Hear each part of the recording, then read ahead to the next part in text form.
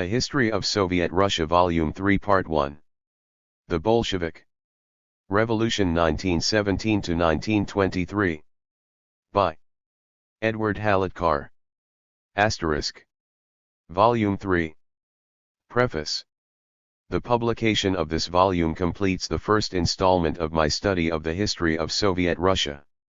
The 3 volumes together purport to describe the essential elements of the Bolshevik Revolution down to the first consolidation of its power in the winter of 1922–1923.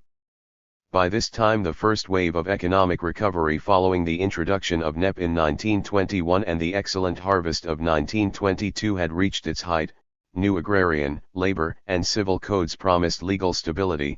Substantial progress had been made towards the establishment of diplomatic and commercial relations with foreign countries, and the Communist International no longer occupied the center of the stage.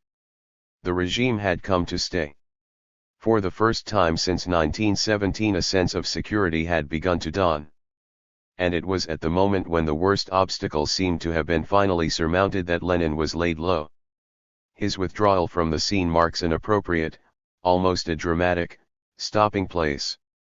The hazards that lay ahead belong to a fresh period. The main difficulty of arrangement which I have encountered in writing this 3rd volume has been to keep simultaneously in view the many-colored but interconnected strands of Soviet Russia's relations with the outside world.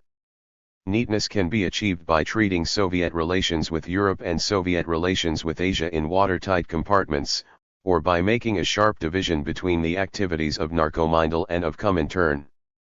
But it is achieved at the cost of sacrificing the complexity and confusion of the authentic picture and at the risk of encouraging dogmatic opinions about the primary importance of this or that aspect of Soviet policy.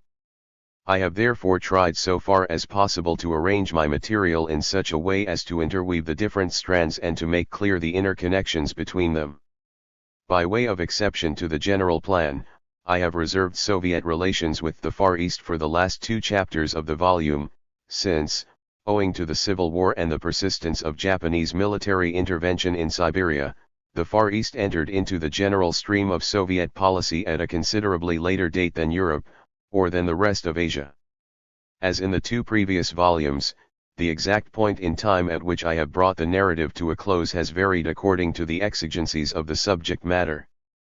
Relations with European countries have, as a rule, not been carried beyond the end of 1922, since the French occupation of the Ruhr in January 1923 started a new train of events throughout Europe.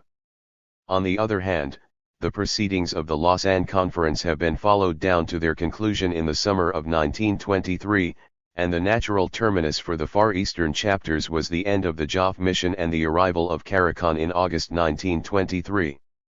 The collection of the copious but scattered material for the volume has been in itself a major task, and there are doubtless valuable sources which I have overlooked or failed to find. The archives and libraries of the Soviet Union being still virtually closed to independent research, the richest store of available material for Soviet history is to be found in the United States. In 1951 I paid a further visit to the United States at the kind invitation of the Johns Hopkins University, Baltimore, where I delivered a series of lectures on German-Soviet relations between 1919 and 1939.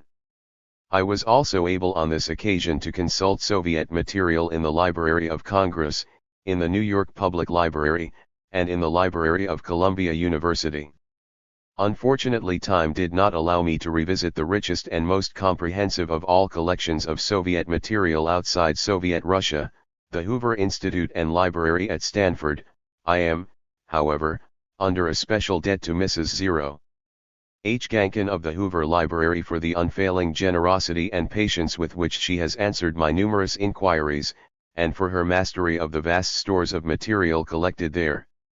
I have also particular obligations to a number of writers, scholars, and research workers in the United States, some of them personal friends, others not known to me personally, who have most generously given me access to material or information in their possession and helped me to fill important gaps in my knowledge.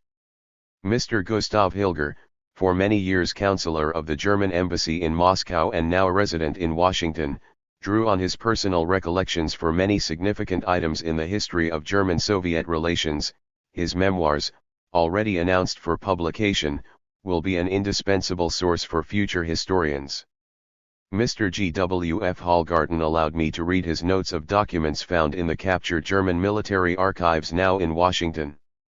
Professor Owen Lattimore of the Johns Hopkins University put at my disposal published and unpublished Mongolian material in English translation, and gave me the benefit of his unique knowledge of Mongol affairs. Mr. Roger Swearingen and Mr. Paul Langer communicated to me a large amount of material from Japanese sources on the history of Japanese communism, which may now be found in their book, Red Flag in Japan, International Communism in Action, R9 R9 R95 R, published in the United States. Since the present volume went to press, Mr. A. S. Whiting of Northwestern University showed me the manuscript of his thesis on Soviet-Chinese relations between 1917 and 1922, which will shortly be published, and also drew my attention to the discrepancies in the records of the Second Congress of Comintern noted on page 252. Mr. George Kaheen of Cornell University gave me valuable information drawn from local sources about the early development of communism in Indon, IA. A friend who wishes to remain anonymous made available to me the unpublished German-Soviet diplomatic correspondence quoted on pages 94, 95, and 325. Finally, Mr. William Appleman Williams of the University of Oregon came to my aid at a late stage in my work by sending me illuminating extracts from the unpublished papers of Raymond Robbins and Alex Gummerg, as well as notes taken by him from the National Archives of the United States, together with a part of the manuscript of his book American-Russian Relations R78 RR947, which has been published in the United States during the present autumn.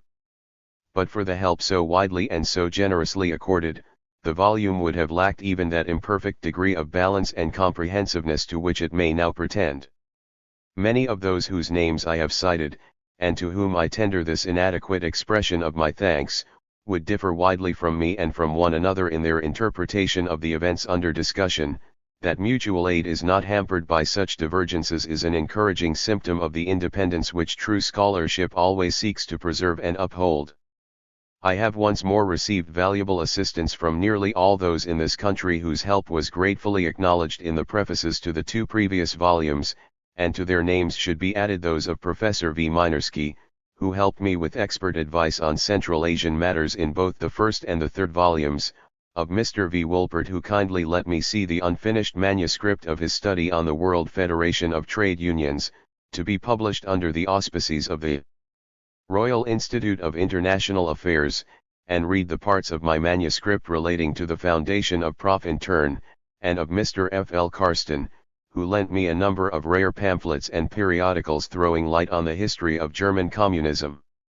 Mr. Isaac Deutscher again read a substantial part of my manuscript and made penetrating criticisms, and Mrs. Jane de Graz, who had already placed me in her debt by her ready and expert help in my constant search for material, undertook to read the whole text in proof and thus saved me from many errors and misprints.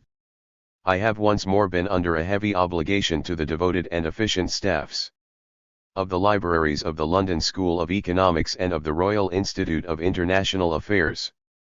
Mindful of my own difficulties in running my sources to earth, I have endeavored to increase the practical utility of a necessarily incomplete and selective bibliography by indicating where the volumes there listed can be found. If they are not in the British Museum, Mr. J.C.W. Horn of the British Museum was good enough to check the bibliography for me with the museum catalogue. Last, but by no means least, Dr. Ilya Neustadt of University College, Leicester, has earned my very warm thanks by undertaking the arduous task of compiling the index for the 3 volumes.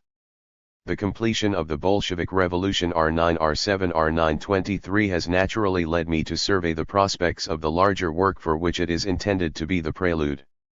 Though I am perhaps in a better position than ever before to appreciate the strength of the now popular argument in favor of collective enterprise in the writing of modern history, I am not without hope, if I can count on the same support from so many helpers as I have hitherto found, of being able to carry on my independent task.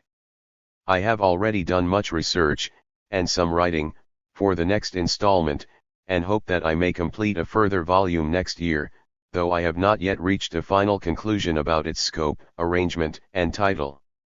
E. H. Carr, October 20, 1952. Contents. Part B. Soviet Russia and the World. Chapter 21. From October to Brest-Litovsk. 22. The Dual Policy. 23. The Year of Isolation. 24. Diplomatic Feelers. 25. Revolution over Europe. 26. Revolution over Asia. 27. NEP in Foreign Policy. 28. Russia and Germany. 29. To Genoa and Rapallo. 30. Retreat in Comintern. 31. Consolidation in Europe 426. 32. The Eastern Question 467. 33. The Far East, Eclipse 490. 34. The Far East, 2, Re-emergence 519. Note E. The Marxist attitude to war 549. F. The Prehistory of the Communist International 567. Part B. Soviet Russia and the World. Chapter 2 From October to Brest-Litovsk. The Social Democratic Movement, wrote Lenin at the beginning of his career, is international in its very essence. 1. It was international in two senses.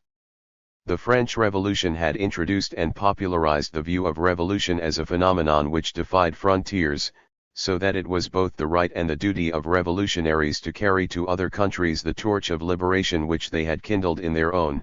This was the origin of the conception of the Revolutionary War.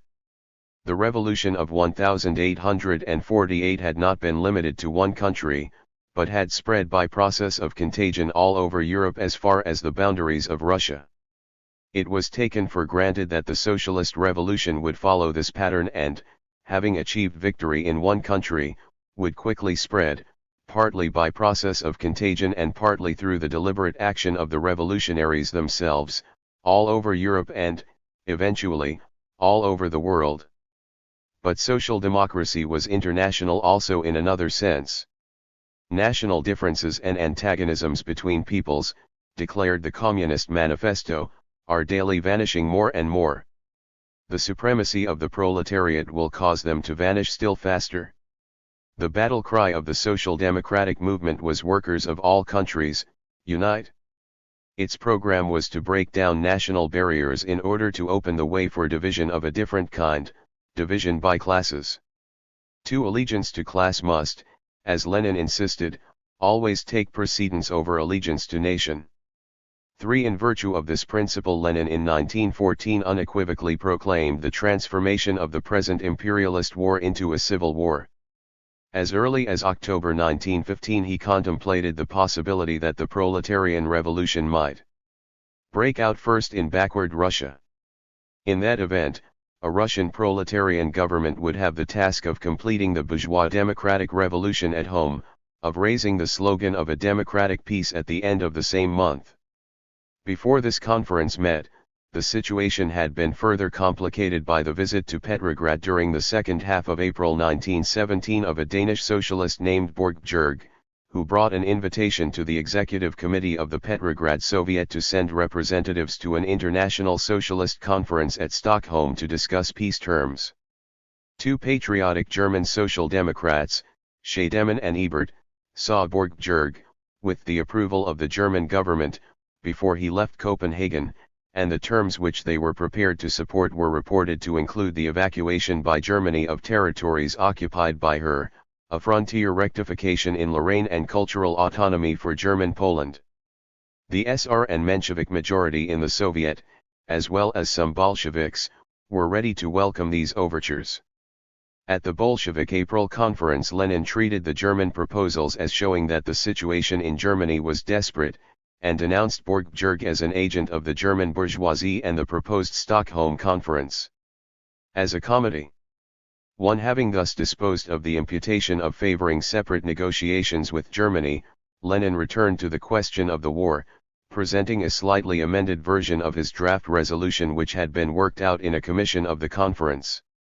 The resolution, which was adopted by the conference unanimously with 7 abstentions, began by emphasizing the capitalist character of the imperialist war and demanding the publication and abrogation of all secret robber treaties. Its second section denounced revolutionary defensism. Its third section proclaimed that this war can be ended with a democratic peace only by means of a transfer of all state power in at least several of the belligerent countries into the hands of the proletarians and semi-proletarians. It repeated the program originally sketched out by Lenin in 1915, i.e. the immediate offer to all the belligerents of a democratic peace. But it avoided the overt proclamation of defeatism by taking it for granted, in so many words, that these measures and the public offer of peace would bring about complete confidence of the workers of the belligerent countries in one another and inevitably lead to risings of the proletariat against those imperialist governments which were opposed to the proffered peace. Thus revolutionary propaganda and fraternization at the front were contemplated as necessary only till such time as the revolutionary class in Russia should take all state power into its hands, for this act would be automatically followed by the transfer of power to the proletariat in other countries. A conference of Bolshevik organizations in the army meeting in July 1917 to protest against the July offensive on the Galician front recorded the same view in almost identical language. The passing of power to the Soviets would be followed by an offer of peace to all the belligerents, and this offer would inevitably lead to a rising of the proletariat against all imperialist governments which opposed such a peace. 3. Thus, throughout the period from April to October 1917, it was the speaking or unspoken assumption in the Bolshevik camp that the Bolshevik Revolution in Russia, the ending of the war with a democratic peace, and the proletarian revolution in Europe were parts of a single process and in practice inseparable from one another.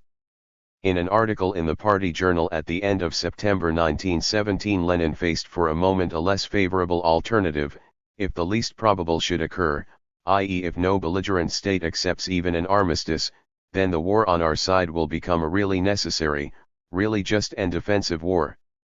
The mere fact that the proletariat and the poorest peasantry will be conscious of this will make Russia many times stronger in the military respect, especially after a complete break with the capitalists who rob the people, not to mention that then the war on our side will be, not in words, but in fact, a war in alliance with the oppressed classes of all countries, a war in alliance with the oppressed peoples of the whole world.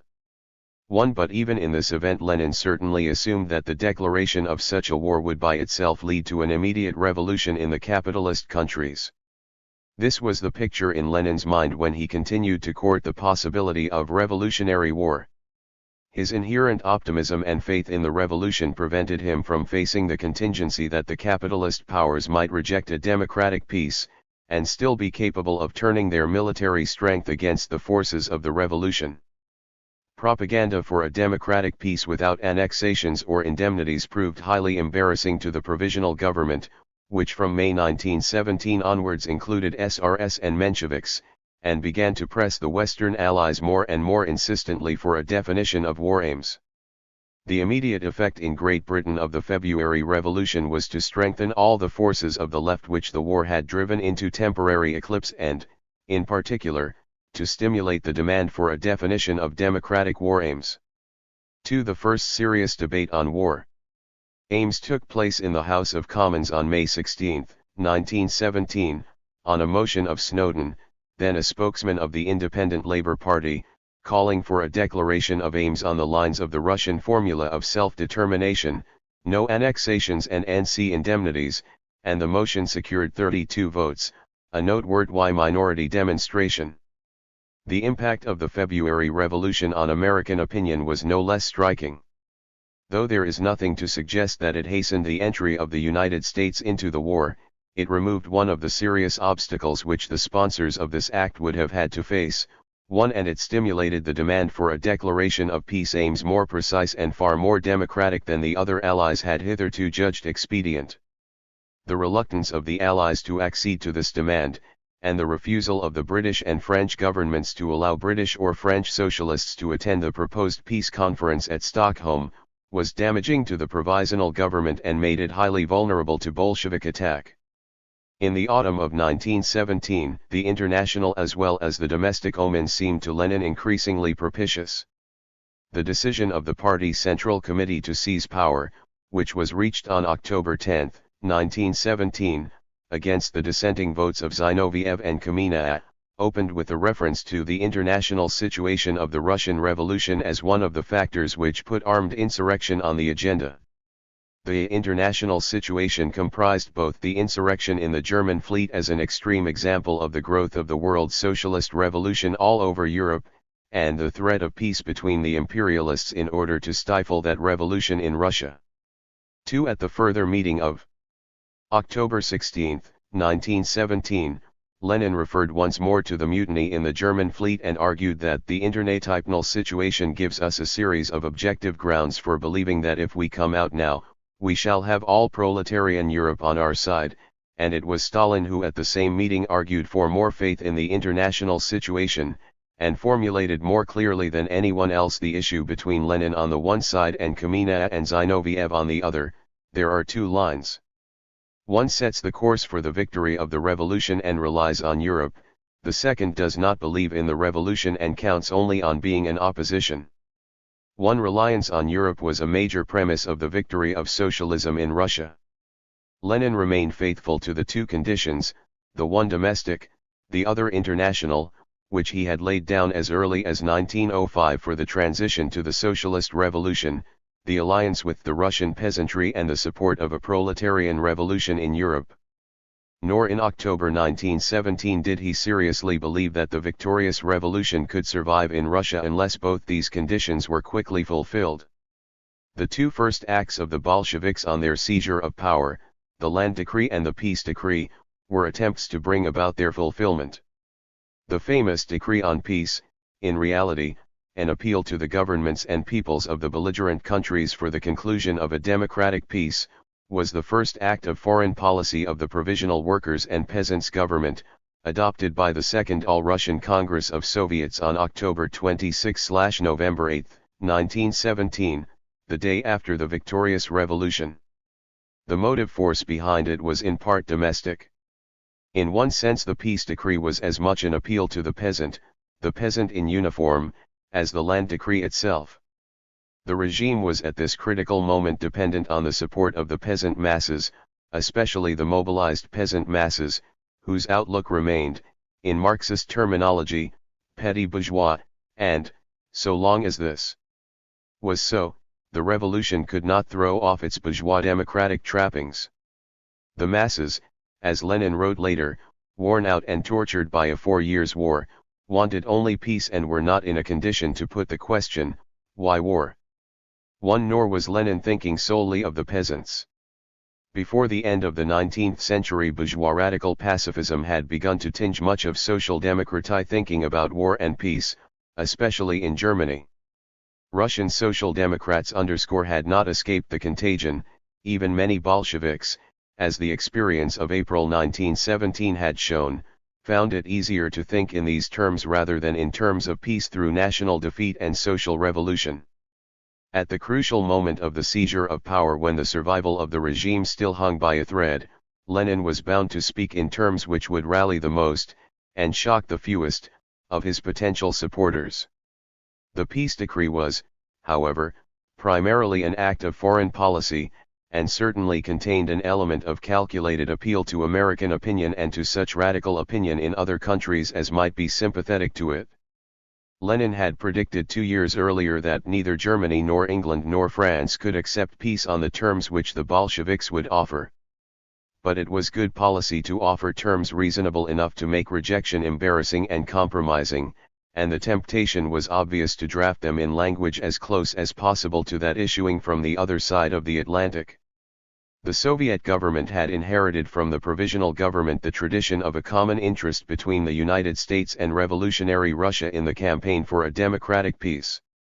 It thus came about that the peace decree approved by the Second All-Russian Congress of Soviets on the morrow of the revolution was far more Wilsonian than Marxist in language and inspiration, and deserves to be regarded not as some remote descendant of the Communist Manifesto, but rather as the immediate precursor of the 14 points issued just 2 months later, indeed the part indirectly played by the Declaration M inspiring Wilson's 14-point speech is well attested to it, was a proposal for the immediate conclusion of peace, addressed to all the belligerent peoples and their governments and broadcast throughout the world. It demanded not a socialist, but a just, democratic peace, a peace without annexations or indemnities, a peace based on the right of self-determination for all nations by a free vote.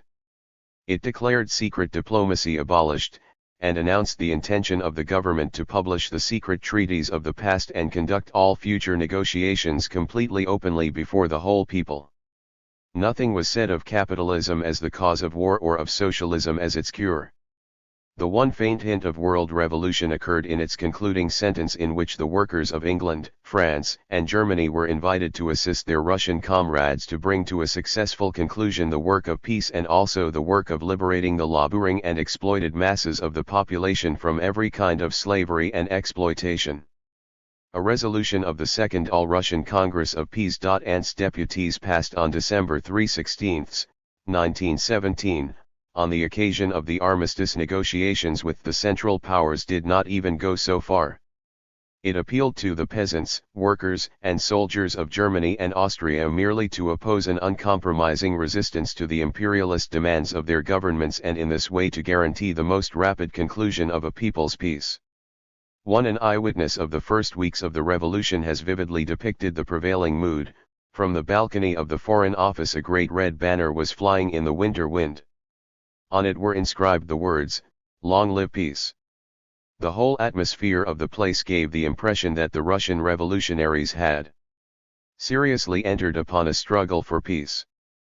The phraseology of the class war had, temporarily at least, disappeared from Trotsky's vocabulary and had been replaced by the words international peace of peoples. And Radek, in an official commemorative article 5 years later, could describe the aim of Soviet policy in these first moments in terms which made no mention at all of class or of revolution. To arouse the popular masses in the Allied countries in order that the governments, under pressure from the masses, might sit round the table with us for peace negotiations and thus lead to a general peace which would be more favorable to us. Besides the offer of a democratic peace to all the belligerent nations, the only other item of foreign policy announced by the Bolsheviks in advance of their seizure of power was the abrogation and publication of the secret treaties. This pledge was repeated in the peace decree.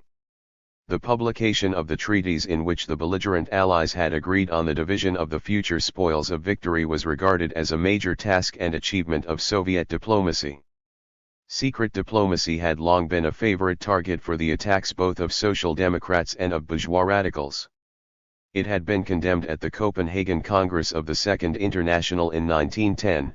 In Great Britain, an influential radical group with pacifist leanings had created during the war a union of democratic control, whose main plank was the suppression of secret diplomacy and popular control of foreign policy. In the United States, the Constitution was so framed as to preclude the acceptance of any international engagements not publicly ratified by the Senate.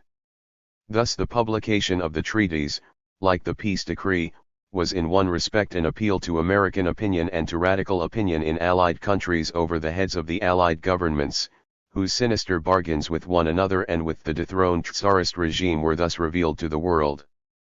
Publication of the treaties concluded between 1914 and 1917 began in Izvestia on November 10, 1917, and the documents were reprinted in pamphlets, 7 of which were issued in rapid succession from December 1917 to February 1918. Thereafter many secret documents of the pre-revolutionary period of Russian diplomacy were also published. The first publication in English in the Manchester Guardian of December 12, 1917, stimulated the demand in British radical circles for a definition of peace aims. It created a sensation in the United States, and certainly influenced Wilson in the framing of the 14 points on which he began to work a few days later. It was no accident that the first of the points registered the demand of the young American democracy and the still younger Russian democracy in revolt against the traditional practices of the older powers, open covenants of peace, openly arrived at, after which there shall be no private international understandings of any kind, but diplomacy shall proceed always frankly and in the public view. The appeal to enlightened radical opinion in the United States and elsewhere did not, however, exhaust the significance of the publication of the secret treaties. The Democratic campaign against secret diplomacy had rested on that radical belief in the efficacy and in the rightness of public opinion which was so deeply rooted in 19th-century democratic doctrine. The appeal from wicked governments to enlightened peoples had been a commonplace of Wilson's political utterances and of the propaganda of such bourgeois radical organizations as the Union of Democratic Control, and had found widespread and uncritical acceptance. One here was a weapon ready to the hands of the Bolsheviks, who had merely to make the scarcely perceptible transition from the bourgeois democratic idealization of the people to the Marxist idealization of the proletariat, and to direct their shafts against bourgeois capitalism as a whole rather than specifically against capitalist governments. When in April 1917 Lenin declared that the secret treaties revealed the contradictions between the interests of the capitalists and the will of the people in their most conspicuous form, the transition was half made. The publication of the first treaties in Izvestiya was preceded by a brief note over Trotsky's signature. In the opening paragraphs he was content to strike the democratic note, the struggle against imperialism, which has bled the peoples of Europe white and destroyed them, means also a struggle against capitalist diplomacy which has reasons enough to fear the light of day. The Russian people and, with it, the peoples of Europe and the whole world ought to know the proven truth about the plans forged in secret by the financiers and industrialists together with their parliamentary and diplomatic agents. The abolition of secret diplomacy is the primary condition of an honorable, popular, really democratic foreign policy. But the concluding paragraph shifted cautiously to different ground. Our program formulates the burning aspirations of millions of workers, soldiers, and peasants. We desire the speediest peace on principles of the honorable coexistence and cooperation of peoples. We desire the speediest overthrow of the domination of capital. Laying bare to the whole world the work of the ruling classes as expressed in the secret documents of diplomacy, we turn to the toilers with the challenge which constitutes the unchangeable basis of our foreign policy: workers of all countries, unite. A month later at a session of VTSIK he made a more uncompromising declaration of principle: there exists for us only one unwritten but sacred treaty, the treaty of the international solidarity of the proletariat. It would indeed be an error to treat the peace decree and the publication of the secret treaties merely as passing idiosyncrasies or useful expedients. An appreciation of the essentially international outlook inculcated by the Bolshevik ideolo, _y is necessary to an understanding of the prevalent mood of the first few months of the revolution.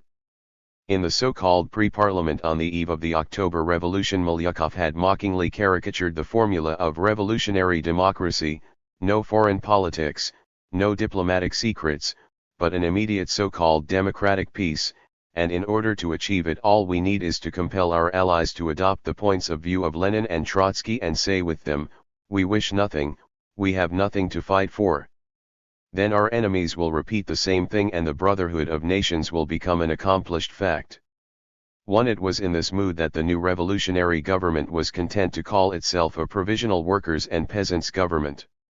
To give it a geographical designation or assign territorial limits to its sovereignty would have seemed difficult, since no one could say at this stage which of the peoples of the former Tsarist Empire would adhere to it, and in any case whatever unit was formed was destined to be merged almost at once in some European or world republic or federation of republics, if the regime was to survive at all. But this was more than a question of necessity or convenience. The revolution had discarded the old divisions of nationality as obsolete and substituted those of class. To be a worker or a peasant, not to be a Russian, was the new badge of loyalty. This conception had practical consequences. A decree of the French National Assembly of April 20, 1792, committed the French nation to adopt in advance all foreigners who, by abjuring the cause of its enemies, shall range themselves under its banners and consecrate their efforts to the defense of liberty. The Paris Commune frequently referred to itself in its proclamations as the Universal Republic, and, After the elections to the Commune, it was ruled that, considering the flag of the Commune to be that of the Universal Republic, the election of foreigners was valid. 2. In pursuance of these precedents, the citizenship of the Soviet Republic was offered to all prisoners of war who were prepared to profess ideological loyalty to the regime, and the constitution of the RSFSR conferred rights of citizenship with out any irksome formalities on foreigners working within the territory of the Russian Republic, provided that they belong to the working class or to the peasantry working without hired labor.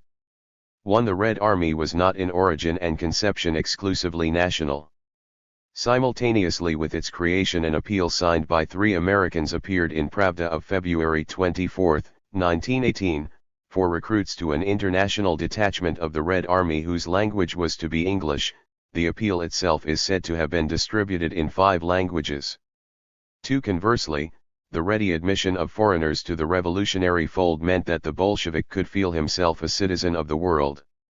As Radek, himself the type of an international revolutionary without defined national status, wrote at this time in an underground German publication, "We are no longer Muscovites or citizens of Sovdepia, but the advance guard of world revolution." 3. Petrograd was not so much the capital of a national state as the staff headquarters of the revolutionary proletariat. The same mood generated a haughty contempt for the ordinary conceptions and procedures of foreign policy. Trotsky, the newly appointed People's Commissar for Foreign Affairs, describing his attitude as one of active internationalism, announced his functions in an epigram recorded in his autobiography, "I will issue a few revolutionary proclamations to the peoples of the world and then shut up shop." 4. Nor was this an empty jest. During his tenure of office as People's Commissar for Foreign Affairs, he seems to have paid only one visit to the former Ministry of Foreign Affairs, an occasion on which he assembled such members of the staff as chose to attend and told them in 2 or 3 words that anyone who was prepared to serve the new regime loyally could remain. But there was in fact nothing to be done, except to publish the secret treaties and sell the contents of the diplomatic bags which arrived from abroad full of presents for members of the staff. These functions were entrusted to a half-literate sailor named Markin, and a half-drunken student of doubtful political affiliations named Polivanov, with a reliable party member named Zalkind as general factotum. One such diplomatic correspondence as there was notes arranging for the passage of couriers or for the exchange of Bolsheviks held abroad for foreigners in Russian territory, was conducted by Trotsky himself from Smolny in the intervals of weightier business. The victorious revolution, declared Sovnarkom in one of its broadcast appeals at this time, does not require recognition from the professional representatives of capitalist diplomacy. 2. And Trotsky a little later added in an interview that the Soviet authorities were absolutely indifferent to this detail of diplomatic ritual, and considered diplomatic intercourse necessary not only with governments, but also with revolutionary socialist parties bent on the overthrow of the existing governments. 3. Among the few documents of Trotsky's tenure of office as People's Commissar for Foreign Affairs was a decree published in Pravda of November-December 27, 1917, dismissing most of the leading Russian diplomats abroad, including the ambassadors in London, Washington and Rome, in view of the non-receipt of answers to telegrams and radio telegrams sent to them. 4. Contempt for traditional foreign policy and an ingrained internationalism were a logical outcome of the view Monley taken at this time of the prospects of the regime. Trotsky had expressed it emphatically on the morrow of the revolution: "If the peoples of Europe do not arise and crush imperialism, we shall be crushed, that is beyond doubt. Either the Russian revolution will raise the whirlwind of struggle in the West, or the capitalists of all countries will stifle our struggle." Once since European or world revolution was the acknowledged condition of the building of socialism in Russia and of the very survival of the regime, the fundamental aim of foreign policy must be to promote and further it. The methods of pursuing this aim were direct and simple. Among the early decrees of Sovnarkom was one which appeared in Pravda of December 13/26, 1917, over the signatures of Lenin as President and Trotsky as People's Commissar for Foreign Affairs, resolving to place at the disposal of the representatives abroad of the Commissariat of Foreign Affairs for the needs of the revolutionary movement 2 million rubles. 2. Within a few weeks of the revolution, the People's Commissariat of Foreign Affairs had established a section for international propaganda under Radek, whose principal function was to produce a daily paper in German, Die Fackel, for circulation among German and Austrian prisoners of war and German troops on the Eastern Front. 3. On December 19, 1917/January 1, 1918, the bureau was transferred from Narkomindel to VTSIK and Die Fackel became Dervio, Kerfried, described on its front page as appearing daily under the editorship of Karl Radek for free distribution among our German brothers. What is perhaps most surprising about these journals is the intellectual character of their appeal. Some familiarity with the basic tenets of Marxism is assumed in the reader. Similar publications appeared in Magyar, Romanian, Serb, Czech and Turkish. 4 emissaries were sent out to prisoner of war CRMPS throughout Russia, and 10,000 German and Austrian prisoners were organized and trained for revolutionary work among their compatriots.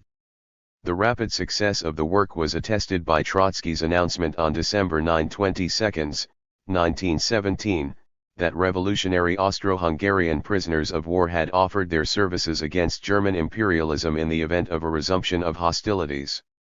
A fortnight later, Pravda published an appeal to the proletariat of the Austro-Hungarian monarchy and the German Empire signed by the Social Democratic Organization of Prisoners of War in Russia. 2. While the main initial weight of revolutionary propaganda was directed against the enemy powers, the Western countries soon began to receive attention. Chicherin, just released from an English jail, told the Third All-Russian Congress of Soviets in January 1918 that the cause of English imperialism is near to bankruptcy, that in the very nearest future the fire of revolution will seize the English people also, and that this revolution will be the socialist revolution. 3. The first 3 diplomatic appointments of the regime were Vorovsky in Stockholm, Karpinski in Geneva and Litvinov in London. 4. Litvinov's public activity was mainly along the democratic lines of the peace declaration. In January 1918 he issued an appeal to the workers of Great Britain to support the demand for an immediate, just, democratic peace on the principle of no annexations, no indemnities, which would spell the downfall of militarism in all countries. This made a favorable impression in left circles, and when Litvinov addressed the Labour Party conference at Nottingham on January 22, 1918, and explained that the Russian workers were fighting an unequal fight against the imperialists of all the world for democratic principles honestly applied, he received an ovation. 6. But his functions did not exclude more direct incitement to revolution.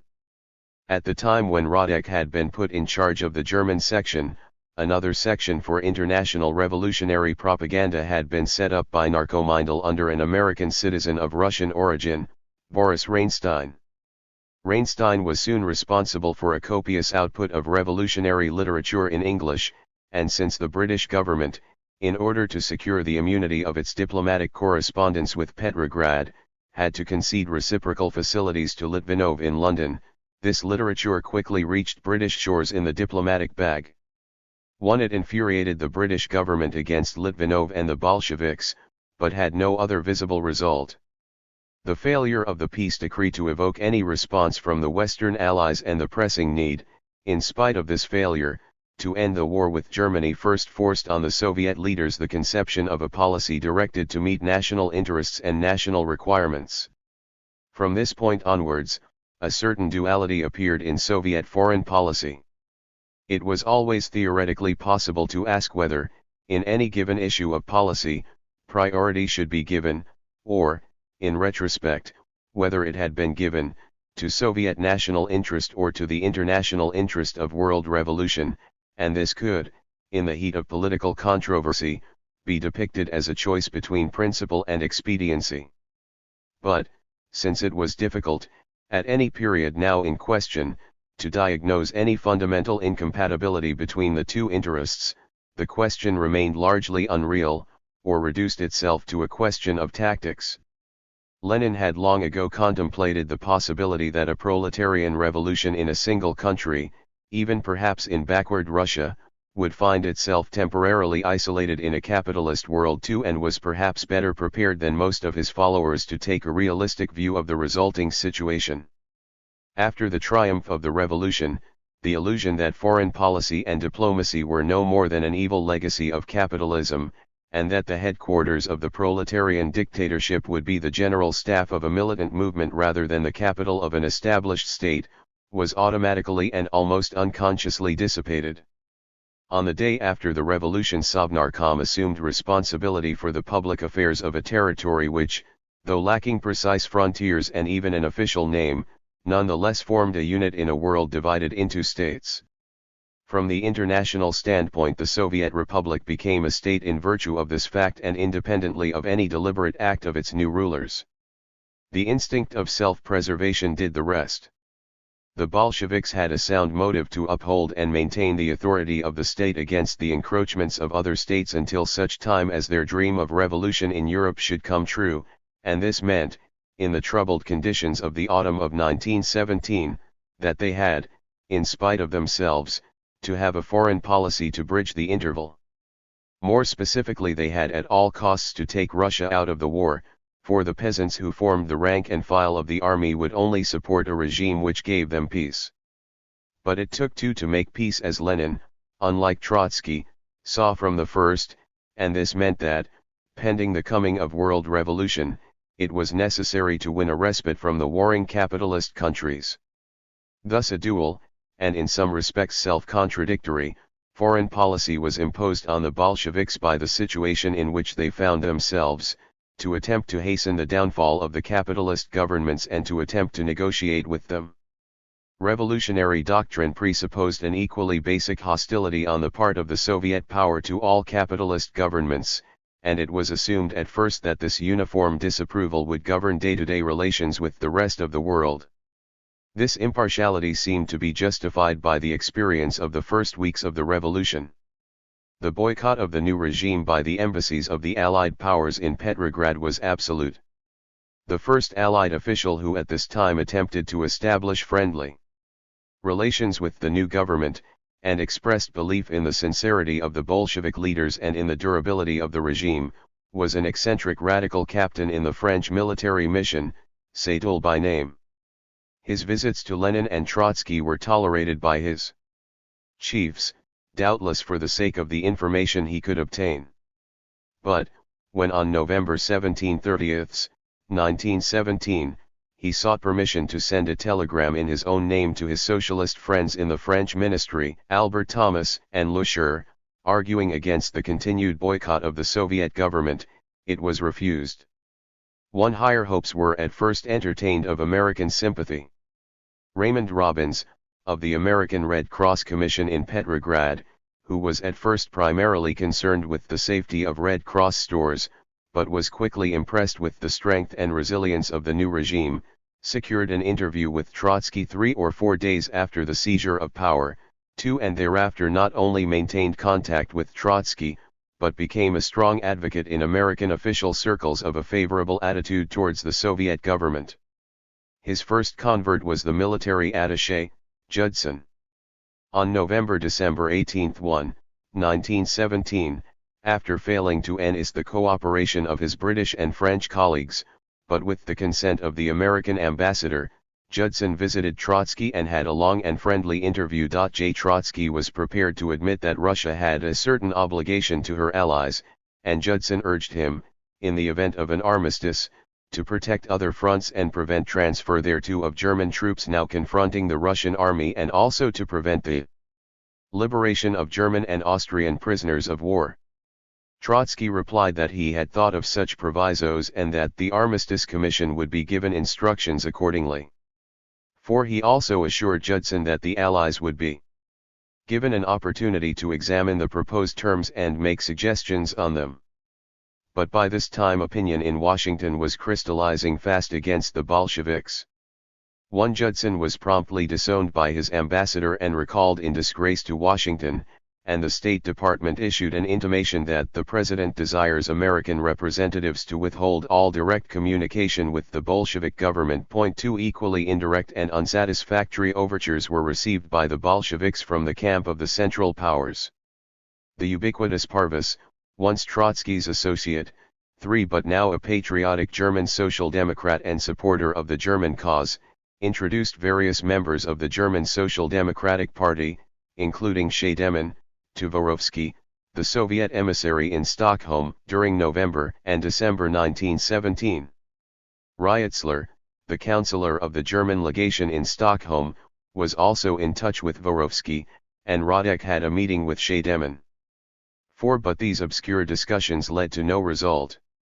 A secret Bolshevik emissary sent to Germany apparently failed altogether to establish any contact with the German authorities. The prospect seemed therefore fully to justify the Bolshevik conviction of a fundamental community of interests, more deep-seated than any passing conflicts and contradictions between the belligerent powers in opposing Bolshevism.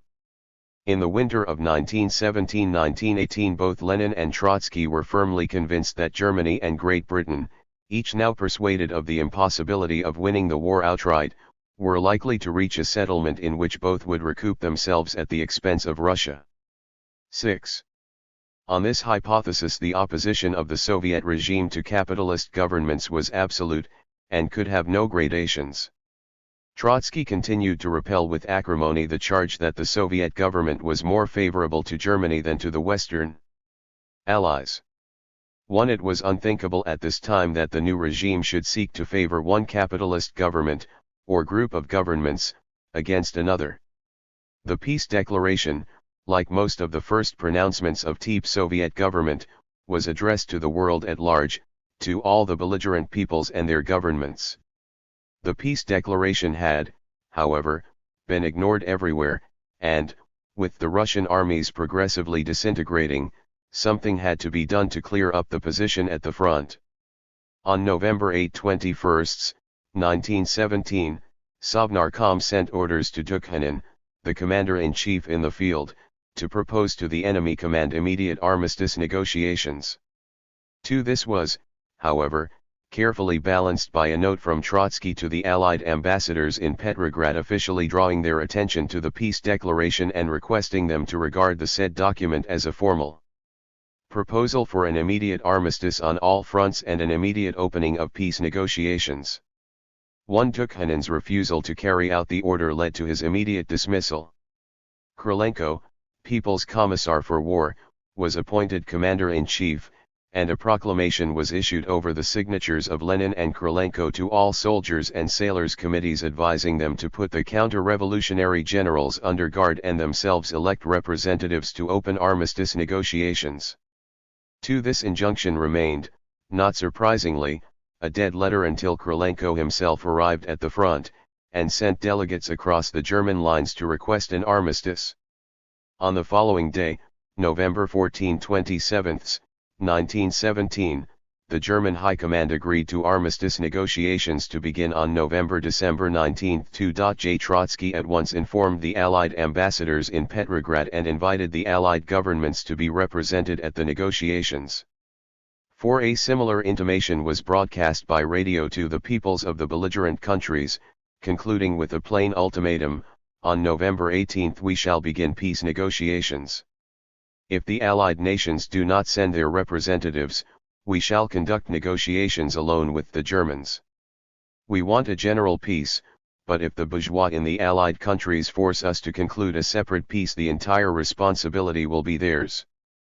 5. At the same time Trotsky explained in a speech to the Petrograd Soviet how the Soviet plenipotentiaries would conceive the work of peacemaking: sitting at one table with them, we shall ask them explicit questions which do not allow of any evasion, and the entire course of the negotiations, every word that they or we utter, will be taken down and reported by radio telegraph to all peoples, who will be the judges of our discussions. Under the influence of the masses, the German and Austrian governments have already agreed to put themselves in the dock. You may be sure, comrades, that the prosecutor, in the person of the Russian revolutionary delegation, will be in his place and will in due time make a thundering speech for the prosecution about the diplomacy of all imperialists. 1. A correspondent of the Times, who interviewed Trotsky in Petrograd on the day when the armistice negotiations began in Brest-Litovsk, reported that his attitude indicates an illusion of the near approach of a sudden and simultaneous outburst of pacifism before which all thrones, principalities, and powers must yield. It was in these conditions that the Soviet armistice delegation, led by Joff, Kamina and Sokhonikov and comprising, besides military experts, a worker and a peasant, found itself at Brest-Litovsk alone and face to face with an imposing German delegation under General Hoffmann. Joff at once made an appeal to all other belligerent countries to send delegates.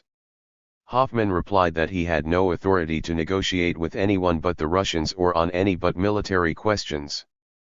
The situation was full of embarrassment for the Soviet delegates. Not only were they compelled to negotiate separately with one group of capitalist powers, but they were faced by what seemed a crucial question of principle: whether to seek peace by disintegrating the German front through revolutionary propaganda and hastening a proletarian revolution against the German government, or by outwardly amicable negotiations with that government. To evade this difficult choice and to combine both methods was already the essential task of Soviet policy. Things did not turn out so badly as might have been feared. The Soviet delegates were not deeply interested in the military demands which were the prime consideration of the German General Staff. The Soviet desiderata about fraternization and the non-transfer of German units to the Western Front seemed to the German military delegation childish and incomprehensible, but not seriously harmful. Joff secured a week's adjournment, with a continued suspension of hostilities, to consult the authorities in Petrograd. The report to VTSIK on the negotiations was made by Kamina, who once more sought to exculpate the Soviet government from the charge of seeking a separate peace and defined the aim of its policy: for a separate peace Germany's limit of concessions is quite wide. But we did not go to Brest for that.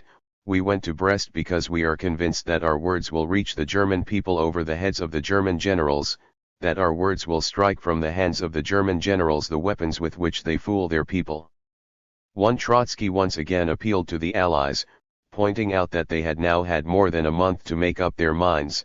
This time he provoked, not indeed an official reply, but a formal communiqué from the British Embassy to the effect that the armistice negotiations were a violation of the Allied agreement of September 5, 1914, not to conclude a separate peace.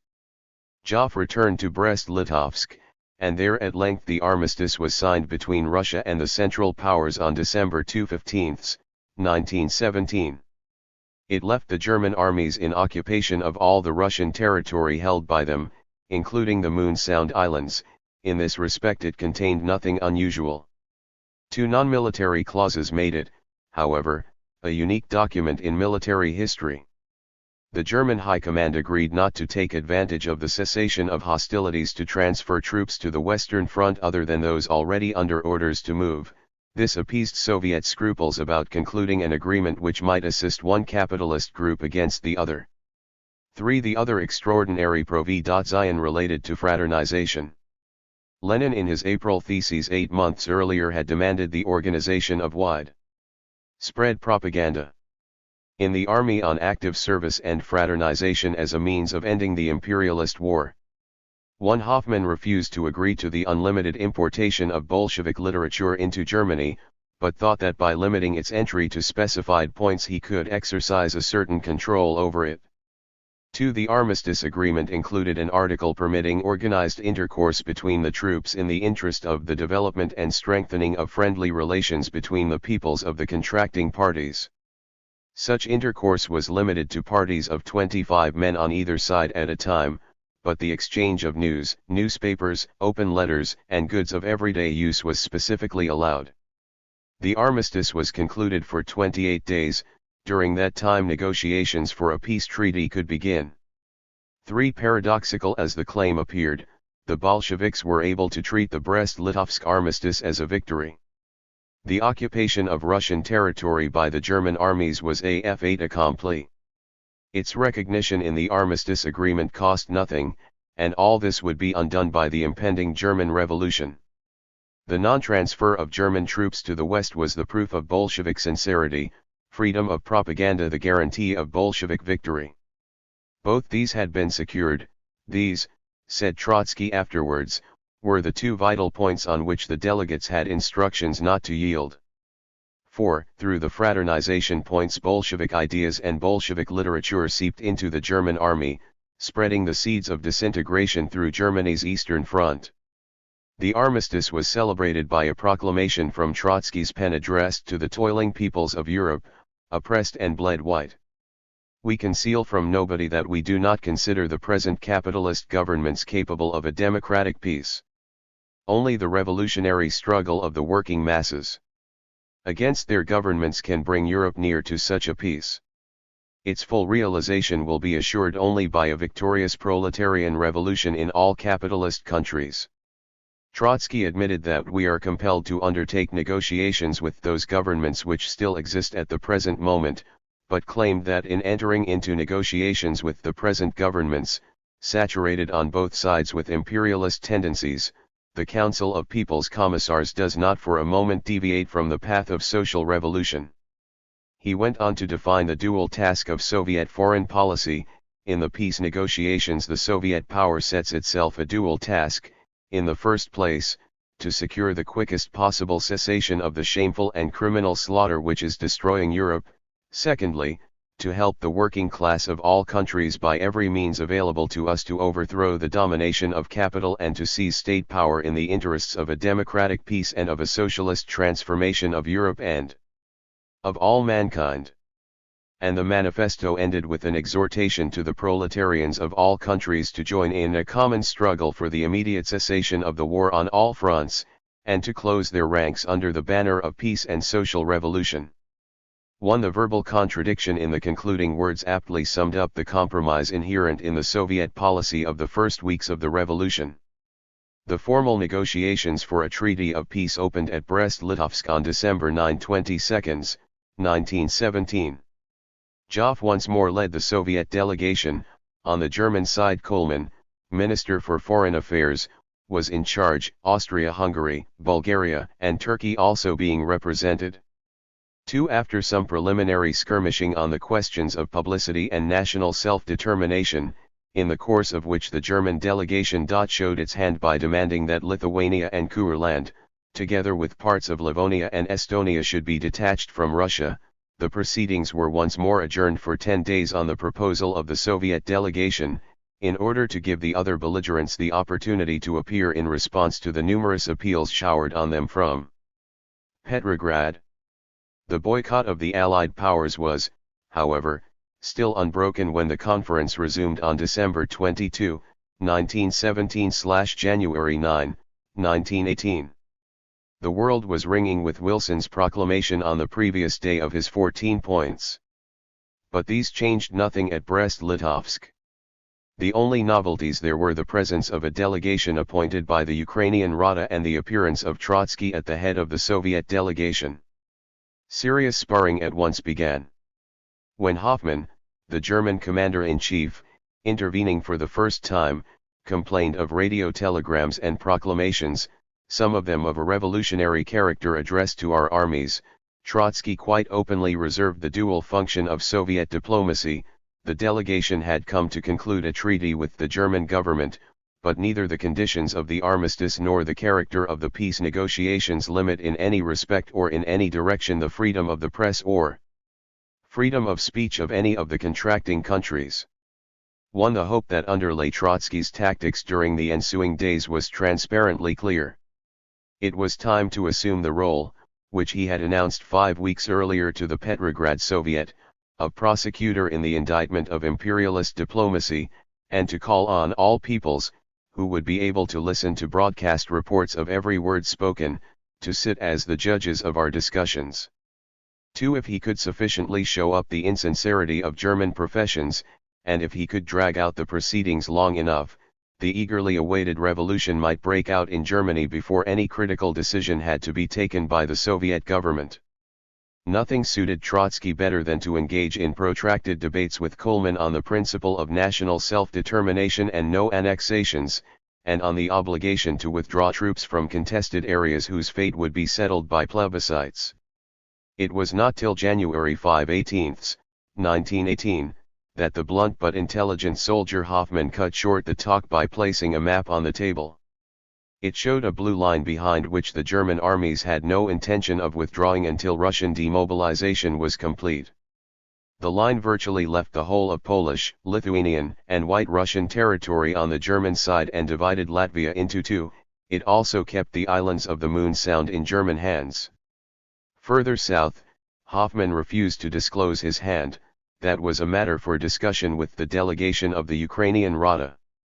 Faced with something like an ultimatum which gave no scope for further discussion, Trotsky demanded and obtained another 10 days adjournment in order to return to Petrograd for instructions.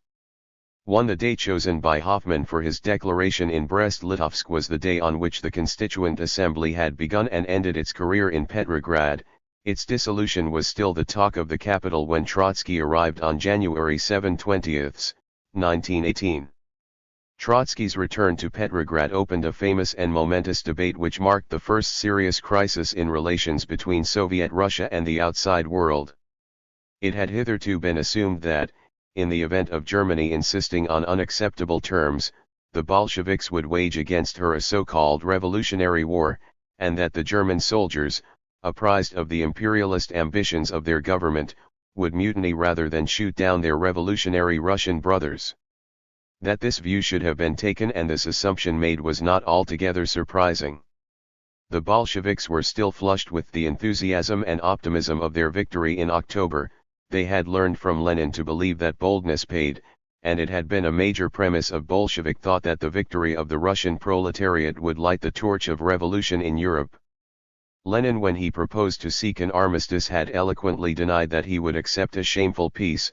"We do not trust the German generals one jot, but we trust the German people."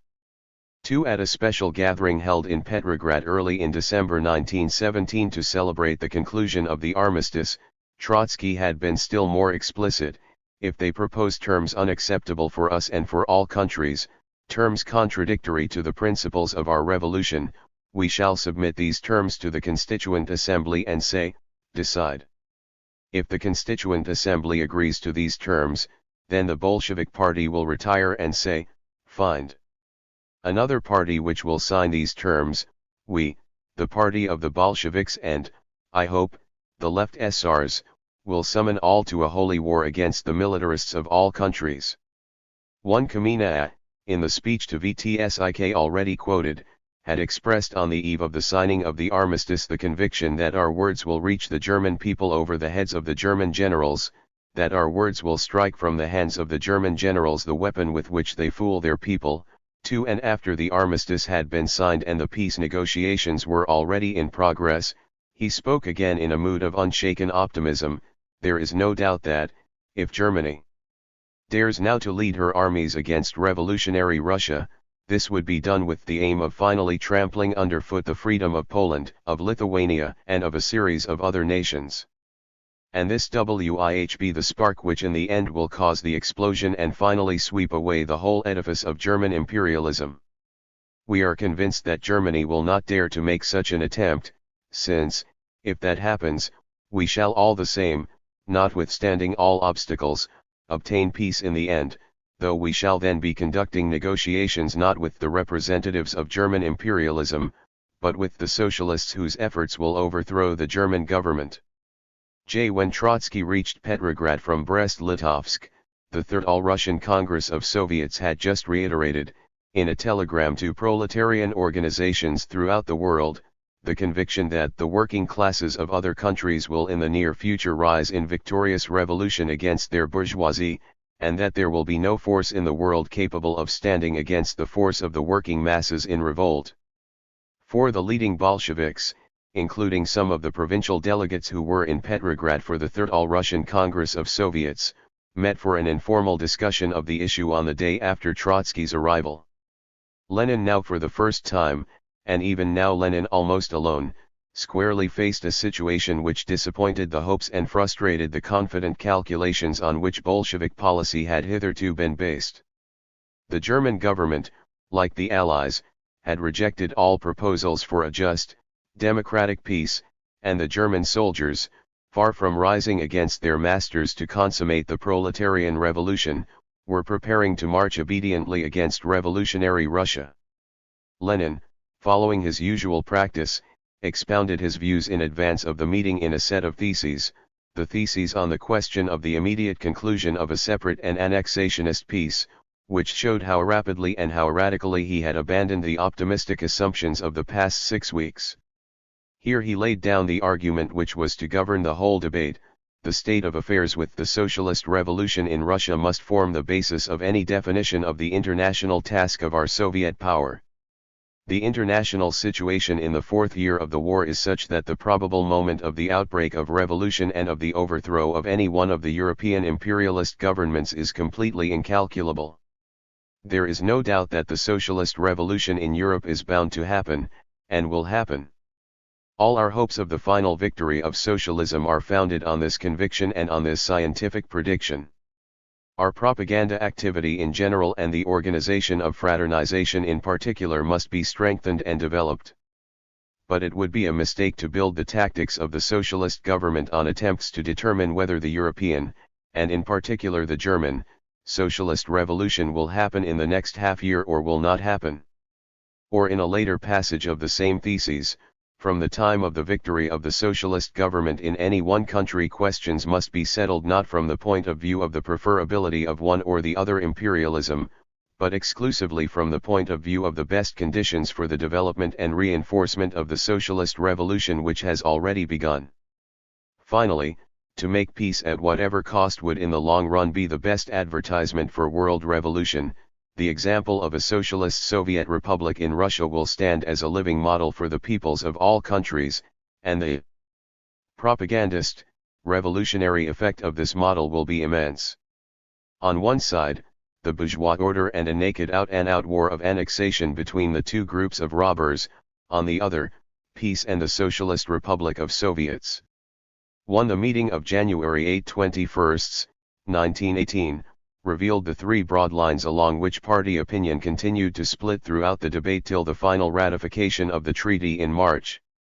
2 of the 63 leading Bolsheviks who attended the meeting, 32 were not to be shaken from the uncritical mood of confidence which had prevailed throughout the party in November and December. These were dubbed by Lenin the Muscovites, since it was the Moscow regional bureau of the party which most stubbornly defended this view, and they in turn claimed to stand on Lenin's old position.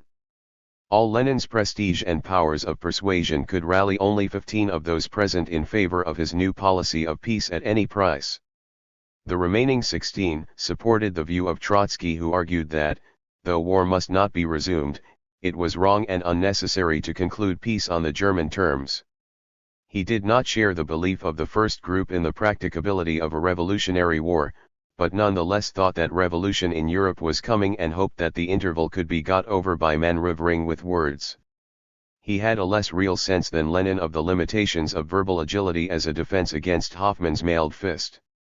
He was still prepared for a gamble, to risk a less favorable peace later on for the chance of hastening a European revolution which would make such a peace unnecessary. In order to give effect to this plan, he proposed, in the event of the German delegation continuing to insist on acceptable terms, to proclaim the war at an end, but refuse to sign a treaty of peace.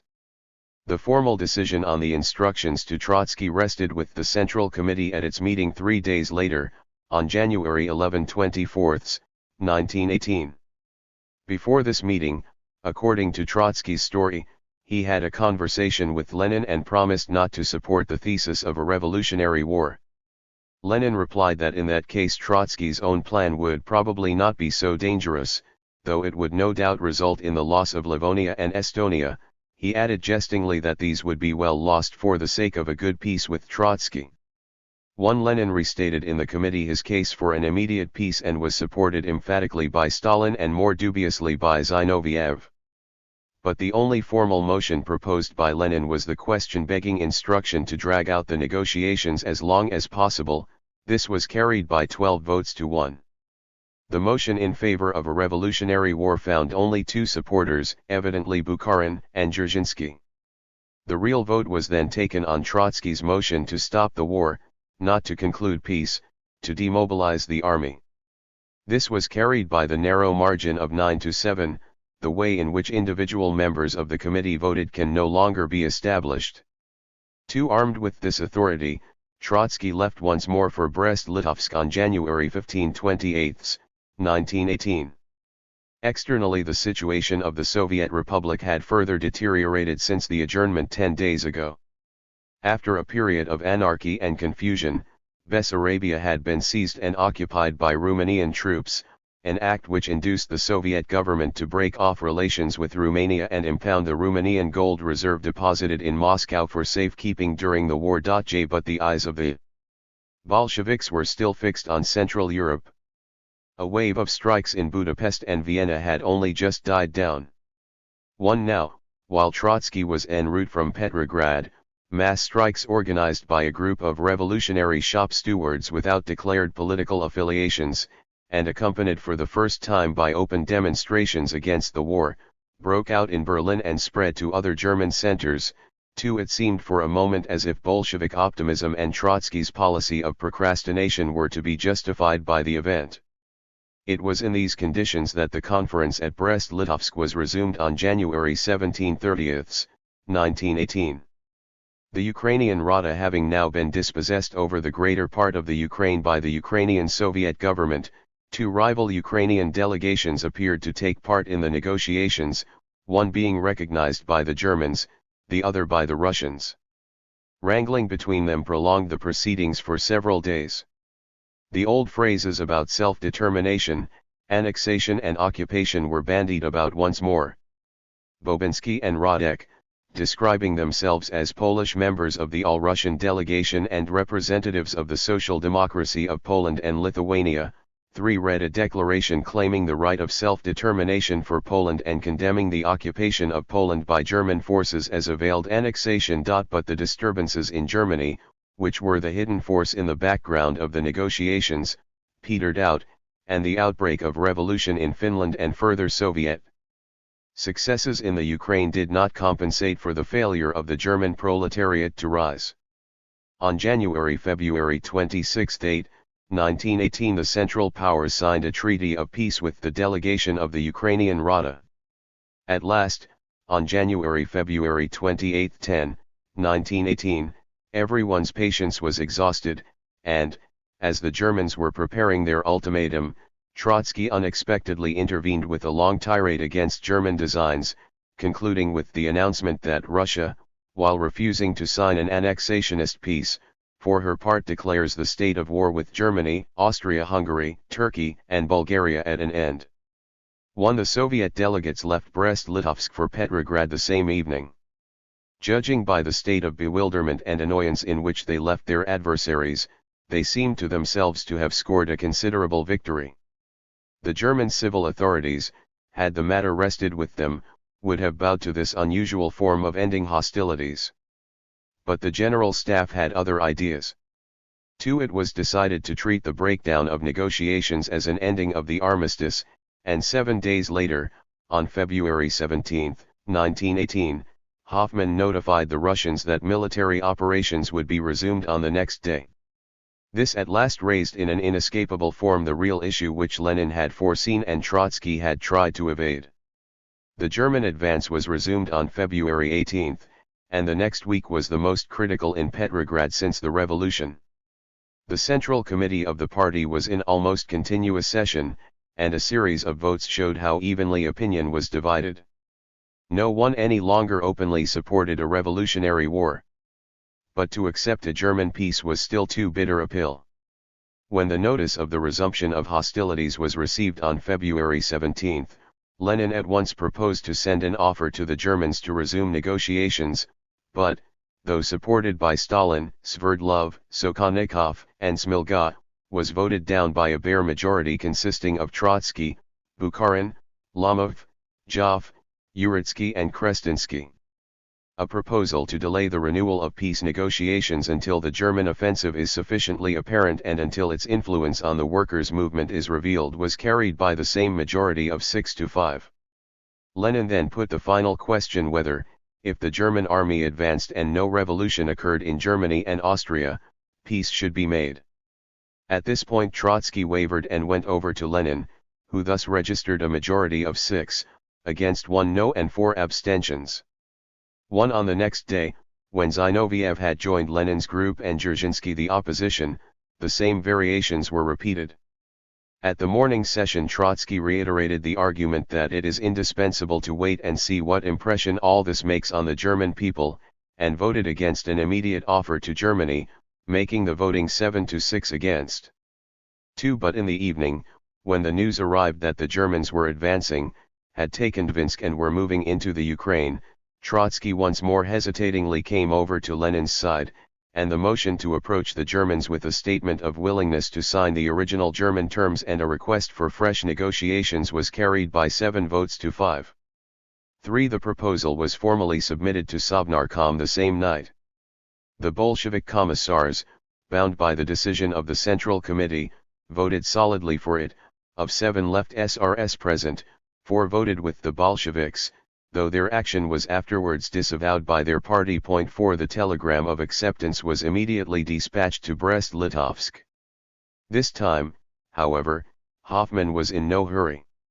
It was not till the morning of February 23, 1918, that the German terms at length reached Moscow. They were harsher than the earlier terms, notably in the demands that the Soviet government should withdraw its army from the Ukraine and make peace with the Ukrainian Rada, and that Livonia and Estonia should be evacuated by the Russians and occupied by German forces until such time as order had been restored there. The battle in the Central Committee was renewed on the same day. Lenin for the first and last time issued an ultimatum on his own account. If the policy of revolutionary phrase-making continued, he would resign from the government and from VTSIK. The hard choice had to be faced. He brushed aside an attempt by Stalin to suggest that it could once again be postponed by reopening negotiations with the Germans. Stalin is wrong when he says that it is possible not to sign. These conditions must be signed. If you do not sign them, you will sign the death warrant of the Soviet power within 3 weeks. The German Revolution is not yet ripe. That will take months. The terms must be accepted. 1. Trotsky once more stated his objections. Resistance would have been possible if the party had been united. To sign peace meant to lose support among the leading elements of the proletariat. Unconvinced though he was, he did not wish to stand in the way of the unity of the party, but he could not in the new conditions remain and carry the personal responsibility for foreign affairs. When the crucial vote was taken, Trotsky, Joff, Krestinsky and Dzerzhinsky abstained, thus allowing Lenin's motion to accept the German terms to be carried by 7 votes against 4. 2. On the same evening the same proposal came before VTSIK, and, at 4:30 on the morning of February 24, after an effective speech by Lenin, was carried by 116 votes to 84. Even this comparatively favorable result was only secured through the abstention of most of the J3 Bolshevik opponents of the proposal, who could not make common cause with the right and left SRS and Mensheviks against the decision of their party. 3. A telegram accepting the German terms was at once dispatched to German headquarters.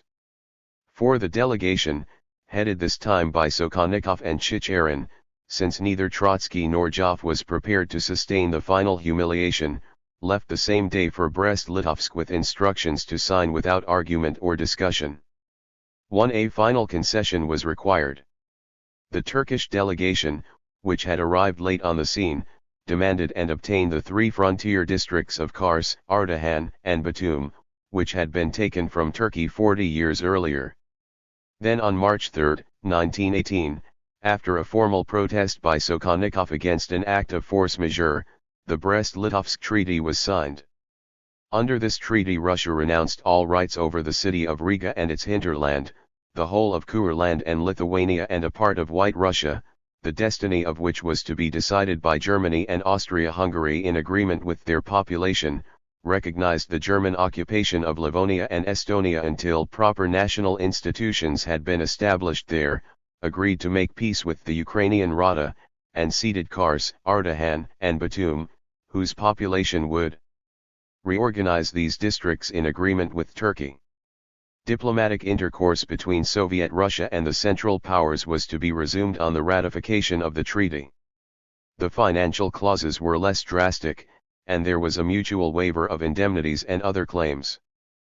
but the provision that each party should be responsible for payment for the maintenance of its nationals who had been prisoners of war put what was in fact an immense financial burden on Soviet Russia. These details, however, counted for little compared with the vast and fertile territories which Russia was called on to abandon to the will of the enemy. In Moscow the formalities of ratification had still to be approved and carried out. The Seventh Part, Congress, meeting on March 6, 1918, repeated the old arguments on both sides. Lenin made one of his finest speeches. The triumphal procession of the first weeks of the revolution was over, and it was time to face harsh realities by arming and working. Trotsky for the last time stated his dissent from Lenin, but refused to vote against him. The result was a foregone conclusion. The motion proposed by Lenin a Bolshevik ratification was carried by 28 votes to 9. Then on March 16, 1918, the Fourth All-Russian Congress of Soviets, after 2 days of stormy debate during which no less than 6 opposition groups put forward resolutions, passed the government motion to ratify by a majority of 784 to 261. The long debate was closed at last. Neither it nor the German advance was ever reopened. German military power, which conditioned them both, was strained to its last convulsive effort in the Great Western Offensive launched 10 days after the final vote of ratification, and never recovered its freedom of action in the East. In the last stages of the Brest-Litovsk discussions a new factor emerged which was destined to be of great importance in Soviet foreign policy. The dogmatic absolutism which assumed that the Soviet regime must maintain an attitude of equal and unqualified hostility to all capitalist governments, and objected on this ground even to the conclusion of a separate peace, was not seriously tenable. According to any reasonable estimate, it was the split in the capitalist world which had enabled the Soviet government to establish itself and was the best insurance for its survival. As Radek wrote some years later, it was the fundamental fact which stood at the cradle of Soviet foreign policy. Lenin cautiously recognized this in his theses on the question of the immediate conclusion of a separate and annexationist peace. By concluding a separate peace, we are freeing ourselves in the largest measure possible at the present moment from both warring imperialist groups. By utilizing their mutual enmity we utilize the war, which makes a bargain between them against us. Difficult. 2. From this recognition of the pragmatic value of the division in the enemy camp it was only a short step to the conscious exploitation of it as an asset of Soviet foreign policy, and to the abandonment of any doctrinal assumption of the uniform and unvarying hostility of the capitalist world. On the Allied side the dilemma was also piquant. Were the Allied capitalist powers to seek the cooperation of a revolutionary socialist government against a capitalist foe? They, too, like the Bolsheviks, were at first inhibited by what some called principles and others prejudices. Sadol's eccentricities were barely tolerated by his superiors, and Judson's initial approach to Trotsky had earned him a snub from Washington. But the idea was too fruitful to be lightly discarded. The official American ban on dealings with the Bolsheviks lent increased importance to Raymond Robbins, who had quasi-official status, but was not bound by the orders of the State Department. During the early stages of the negotiations at Brest-Litovsk both Robbins and Sadol were in constant touch with Trotsky, putting forward pleas in favor of resistance to Germany. Since these pleas had no governmental backing, they can scarcely have carried much weight. The two enthusiasts did, however, make some impression, however transitory, on their respective ambassadors. On December 5, 1917, Sadol persuaded the French ambassador, Newlands, to receive a visit from Trotsky, and Trotsky to make the visit, a remarkable feat, though unproductive of any useful result. 2. On December 20, 1917/January 2, 1918, after the first adjournment of the Brest-Litovsk peace negotiations, Robbins persuaded the American ambassador, Francis, to draft a telegram for eventual dispatch to the State Department, recommending the American government, in case of an imminent resumption of hostilities by the Bolsheviks against Germany, to render all aid and assistance possible, and an equally tentative note to the Commissaire for Foreign Affairs, to be used simultaneously with the telegram, informing him of this recommendation. Copies of these drafts were given to Robbins, no doubt to show to Trotsky. 3. Up to this point the initiative had rested with Sadul and Robbins. But after Trotsky's first return from Brest-Litovsk, and while he was fighting the battle of his no war, no peace formula in the party Central Committee, he made an approach to both of them.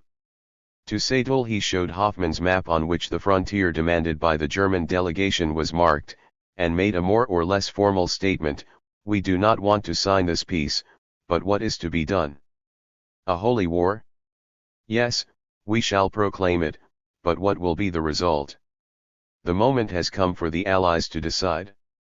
To Robbins he must have spoken in the same sense, though the only recorded part of this conversation was Trotsky's inquiry about the prospects of recognition of the Soviet regime by the American government and Robbins's non-committal answer. Neither of these approaches produced any effect in the Allied camp. Kamina, whose amiable disposition and manners seemed to fit him for a mission of propitiation, was dispatched to London and Paris to seek help from the Western Allies against Germany.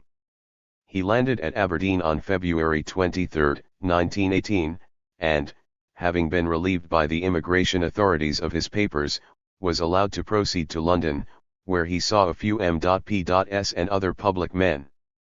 But he was not officially received and, when it was ascertained that the French government refused to admit him, was unceremoniously deported.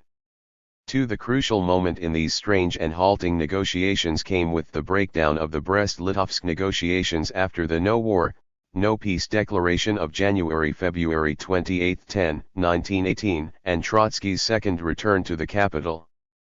Trotsky, having renounced the Revolutionary War, yet still struggling against acceptance of a German peace, was now keenly eager to explore the forlorn hope of Western help in resisting German menace. Kamina's departure from Petrograd on his abortive journey coincided with the arrival in Petrograd of Bruce Lockhart as unofficial British agent. Lockhart's first interview with Trotsky on February 15, 1918, ended with Trotsky's words, "Now is the big opportunity for the Allied governments." Thereafter Lockhart joined Sadul and Robbins as an active advocate of Allied assistance to the Bolsheviks against the Germans. The German denunciation of the armistice and renewal of military operations on February 18 increased the urgency of the Soviet demand and stung the hitherto apathetic French ambassador into an offer of assistance. On February 22, 1918, the American ambassador was able to telegraph to Washington that 5 Allied ambassadors agreed to support resistance if offered, and French and British through their engineer officers are assisting Red Guard destroying railway to prevent German advance. It was on the same day that the proposal to accept French and British aid came up for full-dress debate in the Central Committee of the party. It was the moment when the revised German terms had been received in Petrograd, while the final decision to accept them still hung in the balance, and Trotsky was still clutching at straws in order to avoid acceptance.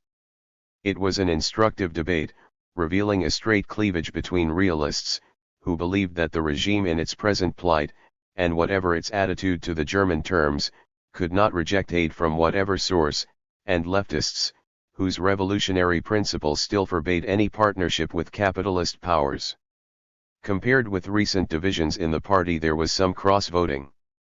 Joff, a fervent advocate of rejection of the German terms, now argued that it was necessary to accept everything that aids our resistance. On the other hand, Sverdlov, who had always voted with Lenin for acceptance of the German terms, now opposed Trotsky's proposal to accept Allied aid, not, as he carefully explained, on grounds of principle, but because the English and French were discredited in the eyes of the broad masses of Russia. In general, however, it was those who had voted on principle for the Revolutionary War who now voted, equally on principle, for rejecting aid from the capitalist powers. Bukharin, once again the leader of the leftists, not only accused the Allies of having a plan to make Russia into their colonies, but thought it inadmissible to enjoy the support of any kind of imperialism.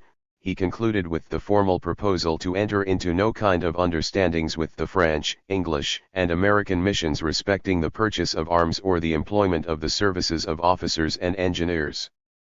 Uritsky lamented that having seized power, we have forgotten about world revolution.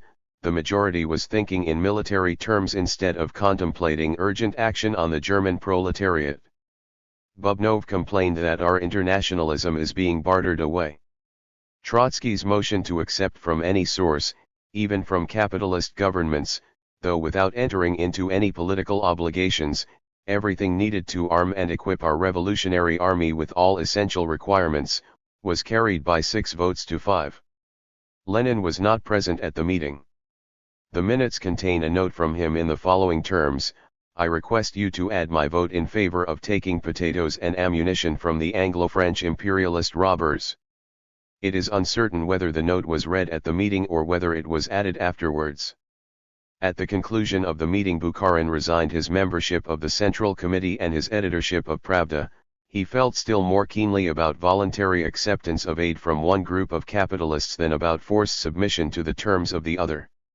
This was the occasion on which, according to Trotsky, Bukharin wept on his shoulder and exclaimed, "They are turning the party into a dung heap." One except as a noteworthy opportunity for declarations of principle and policy, this debate remained without effect. The decision to bow to the German ultimatum was taken in the Central Committee 24 hours later. Until the treaty was signed and ratified, however, the issue remained, and a small group of Allied representatives, notably Robbins and Lockhart, continued to work for aid to the Soviet government in the event of renewed resistance to Germany, though their efforts were hampered by indifference in London and Washington and the now evidently impending Japanese moves in the Far East. On March 1, 1918, before the actual signature at Brest-Litovsk, at a moment when the German armies were still advancing on Petrograd and it had been decided to move the capital to Moscow, Lockhart had his first interview with Lenin, who appraised the situation coldly and critically. The scandalous peace terms would be signed. But how long would the peace hold? The Bolsheviks regarded Anglo-American capitalism as almost as hateful as German militarism, but for the moment German militarism was the immediate menace. Lenin continued, "Our ways are not your ways. We can afford to compromise temporarily with capital. It is even necessary, for, if capital were to unite, we should be crushed at this stage of our development. Fortunately for us, it is in the nature of capital that it cannot unite. So long, therefore, as the German danger exists, I am prepared to risk a cooperation with the Allies, which should be temporarily advantageous to both of us. In the event of German aggression, I am even willing to accept military support. At the same time, I am quite convinced that your government will never see things in this light. It is a reactionary government. It will cooperate with the Russian reactionaries." 2 days later the treaty was signed at Brest-Litovsk, and the German advance stayed. But Trotsky, still unreconciled and less realistic than Lenin in his estimate of the Allied attitude, tried yet another throw. On March 5, 1918, the day on which the delegation returned from Brest-Litovsk, he once more saw Robbins, who asked him for a statement in writing to send to Washington. The statement, drafted by Trotsky and confirmed by Lenin, put 3 questions, contingent on the non-ratification of the treaty and the renewal of hostilities with Germany. Future, and on what conditions, military equipment, transportation supplies, living necessities. 3. What kind of support would be furnished particularly and especially by the United States? 2 supplementary and more specific questions were put in less formal terms. If Japan seized Vladivostok, what action would be taken by the Allies, and in particular by the United States? What prospect was there of British aid through Murmansk and Archangel? The questions were put on the explicit assumptions that the internal and foreign policies of the Soviet government will continue to be directed in accord with the principles of international socialism, and that the Soviet government retains its complete independence of all non-socialist governments. On the same day Trotsky put the same questions, orally and in a less precise form, to Lockhart, who telegraphed them to London.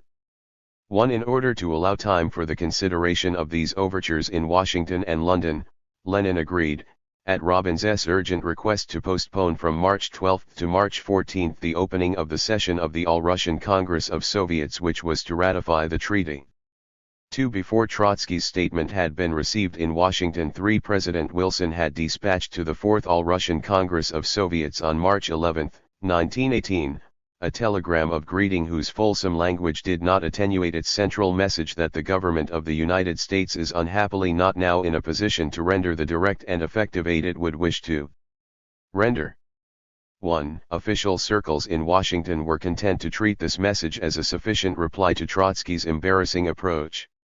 Lockhart equally failed to obtain any useful answer from the Foreign Office, and Balfour, in a willfully obtuse speech in the House of Commons on March 14, 1918, by anticipation defended Japanese, and Allied, intervention as designed to help Russia. 2 days later the ratification of the treaty was voted by the Fourth All-Russian Congress of Soviets. The story is told that, before Lenin delivered the speech which swayed the Congress to ratify, he beckoned Robins to the rostrum and asked him, first, whether he had any reply from Washington, and then, whether Lockhart had heard from London. The reply to both questions was negative, and the treaty was ratified by a large majority. 2. Even this did not finally close the door. Seydoux relates how on March 20, 1918, he persuaded Trotsky to ask FPR 40 French officers to furnish technical advice and assistance in the reorganization of the army. 3. It was the moment when Trotsky was first seeking to attract former Tsarist officers into the Red Army as specialists and commanders. In this delicate task French help and French influence might have counted for much. On the next day Trotsky had an interview with Robins and a member of the American military mission, and made the request, which he confirmed in writing in the name of Sovnarkom to the head of the mission, for the assistance of an American officer for the study of military questions and for connections with and of units of railroad specialists to work in Moscow, in European Russia and in Siberia. 4. Nothing came of this request. 3 or 4 French officers were actually assigned, but, when Japanese intervention began in the first days of April, these visibly disinterested themselves in the task for which they had been invited. 5. The Revolutionary War, as the ultima ratio of the policy of fomenting world revolution at all costs, had been rejected as impracticable. Now the attempt to resort to more conventional diplomacy by playing off one group of hostile powers against another had ended in failure. Every avenue appeared to have been closed. The Brest-Litovsk crisis, wrote Lenin in Pravda in an article entitled A Hard but Necessary Lesson, would appear as one of the greatest historical turning points in the history of the Russian, and international, revolution. 1. It was a significant eminence from which it was possible to look back on the past and forward to the future. The Brest-Litovsk crisis brought to a head the unresolved dilemma of the relations of Soviet Russia to the world, the dilemma of an authority which aspired to act at one and the same time as the driving force of world revolution and as the sovereign power of a state in a world of states, and it was at this time that the durable foundations of Soviet foreign policy were laid. The fundamental debate was between the advocates of a policy of rejecting the German terms and waging a revolutionary war, at first a large majority of the party, among whom Bukharin, Joff, Dzerzhinsky, and Radek were the most conspicuous, and Lenin's immediate followers including Zinoviev, Stalin, and Sokhonikov, who, numerically weak at the outset, derived increasing strength from Lenin's persuasive persistence and from the harsh realities of the situation. Trotsky, brilliant, original, and resourceful, sometimes willful and misguided, always difficult to fit into any category or group, occupied an eccentric and shifting position which tended to blur the main issue. All this recalled the Trotsky of the period after 1903. What was new in his attitude was a profound personal regard for Lenin which colored and often determined his final decisions. That the survival of the revolution in Russia depended on its prompt extension to Central and Western Europe was so unquestioningly assumed that it was natural for the Bolsheviks to believe both that revolution in Europe was imminent and that their primary task was to hasten and promote it. These beliefs, held with all the revolutionary enthusiasm of the October victory, would not lightly be abandoned. The acceptance of Brest-Litovsk seemed an assault on both these articles of faith. The existing position in Europe, exclaimed Bukharin at the Seventh Party Congress, could only be described as the collapse, the dissolution of the old capitalist relations under the stress of war. He cited the strikes and the setting up of Soviets in Vienna and Budapest in January 1918, and the strikes in Germany later in the same month, as proof that revolution in Europe was well on the way. This was the moment which Lenin chose to introduce a policy of peaceful cohabitation between Soviet Russia and the capitalist powers. To accept the treaty was to saw away the first plank of Soviet policy, the promotion and encouragement of world revolution. We said and we say that in the end everything depends on whether the international revolution conquers or does not conquer. In the end, the international revolution, and that alone, is our salvation. Renouncing international propaganda, we renounce the keenest-edged weapon that we had. One Bukharin and his followers held firmly to the view that to wage revolutionary war against capitalist governments was the prime function of the Soviet power, and one which could not be abandoned because the immediate prospects were forbidding. It was a view which continued to enjoy more sympathy in the party than the final votes on the treaty showed. Lenin's approach to the problem was more complex. Since 1905 he had never wavered for a moment in the firm conviction that the support of the European proletariat was a condition of a victorious socialist revolution in Russia, and had explicitly foreseen at the First All-Russian Congress of Soviets in June 1917 that, after the seizure of power, circumstances may force us into the position of a revolutionary war, though he had added with light-hearted optimism, "It will be enough for you to declare that you are not pacifists, that you will defend your republic, the workers' proletarian democracy, against German and French and other capitalists, that will be enough to make peace secure." 2. But Lenin had also clung just as firmly, ever since 1905, to the other essential prerequisite of the Russian Revolution, the alliance of the proletariat with the peasantry, and at the critical moment in October 1917 it was the peasants, clothed in the guise of a demoralized army clamoring for peace and land, who were Lenin's main preoccupation. The decrees on the land and on peace, the latter apparently attaching so much importance to peace and so little to world revolution, were the product of these anxieties. The revolutionary alliance was cemented after the All-Russian Peasant Congress of November 1917, when the left SRS entered the Soviet government.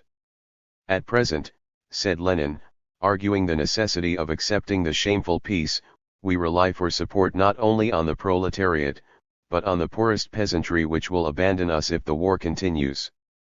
One in the Brest-Litovsk debate at the Seventh Party Congress Bubnov, one of Bukharin's followers, not unaptly described the October Revolution as a simultaneous wager on international revolution and on the peasant. It was left to Ryazanov, learned Marxist and ENF and terrible of the party, to blurt out at the Congress that the proletarian party was bound to be confronted with a dilemma at the moment when it seized power, and would have to decide the question whether to rely on the peasant masses or on the proletariat of Western Europe. J. Lenin steadfastly refused to admit the question in this form. In his mind no incompatibility could exist between the two essential conditions of the victory of socialism in Russia. In his January theses on the conclusion of peace he had asked for no more than a certain interval of time, not less than a few months, during which the socialist government must have its hands completely free to overcome the bourgeoisie first of all in its own country. For in the debates of the Central Committee Stalin and Zinoviev offered him heavy-handed support. Stalin declared that there is no revolutionary movement in the West, no facts, only a potentiality, and Zinoviev argued that, though by making peace we shall strengthen chauvinism in Germany and for a certain time weaken the movement everywhere in the West, this was at least better than the ruin of the Socialist Republic. Lenin rejected support based on either of these arguments. There was a mass movement in the West though the revolution had not yet begun, and, if the Bolsheviks changed their tactics on that account, they would be traitors to international socialism. On the other hand, if Zinoviev was right, and if the German movement is capable of developing at once in the event of a rupture of peace negotiations, then we ought to sacrifice ourselves, since the German Revolution will be far more powerful than ours. In his speech at the Seventh Party Congress, Lenin repeated in categorical terms what he had said many times before and was to say many times again: it is not open to the slightest doubt that the final victory of our revolution, if it were to remain alone, if there were no revolutionary movement in other countries, would be hopeless. Our salvation from all these difficulties, I repeat, is an all-European revolution. Too little more than a month afterwards, in his polemic against the left opposition, he once more established the position of principle. In the question of foreign policy, two fundamental lines confront us: the proletarian line, which says that the socialist revolution is dearer than anything else and above anything else, and that we must take into account whether it is likely to arise quickly in the West or not, and the other line, the bourgeois line, which says that for me the status of a great power and national independence are dearer than anything else and above anything else. 3. And again, he is no socialist who has not proved by deeds his readiness for the greatest sacrifices on the part of his own country, if only the cause of the socialist revolution can be really advanced. For these were not the words of a man who believed that, by accepting the Brest-Litovsk peace, he had sacrificed the cause of revolution in Europe. And when 8 months later Germany was on the verge of military defeat, and revolution seemed imminent over half the continent, Lenin could without much difficulty persuade himself that this was the reward and the consequence of the Brest-Litovsk policy. Now even the blindest of the workers of the different countries will see how right the Bolsheviks were in basing all their tactics on support of a worldwide workers' revolution and in not fearing to make various most heavy sacrifices. Lenin turned the tables on the advocates of the Revolutionary War by attempting to prove that what had really been done at Brest-Litovsk was to sacrifice short-sighted national pride to the long-term cause of world revolution. Lenin's disagreements with Trotsky over Brest-Litovsk were less profound than those which separated him from the followers of Bukharin. Trotsky's strong personality and his dramatic role in the Brest-Litovsk story gave them a greater practical importance and a greater prominence in the eyes both of contemporaries and of posterity. But the popular picture of Trotsky, the advocate of world revolution, clashing with Lenin, the champion of national security or socialism in one country, is so distorted as to be almost entirely false. Trotsky's agility of mind and flamboyance of manner constantly led him to assert in its most extreme and dogmatic form any position which he happened at a given moment to occupy. If Trotsky, in his capacity as People's Commissar for Foreign Affairs, treated it as his main function to raise the banner of world revolution, he was also assiduous and eloquent in asserting national interests. The revolution was a fortnight old when Trotsky taunted the ruling classes of Europe with failing to realize that the peace decree was a proposal emanating from a state which represented many millions of people. A few days later he proudly announced that every Russian citizen, be he even a political emigrant or a revolutionary soldier in France, now finds himself under the protection of the governmental authority of the Russian Revolution. And it was about the same time that the Serbian minister in Petrograd complained that the Bolsheviks were the most out-and-out imperialists and that in foreign policy there is really no difference between Sazonov and Trotsky. In the Brest-Litovsk controversy, though Trotsky was the most eloquent and ingenious advocate of world revolution, he was also the champion of the policy of playing off one group of capitalists against the other. He was at the opposite pole to those who stood on the ground of pure revolutionary principle unsullied by compromise or expediency. Facts intersect, as Trotsky said in the Central Committee, and therefore there can be a middle position. It was this capacity to best ride two extreme positions which had made Lenin reproach Trotsky in the past with lack of principle. It is impossible to argue with Trotsky on the substance, he had written bitterly in 1902. Since he has no opinions. For the mutual confidence between the two men which had developed since the summer of 1917 did not alter this difference of intellectual approach. What therefore ultimately resulted from the long debates over Brest-Litovsk was not the dramatic defeat of one principle by another, but the slow hammering out of a synthesis which was to shape Soviet relations with the world for several years to come. The process of argument as well as the pressure of events gradually narrowed the rift between Lenin and Trotsky, even when the leftists remained irreconcilable. Trotsky's initial emphasis on world revolution was based on a serious exaggeration of revolutionary prospects in Germany. At the outset his optimism had been shared by Lenin and the whole party, and the strikes in Austria and Germany in January 1918 seemed for a moment to revive flagging hopes. Where Trotsky erred was in clinging to this optimism long after Lenin had abandoned it. When he announced his no war, no peace formula to the astonished German delegation at Brest-Litovsk, he expressed the firm conviction that the German people and the peoples of Austria-Hungary will not allow a resumption of hostilities. 5. Even after the Germans had announced the resumption of hostilities on February 18, 1918, he still thought it indispensable to wait and see what impression this will produce on the German people and how this influences the German workers. 1. His objection to acceptance of the German ultimatum was the likelihood that it would merely open the possibility of further ultimatums. 2. Thus Trotsky gradually moved over into a position where he contested only the accuracy of Lenin's diagnosis, not the rightness of Lenin's policy if the diagnosis were correct. On the other hand, Lenin, while insisting on the needs of national defense, was so far from abandoning world revolution that he constantly stressed it as the supreme goal of his policy. What was necessary was a breathing space to complete the overthrow of the bourgeoisie and to organize at home. Having made peace we shall free both our hands, and then we shall be able to wage a revolutionary war with international imperialism. To assume that there will be no breathing space and that there will be constant ultimatums is to believe that there is no movement at all in the West. We assume that the Germans cannot do everything. We also put our stake on the revolution, but you reckon in weeks and we in months.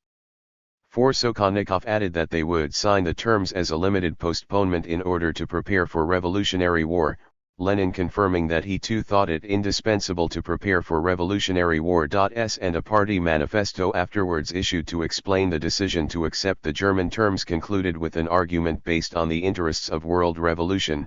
By upholding Soviet power we render the best and most powerful support to the proletariat of all countries in its unprecedentedly difficult and onerous struggle against its own bourgeoisie.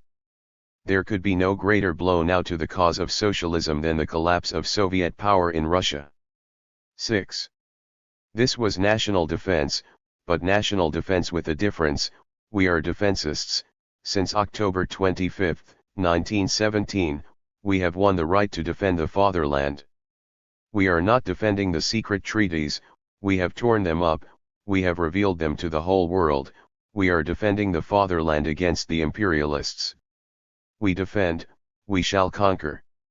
We do not stand for the state, we do not defend the status of a great power.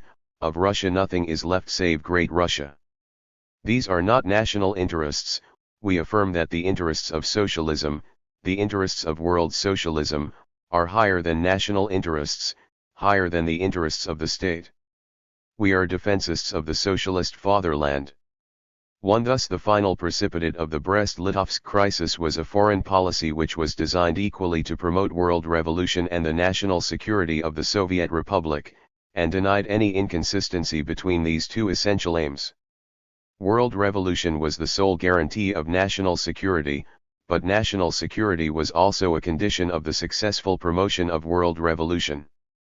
Scarcely had the immediate pressure of German intervention been removed from the Soviet Republic when the intervention of the opposing capitalist group began with the Japanese landing at Vladivostok on April 4, 1918. Thereafter, for 2.5 years with one short intermission, Soviet Russia was in a state of undeclared war against the Allied powers. In conditions of war no incompatibility could in any case occur between the two facets of Soviet foreign policy. Military weakness made revolutionary propaganda among the peoples of the hostile powers the most effective defensive weapon in the Soviet armory. The facts of world history have proved to those Russian patriots who will hear of nothing but the immediate interests of their country, conceived in the old style, that the transformation of our Russian Revolution into a socialist revolution was not an adventure but a necessity since there was no other choice, Anglo-French and American imperialism will inevitably strangle the independence and freedom of Russia unless worldwide socialist revolution, worldwide Bolshevism triumphs. 2. But the motive of national defense against the foreign invader and his agents could also be directly invoked, and invested Soviet policy, especially towards the end of this period, with an aura of Russian patriotism. It was only when the Civil War ended, and the establishment of peaceful relations with the capitalist powers was once more placed on the agenda in the early months of 1921, that the controversies and embarrassments of the dual policy once more reared their head, as they had done in the more dramatic days of peacemaking at Brest-Litovsk. In the meanwhile, the two facets of Soviet foreign policy, the encouragement of world revolution and the pursuit of national security, were merely different instruments of a single consistent and integrated purpose. Chapter 22. The Dual Policy.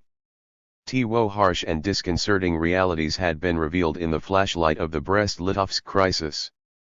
The first was the abject military helplessness of the Soviet Republic, whose territory lay wide open to the enemy on all sides. Little more than a month separated the cessation of the German offensive in White Russia and on the Baltic from the first Japanese landing in the Far East, and the extension and consolidation of the German occupation of the Ukraine proceeded unchecked throughout this period. The second was the postponement of the European Revolution, on which the confident calculations, not merely of a few optimists but of every Bolshevik of any account, had been based. The January strikes in Vienna and Berlin had been crushed, the German government had been so successful in plastering over the cracks that even the Bolsheviks forgot that they had ever been visible, and began, by process of reaction, to overestimate Germany's powers of resistance. The moral was clear. Whatever the future might hold, the Soviet regime at the moment depended for its survival on its own wretched resources. The first overt reaction to this consciousness of isolation and weakness was a recognition of the need to organize military defense. It was essential to Marxist teaching that the revolution would destroy the army, together with the other public institutions of the bourgeois state, and create its own armed forces on a different pattern. The condition of any popular revolution in Europe, wrote Marx at the time of the Paris Commune, was not to transfer the bureaucratic military machine from one group to another, as has been done hitherto, but to destroy this machine. Both the First and the Second Internationals passed resolutions demanding the abolition of standing armies and their replacement by what was variously described as a people's militia or the nation in arms. Lenin, in his letters from afar, written in Switzerland in March 1917, wanted to fuse the police, the army, and the bureaucracy with the universally armed people and to create a really all-popular, general, universal militia under the leadership of the proletariat. He disclaimed having any plan for such a militia, but thought that it would really arm the whole people universally and instruct it in the art of war, thus providing a guarantee against all attempts to restore reaction, against all intrigues of Tsarist agents. In state and revolution he once more coupled the bureaucracy and the army as the two most characteristic institutions of the bourgeois state machine, which the revolution would have, not to take over, but to destroy. When, therefore, Bolshevik propagandists helped in the process of disintegrating and dissolving the Russian army in 1917, they were acting consciously or unconsciously in accordance with established party doctrine. Almost the only large units which retained their cohesion throughout the period of disorder and passed over more or less intact from the old army to the new were the Lettish regiments, which thus secured for themselves a certain notoriety in the early days of the revolution. The Red Guard, which was the forerunner of the Red Army, was conceived as a different kind of institution from the old army, resting on a different class structure and a different outlook and purpose. It came into existence in Petrograd, in the form of factory guards of workers, during the summer of 1917, and was recognized by the Petrograd Soviet during the Kornilov affair as a workers' militia. It was in the main a creation of the Bolsheviks and its ultimate loyalty was to the party. It was the Bolshevik delegation at the Democratic Conference in Moscow in September 1917 which demanded the general arming of the workers and the organization of a Red Guard. On the other hand, the Red Guard had no serious military training, and conformed to the pattern laid down by Lenin in the previous march of a militia to defend the revolution against counter-revolutionary plots and intrigues rather than of an army equipped to fight in the field. The numbers of the Red Guard in Petrograd in October were officially estimated at no more than 10,000 to 12,000. In the well-organized coup which secured the victory of the October Revolution, it had no real military opposition to face. During the first weeks of the Soviet regime, the main function of the Red Guard was to seize or protect public buildings, to ensure essential services and to guard the persons of the Soviet leaders.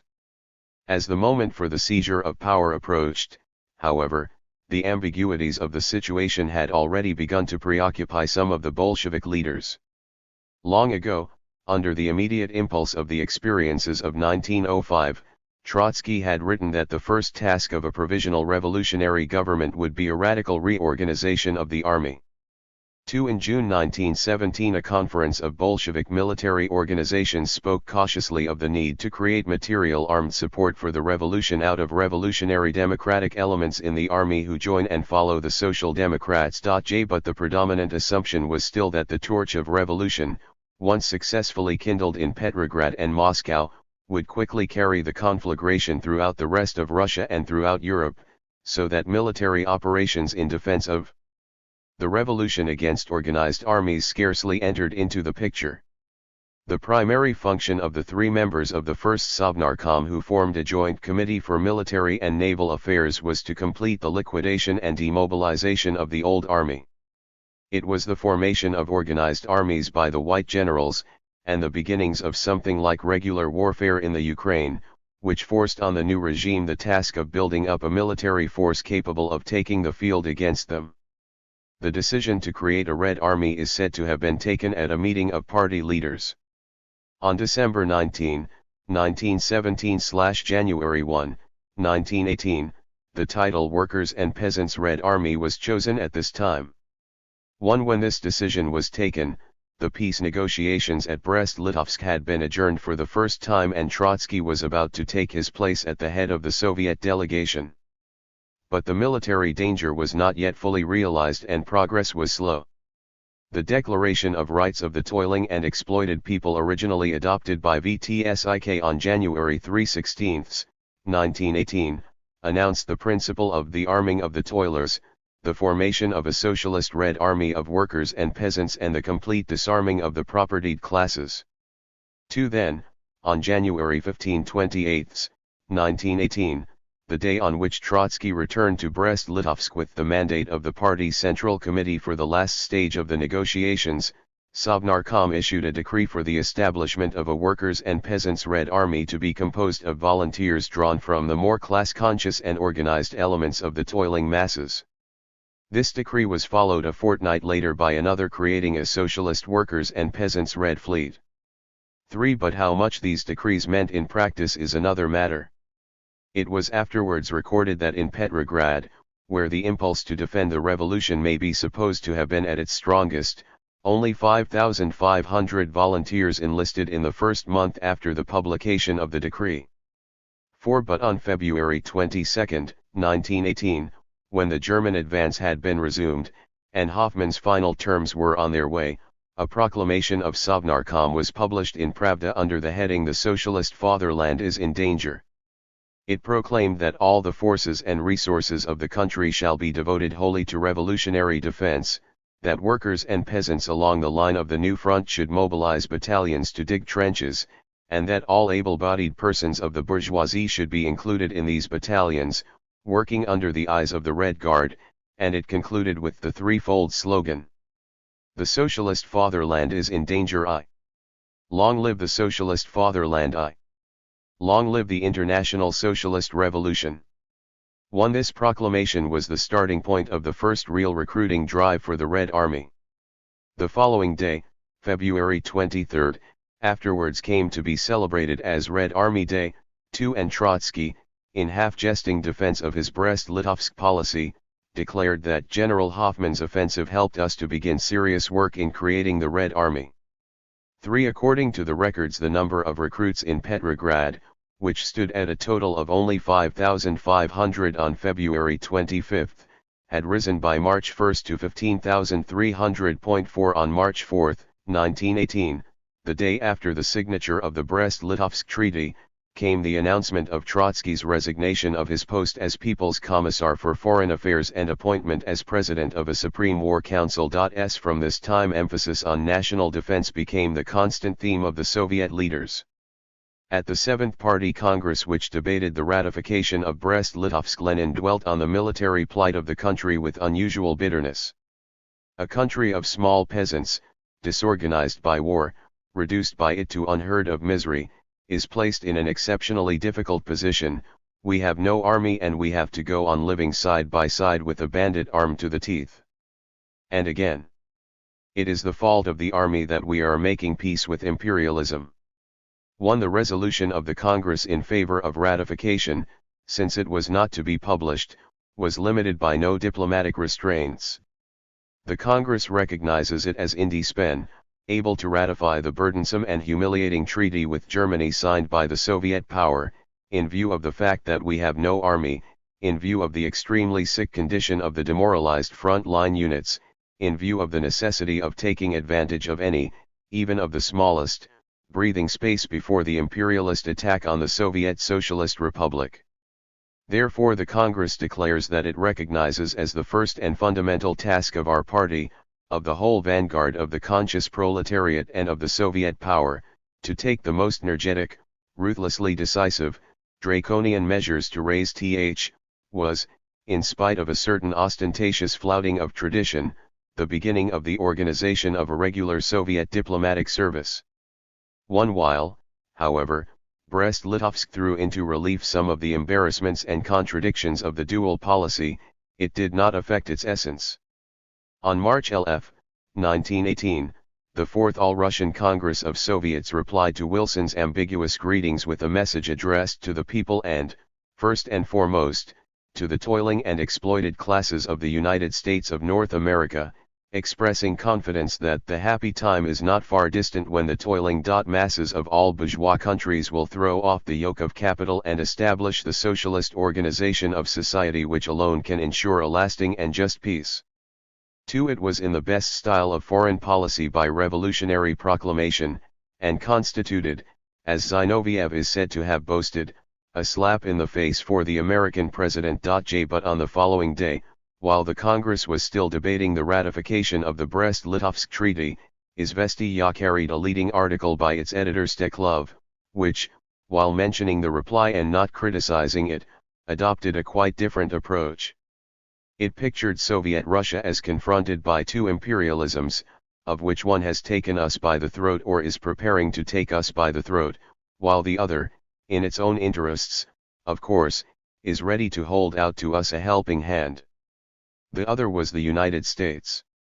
The only question was, which imperialism is more dangerous for us, the German and Japanese, or the American? What was at stake, added the writer in a revealing phrase, was the state significance of the Russian Revolution. Then, after a hint that the United States, in view of its rivalry with Germany and Japan, could not allow Russia to fall under the domination of either of these powers, and that the Americans might one day give us money, arms, engines, machinery, instructors, engineers, etc. to help us to overcome economic disorder and create a new and strong army, the article ended with a firm declaration of principle: we are convinced that the most consistent socialist policy can be reconciled with the sternest realism and most level-headed practicality. An out-and-out revolutionary foreign policy thus continued to be practiced side by side with a foreign policy which took account of the state significance of the revolution. Brest-Litovsk was the first occasion on which the new regime had been compelled to conform to the customary usages of international relations and to assume obligations in its capacity as a territorial state. Chicherin's appointment no doubt ushered in the reign of a passive policy, when the period of a revolutionary offensive policy was replaced by a period of retreats and maneuvers. But this change fitted in perfectly with the needs of a desperate situation, and it was noteworthy that, when Lenin, in a confidential memorandum written in May 1918 and not published in his lifetime, set out to define the policy of retreats and maneuvers of which Brest-Litovsk was itself the prototype. He spoke in terms not of change but of continuity. The foreign policy of the Soviet power must not be changed in any respect. Our military preparation is still not completed, and therefore our general maxim remains as before: to attack, to retreat, to wait while continuing this preparation with all our might. Lenin did not exclude military agreements with one or another of the imperialist coalitions. Weighing against one another the threat from Germany and the threat from Japan, he considered that for the moment the danger of an occupation by the Germans of Petrograd, Moscow and the greater part of European Russia was the more serious. But it was most important at present to avoid any hasty or ill-considered step which might help the extreme elements in the war parties of either country, and this precluded any agreement with the Anglo-French coalition. 2. For the purists who assumed that foreign policy could be deduced from revolutionary first principles without regard to the circumstances of the moment, and that one of these principles was the maintenance of an equal and unqualified hostility to all the capitalist powers, such calculation was a descent into opportunism, or a reversion to the diplomacy of the old regime. Martov bitterly denounced it as a retreat to the policy of Milyukov. 1. But the charge in the form in which it was usually made, namely, that after Brest-Litovsk the Soviet government embraced a narrow policy of national interest and decided to renounce the policy of the attack on imperialism, too, was false. The new insistence, in so far as it was new, on the state significance of the revolution implied no abandonment of earlier revolutionary positions. The dual policy had come into being from the first moment of the victory of the revolution. Brest-Litovsk and what came after it did not create it, but they did throw into relief and bring to the consciousness of friends and foes alike the complementary and the contradictory character of its two facets. This was already clearly apparent in the summer of 1918 in Soviet policy both towards Germany and towards the Western Allies. Relations between Soviet Russia and Germany were formally governed by the Brest-Litovsk Treaty, and those who afterwards reproached the Soviet government with the abandonment of its revolutionary principles generally cited Article 2 of the treaty, by which each party had undertaken to refrain from all agitation and propaganda against the government or the state or military institutions of the other party. In practice this famous article was of little or no account. There is no record of any discussion of it either at Brest-Litovsk or in Moscow before the signature of the treaty, or of any objections raised to it. It seems to have been accepted by the Soviet delegation in the same light-hearted spirit in which the German delegation accepted the prohibition in the armistice on the removal of troops to Germany's Western Front, and with as little belief that compliance with it was seriously expected by the other party. "I hope we may be able to start a revolution in your country also," Joff had remarked amiably to Chernin at Brest-Litovsk. 3. In signing the Brest-Litovsk Treaty, Sokhonikov, the head of the Soviet delegation in its last phase, had expressed Soviet confidence that this triumph of imperialism and militarism over the international proletarian revolution will prove only temporary and transitory. 1. In public it was necessary to maintain throughout 1918 the fiction of faithfully carrying out Article 2 of the treaty. This article we really observe, and if it is violated by any of our official organs the Soviet government takes measures against it. 2. But at the Seventh Party Congress which met in private to debate the ratification of the treaty no such discretion was required. "Yes, of course, we have violated the treaty," exclaimed Lenin in advocating ratification, "we have already violated it 30 or 40 times. 3. And Sverdlov at the same Congress explained the situation in his more labored style: "It results from the treaty which we have signed and which we shall shortly have to ratify at the Congress, it results inevitably that we shall no longer be able in our capacity as a government, as the Soviet power, to carry on that widespread international agitation which we have hitherto conducted. This does not mean that we shall engage in such agitation one single jot less. But we shall now have regularly to carry on this agitation not in the name of Sovnarkom, but in the name of the Central Committee of our party. Steps were at once taken to apply the new principle. The principal instrument of the Soviet government for organized revolutionary propaganda had hitherto been the international section under Radek, attached first to Narkomindel and, since the beginning of 1918, to VTSIK, and composed mainly of national groups of prisoners of war. 5. This section was now abolished. The national groups were, in the words of a later report, put on a strictly party footing, being transformed into foreign sections attached to the Central Committee of the Russian Bolshevik Party. These were later organized into a federation of foreign groups of the Russian Communist Party. 1. Thus there were formed in Moscow during April 1918 German, Magyar, Austrian, and Yugoslav groups of the Russian Party, each under its national head, Thomas for the Germans, Belikon for the Magyars, Ebengols for the Austrians and Mikhailov for the Slavs.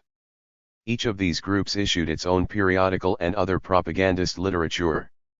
Each carried on work among prisoners of war of its nationality, pressing some to join the Red Army and training others as propagandists and agitators to work behind the enemy lines or to be sent back, when opportunity offered, as missionaries to their own countries. The central groups were quite small. The German group started in April 1918 with 11 members, but increased during the year to some hundreds. The Magyar group started with 4 or 5 and rose to 90 by the end of the year. 2. All accounts pay tribute to the success of their work among prisoners of war. In every camp prisoners were divided into 2 camps, the grey mass of the rank and file on the one side, the gentry and officer class on the other. The first was drawn towards the Soviets, the second towards the representatives of the different legations of the so-called neutral states, and the embassies and consulates of their enemies of yesterday, the allies of the former Russia. The disintegrated armies of the Central Powers herded in prison camps proved as fruitful a field as the defeated Russian army for a revolutionary propaganda which relied largely on class discrimination.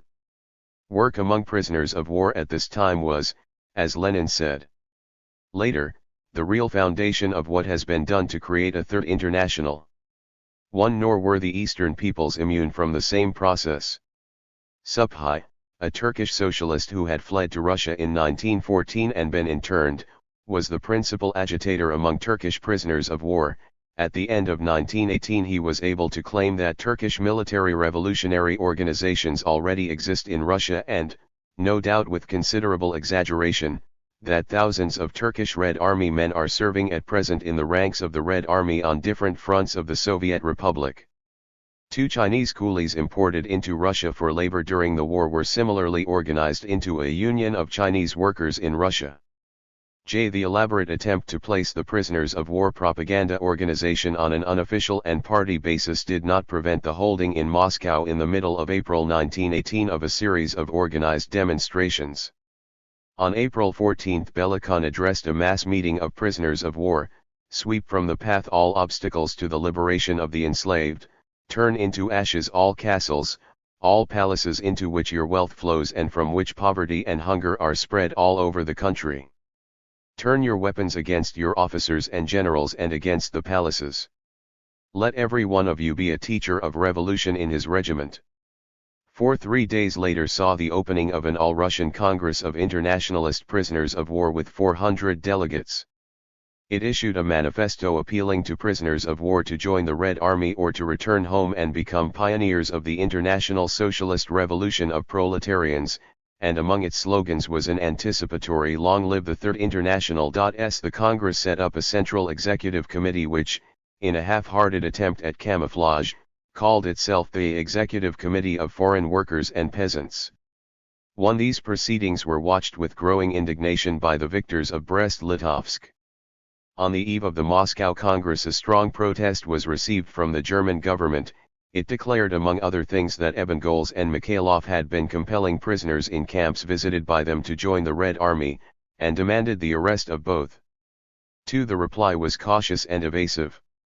Soviet nationality was hastily conferred on those who might be exposed to reprisals. On April 20, 1918, Trotsky in his capacity of People's Commissar for War issued an order enjoining on all military institutions strict observance of the Brest-Litovsk prohibition on propaganda, especially in relation to prisoners.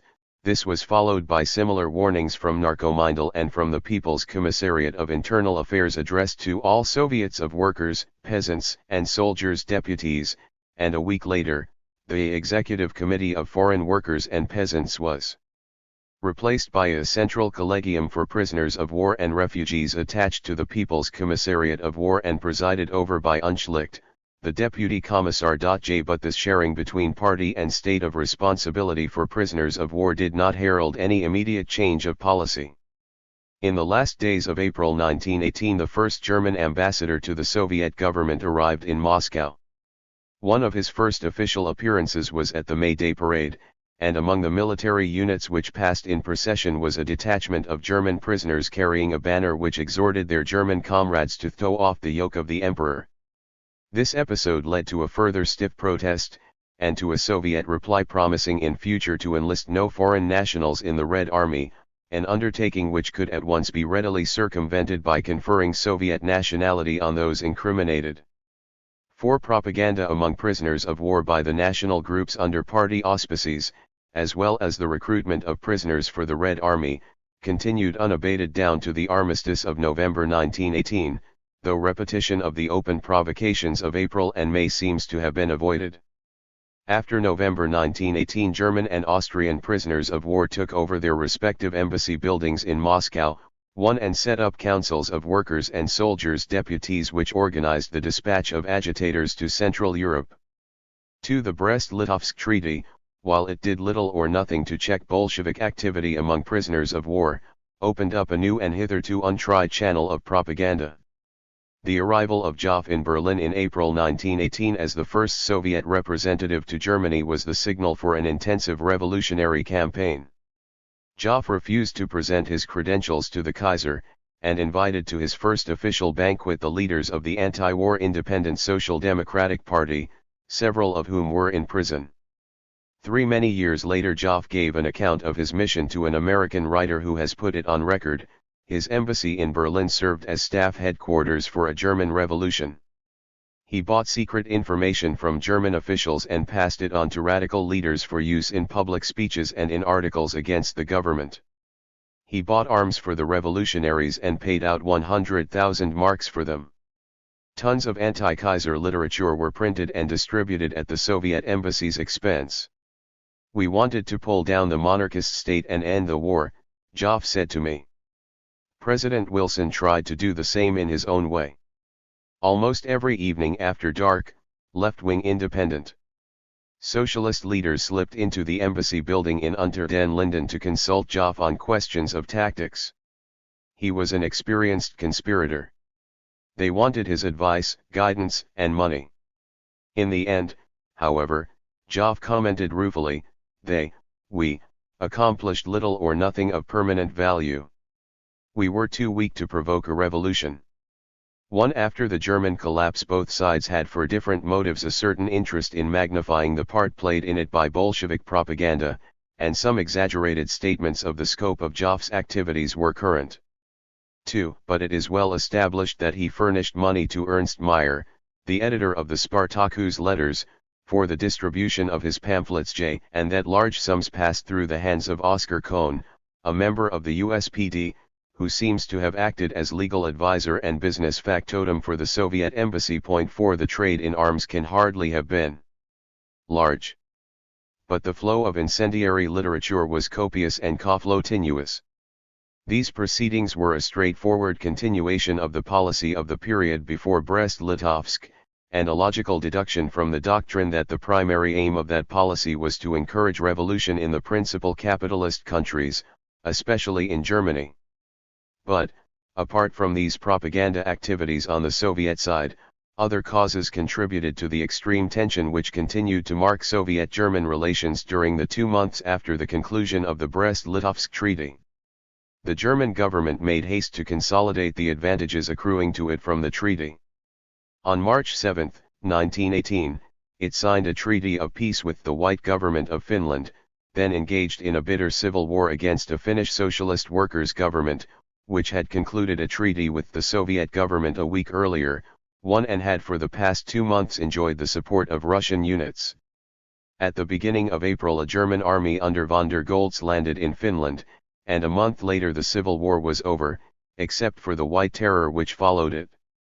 In the Ukraine the German troops steadily advanced till they had occupied the whole country, ineffectively harried by SR and Bolshevik partisan detachments supported or encouraged from Moscow. 2. On April 22, Chicherin proteste, L against a German advance into the Crimea beyond the frontiers of the Ukraine as laid down at Brest-Litovsk or as claimed by any Ukrainian government. 3. The coolness of the official reception of the German ambassador, Merbuk, when he presented his credentials to Sverdlov on April 26, 1918, was widely noted. 4. And on the same day Chicherin dispatched a further note protesting against the incursion of German forces into Central Russia and the Crimea and demanding strict adherence to the terms laid down at Brest-Litovsk. 5. At the same moment the Russian Black Sea Fleet was withdrawn from Sebastopol to Novorossiysk to save it from falling into German hands, and, when the G.Ermines demanded its return, secretly scuttled, much to the satisfaction of the Western Allies. 1. As late as May 5, 1918, Bruce Lockhart in a letter to Robbins listed the steps taken by Trotsky to promote cooperation with the Allies and concluded that this does not look like the action of a pro-German agent.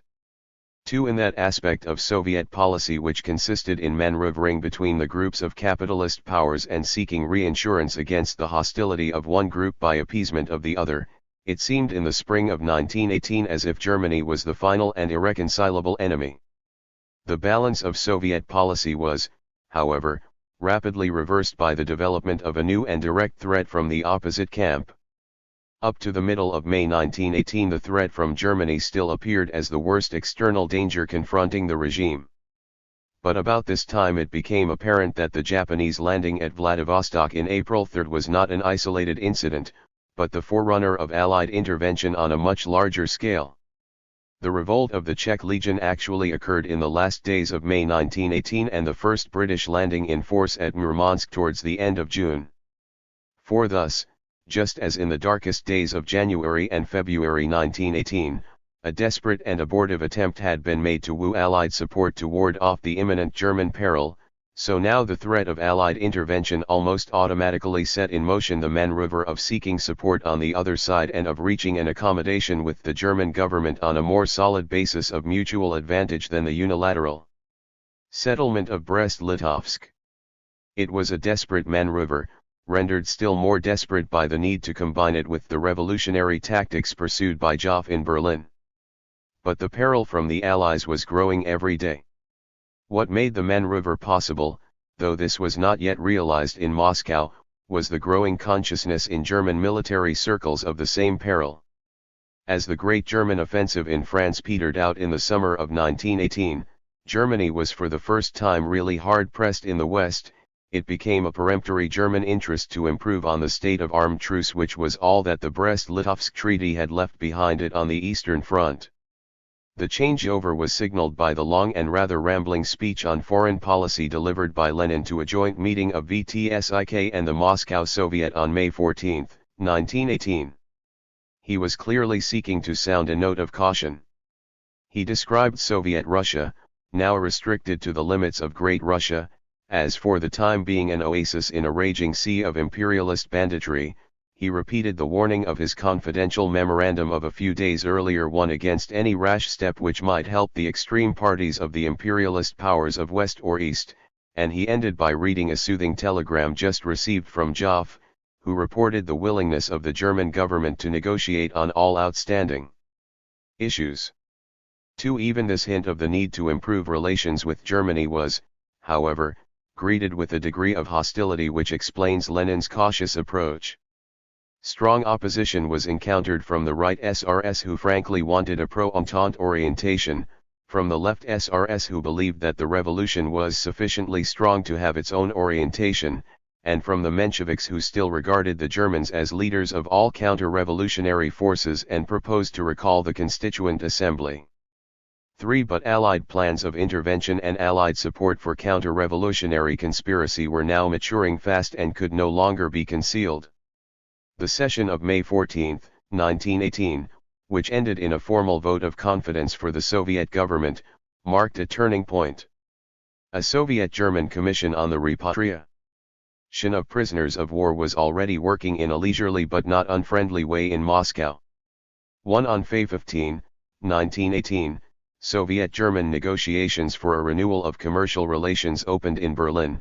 It was explained from the Soviet side that a loan would be necessary to enable Soviet Russia to discharge her financial obligations to the Central Powers. The question of payment in gold or in goods was discussed, and concessions in Russia were tentatively offered. To the principal negotiators on the Soviet side, besides Joff, were Lerin, Sokolnikov, Krusin and Menzinsky J, who was at this time Soviet Consul General in Berlin. On the German side, Nadolny and Krieg, two officials of the Ministry of Foreign Affairs who had also taken part in the Brest-Litovsk negotiations, and Stresemann as a member of the Reichstag speaking for German industry. 5. No details of these negotiations were divulged. But already before the end of May there was talk in Moscow of a German orientation. 1. Krusin's German contacts, which were influential and extensive, were probably more important at this time than the official activities of Joff. Early in June Krusin traveled to the Western Front for an interview with Ludendorff, which seems, however, to have gone no further than a fairly amicable exchange of recriminations about breaches of the Brest-Litovsk Treaty by both sides. He met leading German official personalities, including Dr. Franz, now German minister in Copenhagen and a recent candidate for the chancellorship. In the German business world he was thoroughly at home. The directors of Siemens Schuckert, whose manager in Petrograd Krusin had formerly been, were anxious only to wind up their Russian commitments. But Krusin was able to discuss with the rival AEG the supply of electrical equipment to Russia, and arranged for immediate shipments of coal to save Petrograd from succumbing to the cold. 2. Meanwhile negotiations were proceeding in Kiev for the making of peace between the Soviet government and the German-sponsored government of the Ukraine, and every attempt of the left SRS to involve Moscow in revolts against German authority in the Ukraine was sternly repressed. The decision of the left SRS to assassinate several leading Germans was a deliberate attempt to destroy this incipient Soviet-German rapprochement. The assassination of the German ambassador, Merbuk, was carried out on July 6, 1918, during the session of the Fifth All-Russian Congress of Soviets, at a moment when counter-revolutionary risings against the Soviet government were timed to begin in several centers. 3. It was not an unreasonable calculation of the left SRS that the murder of Merbuk would lead to a worsening of Soviet-German relations, if not to an open breach.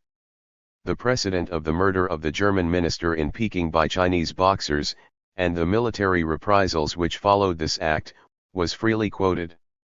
This time, however, to the astonishment of many, there was no such sequel to record. The Soviet government, at a moment when it was meeting both internal conspiracy fostered by the Western Allies and the external threat of Allied intervention in the north as well as in Siberia, had to seek at almost any cost to avoid a breach of its relations with the other imperialist camp. But Germany, faced with the rapidly deteriorating military situation, equally wished above all to avoid a recrudescence of trouble on its eastern front. Hence the Merbuk murder was handled on both sides in a spirit of unlooked-for caution and conciliation. An initial demand from the German government to send a battalion of German troops to Moscow was whittled down to an agreement for an unarmed guard of 300 men on the premises of the embassy. 1. The German government continued to protest, now and later, 2. That it had not received full satisfaction. Nevertheless, 3 weeks after the murder, on July 28, 1918, the new German ambassador, Helfferich, was installed in Moscow. His brief stay was marked by a significant episode. On August 1, 1918, Chicherin visited him at the German embassy. 3. It was apparently their only meeting, and informed him that, owing to the British landing in Murmansk, the Soviet government had no further interest in postponing a German-Finnish intervention in Karelia which had already been mooted in Berlin. He added that an open military alliance was impossible in the state of public opinion, but parallel action in fact was possible. For this virtual invitation to German troops, with Finnish support, to march through Soviet territory against the Allied invaders at Murmansk and Archangel was a precise counterpart of Trotsky's attempts of the previous February to enlist Allied aid against the advancing Germans. But Germany, like the Allies, hesitated to embark on so hazardous an adventure. 10 days after his arrival, having given instructions to move the embassy to Petrograd, Helfferich left Moscow to attend a German Crown Council at Spa. Here on August 8, 1918, the German High Command first faced the danger of impending defeat and decided on the urgent need to curtail military commitments. Thereafter there could be no question of Eastern adventures. Helfferich did not return to his post, and a few days later the German embassy moved to Pskov in German-occupied territory. Meanwhile the Soviet-German negotiations were proceeding smoothly in Berlin, where the Soviet negotiators were more pliant than they would have been if they had realized the full extent of German military weakness. At the end of June the German General Staff had forced the resignation of Kuhlmann. He was succeeded at the Ministry of Foreign Affairs by Hintze, a retired admiral, who had once been German naval attaché at Petersburg. But the German military machine was running down fast, and the exaggerated military ambitions and pretensions which had at first delayed the course of the negotiations were now a thing of the past. In the middle of August 1918 Joff informed L'Izvestia that more than ever public and official circles in Germany recognized the necessity of maintaining peaceful relations with Russia, and that the economic negotiations had ended very satisfactorily for us. On August 27, 3 agreements supplementary to the Brest-Litovsk Treaty were quietly signed in Berlin, a political agreement, a financial agreement and a confidential exchange of notes, this last representing the first recourse of the Soviet government to secret diplomacy. In return for the evacuation of White Russia by the Germans, the RSFSR formally renounced all rights of sovereignty over Estonia and Latvia, recognized the independence of Georgia, and undertook to pay partly in gold and partly in bonds an indemnity of 6 billion marks. Germany undertook to lend no support to forces, Russian or other, operating against the Soviet government in Russian territory. Soviet Russia undertook to employ all means at her disposal to expel the Entente forces from North Russian territory in observance of her neutrality. If she failed to do so, then Germany, this was one of the provisions relegated to the secret exchange of notes, would find herself obliged to take this action, if necessary with the help of Finnish troops, and Russia would not regard such intervention as an unfriendly act. The project discussed between Chicherin and Helfferich in Moscow thus found its way into the Berlin Agreement, but at a moment when Germany was no longer in a military situation to give effect to it. If the original Brest-Litovsk Treaty had been a unilateral act of force imposed on a prostrate and passive victim, the supplementary instruments of August 27, 1918, partook of the ordinary diplomatic character of a bargain between two partners each actively bent on securing certain advantages for itself, each prepared to pay a certain price in order to secure at any rate the passive goodwill of the other. It was thus a stage in the normalization of Soviet foreign relations. Chicherin, in presenting the two agreements to VTSIK for ratification, once more stressed the importance of peaceful relations between imperialist Germany and the workers' and peasants' state, in spite of the great difference between the regimes of Russia and Germany and the fundamental tendencies of both governments. The peaceful cohabitation of the two peoples, which has always been the object of our workers' and peasants' state, is at present equally desirable to the German ruling class. Precisely in the interests of peaceful relations with Germany we sign those agreements which are today submitted to VTSIK for ratification. Soviet policy had already moved far from the conception of the preaching of world revolution as its primary function. Chicherin at Narkomindel was deeply committed to the policy of balancing against one another the two groups of hostile powers, and of appeasing political enemies who were amenable to pacific gestures, and this policy, plainly recognized as a policy of weakness, was endorsed by Lenin.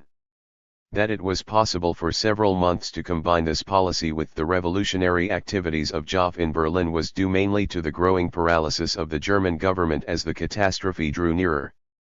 Improved Soviet relations with Germany were the counterpart of deteriorating relations with the Allies, which followed an inverse variation of the same pattern. In the Soviet attitude to Germany, the leitmotif of conciliation and accommodation gained ground throughout the summer of 1918. In the Soviet attitude to the Allies, the abortive movement towards accommodation in February and March faded away in face of the uncompromising character of Allied hostility and the imminent threat of Allied intervention. After the summer of 1918, no serious doubt could be entertained of Allied determination to destroy the regime and to give assistance to any who sought to destroy it. The British landing at Murmansk at the end of June was followed by a British and French landing at Archangel at the beginning of August. During August, American troops joined the British and French in North Russia and the Japanese in Vladivostok. In South Russia, the White forces coalesced under the leadership of Denikin with Allied encouragement, and, a little later, active Allied support. The counter-revolutionary conspiracies of July and August in Central Russia were organized and financed from abroad. On August 31, the official British agent, Lockhart, was arrested on the charge of complicity in them, and 2 days later a detailed Soviet statement denounced the conspiracy organized by Anglo-French diplomats. 1. The last bridge had been broken. No form of appeasement or conciliation was any longer open to the Soviet government. This conclusion, while accepted without qualification in regard to Great Britain, France, and Japan, was applied with the utmost reluctance to the United States. From the first days of the revolution, the impression had prevailed that sentiment in the United States was more sympathetic to the Bolsheviks than in any other capitalist country. In November 1917, Trotsky had speculated that American diplomats understand that they cannot defeat the Russian Revolution and therefore want to enter into friendly relations with us, calculating that this will be an excellent means of competing with German and, in particular, with British capitalists after the war. 2. Now Soviet policy, relying on the unconcealed American antipathy to Japan. 3. And on Wilson's obvious reluctance to participate in intervention, endeavored to drive a wedge between the Allied governments by ostentatious gestures of friendliness to the United States. When Robbins returned to Washington in May 1918, he carried with him detailed offers of concessions in Soviet Russia for American capitalists. 1. As late as August 4, 1918, a naively worded note was addressed to Poole, the American consul in Moscow, as the representative of a nation which, to use your own words, will take no action against the Soviets, protesting against the intervention of Anglo-French armed forces in Soviet territory, and conveying assurances of unalterable friendship for the American people. 2. A month later, Chicherin, in a speech to VTSIK, explained that American citizens were not being interned with those of the other Allied powers because, although the United States government was compelled by its allies to agree to participation in intervention, so far only formally, its decision is not regarded by us as irrevocable. 3. But within a few weeks this agreeable fiction of American friendship had become untenable. 2 American regiments had landed at Vladivostok, others were soon to join the Allied forces on other fronts, and the RSFSR was faced with a solid phalanx of interventionist powers. At the beginning of October 1918, a resolution of VTSIK on the international situation grouped together the Anglo-French, American and Japanese imperialist robbers under a single rubric. 4. The circle had been closed. These catastrophic developments left a lasting mark on Soviet thought. The action of the Allies confirmed and intensified the ideological aspect of Soviet foreign policy and made international revolution once more its principal plank, if only in the interest of national self-preservation. The vital question whether the coexistence of capitalist and socialist states was possible had at any rate been left open by the first pronouncements of the Soviet government, and notably by the decree on peace. In some, at any rate, of the pronouncements of the spring and summer of 1918 it had been answered in the affirmative. Now it seemed irrefutably clear that this coexistence was impossible, at any rate with the countries of the Entente, and that revolutionary propaganda directed to the workers of these countries was the most effective, and indeed the only effective, weapon in the hands of a government whose military resources were still negligible. Soviet foreign policy from the autumn of 1918 to the end of 1920 was in all probability more specifically and exclusively colored by international and revolutionary aims than at any other time. World revolution was in a certain sense the counterpart in Soviet foreign policy of war communism in economic policy. In form a logical, though extreme, development of communist doctrine, it was in fact imposed on the regime, not so much by doctrinal orthodoxy, as by the desperate plight of the Civil War. The undeclared war, which began with the Allied military landings in the summer of 1918, meant a rupture of such quasi-diplomatic relations as had been established in the preceding winter and spring. At the end of July 1918, the Allied representatives, who had retired from Petrograd to Vologda 5 months earlier, left Russia altogether or withdrew to occupied territory, taking with them the military missions through which some contact with the Soviet authorities had been maintained. After the assassination of Merbuk and the risings against the Soviet government in July 1918, the few Allied representatives, civil and military, left in Moscow were regarded as agents of counter-revolutionary conspiracy. Lockhart, after 4 weeks of confinement, was released and allowed to leave the country, and Litvinov was expelled from Great Britain as a reprisal for the expulsion of Lockhart. The closing of the channels of normal intercourse with the outside world stimulated the use of the weapons of open diplomacy. As Chicherin afterwards put it, we write fewer notes to governments and more appeals to the working classes. On August 1, 1918, Sovnarkom issued an appeal to the laboring masses of France, England, America, Italy, and Japan, concluding with the words, "Compelled to struggle against Allied capital, which to the chains imposed on us by German imperialism seeks to add new chains, we turn to you. With the call, long live the solidarity of the workers of the whole world. Long live the solidarity of the French, English, American, Italian proletariat with the Russian. Down with the gangsters of international imperialism. Long live the international revolution. Long live peace among the nations." A few days later, Chicherin commented in an official note to the American consul, "At this very moment we are speaking to the countries whose armies are taking the field against us with open violence, and we turn to their peoples with the call, peace to the cottages." Towards the end of August, Pravda published an open letter from Lenin himself to the American workers. The American millionaires, those modern slave owners, have opened a particularly tragic page in the bloody history of bloody imperialism by giving their consent to the armed campaign of the Anglo-Japanese beasts for the purpose of crushing the first socialist republic. We are in the position of a beleaguered fortress until other detachments of the international socialist revolution come to our aid. Such detachments exist, they are more numerous than ours. We are unconquerable because the world proletarian revolution is unconquerable. Meanwhile, the part played a year earlier by Die Fackel and Der Völkerfried among the German invaders was now taken over by the innumerable pamphlets and broadsheets in English and French distributed to the Allied troops landed on Russian soil. The tale was still the same: you will be fighting not against enemies but against working people like yourselves. We ask you, are you going to crush us? Be loyal to your class and refuse to do the dirty work of your masters. Go home and establish industrial republics in your own countries, and together we shall form a worldwide cooperative commonwealth. 4. Tracts and journals prepared in the propaganda department of Narkomindel were dropped by aeroplane over the enemy lines. 1. The work of propaganda and indoctrination, which had proved successful with German and Austrian prisoners of war, was now undertaken among prisoners captured on the Allied fronts. The number of prisoners was small, and the men had not experienced months or years of captivity, so that successes were relatively few.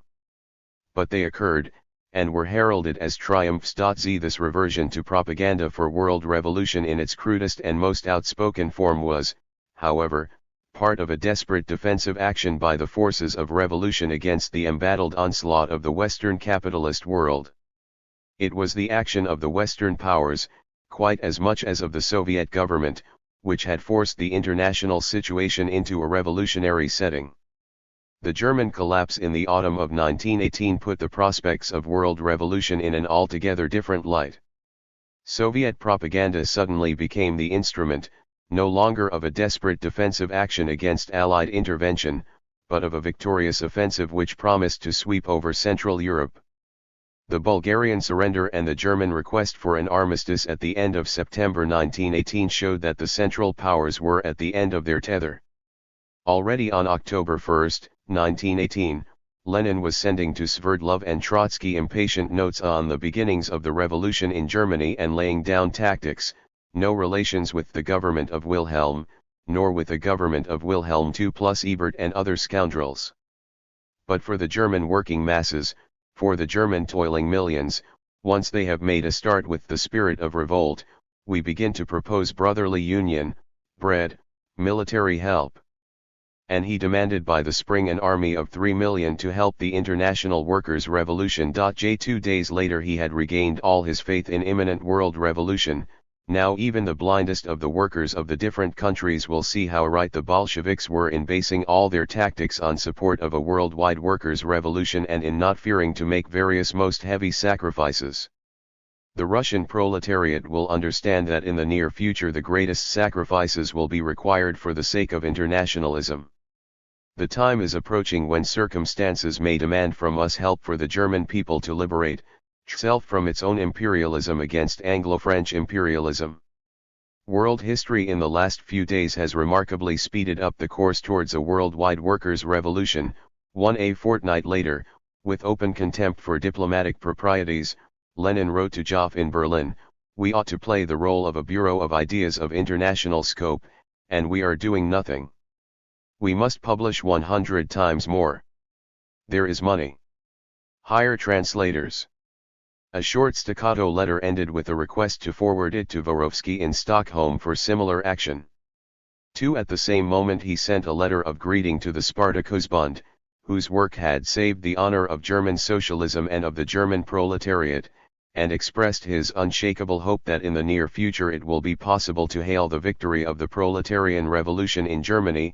And, a few weeks later, when the news arrived of Karl Liebknecht's release from prison, a message was sent to him in the name of the Central Committee of the party, signed by Lenin, Sverdlov and Stalin, welcoming his release as the token of a new era, the era of victorious socialism which is now opening for Germany and for the whole world. The concluding words were significant. Though Germany was in the center of the picture, the view of the Bolsheviks was not limited by it. 6 months ago, it was pointed out in a resolution of VTSIK, Germany had seemed as all-powerful as the other imperialist robbers seem today. But their doom also was at hand. The profound internal struggles among those taking part in the universal robbery, and the still more profound upheavals among the deceived and exhausted masses, are leading the capitalist world into the era of social revolution. Now, as in October of last year and as at the time of the Brest-Litovsk negotiations, the Soviet government builds its entire policy on the prospect of social revolution in both imperialist camps. VTSIK declares in the face of the whole world that in this struggle Soviet Russia with all its forces and resources will support the revolutionary power in Germany against its imperialist enemies. It does not doubt that the revolutionary proletariat of France, England, Italy, America, and Japan will find itself in the same camp as Soviet Russia and revolutionary Germany. Events moved with breathless rapidity through October. At a meeting in Moscow on October 22, 1918, when Germany was already on the point of collapse and demonstrations in favor of the Bolsheviks had occurred in Berlin, in Paris, in Italy, and in Scotland, Lenin allowed himself a note of triumphant confidence. Bolshevism has become the worldwide theory and tactics of the international proletariat. It is due to Bolshevism that a sturdy socialist revolution has been staged in the face of the whole world, that disputes have broken out among all the peoples on the question for or against the Bolsheviks. It is due to Bolshevism that the program of the creation of a proletarian state is on the agenda. Never have we been so near to world revolution. Never has it been so evident that the Russian proletariat has established its might, so clear that millions and tens of millions of the world proletariat will follow us. The same note of confidence was transposed into diplomatic terms. 2 days later Chicherin broadcast a long and defiant note to President Wilson, who was ironically addressed in almost every paragraph as Mr. President. Recalling the pious professions of the 14 points and the assurance of American sympathy in Wilson's telegram to the Fourth All-Russian Congress of Soviets in March 1918, the note contrasted the ideals of Wilson's project for a League of Nations with the realities of Allied and American armed intervention on Soviet territory and compared the Allied governments with the imperialist government of Germany, headed by Wilhelm II, to whom you, Mr. President, behave no better than we, the workers' and peasants' revolutionary government, behave to you. 1. And Lenin in his main theoretical work of the period, The Proletarian Revolution and Renegade Koski, which he completed on the eve of the German surrender, returned to the international argument which he had so steadily sustained up to the moment of the October Revolution. My task, the task of a representative of the revolutionary proletariat, is to prepare the world proletarian revolution as the only salvation from the horrors of world war. I have to reason not from the point of view of my country, but from the point of view of my participation in preparing, preaching, and hastening the world proletarian revolution. 2. During the first week of November 1918, with the Habsburg Empire already dissolving into its component parts, 3. With the German armies in headlong retreat, and soldiers and workers' councils springing up in many German cities, the German government indulged in a last defiant gesture of protest against Joff's notorious Act 1v1t1es. On November 1918, reviving the now half-forgotten memory of Mirbacha's murder 4 months earlier, it addressed a note to the Soviet government declaring that it cannot tolerate the crime against the ambassador remaining unexpiated. For 2 days later the police arranged that a piece of diplomatic baggage consigned to Joff should break open in transport at the Berlin railway station, and a flood of revolutionary proclamations emerged. 5. Next day, Solf, the newly appointed Secretary of State for Foreign Affairs in Max von Baden's government, sent for Joff and informed him that the behavior of the Russian embassy in violation of international law, as well as the fact that no adequate satisfaction has ever yet been given for the murder of the imperial ambassador, makes necessary a temporary withdrawal of representatives on both sides, which, however, does not constitute a formal breach. 1. On the following morning, November 6, 1918.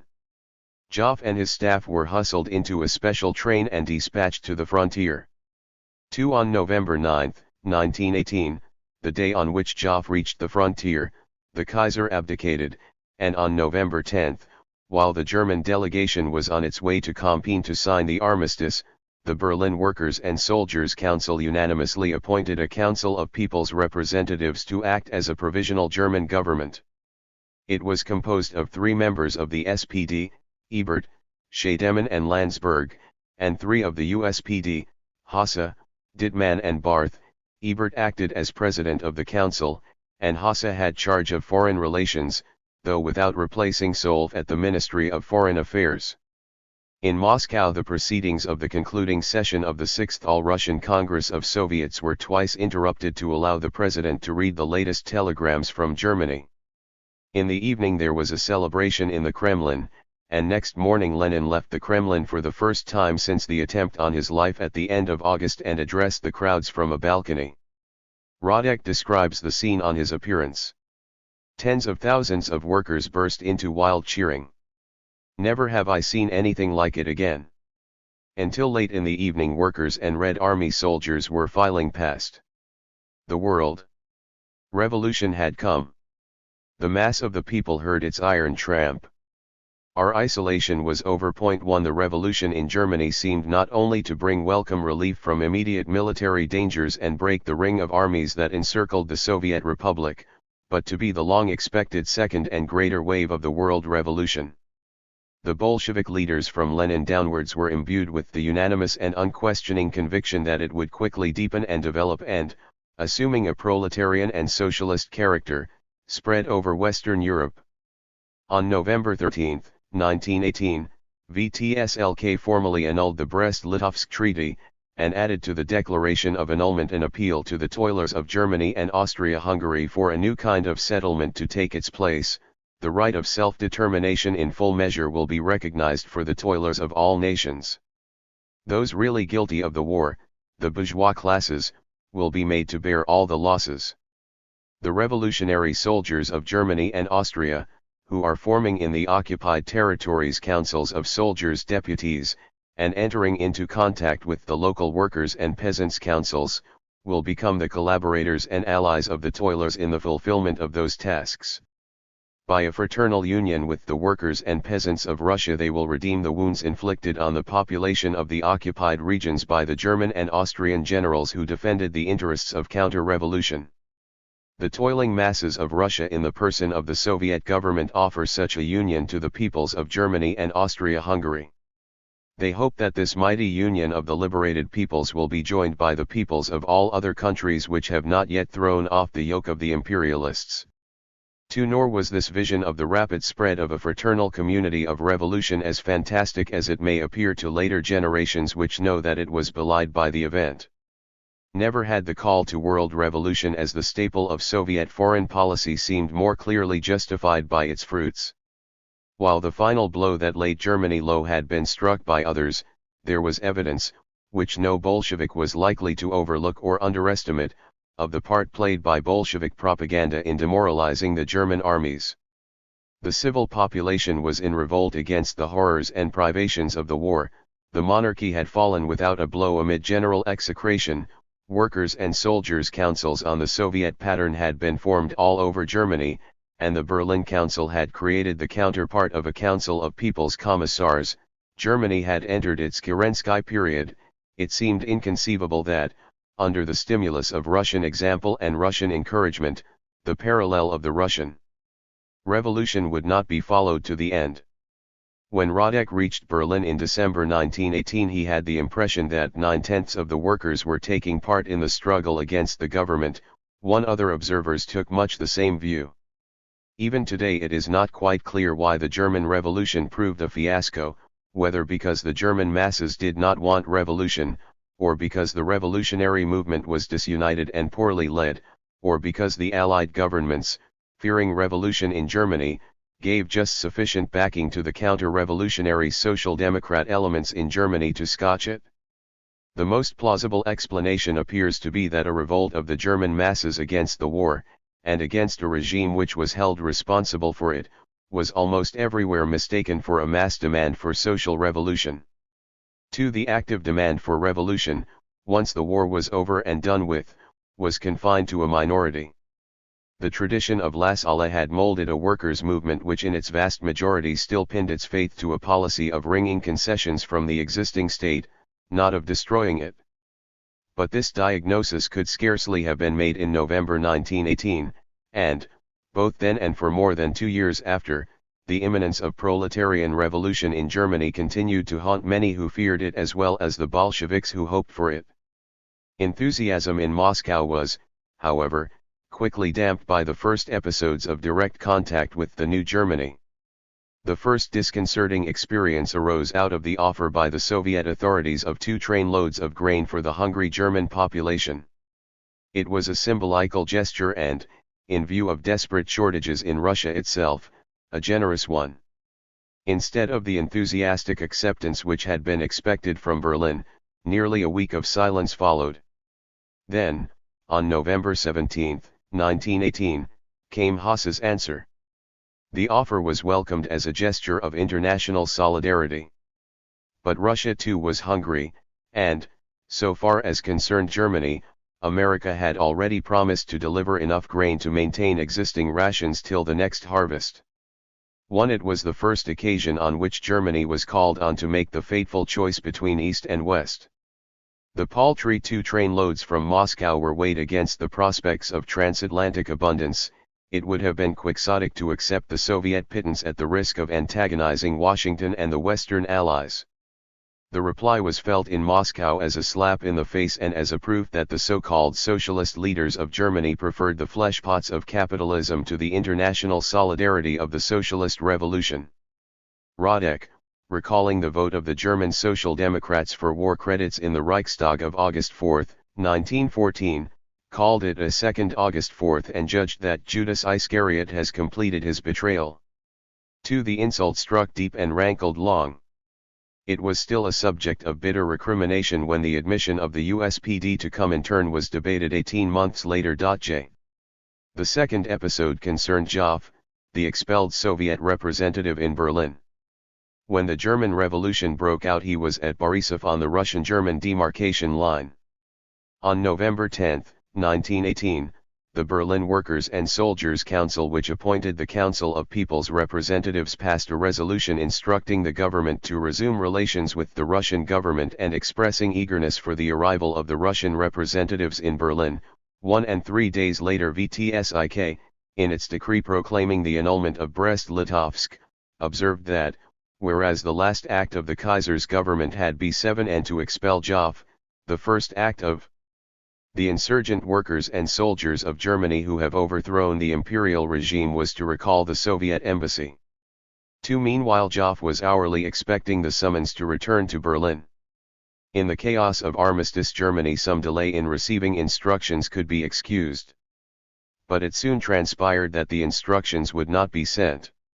Hasse explained delicately to Chicherin that this was a matter for negotiation, and promised to submit it to his colleagues. The USPD members of the Council of People's Representatives afterwards excused themselves on the ground that the 1-3 SPD members were opposed to Joff's recall, and it was impossible to force a decision against them. 4 But this 1. was not the whole truth. On November 19, 1918, 2 days after the rejection of the grain offer, the question of Joff was at length discussed at the council. In addition to the 6 members, the meeting was attended by Koskai, who now aspired to the position of elder statesman and impartial arbiter in the social democratic movement and was known for his hostility to the Soviet regime, and by Solf, the former Minister for Foreign Affairs, who had retained direction of the ministry under Hasse. Solf spoke strongly against the readmission of Joff on the ground that he had abused his diplomatic privilege by intervention in internal affairs. Hasse advised procrastination in this delicate issue, and Koskai supported him with the additional argument that the Soviet government in Moscow would not last many weeks longer. 1 On November 23, the German consular party arrived on the frontier, and the exchange was effected. 2 Joff returned disconsolately to Moscow. On December 1, 1918, Solf refused permission for Rakovsky to proceed via Berlin to Vienna as Soviet representative to Austria. 3 The third episode threw still clearer light on the incompatibility of temper and purpose between the Bolshevik leaders in Moscow and the Social Democratic leaders of both factions in Berlin.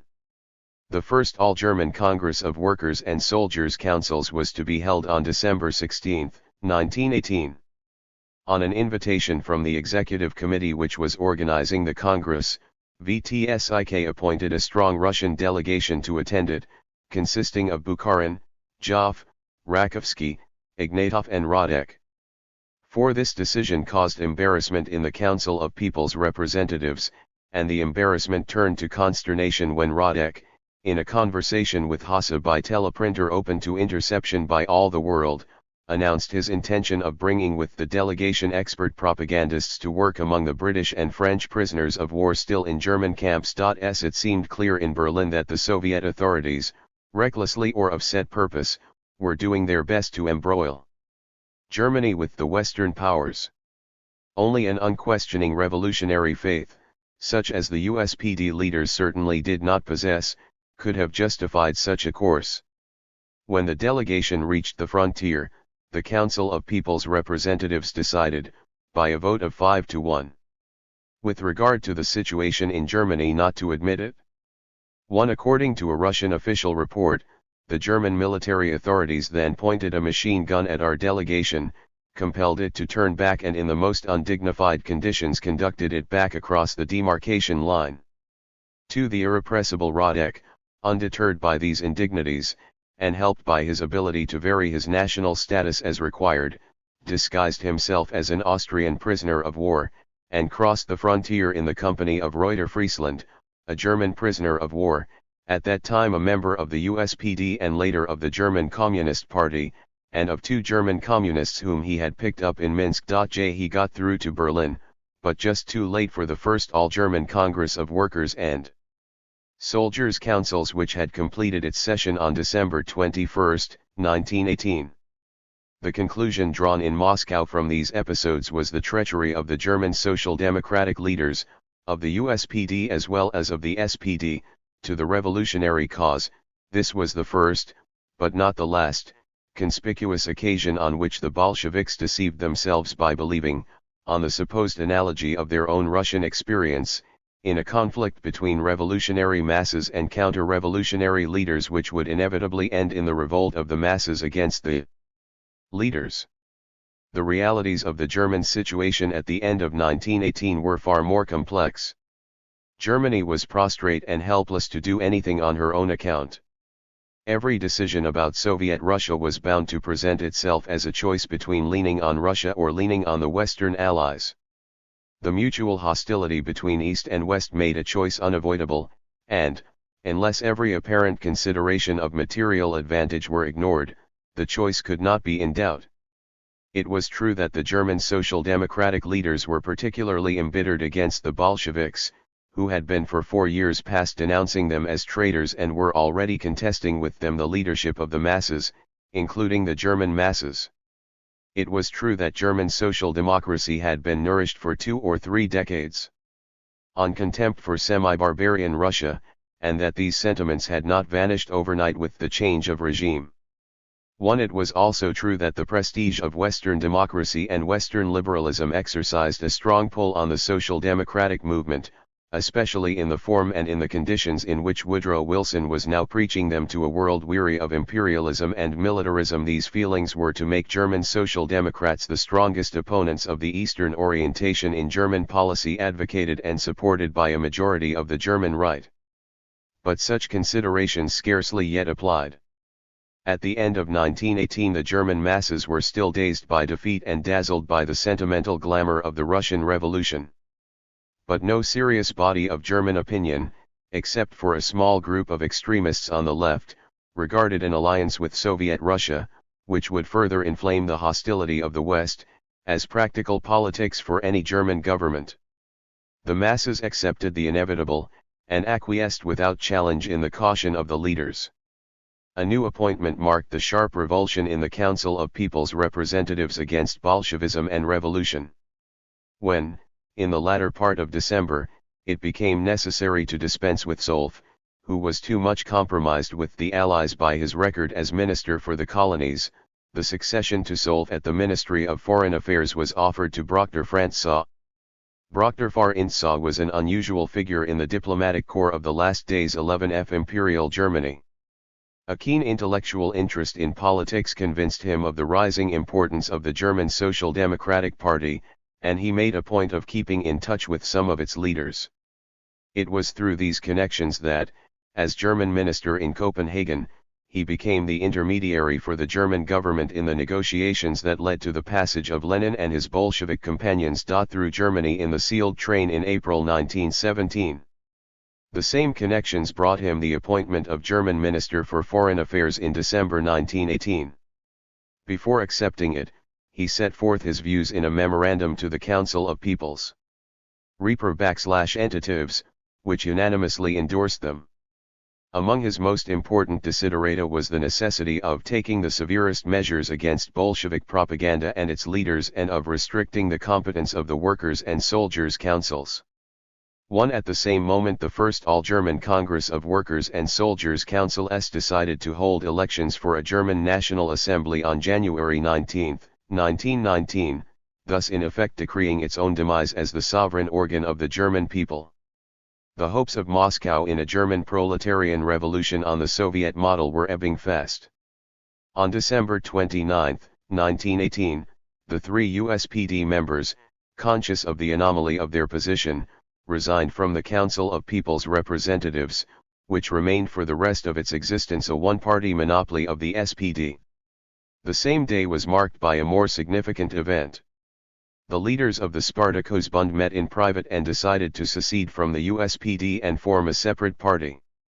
It was to be called the German Communist Party, the word Spartakusbund being added to the title in brackets for old time's sake, and on the following day the first Congress of the KPD duly assembled, 100 delegates being present. Radek, who had spent the days since his arrival in Berlin in discussions with the Spartakist leaders, too represented the Russian party and delivered a massive oration on the Russian and the German revolutions. The comparisons which he made were flattering to his audience. When the news of the German Revolution reached us, a veritable tumult of joy seized the working class of Russia. The younger, organizationally much weaker, Russian working class knows well that without the socialist revolution in Germany, the Russian workers' revolution, dependent on itself, would not have sufficient strength to build a new house on the ruins left behind by capitalism. And again, what we are now carrying out in Russia is nothing but the great unperverted teaching of German communism, which Marx represented for the working class of the whole world.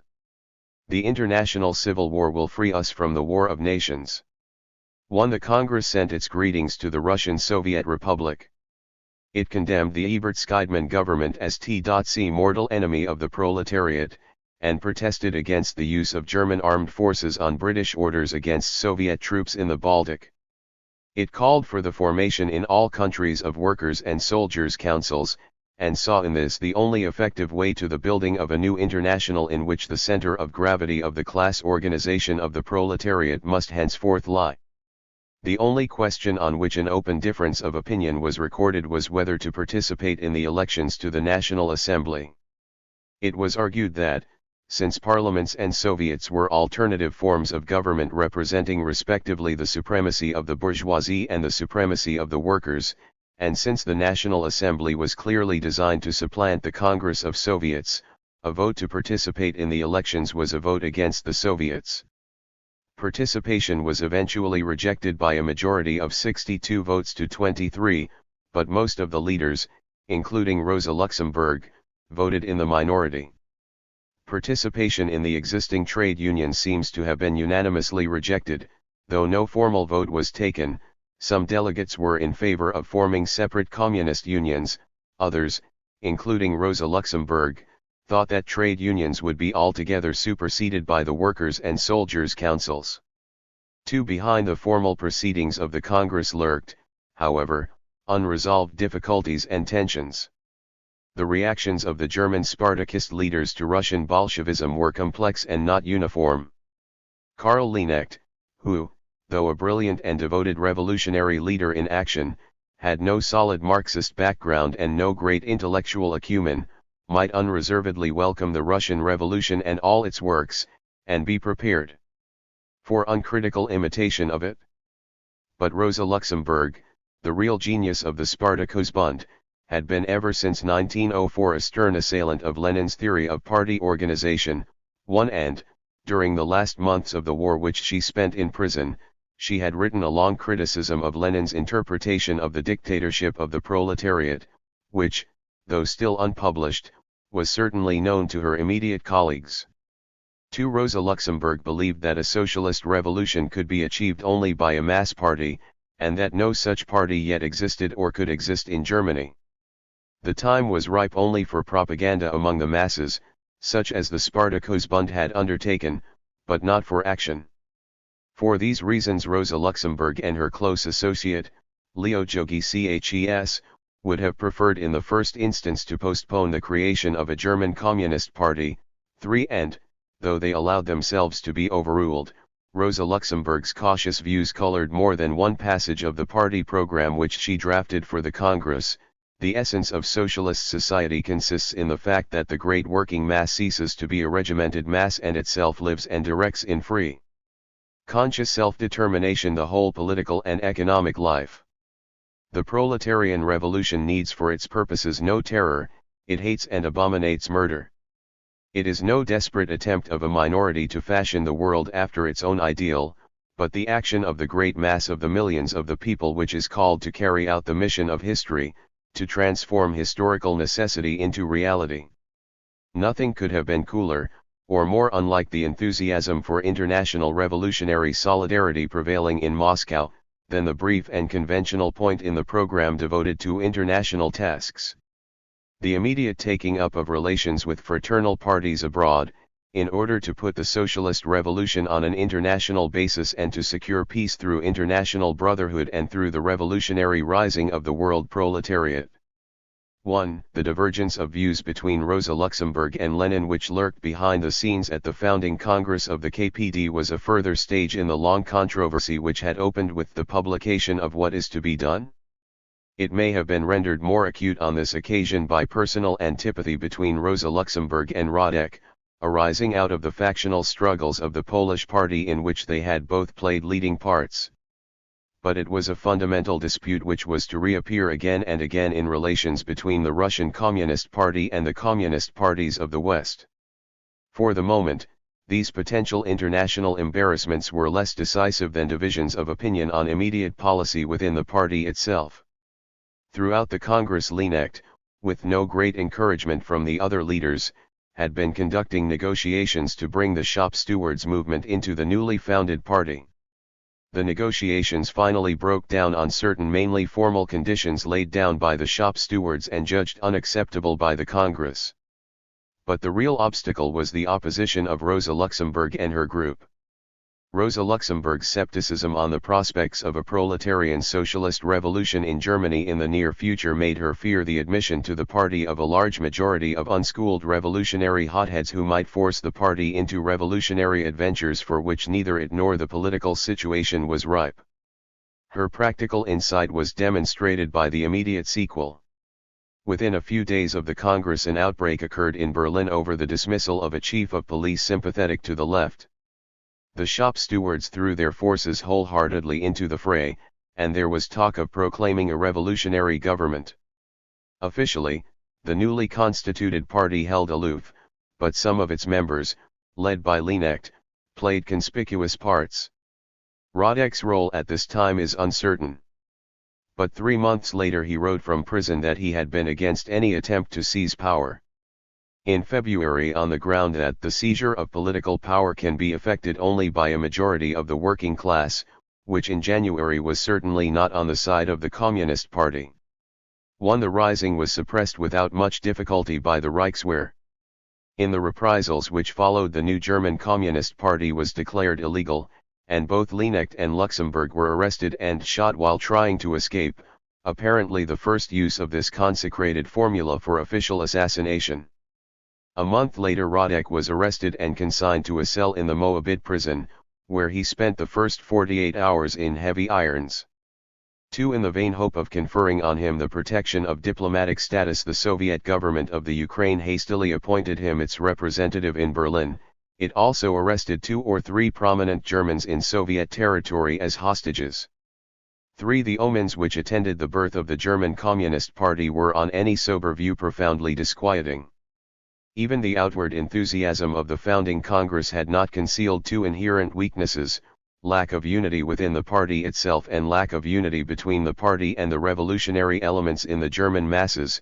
4. And the Congress had been followed by the prompt and crushing defeat of the first revolutionary movement with which THF party half-heartedly, it is true, had been associated, and by the killing of its 2 outstanding leaders. But the omens were not so red at the time, and least of all in Moscow. In a military situation dominated by the gathering strength of Denikin in the south and Kolchak in Siberia and the growing impact of Allied intervention, the bare fact of the foundation of a communist party in the most revolutionary of all European countries was the single beacon of light on a dark horizon and sustained the prevailing mood of optimism. For Lenin, in particular, it had a symbolical significance. It was specifically the treachery of the German Social Democrats, whom he had hitherto regarded as the torchbearers of the socialist revolution, which convinced Lenin in August 1914 of the bankruptcy of the Second International. Now it was the creation in Germany, in advance of any other great industrial country, of a party pledged to the destruction of capitalist governments and the building of a socialist world order, which retrieved the betrayal of 1914 and made possible the realization of Lenin's dream. In the first flush of enthusiasm he wrote in an open letter to the workers of Europe and America on January 12, 1919, when the German Spartakusbund with its world-famous and world-renowned leaders, with such faithful champions of the working class as Liebknecht, Rosa Luxemburg, Clara Zetkin, Franz Mehring, finally broke its link with socialists of the type of Scheidemann and Sudeckim, with those social chauvinists who forever disinured themselves by their alliance with the imperialist robber bourgeoisie of Germany, and with Wilhelm II, when the Spartakusbund called itself the Communist Party of Germany, then the foundation of a really proletarian, really international, really revolutionary Third International, a communist international, became a fact. Formally this foundation has not yet been made secure, but in fact the Third International now already exists. 4 days after these words were written, and before they appeared in print in the columns of Pravda, Liebknecht and Rosa Luxemburg were dead and the new party outlawed. These events did not suffice to destroy either the value of the symbol or Lenin's optimism. It remained to translate the fact of a communist international into an institution. Chapter 23. The Year of Isolation. Year 1919 was the year of Soviet Russia's most complete isolation from the outside world. It was also the year in which Soviet foreign policy took on its most outspokenly revolutionary complexion. The two circumstances were interconnected, and it would be a mistake to attribute to premeditation the prominence assumed by the revolutionary aspect of Soviet policy at this time. Throughout 1919 the dominant factor in Soviet foreign policy, as in the Soviet economy, was the Civil War, in which the enemies of the regime received the military, economic, and moral support of Great Britain, France, Italy, Japan and the United States, as well as of some of the lesser allies. When the war against Germany ended in November 1918, there seemed to be a good chance that Allied intervention in the Russian Civil War would also come to an end. The invariable pretext for this intervention up to the date of the armistice had been the need to counteract German designs. So long as this possibility existed, the Soviet government showed itself eager to seize any opportunity for conciliation and negotiation. On November 8, 1918, the Sixth All-Russian Congress of Soviets proposed to the 5 principal Allied governments before the whole world to enter into negotiations for peace. One Litvinov, recently expelled from Great Britain, was sent to Stockholm in the hope of establishing contact with the diplomats and journalists of Western Europe, and from Stockholm on December 24, 1918, Litvinov addressed to President Wilson an appeal for peace, whose mild and deprecatory language, innocent even of the faintest allusion to the goal of world revolution, contrasted notably with Chicherin's iron-eagle note of 2 months earlier or even with the original peace decree of October 26/November 8, 1917. The immediate sequel to this appeal was encouraging. A State Department official named Buckler, then at the American Embassy in London, was instructed to visit Copenhagen where, in the middle of January 1919, he had 3 long interviews with Litvinov. Litvinov was conciliatory about the possibility of recognizing foreign debts, though Soviet Russia would want foreign machinery and manufactured imports as a quid pro quo. He undertook that propaganda against the Western countries would cease when peace was made, adding explicitly that the war declared on Russia by the Allies called forth that revolutionary propaganda as a measure of retaliation, and that Russians realize that in certain Western countries conditions are not favorable for a revolution of the Russian type. 1 When, therefore, the peace conference assembled in Paris almost at the moment of the Litvinov-Buckler conversations, the prospects of an agreement seemed reasonably promising, especially as the Russian question was among the first to which the Council of Ten, the solemn conclave of the 5 principal Allied powers, devoted its attention. When on January 16, 1919, Lloyd George proposed to call for a truce of God between all of the different governments now at war within what used to be the Russian Empire, he encountered warm sympathy from Wilson and veiled opposition from the French and Italian delegates. On January 21, when Wilson read to the Council Buckler's report of his conversations with Litvinov, the proposal was approved in principle. 3 days later the principal Allied powers issued an invitation by radio to all organized groups exercising or attempting to exercise power in any part of former Russian territory to attend a conference at Prinkipo. The Soviet government accepted with alacrity.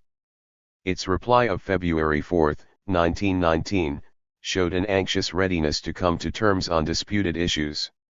It announced that the Soviet government does not refuse to recognize its financial obligations to creditors who are nationals of the Allied powers, that it offers to guarantee the payment of interest on its loans by a certain quantity of raw materials, and that it is willing to grant to nationals of the Allied powers mining, timber, and other concessions.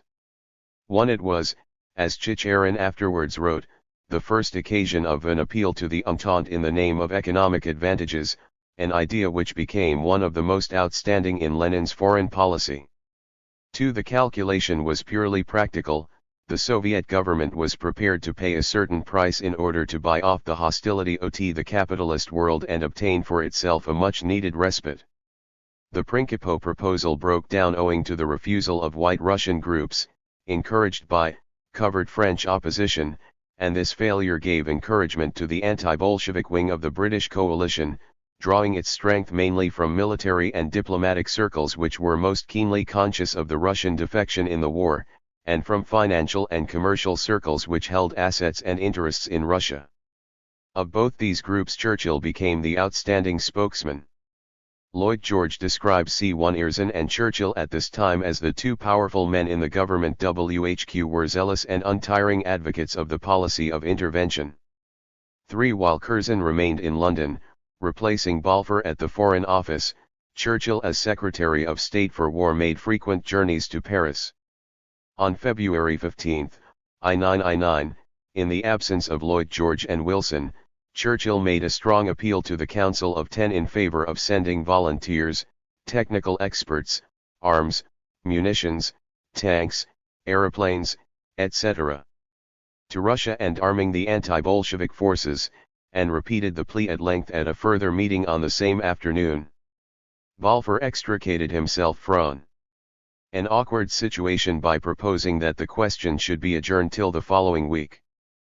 For what exactly happened behind the scenes is unknown. But the discussion at the Council of Ten was never resumed. A week later the American delegation reported to Washington that Churchill's project is dead and there is little danger that it will be revived again by the conference. 1. The defeat of the Churchill project balanced the failure of Principe, and Lloyd George and Wilson, back in Paris, now initiated a further attempt at pacification. On March 8, 1919, William Bullitt, a junior official of the American delegation in Paris, arrived in Petrograd on a confidential mission with unofficial instructions from Lloyd George and Wilson to ascertain, without committing anyone, what peace terms would be accepted by the Soviet government. Having conferred with Chicherin and Litvinov, he went on with them on March 10 to Moscow, where he had daily conversations with them as well as an interview with Lenin, and on March 14 he received from Chicherin a memorandum dated March 12, 1919, containing the text of proposals which, if made by the Allied governments before April 10, the Soviet government undertook to accept. The most important of the proposals were a cessation of all hostilities in Russia on lines of demarcation at present occupied by the contending armies, a withdrawal of all Allied troops and cessation of Allied assistance to anti-Soviet elements, a resumption of trade and official relations, and a recognition by Soviet Russia of financial obligations as offered in the note of February 4, 1919. 2. When, however, Bullitt returned to Paris with these proposals in the latter part of March, the climate of opinion had radically changed, and was veering towards the policy of Churchill and the French. Neither Wilson nor Lloyd George was prepared to submit the Soviet proposals to the conference. The utmost secrecy was maintained about them. 3. And Lloyd George publicly disowned any responsibility for Bullitt's mission. 1. The die was now cast. A compromise was reached in the Allied camp between those who desired to give full military backing to the White Russians and those who desired to stand aloof. It was decided to send no more Allied troops to Russia and gradually to withdraw those already there, but at the same time to supply the Russian anti-Bolshevik forces with military and other material on as generous a scale as possible. 2. The next 3 months were the period of Kolchak's most serious successes against the Red Army in Siberia and of the strongest and most enthusiastic Allied support of his cause. The Bullitt mission was the last attempt for more than 6 months to establish any kind of direct contact between Soviet Russia and the Allies. The last Allied diplomatic representatives had left Soviet territory in August 1918, unofficial or consular agents in Moscow had been expelled or withdrawn after the arrest of Lockhart in September. The neutral representatives had one by one followed the example of their Allied colleagues. The German embassy retired to occupied territory in August 1918, and the consular staff remaining in Moscow returned to Germany when Joff was expelled from Berlin in November 1918. After the expulsion of Litvinov from Great Britain in September 1918, the Soviet representatives who had attempted to establish themselves in neutral countries suffered the same fate. In December 1918 a Russian Red Cross mission was expelled from Warsaw, and 4 out of its 5 members were assassinated on their way back to Moscow. A Soviet delegation sent to France at the beginning of February 1919 for the ostensible purpose of arranging for the repatriation of Russian soldiers in France was refused admission and ignominiously confined on a small island off St. Malo pending expulsion. In March 1919 Ludwig Martins, a Russian-born German resident in New York who had acquired Soviet citizenship, forwarded to the American State Department his credentials signed by Chicherin as Soviet representative in the United States. This communication, together with a memorandum containing proposals for Soviet-American trade, was ignored, and the only response was a search of his office by the police 3 months later for incriminating propaganda. By the beginning of 1919, Moscow was cut off from all normal contacts with the outside world. For a long while the only foreigner remaining there in an official capacity was a representative of the Danish Red Cross, who had undertaken the protection of the interests of citizens of all the Scandinavian and other Western European countries, and of the United States. After the armistice of November 1918 and before the close of navigation, a few ships loaded with timber and flax had sailed from Petrograd in the endeavor to re-establish trade with Germany. These had been confiscated in Baltic ports, and since then the blockade had been maintained in all its rigor. These measures, tantamount to war in all but name, put an end to the first tentative efforts of Soviet diplomacy. The division of the world into 2 hostile camps, which had been a favorite theme of Bolshevik speakers and writers since before the Bolshevik Revolution, was now an accomplished fact. In March 1919, at the 8th Party Congress, Lenin defended the regime against Koskai's charge of militarism. We are living not merely in a state, but in a system of states, and it is inconceivable that the Soviet Republic should continue to exist for a long period side by side with imperialist states. Ultimately one or the other must conquer. Until this end occurs, a number of terrible clashes between the Soviet Republic and bourgeois states is inevitable. What first appeared as a civil war waged on Russian territory between the Red Army and the armies of the White Generals now took on the shape of a war between the revolutionary Soviet regime and the principal powers of the capitalist world, and against these powers political warfare in the form of propaganda for world revolution was the most effective weapon in the Soviet armory. Though it fell short of its announced objective, its use was justified by the results which it achieved. But, just as it would be mistaken to suppose that the revolutionary element in Soviet policy was ever absent even when diplomacy appeared to have the upper hand, so it would be wrong to treat it, even in moments of greatest tension, as the exclusive factor. It is symbolical of the constant juxtaposition of the 2 elements that Soviet acceptance of the Allied invitation to Principe came only a few days after the issue of invitations from Moscow to a founding Congress of a Communist International, and that bullet reached Russia 2 days after the Congress had ended its sessions. The 2 elements could be kept in separate compartments without any sense of incongruity between them. Bullitt in his otherwise copious reports on his visit to Moscow does not mention the birth of the Communist International and may have been unaware of it, though Pravda was still carrying reports of the Congress during his stay. The occasion attracted little attention at the time outside, or even inside, Russia. Only in the light of later developments and achievements can it justly be described in retrospect as one of the outstanding events of the year. The task of creating a new international had first been proclaimed by Lenin in the autumn of 1914, and was an item in his April theses of 1917. but the victory of the October coup left the Bolsheviks with little time for anything that did not immediately bear on the consolidation of the revolution at home. The beginning of revolution elsewhere was disappointingly delayed, and, so long as the war lasted, it was materially impossible to bring together anything like a representative international group. Progress was for all these reasons slow. Throughout the first winter of the revolution, peace was still the predominant aim. It was VTSIK which, at its meeting on December 22, 1917/January 4, 1918, made a first move. It decided to send a delegation to Stockholm in order to establish a close link with all working elements of Western Europe and to prepare for convening a Zimmerwald-Kienthal conference. But this was governmental, not party, action. The Zimmerwald organization was still recognized, too, and this implied that peace rather than world revolution was the overriding aim. The mood was still cast in the radical bourgeois mold of the peace decree. The net was being cast widely for as large a catch as possible. On JA1, February 24, 1918, the project was pursued at an international socialist conference convened on the premises of Narkomindel. The conference was attended by Bolsheviks and Left SRS, by several representatives of the border countries and of Scandinavia, and by Petrov and Reinstein, representing the British Socialist Party and the American Socialist Labour Party respectively, won and passed a general resolution advocating a revolutionary struggle, for immediate peace and support for the Russian October Revolution and the Soviet government.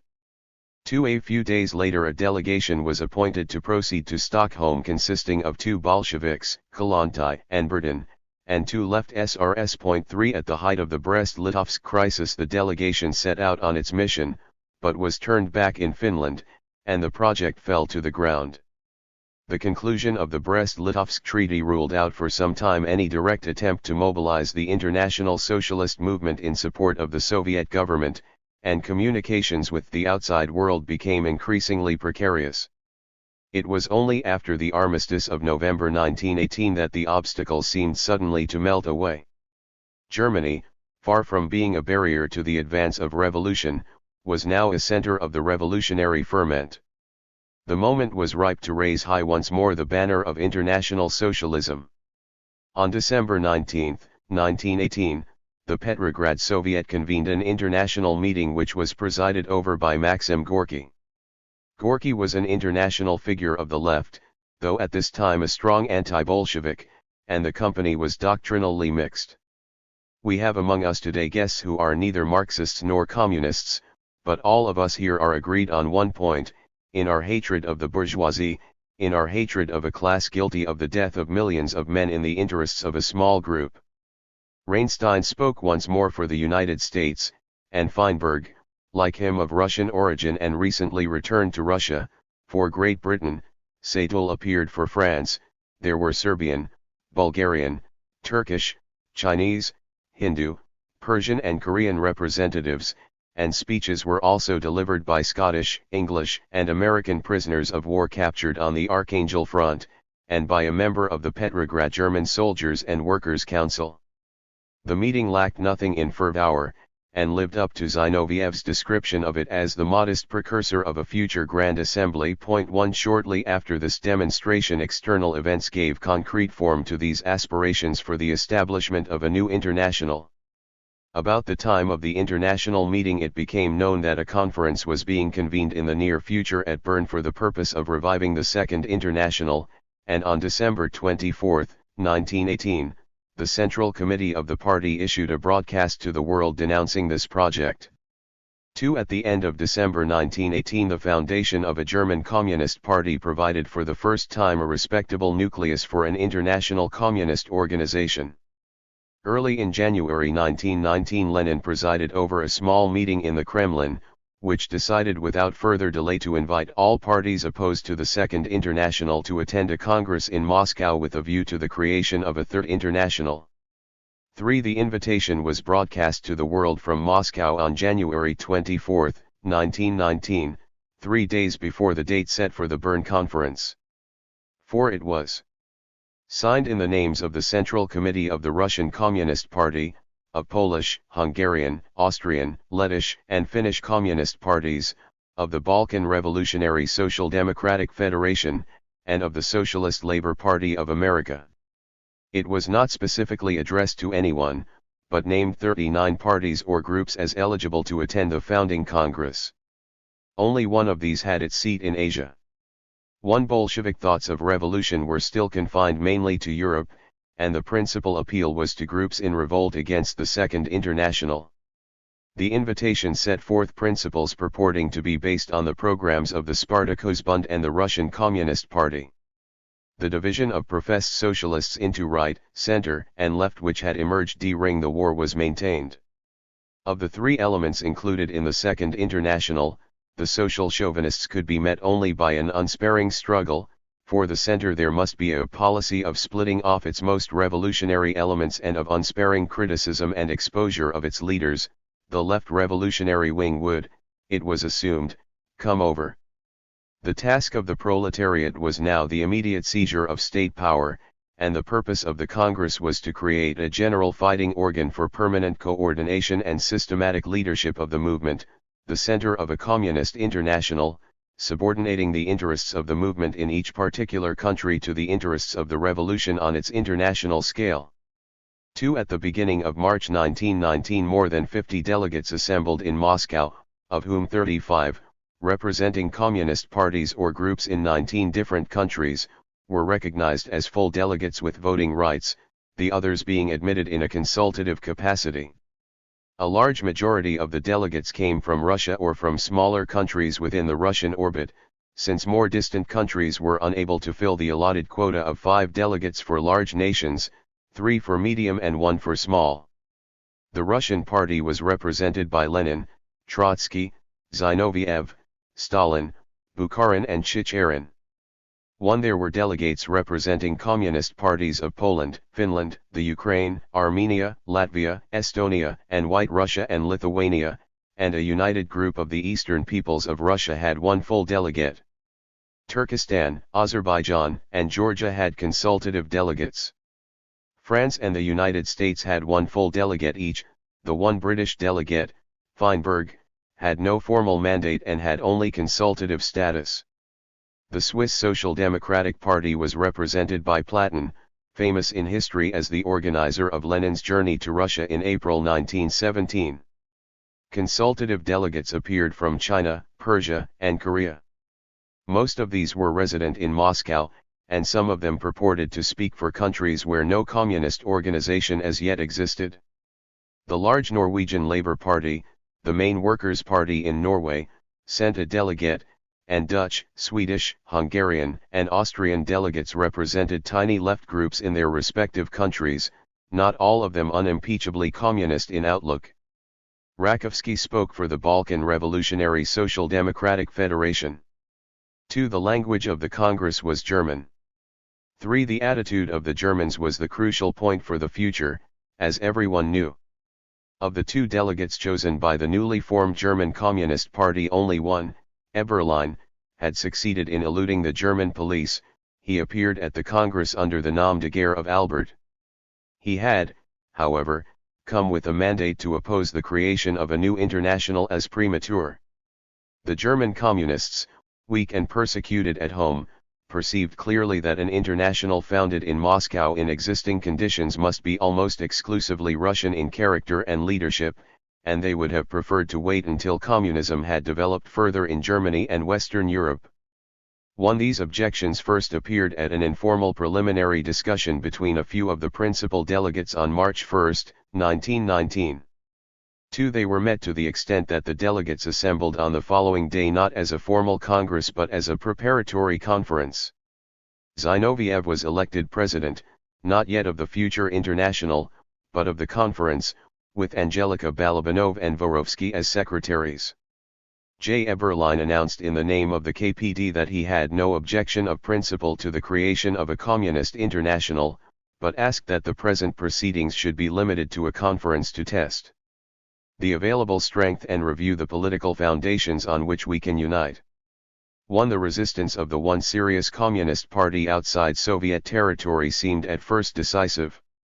The Bolshevik delegation saw nothing for it but to yield, and a long speech made on its behalf by Bukharin, implied willingness to defer the vital decision. 2. The proposal to treat the meeting as the constituent assembly of a new international had, in Balabanov's words, been generally abandoned, when the current of opinion was suddenly reversed by a fiery speech FWM the newly arrived Austrian delegate, Steinhardt, alias Gruber, which depicted the whole of Central Europe as on the verge of revolution. J. In the new mood further delay seemed pusillanimous, and Eberlein was completely isolated. When at the next meeting the formal constitution of a communist international was proposed in the name of the delegates of Austria, Sweden, the Balkan Federation and Hungary, Eberlein restated his objections. Real communist parties exist in only a few countries, in most, they have been created only in the last few weeks. In many countries where there are communists today they have as yet no organization.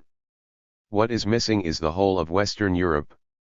Belgium, Italy are not represented, the Swiss representative cannot speak in the name of the party, France, England, Spain, Portugal are missing, and America is equally not in a position to say what parties would support us. 4. But he was induced to abstain from voting in order not to mar the harmony of the proceedings, and on March 4, 1919, the conference, a unanimous resolution transformed itself into the First Congress of the Communist International. 1. The abstention of Germany could do nothing to avert the danger which the German communists feared. Indeed, wholehearted cooperation from the outset might at least have mitigated a Russian predominance which resulted from lack of serious competition rather than from any conscious Russian design. The fact of the foundation of a Third or Communist International, henceforth familiarly known as Comintern, was more important than anything done at its first Congress. It adopted a platform and a manifesto to the proletarians of the whole world, which reviewed the rise and fall of capitalism and the development of communism in the 72 years since Marx and Engels issued the Communist Manifesto, and was afterwards described by Zinoviev as a second Communist Manifesto. 2. The Congress approved a set of theses presented by Lenin in denunciation of bourgeois democracy and parliamentarianism and in defense of the dictatorship of the proletariat. It derided the attempts of the Bern Conference to revive the Yellow Second International, and attacked the imperialism of the Entente powers and the White Terror. Finally, it issued an appeal to the workers of all countries, whose urgent tone and topical content distinguished it from the other Congress documents. This began by expressing the gratitude and admiration of the Congress for the Russian revolutionary proletariat and its directing party, the Communist Party of the Bolsheviks. The work of liberation and reform pursued by the Soviet power had, however, been interrupted by a civil war which was being waged with the aid of the Entente countries and would collapse at once without that aid. Hence it was the duty of the working masses of all countries to press upon their governments by all available means demands for the cessation of intervention, for the withdrawal of armies from Russia, for the recognition of the Soviet regime, for the establishment of diplomatic and commercial relations, and for the dispatch to Russia of some hundreds or even thousands of engineers, instructors, and skilled workers to assist in the restoration and reorganization of transport. 1. The Congress elected an executive committee of the Communist International containing representatives of the communist parties of Russia, Germany, Austria, Hungary, the Balkan Federation, Scandinavia, and Switzerland, to act, like the Central Committee of the party, in the name of the institution in the intervals between Congresses.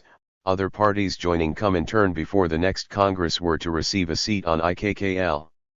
2. Zinoviev became its president, and Radek its secretary.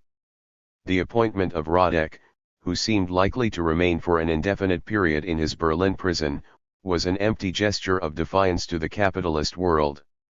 As soon as the Congress separated, Angelika Balabanov took over the functions of Secretary of IKI, but held the post only for a few weeks. 3. It was unthinkable for the present that IKI should have its seat anywhere but in Moscow.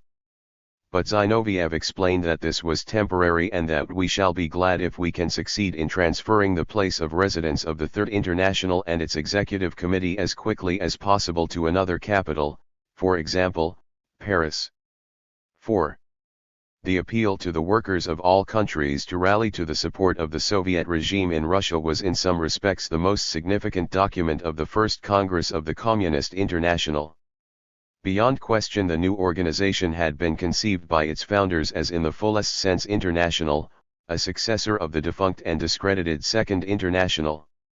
Lenin, in one of his rare flights of rhetoric, described it at the moment of its foundation as the forerunner of the International Republic of Soviets. But the conditions of its birth marked it out for a different destiny. The constant and ineradicable duality of purpose inherent in Lenin's outlook, the defense of the Soviet power in Russia and the furtherance of international revolution, colored his view of the new instrument, and the partly unforeseen circumstances which put the effective control of it exclusively into Russian hands completed the organic link between Comintern and the Soviet regime. What had taken place in Moscow in March 1919 was not in fact the fusion of a number of national communist parties of approximately equal strength into an international organization, but the harnessing of a number of weak, in some cases embryonic and still unformed, groups to an organization whose main support and motive force was necessarily and inevitably the power of the Soviet state.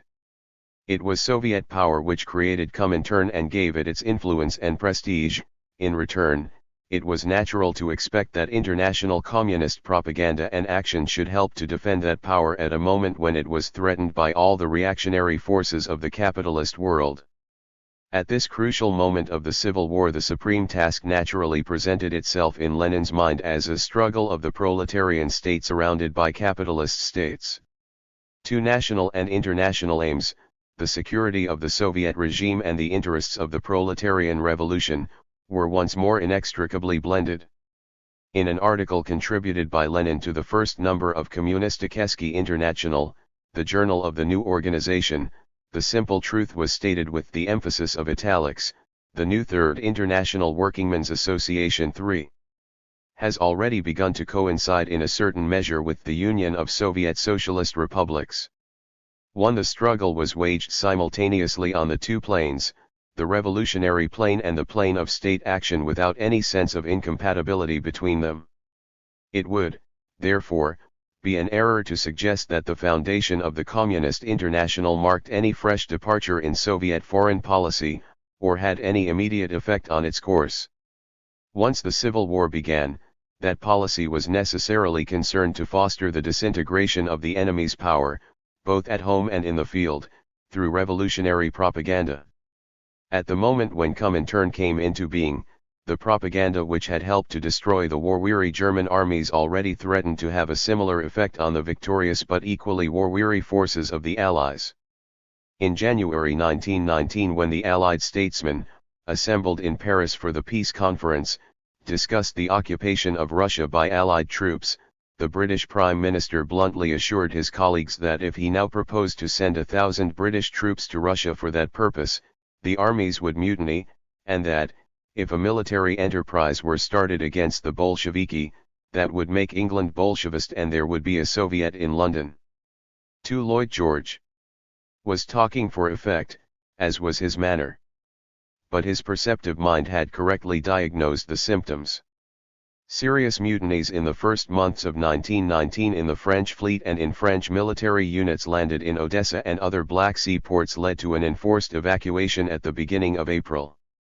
Of the troops of several nationalities under British command on the Archangel front, the Director of Military Operations at the War Office reported in March 1919 that their morale was so low as to render them a prey to the very active and insidious Bolshevik propaganda which the enemy are carrying out with increasing energy and skill. The details were disclosed much later through official American reports.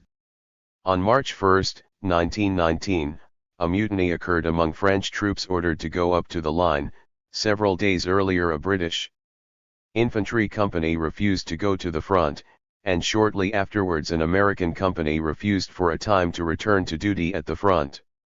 It was in the light of such experience that the British government decided in March 1919 to evacuate North Russia, though the evacuation was not in fact completed till 6 months later.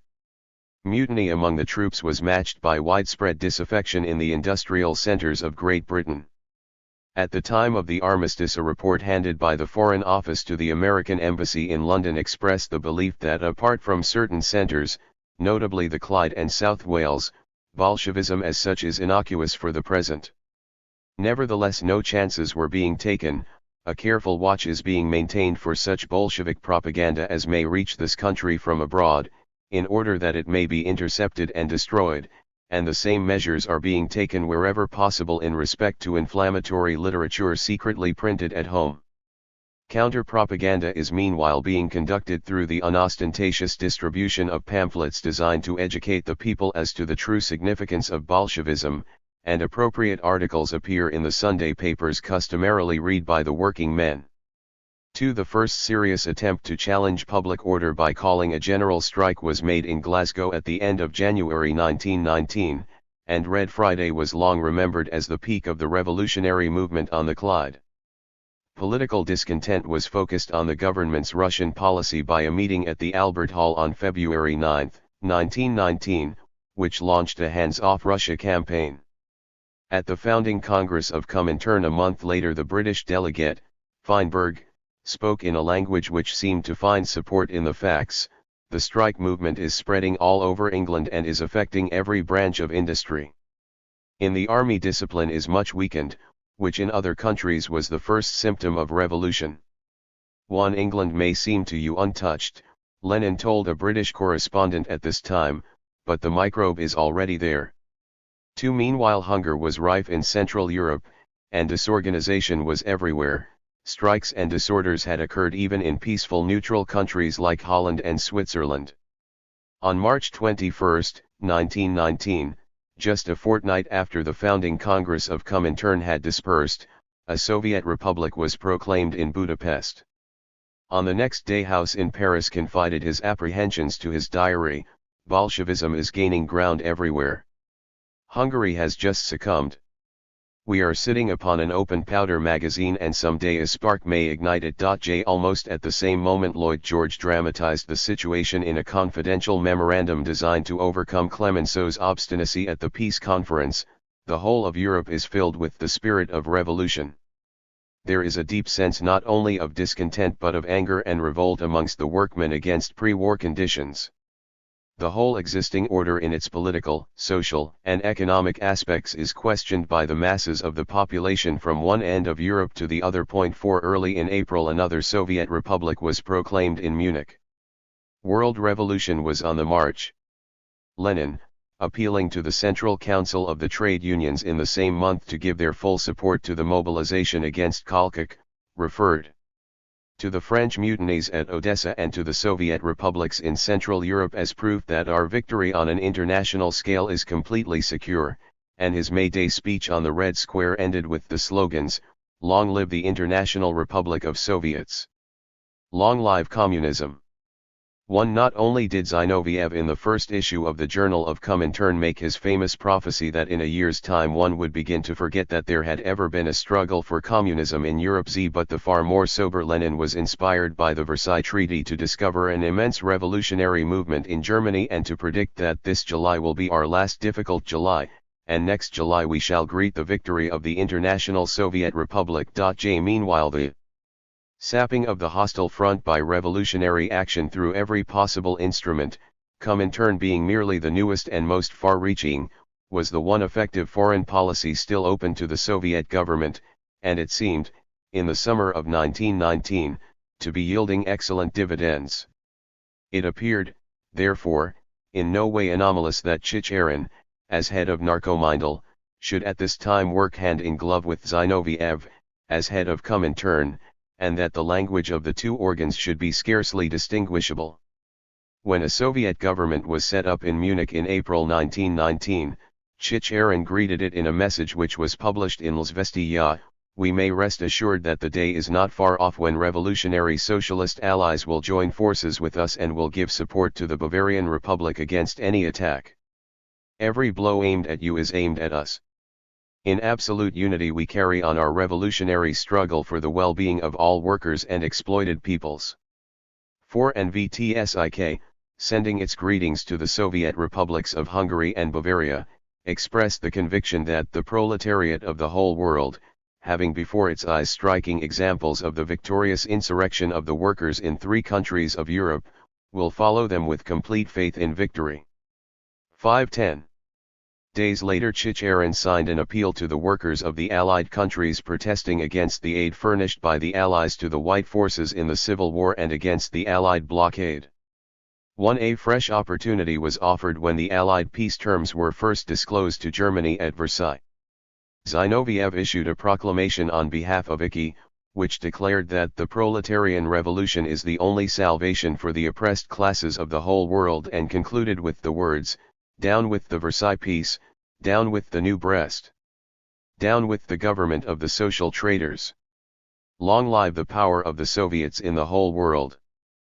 At the same moment Chicherin issued a pamphlet, which was published in German and French by IKI, to the German worker, ending with the same revolutionary appeal: "In the ranks of the communist revolutionary fighters is your place, there you will find salvation from your present calamity." In Germany, as in Russia, only revolutionary action now seemed relevant to the position. Chicherin analyzed the foreign policy of the 2 internationals in an article which appeared in the Journal of Comintern in October 1919. He described the whole activity of Comintern as constituting a proletarian foreign policy, contact between workers' organizations and mutual help in all possible cases. In the optimistic mood of the summer of 1919 he wrote, "Throughout of Soviet governments in the plural, before the revolutionary proletarian parties and groups of all countries is set the task of struggling to guarantee and strengthen the international position of the revolutionary Soviet governments. Only in this way is a new program of foreign policy open to those parties and groups which take their stand on revolutionary Soviet ground." He admitted that those governments, as governments existing de facto among other existing governments, are compelled to place themselves in certain relations with the latter, and those relations impose on them obligations which have to be taken into account. But, on the other hand, Soviet governments, here Chicherin was probably thinking of the League of Nations, keep aloof from all participation in any kind of combination of imperialist governments. Mutual aid among workers and workers' governments seemed at this time to exhaust the content of a proletarian foreign policy. Nothing more was either necessary or practicable. Yet the omens were by no means all propitious. On May 1, 1919, the ineffectual career of the Bavarian Soviet Republic, left to its own devices and unsupported by any decisive action of the Prussian proletariat, had come to its inevitable end. In the middle of June an attempted communist rising in Vienna was ignominiously crushed. Early in August 1919 the slightly more substantial Hungarian Soviet regime succumbed to internal dissension and to the intervention of Romanian troops, backed by the Western Allies. These defeats, and the delay in the timetable of world revolution, left the RSFSR cut off from all external aid in a hostile capitalist world. In the autumn of 1919 all the White forces arrayed against the Soviet power reached in turn the peak of their activity and of their success: Kalkak on the confines of Siberia, Yudenik in front of Petrograd, Denikin in the Ukraine and Central Russia. The months of October and November marked the crucial point at which the continued existence of the regime hung by a thread.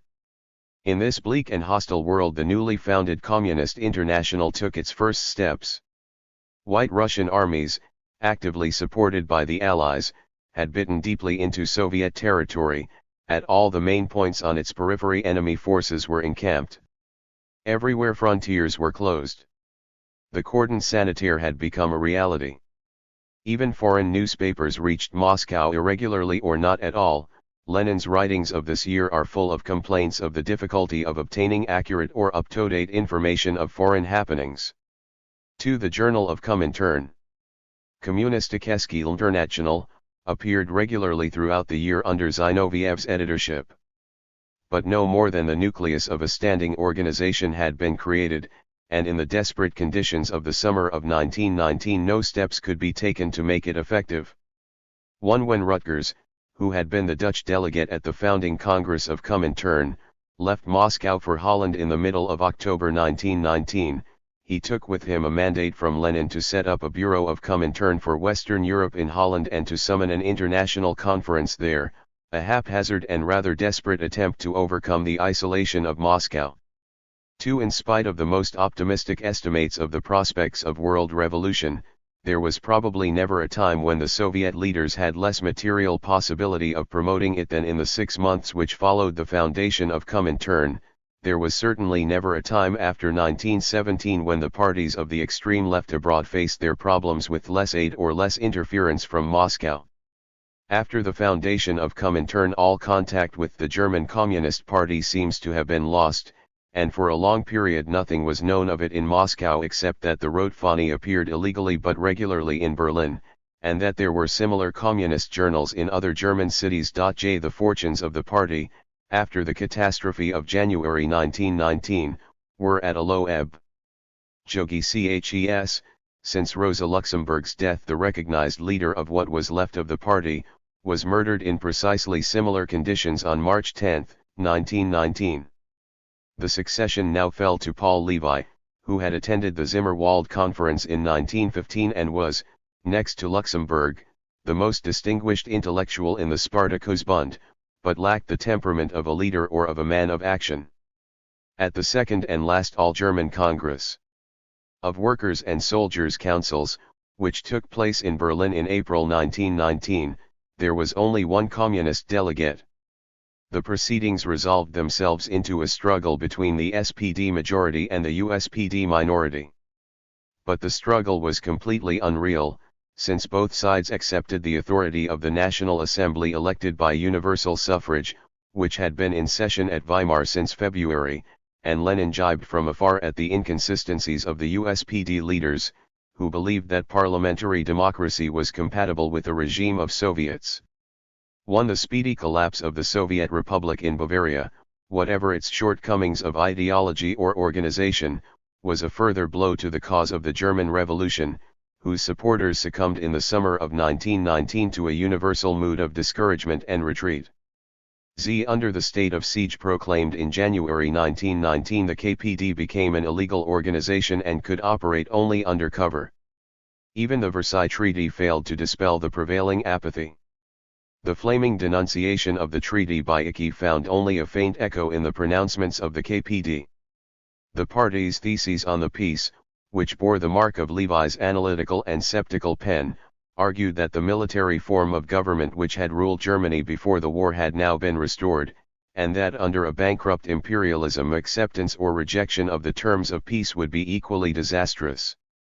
3. In a proclamation intended for general distribution, preference was given to rejection on the ground that, while the results of either course would be the same for the proletariat, acceptance would give a breathing space to the counter-revolution, whereas rejection would precipitate the German bourgeoisie into its last crisis, in which it will finally perish. 4. In the late summer of 1919, the KPD did indeed acquire an important Russian contact. Radek, after his arrest in February 1919, was subjected to a prolonged process of interrogation and held in strict confinement for 6 months. Then, on a decision which apparently emanated from the German Ministry of War, he was transferred to a privileged cell in the prison, where for some 4 months he held what he himself describes as a political salon. In December 1919 he was released from prison, and spent the last few weeks of his stay in Berlin under more or less nominal police supervision, in the apartment first of a sympathetic retired general, and then of a police commissioner, while awaiting the completion of arrangements for his journey to Moscow, on which he finally embarked in January 1920. 1. Between August 1919 and the end of the year, Radek was thus able to maintain ample and varied communications with the outside world, and soon acquired a position of unique prestige and influence in the KPD.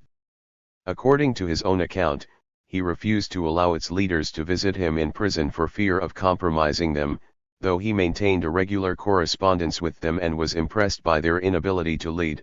It was at this time that he acquired the sceptical view of the prospects of the party and of the German Revolution which colored all his later thought and action. After leaving the prison he saw Levi, Clara Zetkin, and all the principal leaders. 2. But, at any rate till November 1919, when Kopp arrived in Berlin as semi-official Soviet delegate, 3. Neither Radek nor anyone else in Berlin appears to have had regular means of communication with Moscow. Whatever he did was done on his own authority. 1. In the autumn of 1919, in an attempt to make up for these deficiencies in organization, a Western European Secretariat of Comintern was set up in Berlin.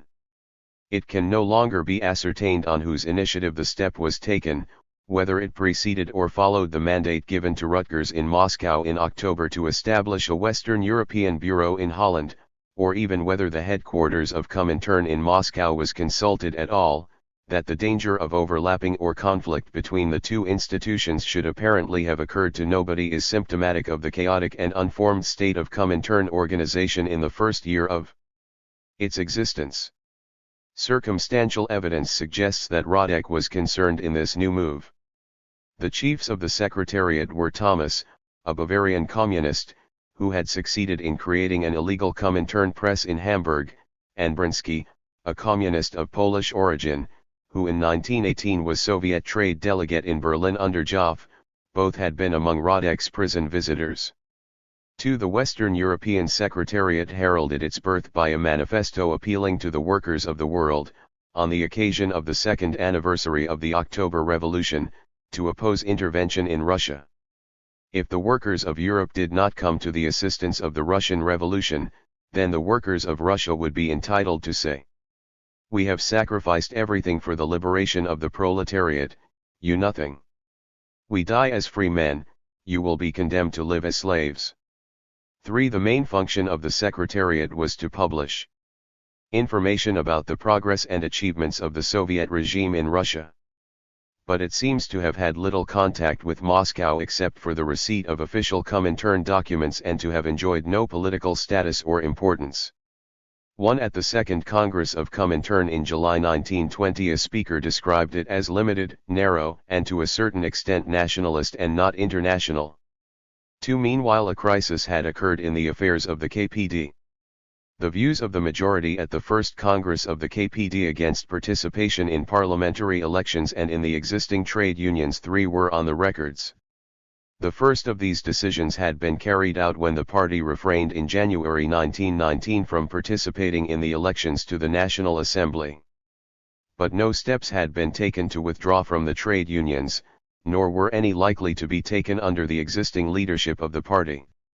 The whole question was reopened at a party conference held in August 1919, at which the leaders pressed for a reversal of the January decision, while an important opposition group led by 2 Hamburg communists, Laufenberg and Wolfheim, wished to withdraw all communists from the existing trade unions and form a single comprehensive communist trade union. 4. This was clearly marked out as the major issue at the Second Party Congress, which was held secretly in the neighborhood of Heidelberg in October 1919.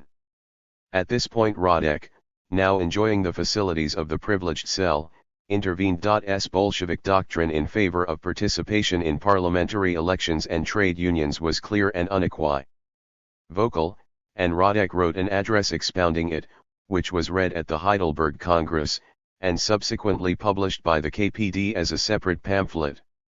1. But, shortly before the Congress opened, Ruth Fischer visited Radek with a message from Brinsky to the effect that Levi intended to put before the Congress a resolution which would not only endorse participation in elections and in the trade unions, but have the effect of expelling from the party those who voted against it. This information alarmed Radek, who was already preoccupied by the small numbers and by the isolation of the KPD, and wholly opposed to a split which would reduce it still further to the position of an insignificant political sect. He hastily wrote a letter to Levi, begging him to make the issue one of persuasion rather than discipline, and not to split the party, and gave it to Ruth Fischer to take to Heidelberg. 3. The summons came at the last moment, and was ignored by Levi, who presented his theses to the Congress unchanged, with the final proviso that those who failed to accept the views set forth in them were excluded from the party. 1. After a bitterly contested struggle, with several close votes on specific issues, the resolution as a whole was voted by a majority of 31 votes to 18, and the minority left the Congress. 2. The news of the split reached Moscow without warning through the official German radio. Lenin evidently knew nothing of the minority except that it was a left opposition. Independently reaching the same conclusion as Radek, he thought it all important at this time that the left should be united against the Koskieits, and wrote an anxious letter to the Central Committee of the German Party suggesting that, if there were agreement on the fundamental issue, schism should be avoided by all possible means. From the international point of view, the re-establishment of the unity of the German Communist Party is both possible and essential. It was too late, for the expelled opposition was already engaged in forming a separate German Communist Workers' Party, which carried away from the KPD nearly half its total membership of 50,000, and almost all its members in North Germany and in Berlin itself. But it is of interest to record that the first instance after the formation of Comintern of the expulsion of a large dissident minority on grounds of party orthodoxy by party leaders occurred in the German Communist Party and against the views both of Lenin and of Radek. The Heidelberg Schism was the symptom rather than the cause of a fundamental weakness in the KPD which was still unsuspected in Moscow. In the summer and autumn of 1919 the revolutionary wave was ebbing fast throughout Central Europe.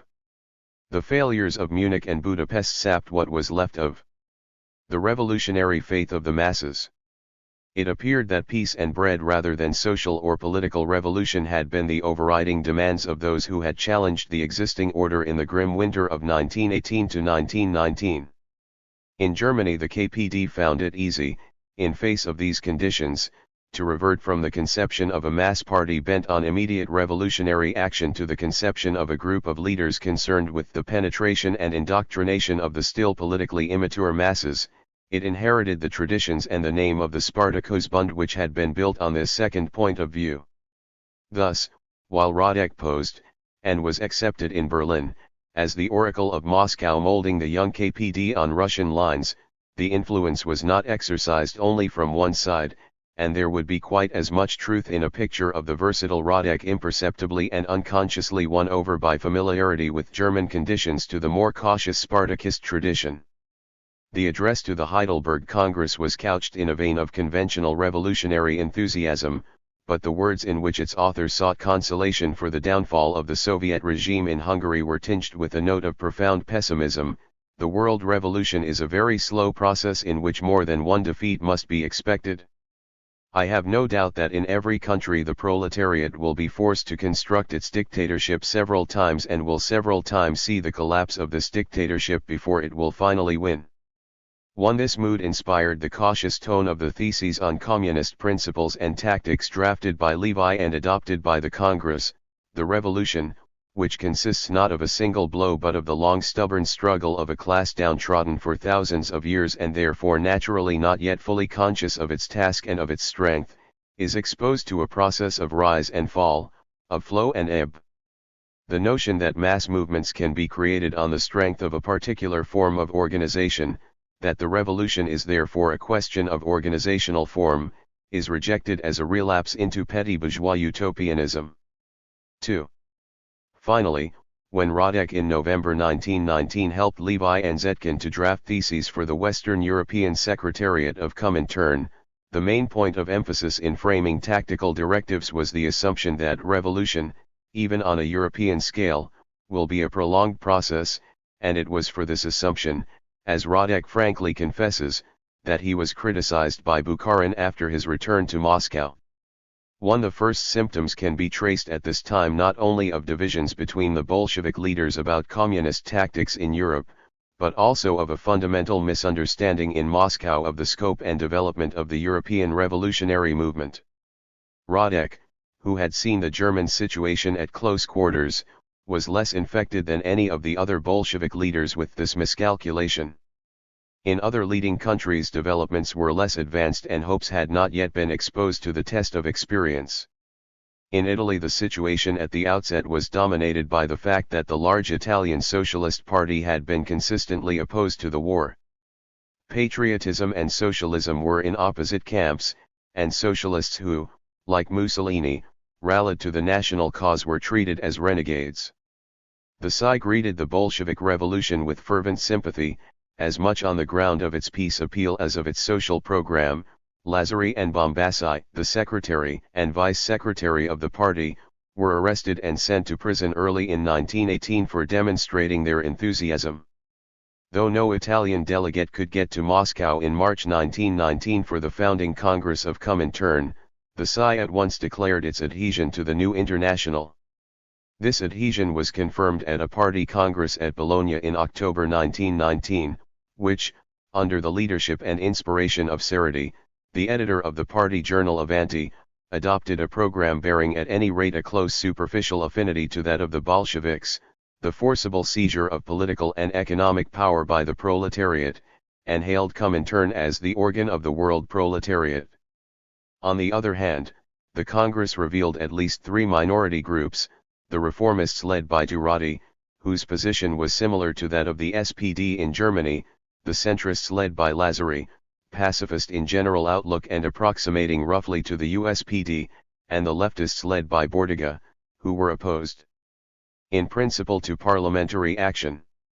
There was also a Turin group named after its journal Ordine Nuovo, led by Gramsci, Tosca, and Togliatti, which insisted on the importance of factory councils and, like the shop stewards movement elsewhere, held vaguely syndicalist views. But nobody thought of expelling any of these groups from the party, which remained a body of frankly eclectic membership. The leaders of Comintern could, however, still not afford to be fastidious. Lenin welcomed this brilliant victory of communism, and hoped that the example would serve to eliminate the disagreements in the German party, though he added a warning against open or secret opportunists in the party. He regretted only that the party had retained its old name of socialist. In Great Britain, a potential communist movement was developing in an irregular, unsystematic way, and of this Lenin received a detailed and fairly accurate account in a letter from Sylvia Pankhurst written in the middle of July 1919 and received in Moscow at the end of August.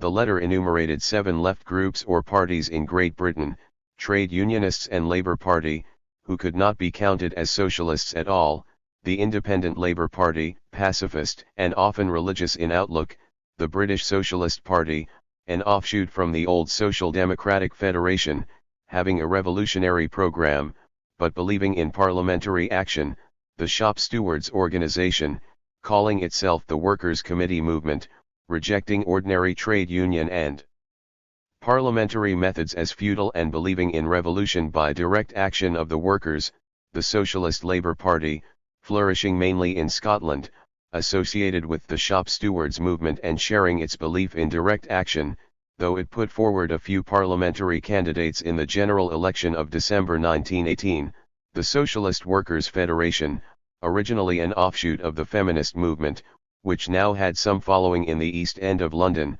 rejected parliamentary action and, at its Congress at Whitsun 1919, claimed the title of the British Communist Party, and the South Wales Socialist Society, a local group holding similar views. Preliminary discussions between some of these groups on the possibility of union showed that the most serious bone of contention was the desirability of participation in parliamentary elections. Sylvia Pankhurst wrote to Lenin in the hope of obtaining from him an authoritative pronouncement in favor of direct as against parliamentary action. Lenin replied cautiously that he personally thought abstention from parliamentary elections a mistake. But a split between sincere supporters of the Soviet power on this secondary issue would be a still more grievous mistake. If unity was unattainable on this issue, then it would be a step forward towards complete unity to have two communist parties, i.e. two parties standing for the transition from bourgeois parliamentarianism to Soviet power, divided only by their differing attitude to an existing bourgeois parliament. A circular letter was dispatched from IKI to all member parties of Comintern recognizing as permissible a divergence of opinions on this second-rate question. This does not appear to have produced any effect, though the adhesion of the BSP to Comintern was announced in October. In France the situation was still less encouraging. The French Socialist Party, in which Marx's grandson Longuet was an outstanding figure, was still predominantly reformist. The Confédération Générale du Travail was syndicalist. The French Socialist Party had actively supported the war and shared the prestige of the victory. Next to the British Labour Party, it was the strongest advocate of the resurrection of the Second International. A few French syndicalists opposed to the war had been represented at the Zimmerwald Conference, and cautiously organized themselves as a committee for the resumption of international relations. In May 1919, after a wave of mass strikes had given new hopes to the left, this body transformed itself under the leadership of Laureat and Rosmer into a committee for adhesion to the Third International. 4 But the group remained ineffective, and had little contact with Moscow. Of the Bolshevik leaders, Trotsky, having spent nearly 2 years of the war in Paris, had most personal knowledge of its principal members, and in September addressed an open letter to them in the Journal of Commentum expressing confidence that the cause of communism in France is in honest and firm hands. At the end of October, Lenin received a letter of greetings from Laureat, and in his answer predicted a long struggle against opportunists of the type of Longuet, and this reply was printed in La Vie Ouvrière, the organ of the group, in January 1920. In the United States, the three most important parties of the extreme left before 1919 were the Industrial Workers of the World, a quasi-revolutionary syndicalist organization with a large following in the western states, but without any precise political program, the Socialist Party of Eugene Debs, and the Socialist Labor Party founded by Daniel de Leon, who before his death in 1914 was the leading Marxist theorist in the United States. Both the Socialist Party and the Socialist Labor Party had split after 1916 on the issue of the war. During the war, Lenin made inquiries of Kollontai, who was in New York in 1916, about the Socialist Labor Party and its relations to the Socialist Party. And after the February Revolution, no doubt on the strength of information supplied by her, he had hopes of the Socialist Labor Party and of internationalist elements in the opportunist Socialist Party. But the only Americans with whom Lenin was in touch for some time after the October Revolution were John Reed, a young intellectual without party affiliations, and Reinstein, who had been disowned by the Socialist Labor Party, and when, in August 1918, Michael Borodin, a Bolshevik who had emigrated to the United States after 1905, returned to Moscow and offered to transmit a letter to the American workers. The letter which Lenin wrote was a general propaganda appeal and tactfully ignored all issues of party. It was the impetus given by the birth of Comintern rather than any domestic pressures which impelled a number of groups of the extreme left to send delegates to a convention in Chicago on September 1, 1919, in order to found an American Communist Party. But optimists had underestimated the vociferous tendencies in the American workers' movement produced by geographical dispersion, racial and linguistic diversities, and by the presence of an unusually large stratum of prosperous and contented workers. The convention was by no means representative, and even the delegates who assembled in Chicago did not agree among themselves. Two separate parties finally emerged from the convention, a Communist Labor Party, in which the moving spirit was John Reed, and a Communist Party of America, led by Louis Frena, which made its principal appeal to recent immigrants from Europe. The resolution creating the Communist Labor Party and deciding on adhesion to Comintern was printed in the official journal of Comintern in the last issue of the year, and it is doubtful whether much further information on the dispute was available in Moscow. 4. In the smaller countries, the picture of the growth of communist parties in 1919 is equally confused. The Polish Communist Party had been formed in December 1918 by a fusion between the Social Democracy of the Kingdom of Poland and Lithuania and the Left Polish Socialist Party. For some weeks it controlled the Dąbrowa coal basin, where local Soviets seized power, and dominated the workers' movement in Warsaw and Lodz. Early in 1919, however, the new Polish government sponsored by the Western Allies successfully met the challenge of an insurgent communism, and established its authority throughout the country, and when Marklewski appeared at the founding Congress of Comintern in March, the Polish Communist Party in whose name he spoke was already a persecuted and semi-illegal organization, a status which it retained for a quarter of a century. The Bulgarian Social Democratic Party, captured by its left wing, transformed itself in May 1919 without serious secessions into the Bulgarian Communist Party, thus bringing into the fold of Comintern its only mass party, other than the Russian, of indubitably Bolshevik complexion. The Norwegian Labour Party, which had a doctrinal flavor all its own, mingling Lutheran and anarchist strains with its professed Marxism, joined Comintern without changing its name. Its loose and variegated structure was not unlike that of the Italian Socialist Party, and both these parties were to cause much the same difficulties to Moscow at a later date. Most of the other European parties which joined Comintern in the first year of its existence were small sectarian groups, composed mainly of intellectuals and exercising no influence on the political life of their respective countries. Of these, the Dutch party had the strongest indigenous roots and some support among the workers, but it was also the least orthodox, having strong syndicalist leanings, and proved least amenable to Comintern discipline.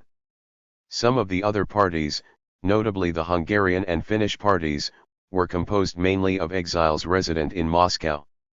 Thus in the year of stress, 1919, when Moscow was almost completely isolated, even the indirect reinforcement which Soviet Russia might hope to draw from the foundation of Comintern was potential rather than actual.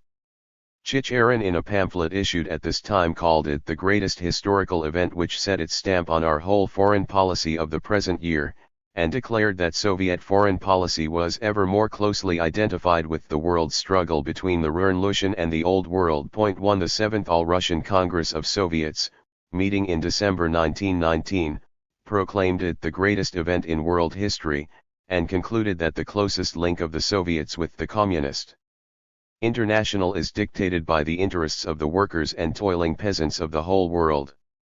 2. But the new International possessed as yet none of the attributes of a working political organization, a representative membership, an efficient machine or a defined policy.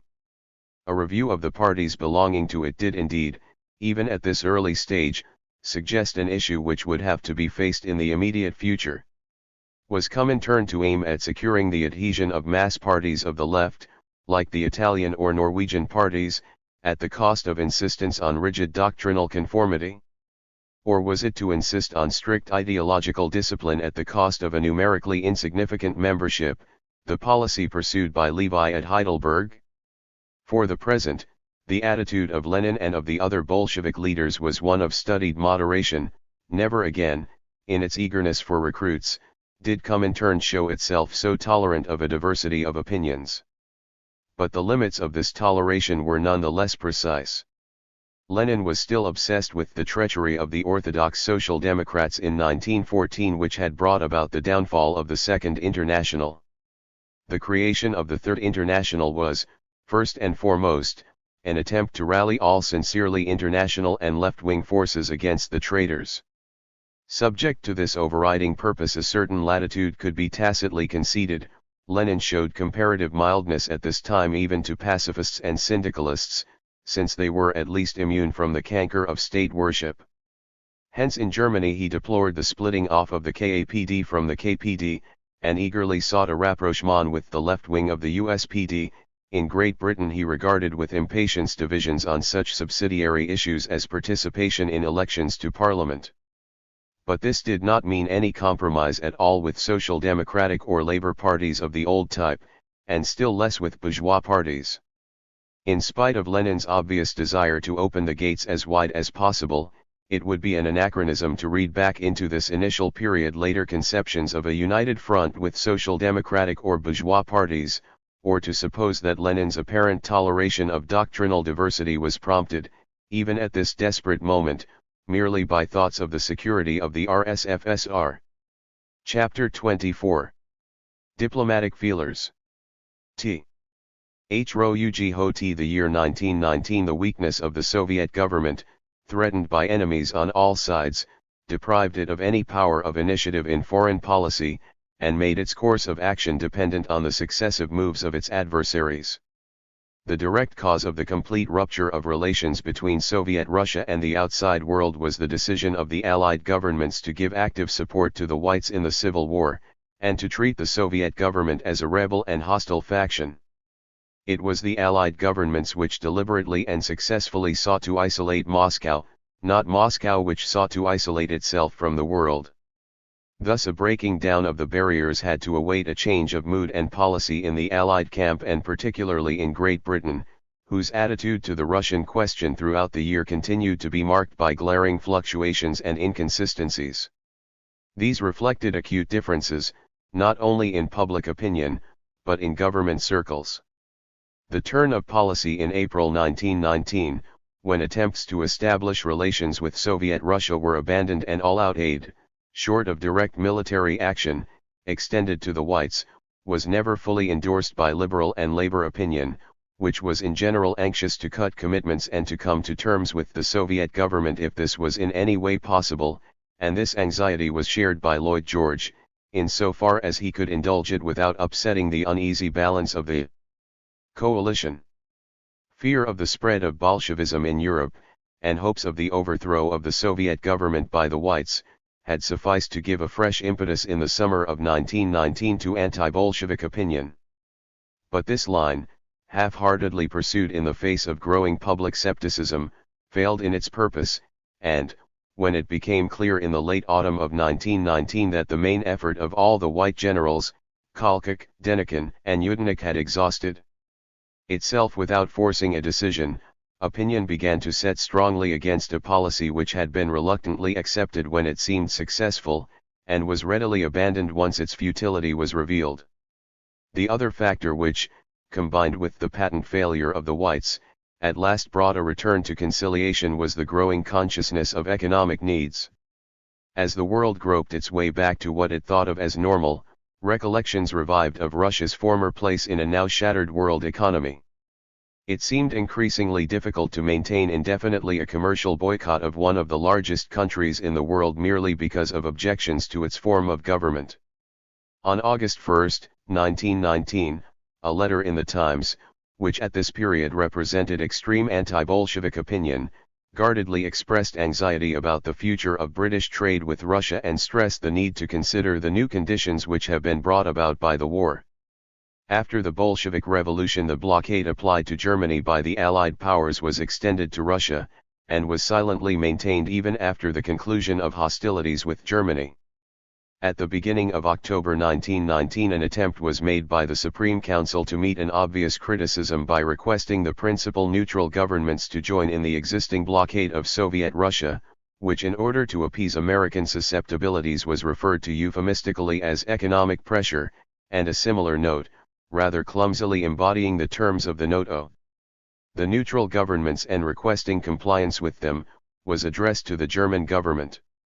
The Soviet government at once countered with a strong protest to the neutral governments and to the German government, who were warned that compliance with the Allied request would be regarded as a consciously hostile act.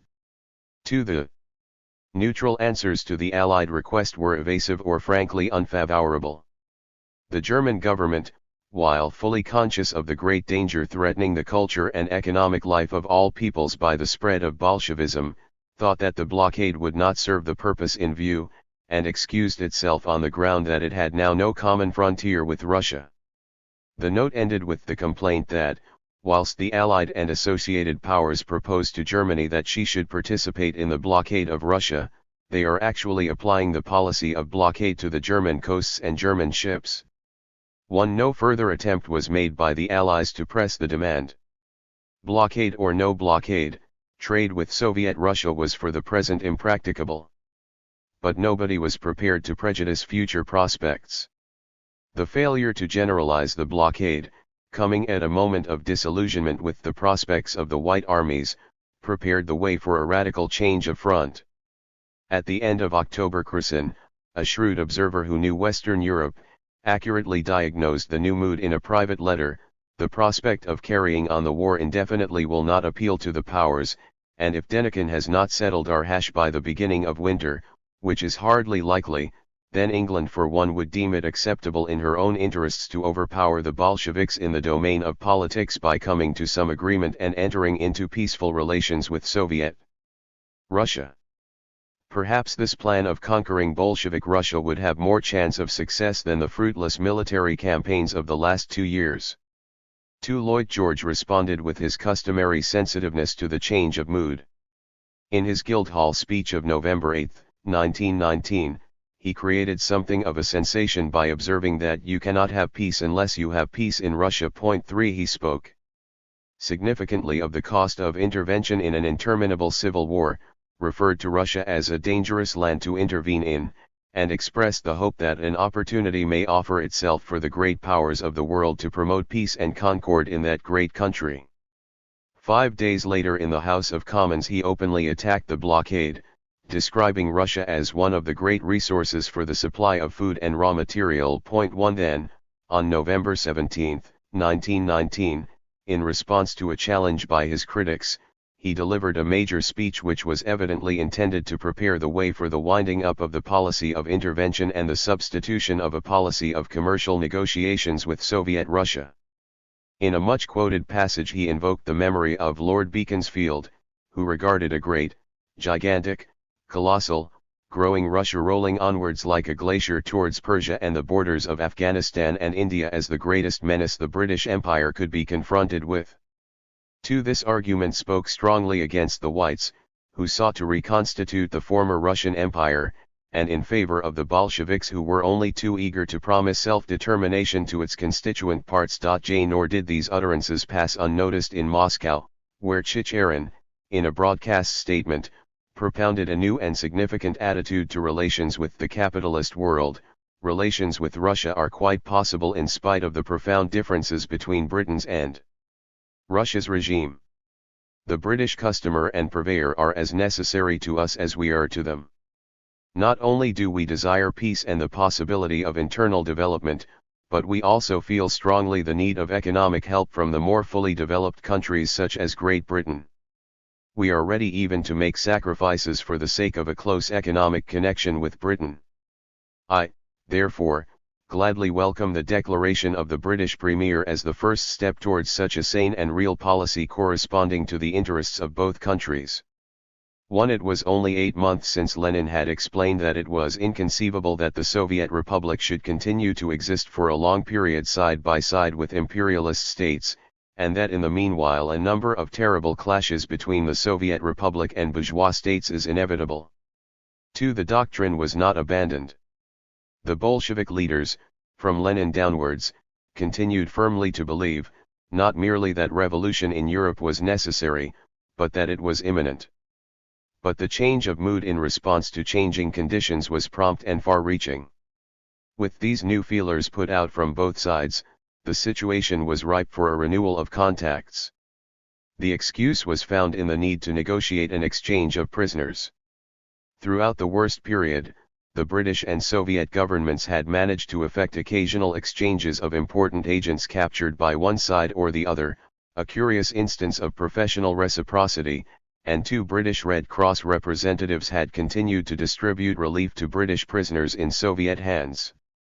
The peace proposals handed to Bullitt in March 1919 included one for the mutual repatriation of prisoners and other nationals.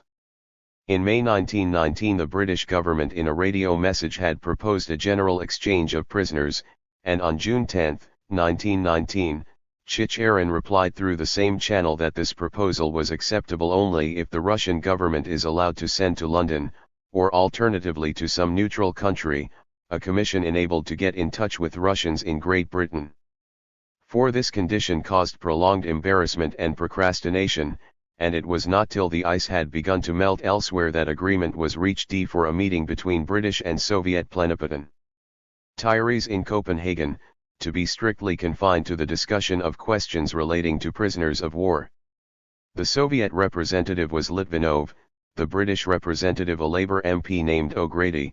They met in Copenhagen on November 25, 1919, the first formal quasi-diplomatic contact for more than a year with any of the Allied powers. The following month saw other significant developments. In September 1919 negotiations had been opened with the Estonian government, which had, however, broken them off on the plea that it could not conclude peace with Soviet Russia except in conjunction with neighboring states. This refusal was the result of British pressure on the eve of the Yudenik venture. The defeat of Yudenik in the second half of October threatened to produce a crisis in Soviet-Estonian relations. Trotsky voiced the desire of the Red Army to pursue Yudenik as beaten troops into Estonia, while Chicherin thought that the appearance of Soviet forces on Estonian soil would merely antagonize English liberals and moderate conservatives and play Churchill's game. Lenin supported Chicherin, and the Red Army was restrained, though a warning was issued to the Estonian government insisting on the disarmament of Yudenika's troops which took refuge in Estonia. For these difficulties having been overcome, negotiations were opened at Dorpat on December 2, 1919, between an Estonian delegation and a Soviet delegation headed by Krasin. Meanwhile negotiations had been proceeding in strict secrecy in a railway coach at a desolate spot in the Pinsk Marches between Marklevsky, the Polish communist who had appeared at the founding Congress of Comintern but now acted in the capacity of a delegate of the Russian Red Cross, and Polish delegates holding credentials from the Polish Red Cross.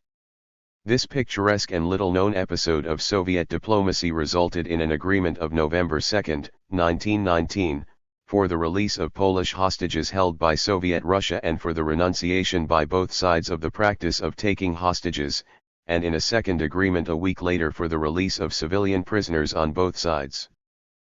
But these practical arrangements also served as a screen for more delicate discussions. When the negotiations began early in October 1919, the Red Army was in a precarious plight on two fronts, against Yudenik before Petrograd and against Denikin in central Russia, and it was necessary to buy off Polish intervention by a withdrawal which ceded further territory to the Polish forces. The success of this plan was due not so much to the skill and flexibility of the Soviet negotiators as to the unwillingness of Pilsudski to see the overthrow of the Soviet regime by white generals who seemed to represent in the long run a greater danger to Polish independence. On the other hand, not even the offer of much more extensive territorial concessions would induce Pilsudski to desert the Western Allies and conclude a formal peace with the Soviet government, and in December, when the gravest danger for the Red Army had passed, the negotiations ended with no result other than the exchange of a few hundred Poles for a few hundred Bolsheviks.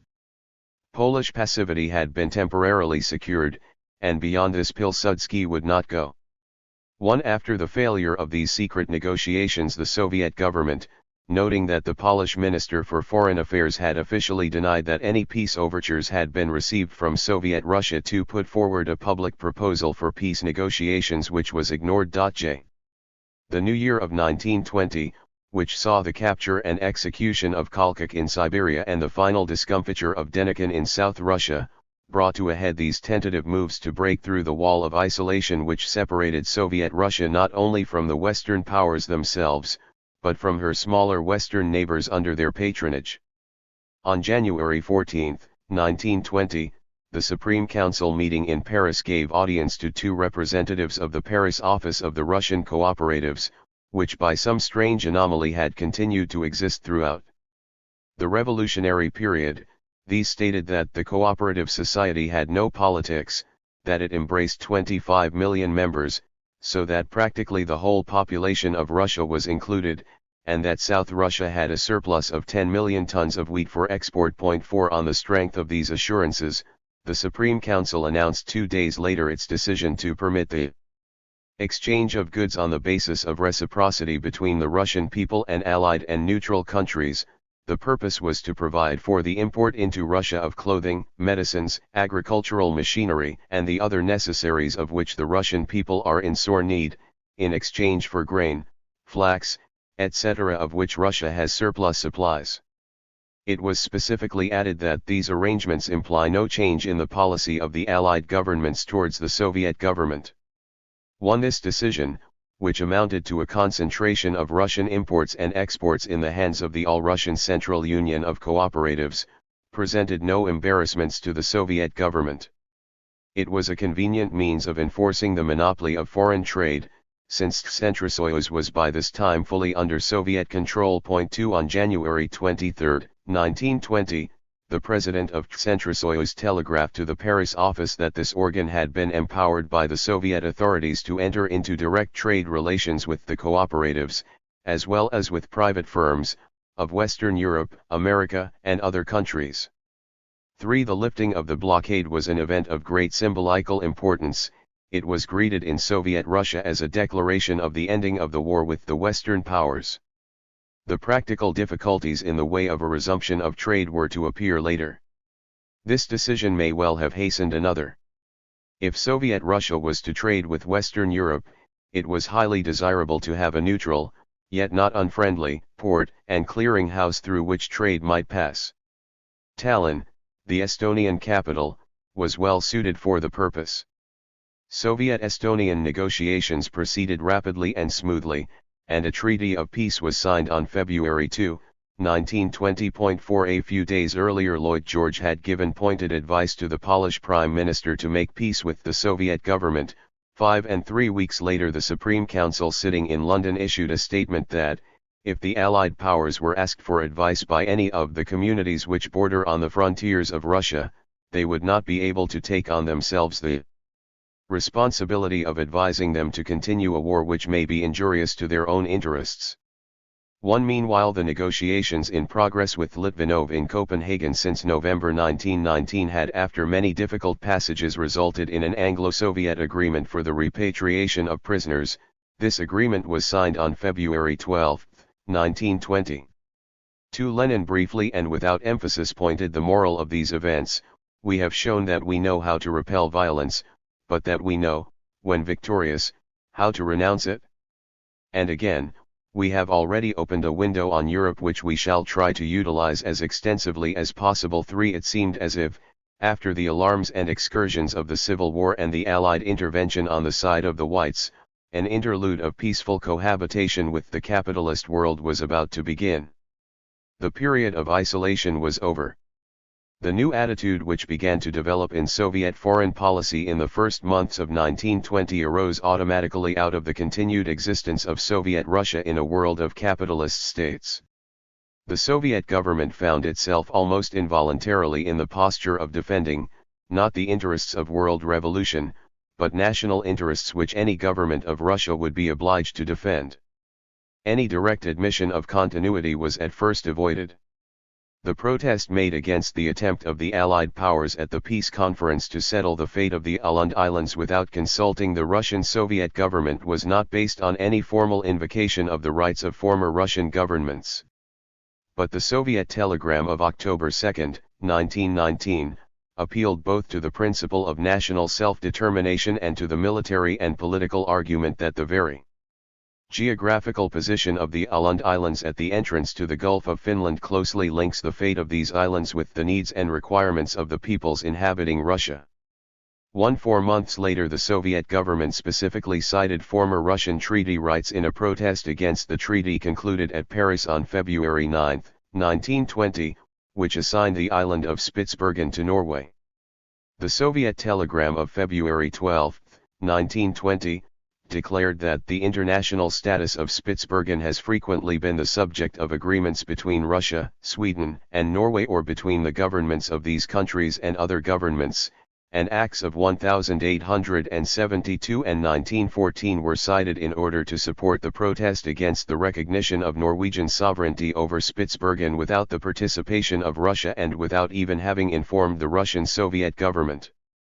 The mere existence of a government at Moscow exercising authority, in its own name and in that of other Soviet governments closely dependent on it, over approximately the same territory which was formerly ruled from Petrograd, made it the custodian of the same Russian national interests, and fastened on it a heritage of Russian national assets, claims, and obligations of which it could not, in the long run, divest itself. And these conditions insensibly modified both the way in which the Soviet government thought about itself and the way in which others thought about it. The revival of hopes of world revolution and of a revolutionary policy under the impact of events of the summer of 1920 afterwards obscured much that was done in the first months of that year.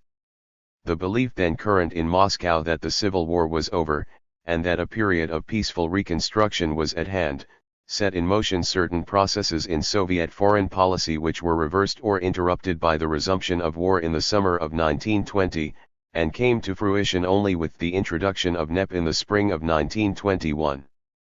Just as the main ideas which led to NEP itself had first been mooted a year before they were accepted and applied, so the pronouncements of the first months of 1920 went far to anticipate foreign policies finally adopted only a year later. On January 22, 1920, Radek, then awaiting transportation to Russia, at a small Polish station, addressed a letter to the leaders of the Polish Socialist Party appealing to them to resist Pilsudski's designs for war against Soviet Russia, maintaining that Soviet Russia cherishes no plans for conquest with regard to Poland, neither in the name of nationalism nor of communism, and particularly denouncing militant communism. 1 On January 28, 1920, Sovnarkom made a fresh appeal to the Polish government to negotiate a line of demarcation between the Polish forces and the Red Army. But the diplomatic phraseology of the note was new and unfamiliar. The Council of People's Commissars declares that the Soviet government has not concluded with Germany or with any other countries agreements or treaties directly or indirectly aimed against Poland, and that the character and meaning of the international policy of the Soviet power excludes the very possibility of such agreements, as well as of any attempts to utilize a possible clash between Poland and Germany or other states in order to infringe the independence of Poland or the inviolability of her territory. 2 A few days later VTSIK issued a long and reasoned address to the Polish people, which combined the revolutionary appeal with a careful attempt to reassure Polish national sentiment. The representatives of the Russian working class and peasantry, have openly appeared and still appear before the whole world as champions of communist ideals. We are profoundly convinced that the working people of all countries will come out on the path which the Russian working people is already treading. But our enemies and yours deceive you when they say that the Russian Soviet government wishes to plant communism in Polish soil with the bayonets of Russian Red Army men. A communist order is possible only where the vast majority of the working people are penetrated with the idea of creating it by their own strength. Only then can it be solid, for only then can communist policy strike deep roots in a country. The communists of Russia are at present striving only to defend their own soil, their own peaceful constructive work. They are not striving, and cannot strive, to plant communism by force in other countries. It remained to develop these vague hints into a policy. During February 1920 Lenin, Trotsky, Joff and Litvinov all gave interviews to the foreign press on the opportunities of peace and commercial relations between Soviet Russia and the capitalist world.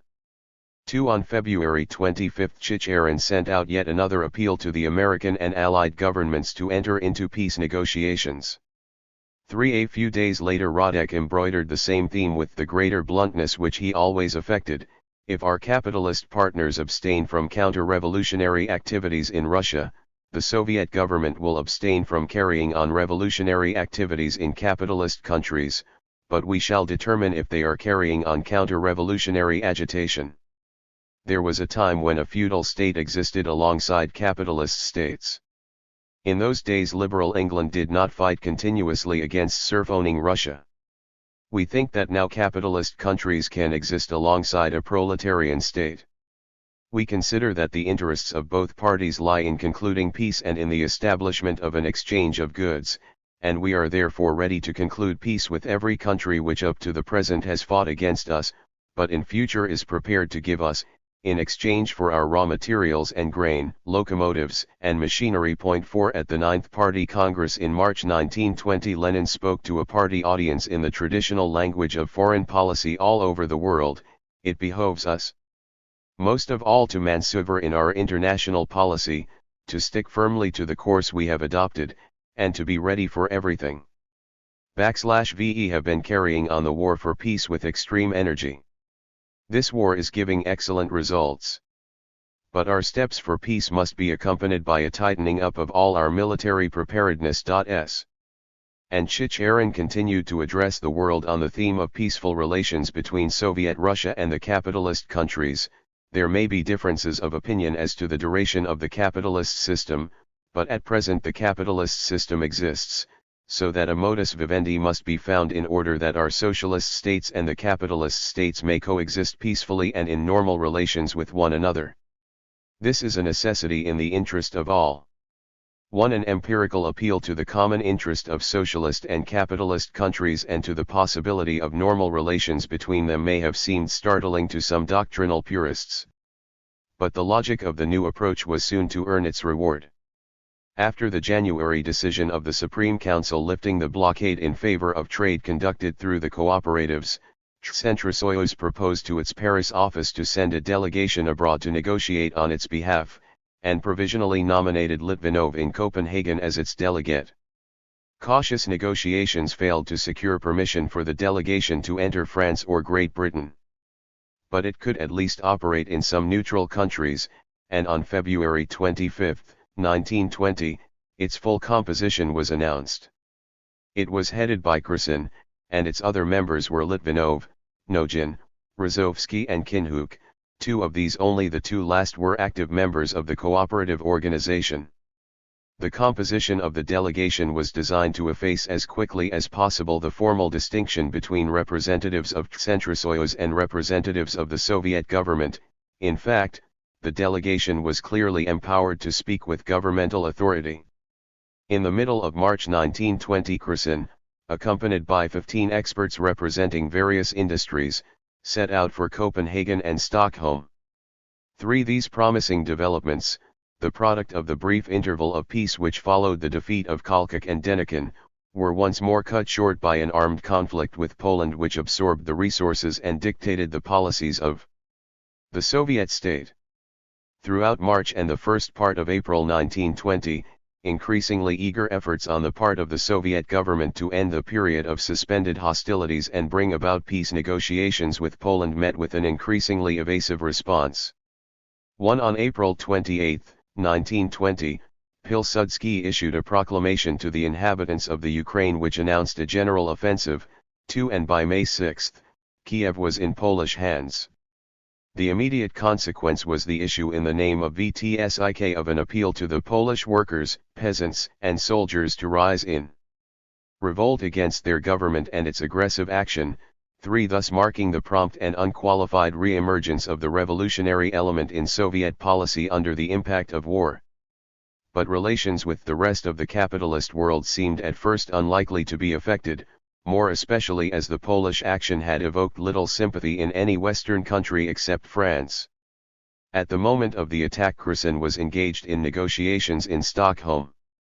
The formal lifting of the Allied blockade had failed to remove another obstacle to Soviet commerce, the so-called gold blockade. Soviet Russia enjoyed no credit, nor were there in the shattered condition of the Soviet economy goods or materials in any substantial quantity available to export.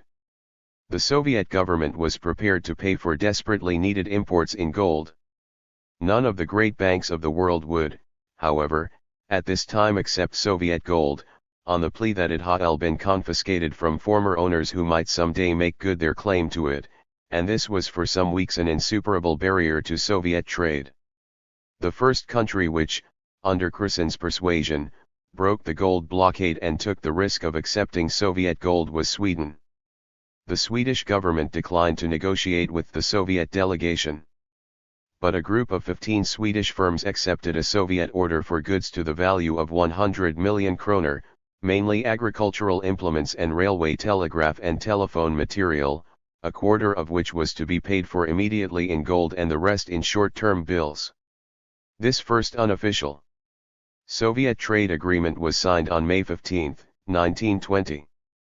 The beginnings of the first post-war economic depression were already making themselves felt in Great Britain, and just about the time of the signing of the Swedish agreement, Kherson was invited by Lloyd George to come to London.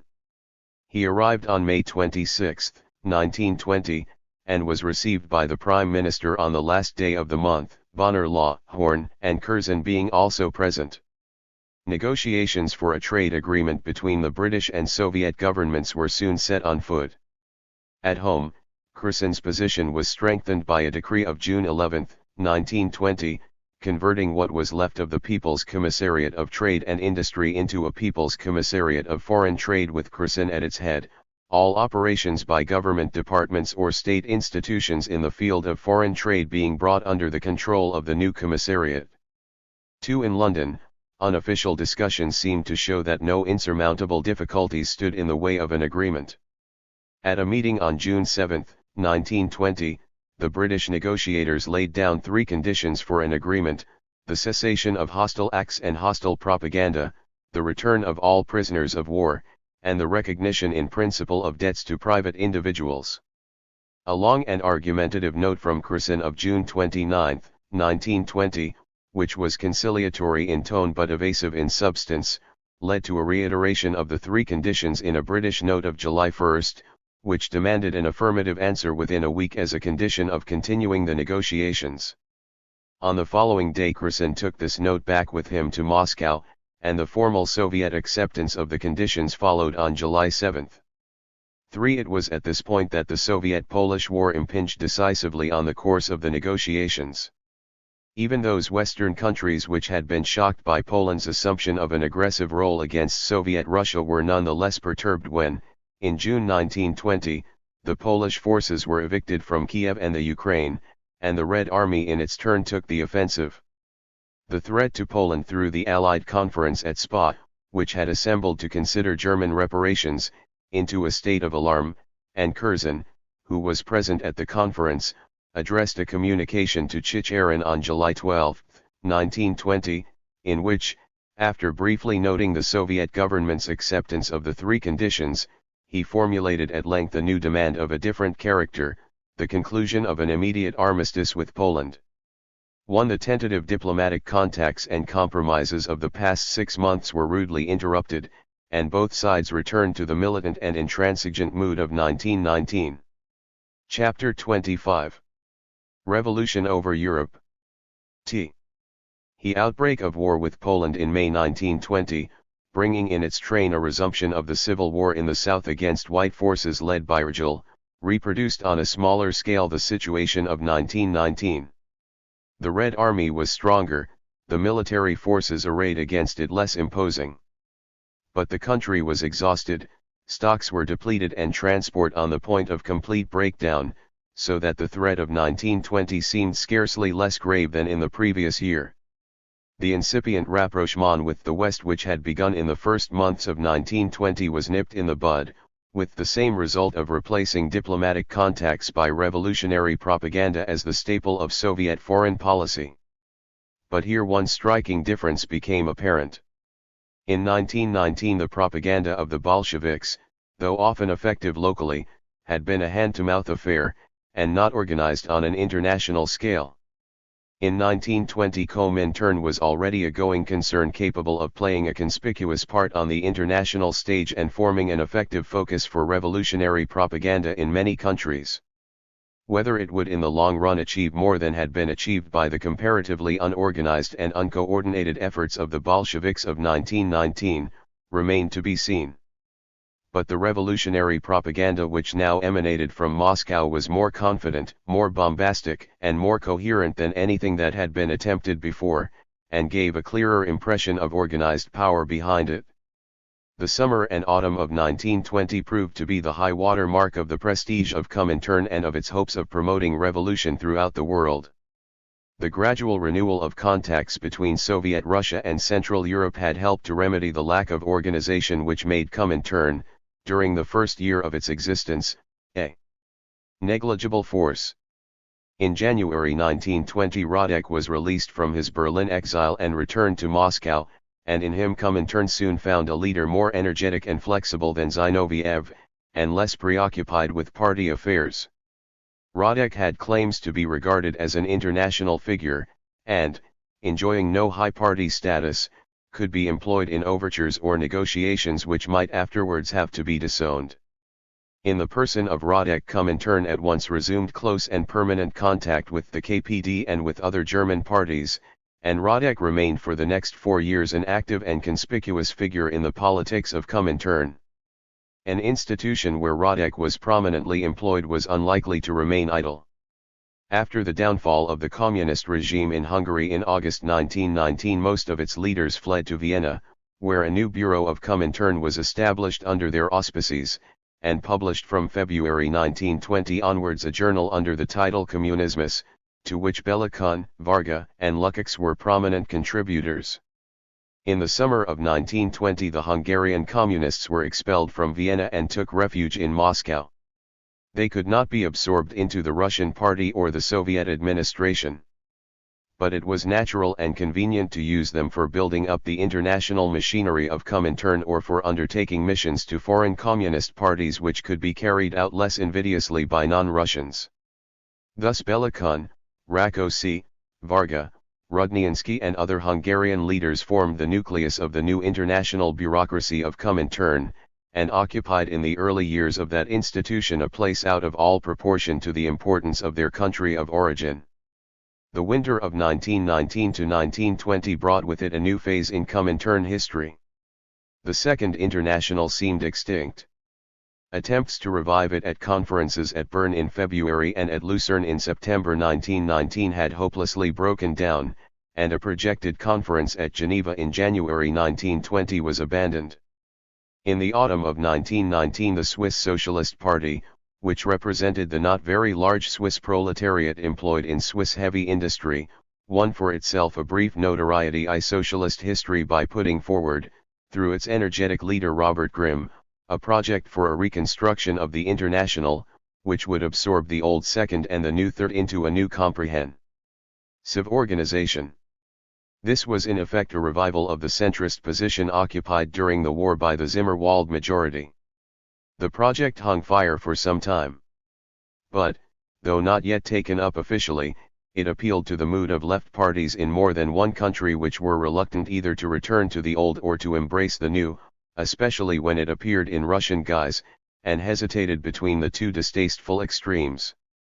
Among these intermediate parties the USPD occupied a crucial position. Its membership increased rapidly during 1919, reaching 1 million by the end of the year, and it seemed well on its way to become an important electoral rival of the SPD. But this numerical strength reflected in part what proved to be the fatal weakness of the USPD, an undefined political position. It had come into being as an anti-war party, and, once the war was over, found itself without any firm and coherent platform.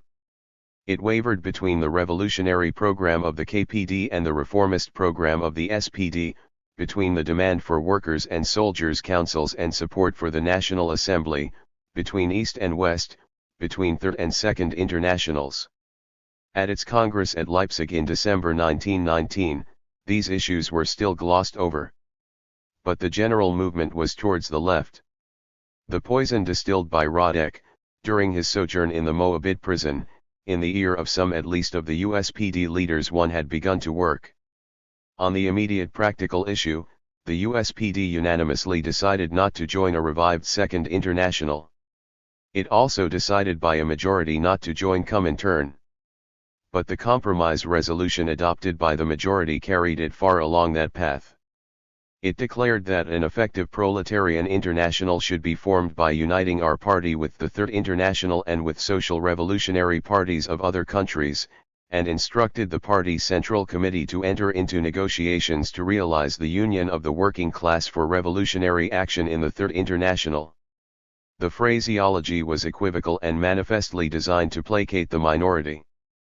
But the ultimate goal was clearly set. To the official communication of the decision to Moscow raised a question of principle. The USPD was a mass party and would give Comintern what it lacked in Germany, the support of a large body of workers.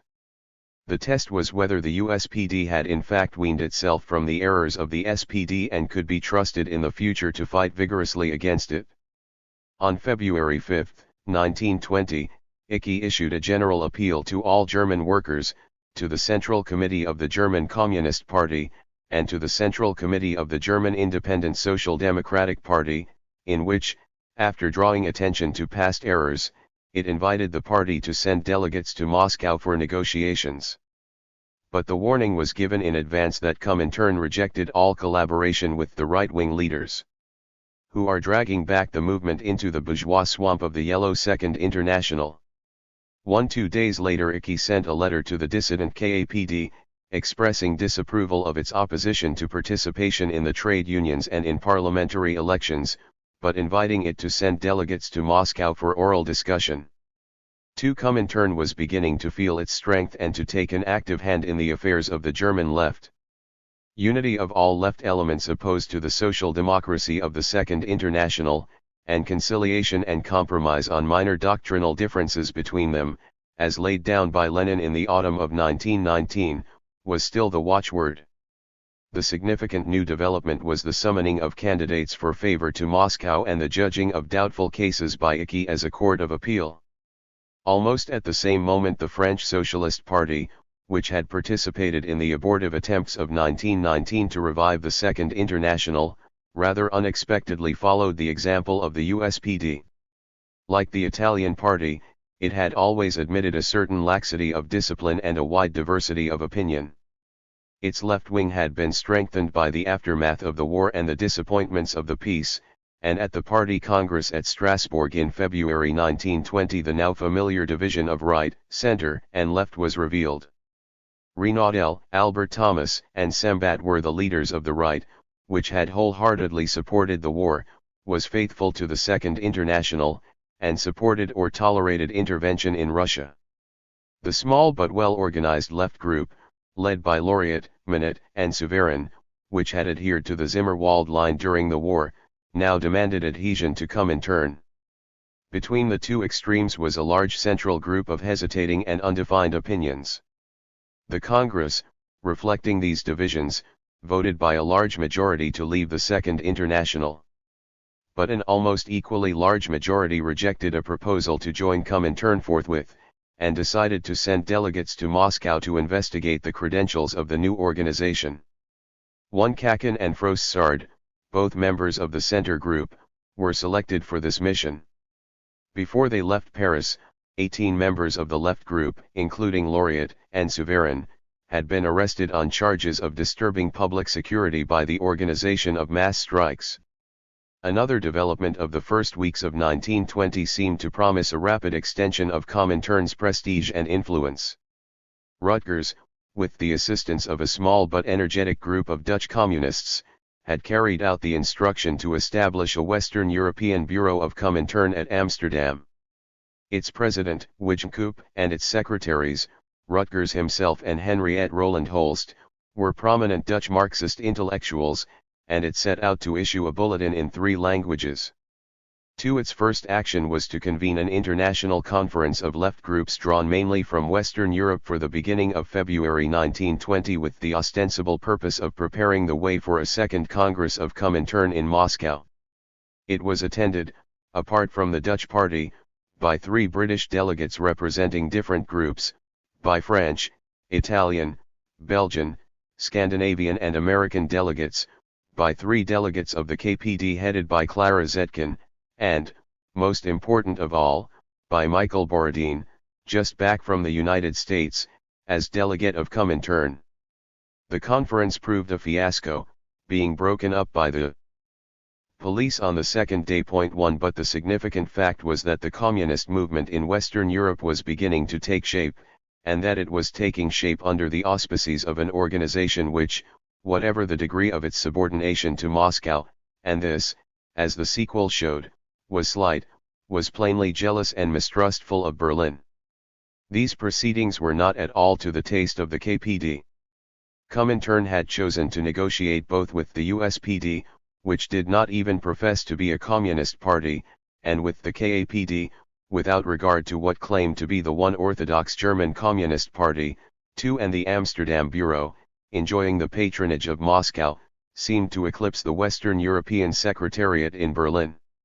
The Third Congress of the KPD, meeting at Karlsruhe in February 1920, made some oblique references to the coquetting of Comintern with the USPD and the KAPD, and, after listening to a sour report from Clara Zetkin on the Amsterdam Conference, passed a resolution demanding the retention of the Berlin Secretariat and calling for a Congress of Comintern in the near future to discuss these issues.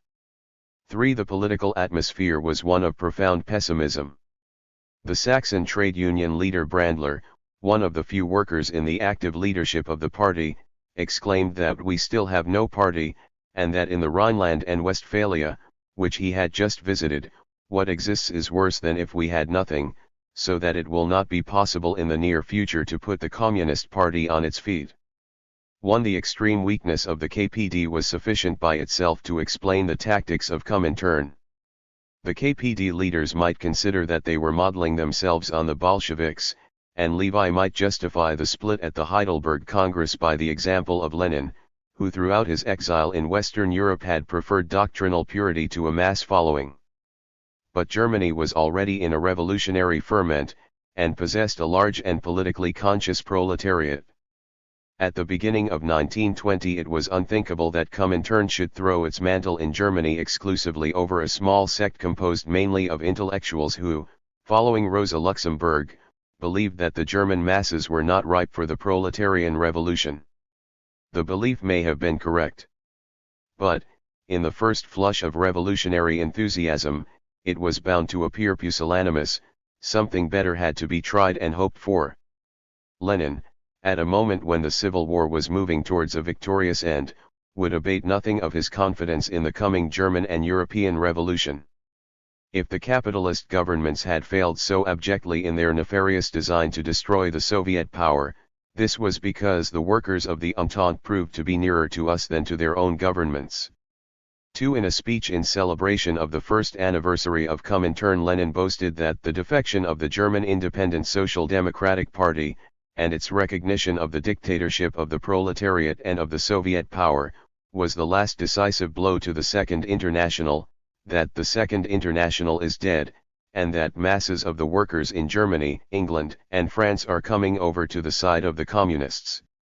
In an article of the period he compared the USPD with its counterparts in France and England, the Longuet group of the French Socialist Party and the ILP, both of which had been opposed to the war, and hoped that they too would soon see the light. At this moment untoward events occurred in Germany. The weak and hesitant KPD had its hand forced, as had happened in January 1919, and as was to happen on more than one subsequent occasion, by a revolutionary situation which it had done nothing to create and which its leaders secretly deplored. Two generals led a revolt, the so-called Kapp Putsch, against the Social Democratic government in Berlin. On March 13, 1920, the ministers fled to Stuttgart, and the generals installed a right nationalist government with a Prussian official named Kapp as chancellor in their place. The coup would probably have succeeded but for a general strike called by the trade unions, which prevented the new authority from establishing itself and in the end forced a restoration of the old government. The KPD Zentrale won in Berlin, in a leaflet issued on March 13, uncompromisingly refused to lift a finger for the Democratic Republic.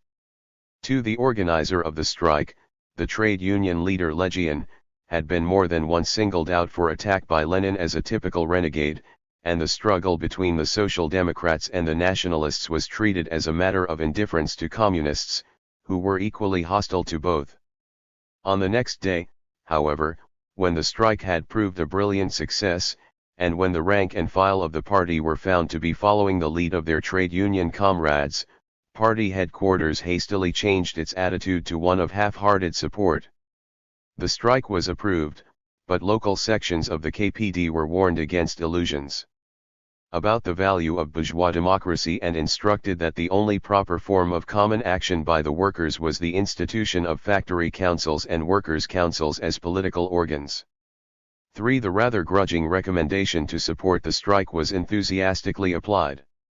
In the Ruhr, Social Democrats, Independent Social Democrats, and Communists issued a joint appeal to the workers to strike against the counter-revolution.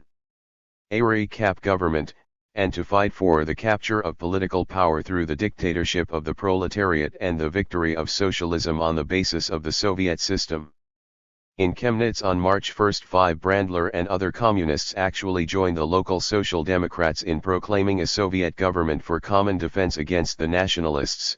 This lasted for some days and faded away only when the generals and their government had been ousted from Berlin. These first experiments in the history of Comintern in what were afterwards known as United Front tactics against the right were made in response, not to a .1y decision of policy in Moscow or Berlin, but to the hard logic of events. Meanwhile in Berlin the putsch was over, and the victorious trade unions had made inquiries at KPD headquarters about the attitude of the KPD towards a social democratic government.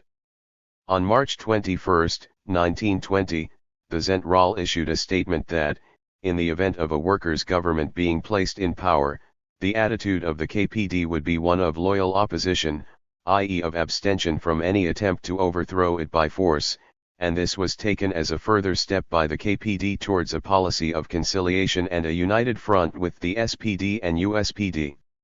1. The declaration, which was much criticized in party circles, lost its effect when the project of a workers' government fell through, and a coalition government, including both Social Democrats and representatives of bourgeois parties, returned to power. This solution satisfied everyone except the extreme nationalists who had made the putsch. The Reichswehr had taken no part in the putsch. Though it had done nothing to suppress it, it had remained technically loyal to the constitutional order, and supported the restored constitutional government. As a reward, it was now enabled to turn its arms, not against the nationalists who had been solely responsible for the putsch, but against the Ruhr workers who had taken up arms against it. The real victor in the Kapp putsch was Siecht, who immediately afterwards received the new appointment of Chief of the Army Command. By coming to terms with the Weimar Republic, the Reichswehr became the strongest force within it, and Siecht as head of the Reichswehr the strong man behind the scenes of German politics. Heavy industry, finding its spokesman in Stresemann, the leader of the German People's Party, also denounced the putsch and rallied to the restored government.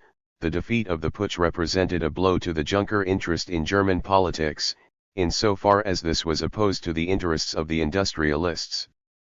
The trade unions had shown their power of resistance to attack, but also their lack of any constructive policy. They could not govern, but for the present nobody could govern against them. Only the KPD had given an undefying display of blindness, vacillation, and compromise. Levi, who was in prison when the putsch occurred, wrote on March 16 a long denunciation of the party's inaction. The Fourth Congress of the KPD in the following month took the form of a post-mortem on the proceedings. The party Central Committee had meanwhile passed a resolution condemning the action of the Zentrale, and the Congress endorsed this by a large majority. Two events during the Kapp putsch had moved too rapidly for a pronouncement from Comintern or from any authority in Moscow. The Ninth Congress of the Russian Party, meeting immediately after the putsch, sent warm greetings to the German workers, and hopes for their success in the heavy struggle which they had undertaken. But this was no more than a formality. Critical voices soon began to be heard. Bela Kun, writing in the Communist Journal in Vienna, correctly diagnosed the putsch as the first occasion on which the democratic counter-revolution found in Germany an anti-democratic competitor, and he predicted that the result will in any case be to sacrifice democracy. 3 weeks later he attacked the loyal opposition formula of the KPD declaration. Radek also attacked the pusillanimous policy of the KPD throughout the putsch as well as its loyal opposition declaration. Lenin, on the other hand, more cautiously wrote of the declaration that the tactics were beyond doubt fundamentally correct, though some of the phrases used were unfortunate. This diversity of judgments was characteristic of a period when the Soviet leaders, gradually emerging from 2 years of almost complete isolation from the outside world, had still little attention to give to the problem of foreign communist movements, which they continued to judge from the standpoint of abstract theory rather than of objective observation. Among the factors which explained both the supreme confidence of the Bolsheviks at this time in the imminent approach of the European Revolution, and their increasingly didactic attitude towards Western communist parties, the most important was perhaps the unquestioning acceptance, common to all the Bolshevik leaders, of the validity of precedents drawn from the Russian Revolution. It was implicit in Marxism that revolution followed a scientifically charted course, obeying conditions which could be ascertained by observation and elucidated by theoretical analysis.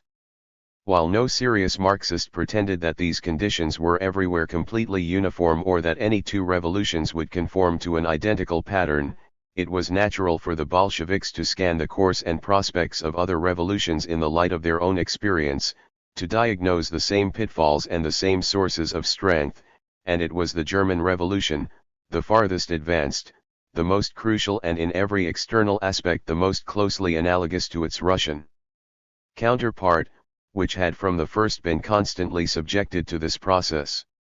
The events of November 1918 were Germany's February Revolution, Ebert and Scheidemann were its Kerensky and its Tseretelli, Liebknecht would be its Lenin.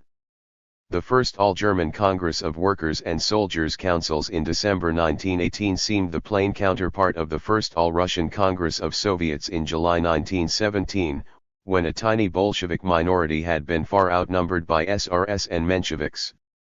The clashes of January 1919 were Berlin's July days, less skillfully managed by the young and untried KPD than the Petrograd disturbances of July 1917 by the Bolsheviks, but representing the same step in the development of the revolution. 2. The road was so obviously the same that it could only lead to the same destination. Objectively considered, the Kapp Putsch of March 1920 might have seemed a shocking revelation of the weakness of German communism, indeed of every group in Germany to the left of the conservative trade unions. But Lenin, in the first flush of enthusiasm, had no hesitation in diagnosing it as the German Kornilov affair.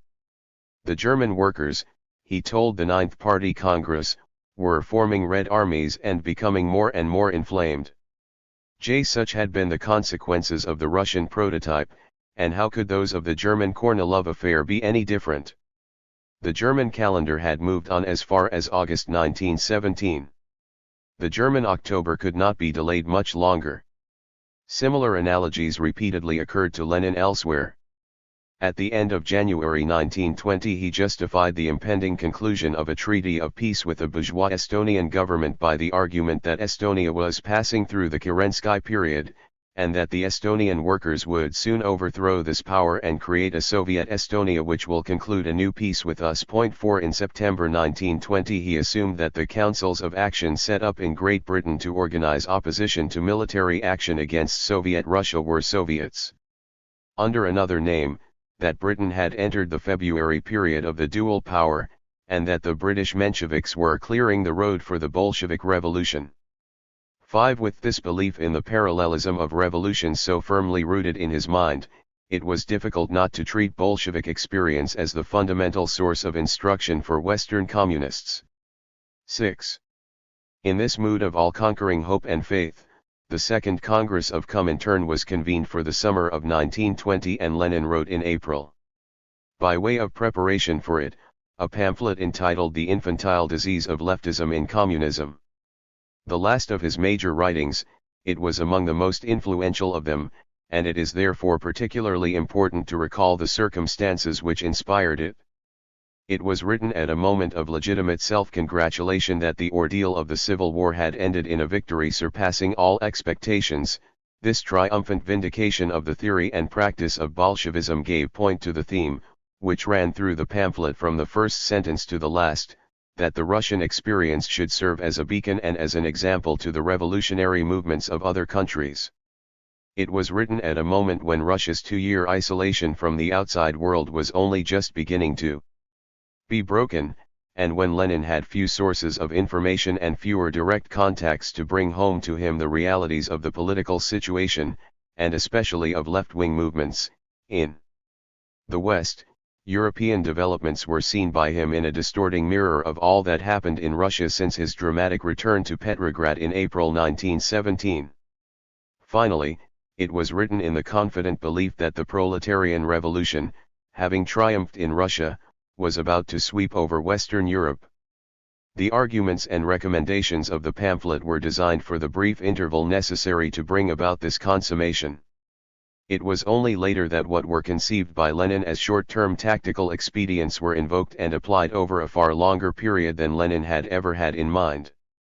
Starting from the premise that some traits of the Russian Revolution were likely to be reproduced on an international scale, Lenin sketched the history of Bolshevism in order to show how the party had had to contend with two main enemies, social democratic opportunism on the right, and petty bourgeois anarchism on the left. The shafts of Lenin in opposition had been directed mainly against the right, those of Lenin in power were aimed in the opposite direction. Lenin believed that the danger for the party from the right, though graver than the danger from the left, had been substantially overcome. The Second International was at its last gasp. He therefore concentrated on the lesser, but more topical, danger of leftism. The two main instances of leftism in party history had been the opposition to participation in the Duma in 1908 and the opposition to Brest-Litovsk in 1918. In both cases the opposition had based itself on grounds of principle against compromise. Lenin went on to attack the left wing of the German socialist movement for rejecting participation in parliamentary elections and in the trade unions. The same leftist errors were exemplified in French and Italian and American syndicalism. The lines of policy for the coming Congress were clearly and precisely drawn, always with the proviso that the aim should be to persuade the leftists and not to break with them. The line pursued throughout the past year of uncompromising hostility to social democrats of the right, but tenderness towards deviations on the left among those who might yet be brought into a common front against them, was not abandoned. In an appendix to the pamphlet Lenin even admitted, with one eye on Germany, that the left communists were sometimes more successful than the orthodox in winning mass support. But the tone was noticeably stiffer than in the previous summer and autumn, the insistence on discipline and conformity more emphatic, the conditions of acceptance more rigorously laid down. Participation in parliaments and in trade unions, which had been treated by Lenin and by Comintern in the autumn of 1909 as a secondary question not worth quarreling about, now became an imperative obligation. Lenin also attempted some broader generalizations. In a chapter headed "No Compromises," he quoted a passage in which Engels had declared that true communists must be prepared to pass through all the stages and compromises created not by them but by the course of history on the way to their goal. In reply to the leftists who claimed to stand on pure principle, he declared that the whole history of Bolshevism, both before and after the October Revolution, is full of cases of maneuvering, of conciliation, of compromises with other parties, including bourgeois parties. But the most detailed example given in the pamphlet of the tactics of maneuver and compromise revealed some of the practical difficulties. This was the famous passage which recommended British communists to help the Hendersons and Snowdens to defeat Lloyd George and Churchill together. A compromise was to be proposed to the Hendersons and Snowdens in the form of an electoral agreement for a common campaign against Lloyd George and the Conservatives, and for a division of seats won, on some principle which Lenin did not elaborate, between Labour and Communists. All this was, however, to be achieved under conditions which allowed the Communists the most complete freedom to denounce the Hendersons and Snowdens, just as the Bolsheviks had for a long time remained partners of the Mensheviks in a single party while continuing to denounce them without restraint.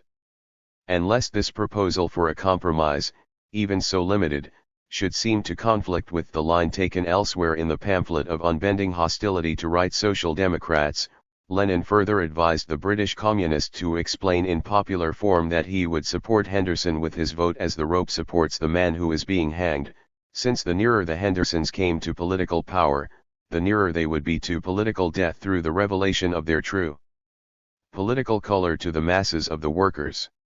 This cunningly contrived calculation for a temporary tactical alliance for specific limited objectives with forces which one was pledged to denounce and ultimately destroy might have sounded plausible to a leadership which had behind it a disciplined mass party willing to follow its prescriptions without criticism or discussion. But to recommend it as a form of political tactics in a British electoral campaign, where means and ends alike would be hotly debated both within and between parties, was to raise a smile among practical politicians. The infantile disease of leftism in communism unconsciously revealed for the first time the weak link in the Bolshevik armory, the embarrassment resulting from the assumption of a close and unassailable analogy between revolutionary processes and revolutionary tactics in Russia, which had made an almost direct transition from autocracy to the proletarian revolution, and in countries where the proletariat had undergone a long period of indoctrination in the theory and practice of bourgeois democracy. When an anarchist deputy in a debate in VTSIK in 1918 pointed out that, whereas the Russian proletariat was not state-minded, the Western proletariat feels itself as the bearer of a fragment of power and as a part of this same state which it is at present defending, Lenin retorted with unusual asperity that this view of the Western worker was so stupid that I do not know how it could be more so. The Bolsheviks, in their eagerness to deny the existence of innate national differences, were sometimes tempted to ignore the reality of national differences which had profound social and economic roots. They consistently underestimated the proportion of the workers in Western countries who had derived benefits from resort to democratic procedures and could not easily be weaned from belief in the validity of these procedures. Lenin never really understood why reformism, which meant nothing in Russia, was a persistent and successful rival to the teaching of revolution in Western Europe, why illegal action, which was accepted as a matter of course by Russian workers, aroused strong prejudices in the West, or why the dissolution of the Constituent Assembly, which raised no ripple of indignation among Russian workers, should have shocked large numbers of Western workers. The embarrassment became particularly acute over the question of the relation between party leadership and the masses, which had recurred intermittently ever since the party controversy of 1903. Lenin was always keenly alive to the role of the masses in the revolutionary movement. It was utopian socialism which believed that the new society would be created by specially virtuous people bred in special frames and hothouses. Marxists knew that it must be built out of the mass of human material twisted by centuries and millenniums of slavery, serfdom, capitalism, petty individual economies, and war of all against all for a place on the market, for higher prices for goods or labor. 2. But this conception of the masses as the material of revolution entailed a particular view of the functions of leadership. If leadership was meaningless without a mass following, the masses were impotent without leadership. As Lenin vigorously protested in The Infantile Disease of Leftism in Communism, to raise the question of the dictatorship of the leaders or the dictatorship of the masses in that form was proof of an incredible and inextricable confusion of thought. 1. It merely meant to separate two things which were part of an indissoluble revolutionary whole. This conception had been born of a study of Russian conditions and brilliantly fitted them, as the success of Bolshevik policy showed.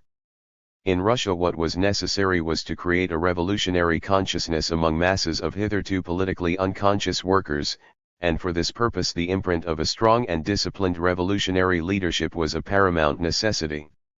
The very conception of the masses as a vast reservoir of oppressed and unorganized proletarians, too, which acquired a growing importance in Bolshevik thought, reflected the backwardness of the typical Russian industrial worker.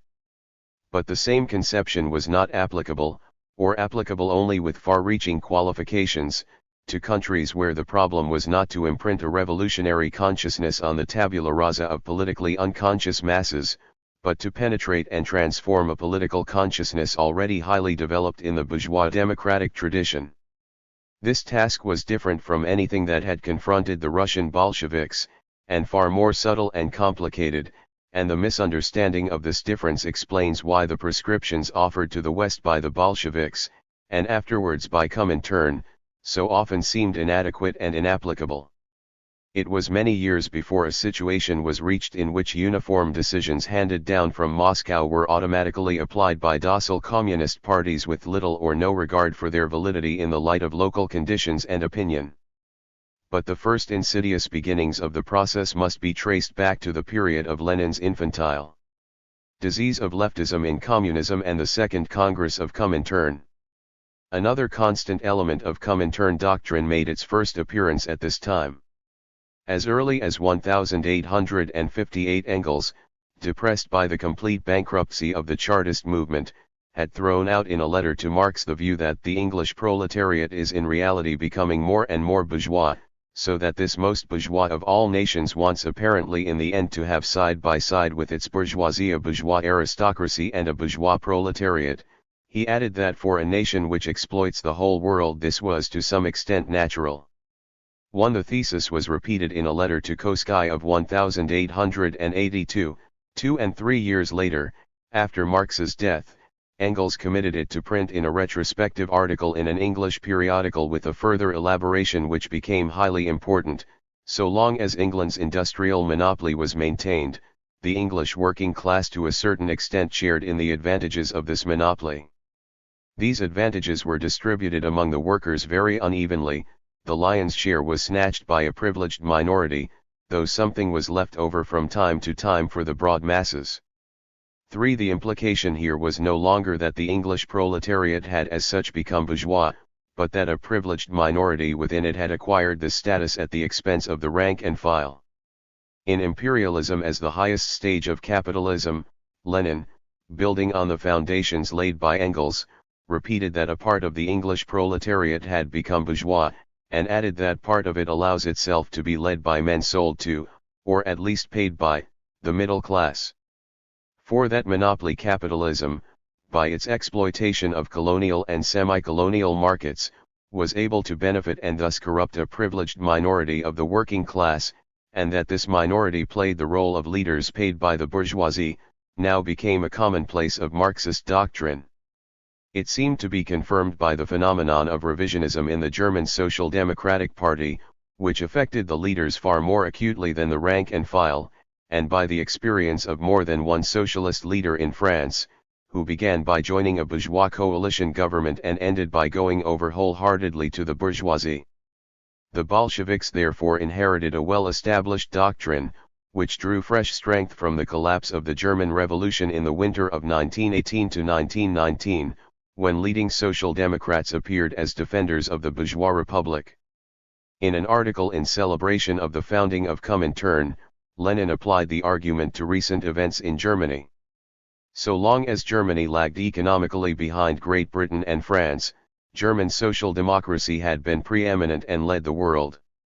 But when Germany had overtaken both these countries economically, i.e. in the second decade of the 20th century, then at the head of this model German Marxist Workers' Party there appeared a gang of errant scoundrels, the dirtiest rabble of capitalist hirelings, from Scheidemann and Niski to David and Legion, the most revolting working-class executioners in the service of the monarchy and the counter-revolutionary bourgeoisie. 1 and 2 months later, in a further article on the tasks of the Third International, he reverted to the theme of the conversion to the bourgeoisie of the top levels of the working class in England, and once more denounced the Second International as the servant of imperialism, the agent of bourgeois influence, of bourgeois lies and of bourgeois corruption in the workers' movement. 2. The argument led to a cogent and far-reaching conclusion which was accepted and applied without demur by the Bolshevik leaders in Comintern. Whenever obstruction or hesitation was experienced in workers' parties of Western Europe, the diagnosis was obvious. The leaders of the movement in those countries, what came to be known invidiously as the labor aristocracy, were conscious or unconscious agents of the bourgeoisie and could be relied on in any crisis to rally to the support of bourgeois democracy and bourgeois capitalism. Thus formulated, the thesis of the labor aristocracy branded all reformists as heretics and traitors to their class, betrayers of the proletarian cause, who stood convicted not of intellectual error, but of moral ignominy. The task of the revolutionary was to enlighten the rank and file of the workers' parties on the true character of their unfaithful leaders and to split the parties against them. All the tactical prescriptions of the infantile disease of leftism in communism were deeply imbued with this idea. Before Lenin's pamphlet was published, opportunities had already occurred of putting into effect the stiffening policy which it advocated. The Western European Bureau at Amsterdam, being under the control of the Dutch leaders, was convicted of leftism in the form of advocating abstention from parliamentary and trade union action. By a decision of ICI in April 1920 the Bureau was dissolved, and its nebulous functions transferred to the Western European Secretariat in Berlin. About the same time Lenin's expectation that the British ILP, like the French Socialist Party, would follow the example of the German USPD was in some part fulfilled. At its annual conference in April 1920, the ILP decided by a large majority to withdraw from the Second International. But only a small minority voted for a proposal to join the Third International, and the other decisions were exploratory and temporizing. The National Administrative Council of the party was instructed to enter into discussions with the Swiss Socialist Party, which had already taken the initiative in this sense. 3. On the possibility of the re-establishment of one all-inclusive international, but at the same time to inquire into the constitution of Comintern and the conditions of affiliation to it. This inquiry was entrusted to 2 ILP delegates, Wallhead and Clifford Allen, who traveled in the company of a large Labour Party delegation which was about to visit Soviet Russia. This also included a number of trade unionists, Labor M.P.S. and left intellectuals, among them Tom Shaw and Robert Williams, Bertrand Russell and Ethel Snowden, Haydn Guest and Roden Buxton. 3 months earlier George Lansbury had visited Moscow and returned to Great Britain with an enthusiastic report on all he had seen. But the Labour delegation was the first large and influential group from the British left to make the journey, and the occasion was therefore of some importance. When the delegation reached Moscow in the middle of May 1920, Pilsudski's invasion of the Ukraine was in full swing and at the height of its success. It is scarcely surprising that Lenin, who received the delegates on May 26, should have been mainly concerned to impress on his visitors the Soviet desire for peace and the perversity of the British government in giving aid to the Whites and to Poland, more especially as some of them seemed skeptical of the reality of this aid. Some of the delegates asked the slightly disconcerting question which of two desiderata he thought more important, the formation in England of a consistent revolutionary communist party or immediate help from the working masses for the cause of peace with Russia. Lenin turned the question by calling it a matter of conviction. Those who wanted to liberate the workers could not be against the foundation of a communist party. On the other hand, nothing would be gained if people who continued to nourish illusions about bourgeois democracy and pacifism had the idea of calling themselves communists and joining the Third International. Such people would only pass sugary resolutions against intervention, though such resolutions would be useful in the end by making their authors appear ridiculous. This seems to have been the only mention of Comintern in the proceedings. Lenin had other things to think about.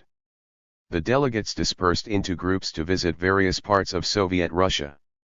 This could not, however, satisfy the 2 ILP delegates who had a special mandate to investigate the affairs of Comintern. Here they were less fortunate. Neither Lenin nor Trotsky had time to attend to them. Zinoviev, who spoke little or no English, remained in the background, and they were dealt with mainly by the ubiquitous Radek.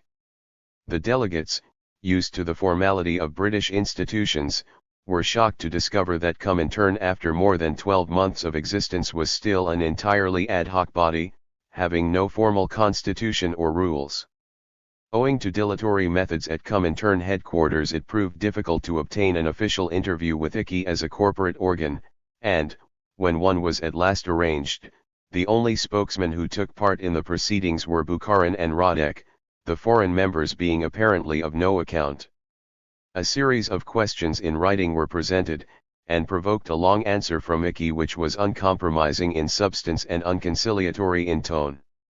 Ramsay MacDonald and Snowden, the leaders of the ILP, were denounced as centrists who had protested in words against the war, but played the role of Pontius Pilate washing their hands of the guilt. Progress would be made only through the development of the revolution, through the growth of class consciousness, and not through conferences and compromises with the leaders. ICI knew well that the ILP was made up of only 1/4 of consistent and sincere adherents to the Communist International. These should join with other communist groups to form a single communist party, and the note ended with the appeal, "Communists of Britain, unite." The attempt to split existing parties by bringing about a revolt of the rank and file against the leaders was openly proclaimed. The inflexible tone and mordant phraseology were certainly the product of Radek's indiscreet pen.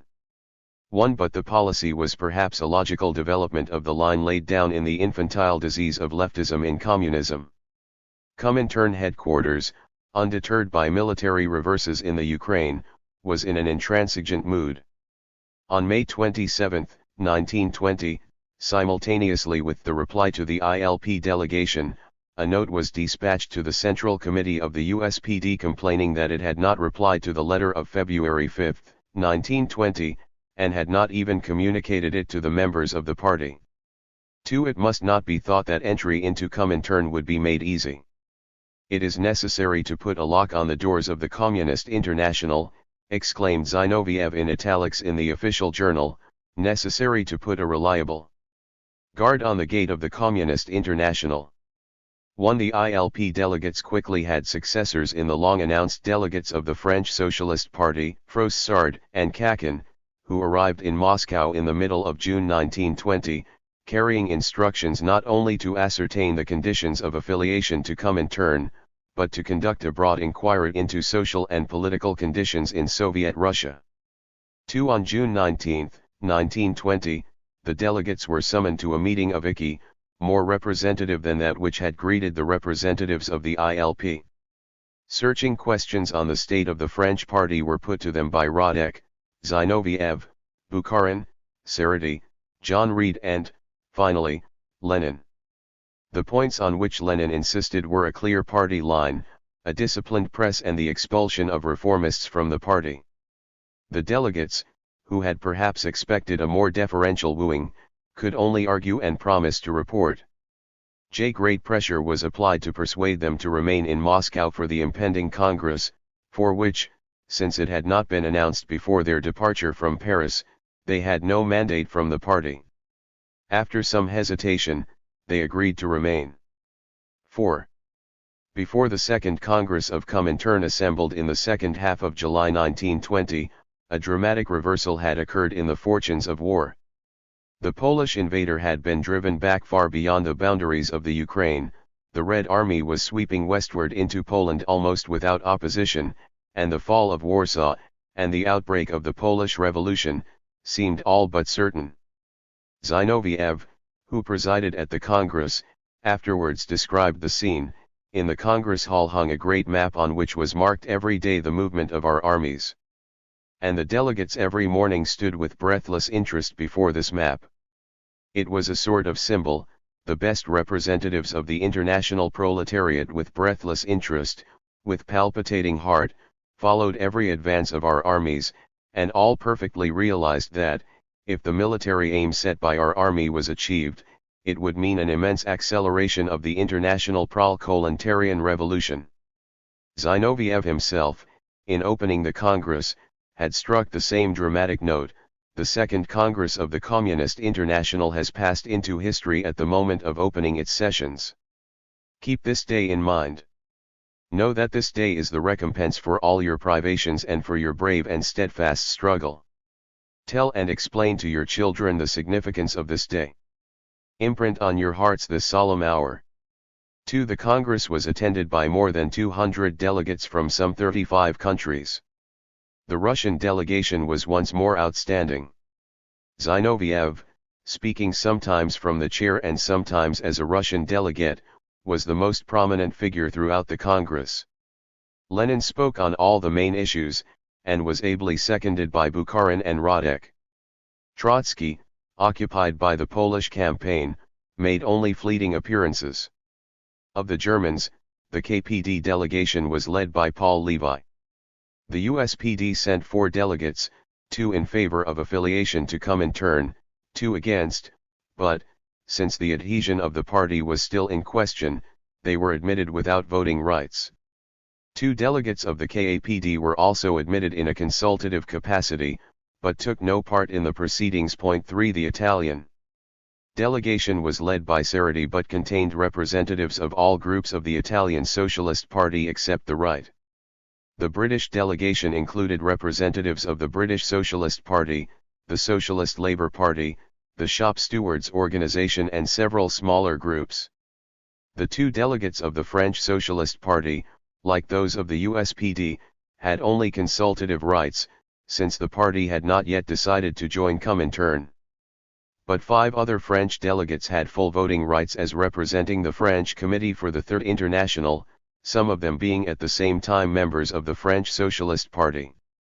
Delegates of the American Communist Party and the American Communist Workers' Party, regardless of the injunctions of Comintern to unite, contested the validity of one another's mandates. 1. At its first session the Congress adopted without discussion, on the proposal of the German delegate Levi, an appeal to the working men and women of all countries to prevent by strikes and demonstrations any kind of help to White Poland, any kind of intervention against Soviet Russia.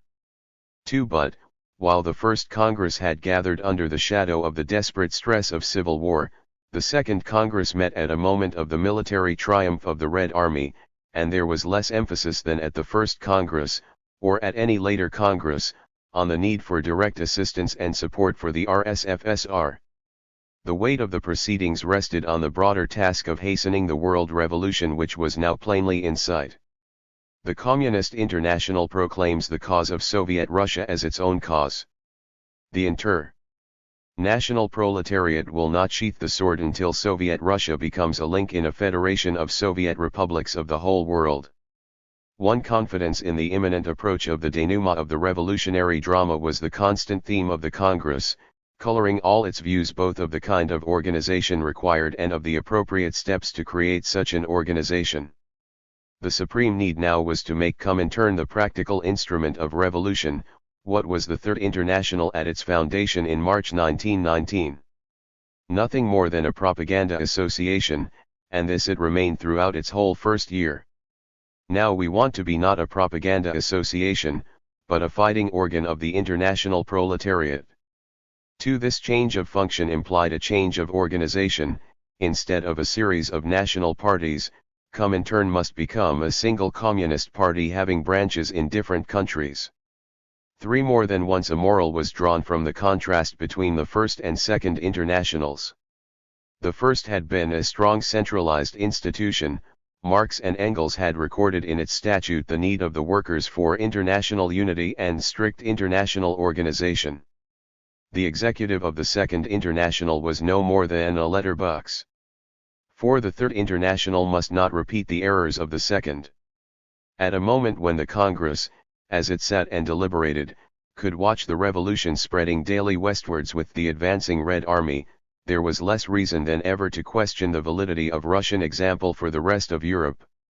Unity of revolutionary action and unity of party doctrine under the single and supreme authority of a communist international seemed to be established beyond challenge. The minor deviations officially tolerated in 1919 were placed under a ban. No longer was it permissible to differ on the question of participation in parliamentary elections and in trade unions. Even in matters of detail a party line must be clearly laid down and followed. When, on the admittedly peculiar and esoteric question of the affiliation of the British Communist Party to the Labour Party, a British delegate pleaded for some latitude, Lenin was emphatic in support of the principle of uniformity. Comrade Ramsey says, "Let us English communists settle this question ourselves." What would become of the International if every small fraction came and said, "Some of us are for, some against, let us decide for ourselves"? What need would there be for an international, a Congress and all this discussion? Such laxity had been characteristic of the Second International and was radically wrong. In all issues of revolutionary strategy and tactics the right decisions were most likely to be reached by an institution which represented the whole revolutionary movement and generalized the whole body of revolutionary experience. This end could be achieved only by rigid institutional discipline. The Second International, Zinoviev explained to the Congress, had failed because it tolerated in its midst parties whose practice and tactics were in flagrant opposition to the tactics of the revolutionary proletariat. The revolution in Hungary last year had failed through making the same mistake. J parties could assure their own orthodoxy only by rigorously excluding heretics from their ranks. Schism, schism, schism, Lenin had exclaimed in 1904, defending the split in the Russian Social Democratic Party against his critics. Throughout the next 10 years, in good and bad times, he had fought the Bolshevik battle of doctrinal purity against Menshevik eclecticism. To split the party, to reduce it to numerical insignificance, was a lesser evil than to dilute its doctrine or to weaken its discipline. In 1920 he applied the well-tried principle to Comintern. The essential condition of the admission of a party to Comintern was unqualified acceptance of the program and rules of Comintern and exclusion of dissentients from the party. When an English delegate to the Second Congress complained that a majority of English communists would reject such terms, Lenin asked why it was necessary to agree with the majority. The faithful minority could be organized separately. Better a split than to leave the question of the right tactics unanswered. Zinoviev made a categorical declaration on this point in the name of the Russian party. Should it so happen that our Italian or other comrades were to tell us that they demanded to maintain the connection with these right elements, then our party is ready to remain quite alone rather than be connected with the elements which we regard as bourgeois. The principle of the split to exclude heretics, once adopted, was applied with a bitterness which was inevitable, so long as the heretical leaders were automatically regarded as traitors sold to the bourgeoisie. The implications of this doctrine quickly penetrated into the proceedings of Comintern. Lenin, in the letter to the English workers, in which he recounted his meeting with the British Labour delegation in Moscow, described the passing over of a majority of the parliamentary and trade union leaders of the workers to the side of the bourgeoisie as a long-standing abscess. It was not the avowed enemies of the workers whom it was most urgent to defeat, but the traitors from their own midst. "The enemy is sitting in your own house," exclaimed Zinoviev at the Second Congress. J. Lenin taunted Crispien, one of the USPD delegates, with having treated the split between the USPD and the SPD as a bitter necessity. The independents should not lament that, but should say, the international working class is still under the heel of the labor aristocracy and of the opportunists. Crispien had said that the revolution could be carried out in Germany only on the condition that it did not impoverish the German workers too much. A labor aristocracy, which dreads sacrifices, which fears too much impoverishment at a time of revolutionary struggle, cannot belong to the party. 4. Those whom it was desired to cast out were not well-meaning men who took an erroneous view of the correct tactics of revolution, they were renegades and traitors to the proletarian cause. Such was the background of the most famous and important document which issued from the Second Congress, the 21 conditions determining the admission of parties to Comintern. The First Congress had made no attempt to define the conditions of membership, nor had Icky attempted the task. But it could no longer be ignored. Lenin prepared and circulated to the Second Congress a draft of 19 conditions of admission to the Communist International. The draft required each member party of Comintern to conduct propaganda in favor of the proletarian revolution and the dictatorship of the proletariat and be responsible for its party press and publications, to endeavor to fill all responsible posts in the workers' movement with its members, and to secure the removal of reformists and supporters of the center, to combine legal with illegal activities and to create an underground organization to prepare for the coming civil war, to conduct propaganda in the army and in the countryside, to denounce all social patriots and social pacifists, and to show that no expedients such as international arbitration or a reorganized League of Nations could avail to save humanity from imperialist wars, to break absolutely with all reformists, including well-known reformist leaders, to denounce colonial exploitation, especially by one's own government, to form communist cells, directly responsible to the party, in trade unions,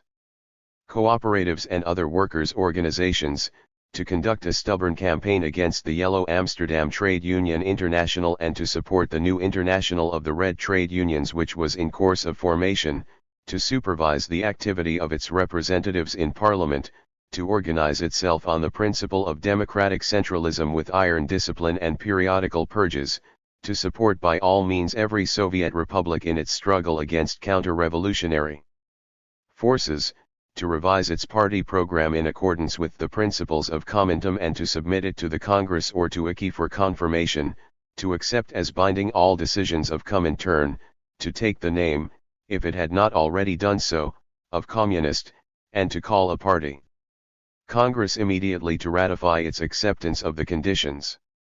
1. The 19 draft conditions, though stiff, were a logical formulation of the conception of Comintern propounded during the previous months by Lenin and its other principal sponsors. They were submitted in the first instance to a commission of the Congress, which made a few verbal amendments and added, on the motion of Lenin himself, a further condition requiring that, in every party now adhering to Comintern, the Central Committee and other central institutions should be composed, to the extent of at least 2/3, of members who had previously declared themselves in favor of adhesion. By telescoping 2 of Lenin's original conditions, the total number of 19 was maintained. The new 19 conditions were then discussed by the plenary Congress at 3 successive sittings. A substantial part of the time was occupied by the speeches of the 4 USPD delegates, 2 supporting and 2 rejecting the conditions, and by recriminations arising out of them. The USPD was the largest and most powerful mass party represented at the Congress, a party whose fortunes were rising rapidly, 2. The crucial question was whether or not it would accept the conditions and adhere to Comintern. The conditions themselves met with comparatively little opposition in the Congress. Indeed, they were tightened up at the last moment by 2 further conditions, raising the number to the final 21. One of these required all party organs to publish important documents and decisions of Comintern, the other provided that members of any party who voted against acceptance of the conditions at the party congress should be expelled from the party. This 21st condition, in many ways the most drastic of them, was proposed by the Italian Bordiga and seconded by Humbert Draz, a delegate from French Switzerland and a former Calvinist pastor. In the most uncompromising speech on the subject delivered at the Congress, Bordiga's proposal to compel the parties to exclude those who vote against the program of the Communist International is thoroughly useful in order to carry out a first purge of the extreme rights. The word split frightens all opportunists who put unity before everything. This first purge will naturally be incomplete, but it is the first step to the creation of a genuinely communist party. 1. The 21 conditions as a whole were then approved with only 2 dissentient votes. 2. The 21 conditions were designed, not to complete the formal break with the Second International, but to destroy any possibility of compromise by excluding from the Third International those elements of the center which still had a lurking sympathy with the Second and were seeking a halfway house between them. 3. In Lenin's view, these elements were confined mainly to the leaders. What therefore was required was to split the centrist parties, notably the USPD, the Italian Socialist Party and the British ILP, by discrediting and excommunicating their leaders, and drawing the loyal rank and file into the orbit of Comintern. The 21 conditions specifically named Turati and Modigliani, Koskai and Hilferding, MacDonald, Longuet and the American Hilkett, as notorious opportunists who could in no circumstances be recognized as members of Comintern. On the other hand, in spite of their universality, these stern conditions were not designed in practice to exclude dissidents of the left, towards whom a surprising tenderness continued to be shown. A resolution of the Congress, while condemning the views of such left groups as the KAPD, the American IWW and the British Shop Stewards Committee, admitted that some of these represented a profoundly proletarian and mass movement, which in its foundations stands on the ground of the root principles of the Communist International. Communists should therefore not refrain from repeated attempts to unite with these organizations into a single communist party. One other resolutions of the Congress reaffirmed the duty of communists to take part in the work of trade unions and bourgeois parliaments. A special commission wrestled with the vexed question whether the British Communist Party should seek affiliation to the British Labour Party, a loose federation which imposed no doctrinal loyalties on its constituent members, and on its report the Congress answered the question by a majority of 58 to 24 in the affirmative. 2. There was a resolution on the agrarian question which has already been cited. 3. And an important debate and sets of theses on the national and colonial question which will be discussed in the next chapter. The Second Congress of Comintern made an ambitious attempt not only to establish a worldwide communist organization, but also to discuss and lay down the fundamental principles of communist policy in all major questions. The Second Congress marked the crowning moment in the history of Comintern as an international force, the moment when the Russian Revolution seemed most certainly on the point of transforming itself into the European Revolution, with the destinies of the RSFSR merged in those of some broader European unit. No one was more interested in this consummation than the Russian Bolsheviks, who still implicitly believed that their own salvation depended on it. It was no doubt a part of the price of victory that the center of gravity of the revolutionary movement would move westward across Europe, but this was a price at which it would have been absurd to cavil. A deep paradox therefore underlay the proceedings of the Second Congress. The Russians were sincerely and eagerly seeking to destroy their own exclusive predominance in the revolutionary movement by spreading revolution all over Europe and the world. 1. When they failed, when the revolution obstinately stood still at the Russian frontier, everything done at the Second Congress had the unlooked-for consequence of confirming and codifying Russian predominance, so that many came to attribute to some sinister and deep-laid plan what was the inevitable result of the conditions in which the Congress had to work. Nowhere was this process more apparent than in the framing of the Statute of Comintern, which was undertaken by the Second Congress. This followed closely the statute of the Russian Communist Party. The sovereign organ was the World Congress, which would in principle meet annually. The executive committee elected by it ruled in its stead in the intervals between its sessions and was responsible only to the World Congress. The composition of ICI was a delicate point. According to the decision reached at the Second Congress, it was to be composed of from 15 to 18 members, one of whom 5 were to be provided by the party of the country in which, by decision of the World Congress, the Executive Committee has its seat, and the remainder one each by the other largest national parties. In the desultory debate on the statute in the plenary session, a Dutch delegate tentatively suggested that ICI might have its seat in Italy or Norway, and a German delegate half-heartedly proposed Berlin. But it was clear that in present conditions there could be no serious alternative to Moscow, and, in default of the spread of revolution to the west, ICI was fated to become, as the Dutch delegate correctly foresaw, an enlarged Russian Executive Committee. 2. The historical role of the Second Congress, as distinct from its ostensible and even from its conscious purpose, was to establish Russian leadership of Comintern on an impregnable basis. Russian leadership throughout the Congress was absolute and unchallenged. The Russians enjoyed the usual advantages accruing to the hosts at an international gathering. They could marshal their full available talent on any issue. The visitors were limited to the strength of the delegations actually in Moscow.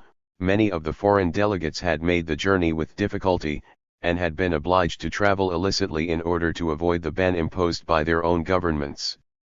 More important, the Russian delegation invariably spoke with a united voice. The other principal delegations, German, British, French, Italian, and American, were drawn from more than one national party or group and were divided among themselves on major issues, so that a situation automatically arose in which Russian leaders of Comintern played off dissentient foreign delegates against their own more amenable compatriots. Most important of all, leadership was the natural reward of revolutionary achievement. The Russians, and they alone, had proved that they knew how to make a successful revolution. Thus had victory been won in October 1917, and thus would it be won elsewhere. One of the ILP delegates who negotiated with ICI on the eve of the Second Congress has left a record of his impressions. It was very difficult to discuss matters with the leaders of the Third International owing to the strong nationalist direction they adopt. Every question is deeply colored with ideas peculiarly Russian. I think it is understandable, but certainly the very pontifical attitude they adopt does not make discussion easy. They are quite prepared to admit that revolutions are not metaphysical in their origin, are the outcome of historical development, and that social revolution must develop in each country along different lines, but they always return to the point that their tactics are the model on which all socialist method must be based. 1. It was the natural consequence of Russian prestige rather than of Russian design that the organization of Comintern reflected Russian experience and was framed on a Russian model. The Communist International, which would make the world revolution, was created in the image of the party which had made the Russian Revolution. 1. Foreign delegates might cavil at this point or that, but nobody at the Congress questioned, at any rate openly, the need for a new international, and nobody had any other prototype to put forward. The foreign parties and their representatives were all too conscious of their inferiority. Some of them made no bones about accepting it. What am I compared with Comrade Lenin? He is the leader of the Russian Revolution. I represent a tiny communist socialist party. 2. And the Congress listened in patient docility while Zinoviev expatiated in turn on the defects of almost every communist or would-be communist party in Europe except the Russian. 3. Nor did lapse of time alter the position. The disappointment of the bright hopes entertained in the summer of I-920 merely widened the gap between the authority of those who had succeeded in making their revolution and those who had failed, and left the organization of Comintern firmly cast in a Russian mold. Russian predominance in Comintern was further promoted by the procedure of splitting, which was systematized by the Second Congress and became a regular instrument of Comintern policy. In most parties, leaders soon began to arise who were known as the spokesmen and protégés of Comintern and were commonly referred to in Moscow as the best representatives of the proletariat, a phrase occurring for the first time in a resolution of the Second Congress and frequently on Zinoviev's lips. In all countries of the world, wrote Lenin, summing up the results of the Congress, the best representatives of the revolutionary workers have taken their stand on the side of communism. But these leaders were not necessarily the best qualified to give an objective analysis of the situation in their respective countries, nor did they always enjoy the largest measure of support and confidence in their own parties. The charge was even heard that the main motive of the splitting policy was to destroy the independent power of the national parties and to make them subservient to Moscow. The charge was certainly false, at least for this early period. But the temptation to rate docility in national leaders higher than independent judgment was inherent in a predominantly Russian organization, and such Comintern was bound to remain, so long as revolution had triumphed in Russia and in no other country. While, however, the Second Congress seemed to have registered a sweeping victory for the principles of a highly disciplined organization and strict doctrinal orthodoxy, the old dilemma of reconciling these principles with the winning of mass support, the dilemma which had been so easily overcome in Russia and yet proved so insuperable in the West, recurred in a new form.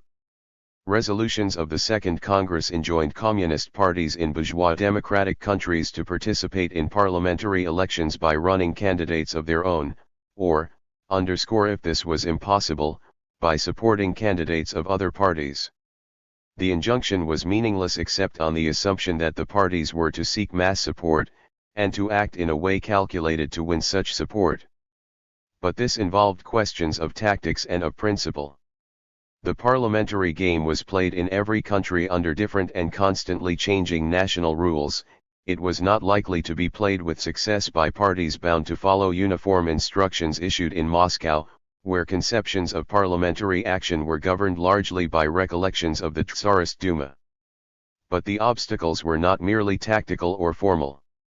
The injunction of the Second Congress to foreign communist parties to utilize bourgeois state institutions in order to destroy them too was the counterpart of Lenin's injunction to British communists to support British Labour leaders by way of hanging them. But these injunctions presupposed that the loyalty of the masses to state institutions and to labor leaders could be effectively undermined. So long as this presupposition was not realized, communist parties in most Western countries had the choice of two alternatives. They could retain the purity and rigidity of their doctrine at the cost of remaining small sects composed largely of intellectuals and without influence on the masses, or they could win influence in existing mass parties of the left by compromises which involved acceptance of a temporary and conditional loyalty to existing institutions and existing leaders.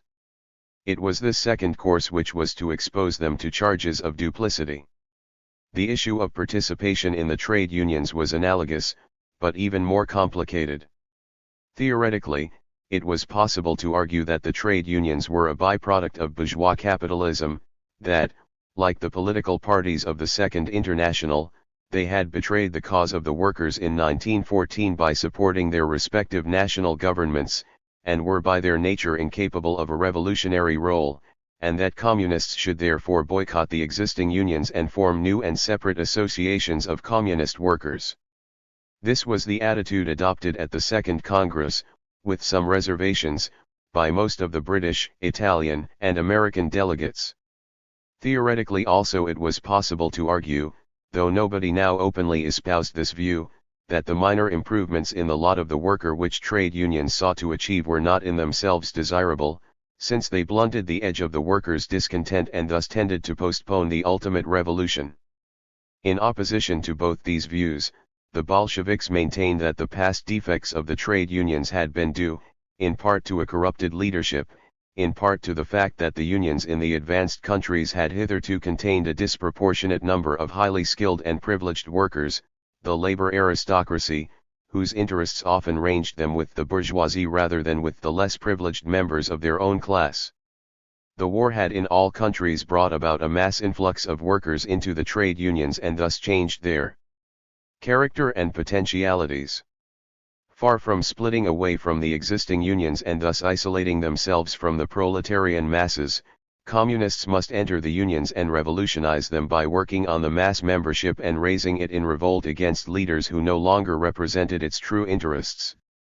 The more firmly Comintern was wedded to a policy of restricting the size of communist parties by insistence on rigid discipline and doctrinal purity, the more essential it became to maintain contact with the masses of the workers through their trade unions. But the decision to participate in the trade unions, like the decision to participate in parliamentary elections, was the beginning and not the end of embarrassment. In the first place, it appeared to commit communists to support existing unions, however reactionary, and to oppose breakaway movements, however revolutionary in character and purpose. This issue was acute in the United States, where a minority of skilled workers were grouped in the American Federation of Labor, built on the craft union principle, and the only appeal to the mass of underpaid, largely immigrant, unskilled labor was made by the syndicalist and revolutionary IWW. In Germany, the revolutionary shop stewards had attempted to organize the workers outside the trade unions. In Great Britain, the shop stewards movement, though not formally outside the trade unions, had arisen in face of their opposition, and had at the outset a syndicalist complexion. The attitude of communists to these dissident movements was difficult to define. The second embarrassment of the Bolshevik attitude was graver still. The declared purpose of the Bolsheviks was to strengthen the cohesion, comprehensiveness, and power of the trade unions by bringing them under communist leadership. But, except on the assumption that this could be achieved at a single stroke, or, in other words, that the proletarian revolution was imminent, the execution of this purpose was bound to require a long period of internecine warfare within the unions which would split and weaken them and all but destroy their existing power. Lenin, in a much criticized passage of the infantile disease of leftism in communism, had foreseen the probability that the leaders of opportunism would use every device, fair or foul, to exclude or expel the communists from the trade unions. One must know how to resist all this, to accept any and every sacrifice, even, in case of necessity, to resort to every kind of trick, cunning, illegal expedient, concealment, suppression of the truth, in order to penetrate into the trade unions, to remain in them, to conduct in them, at whatever cost, communist work. One Radek, at the Second Congress of Comintern, came near to an open admission that communist policy meant the destruction of the existing unions as a preliminary to their transformation into the bigger and better unions of the future. We shall attempt to transform the trade unions into fighting organizations. We are going into the trade unions, not in order to preserve them, but in order to create that cohesion among the workers on which alone the great industrial unions of the social revolution can be built. Such a program sounded agreeably enough in Bolshevik ears. In Russia the trade union tradition was weak. Few trade unions had wielded any effective power or commanded any profound allegiance among their members, and some of these few had been dominated by Mensheviks, who turned them into centers of resistance to the new regime. But in Central and Western Europe the trade unions were regarded by the mass of the workers as at any rate partial bulwarks against the otherwise untempered oppression of capitalist power. Any policy which promised even temporarily to split, weaken, and perhaps destroy these bulwarks in the interest of a remote and uncertain future was bound to encounter deep suspicion and obstinate opposition, which was mistakenly attributed in Moscow to the machinations of a few leaders or of a labor aristocracy. The leaders of Comintern at the Second Congress further complicated the difficult and delicate task that lay ahead by a step which revealed in a stark form all the incongruities of their trade union policy. A loosely organized international federation of trade unions had existed before 1914, having no formal associations with the Second International, but akin to it in outlook. Since the Bolsheviks were firmly committed to the idea of creating a Third International to replace the defunct Second, it seemed in the first days of the revolution a natural corollary to create a new trade union organization to replace the defunct IFTU. World revolution was at hand, and a resurrection of the international organs of the old order was unthinkable. The first All-Russian Congress of Trade Unions in January 1918 recorded its determination to assist by all means the rebirth of the international trade union movement, and convened an international trade union conference to meet in Petrograd in February 1918. The invitation was broadcast to the world, but in the conditions of the time it is not surprising that it provoked no response whatever. This did not, however, mean the abandonment of the project. The few communists who doubted its usefulness did so not because they feared a clash with IFTU, but because they believed that trade unions belonged to the reactionary capitalist order. ALD had no part to play in the building of socialism. The official resuscitation of IFTU, shorn of its German membership, in July 1919, with a central office at Amsterdam, did not seriously affect this mood. The difficulties of reviving IFTU seemed at least as likely to prove fatal as those attending the rebirth of the Second International. Just as the Second International had capitulated before the Third, declared the president of the Petrograd Trade Union Council at the end of 1919, so the time had come for all the trade unions of the world to unite into a single powerful international organization ready to fight side by side with the Third International. The establishment of relations with the trade unions of Western Europe did not become practical politics till the spring of 1920, when the Civil War seemed over, when the Allied blockade had been lifted, and when the first tentative diplomatic contacts were being made. Zinoviev now made a start by presenting to the Ninth Party Congress in March 1920 a recommendation that the Russian trade union movement should take the initiative in forming a Red International of Trade Unions, just as the Russian Communist Party did in founding the Third International. The question did not, however, seem particularly urgent, and the Congress did not discuss it. A month later, a decisive event made further inaction impossible. In April 1920 the Western trade unions and IFTU took an active part in organizing the Washington Conference at which the International Labor Organization was founded. It was when, in Lazovsky's words, IFTU decided to wed its fate to that of the League of Nations through the medium of the ILO, that the need made itself felt for a center for the concentration of the left-wing trade union movement of the whole world. The ILO was the embodiment of that notion of class collaboration which was the very antithesis of the class struggle and the dictatorship of the proletariat. At the Third All-Russian Congress of Trade Unions in the same month Zinoviev launched a bitter denunciation of the social traders who, obeying the dictates of the capitalists, were attempting to rebuild the Yellow Amsterdam International and thus to compensate for the collapse of the Second International. The time was ripe for a really proletarian international union of red trade unions standing for the dictatorship of the proletariat, and he hoped that the proletarian trade unions of the whole world would attend the forthcoming Congress of Comintern and constitute themselves a section of Comintern. The Congress resolution recorded the decision of the Russian trade unions to enter the Third International and to appeal to the revolutionary trade unions of all countries to follow their example.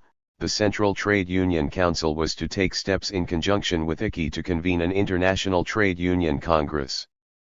It might have been argued that, if the policy of penetration into existing trade unions, consistently preached by the Bolsheviks and recently confirmed by Lenin in the infantile disease of leftism in communism, were successful, it would slowly but surely change the leadership of the unions and therefore of IFTU, and transform the whole organization without destroying it.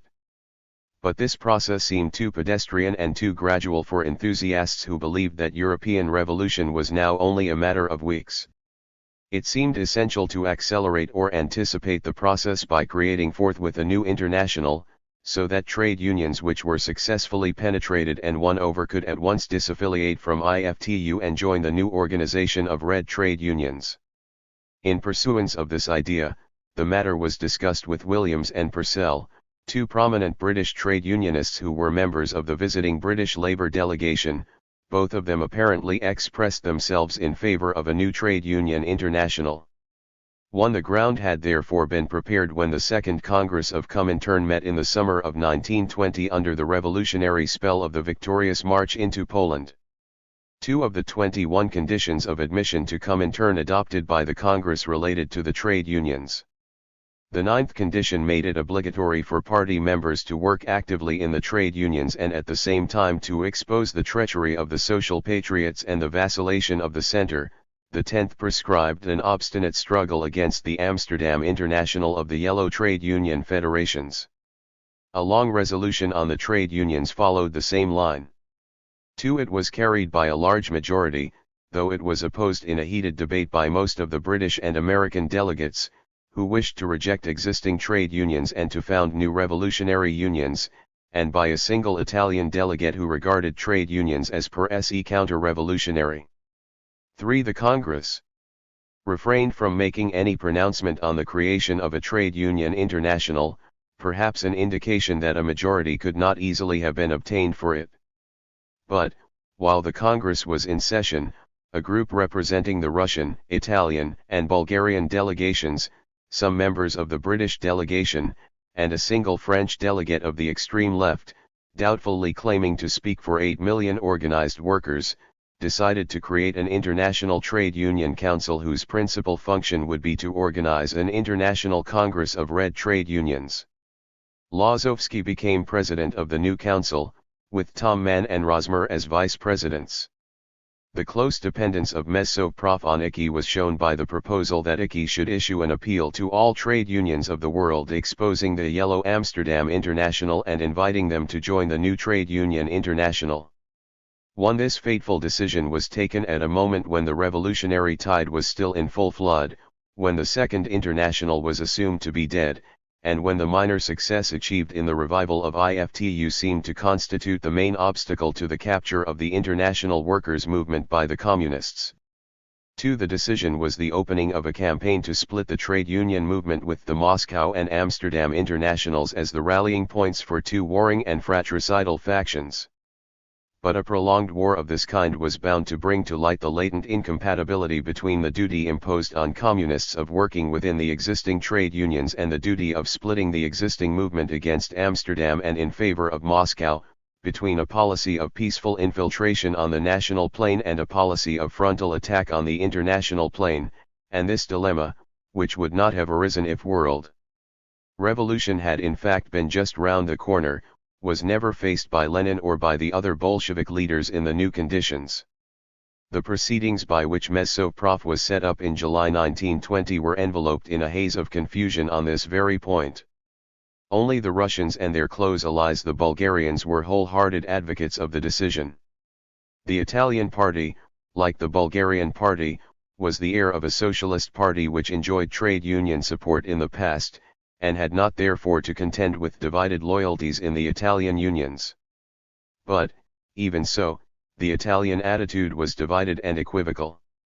One still greater confusion reigned in the British delegation. Murphy, who attended the meeting at which the decision to create Messow-Prof was taken and became the British representative on it, afterwards recorded that, had there been the slightest suggestion of splitting the trade unions, the project would of course have had no British support. 2. Only Tanner, a leader of the shop stewards movement and the one influential trade unionist in the delegation, seems to have recognized the contradiction between the proposal to remain in the unions at the national level and the creation of an independent international organ, and Zinoviev denied him the floor when he sought to expound this view in the plenary session of the Congress.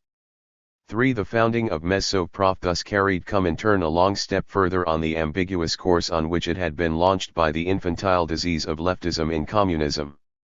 It was a step taken in a moment of hot-headed enthusiasm and in the firm conviction of the imminence of the European Revolution, and a device designed to bridge a short transition and prepare the way for the great consummation had unexpected and fatal consequences when the interim period dragged on into months and years.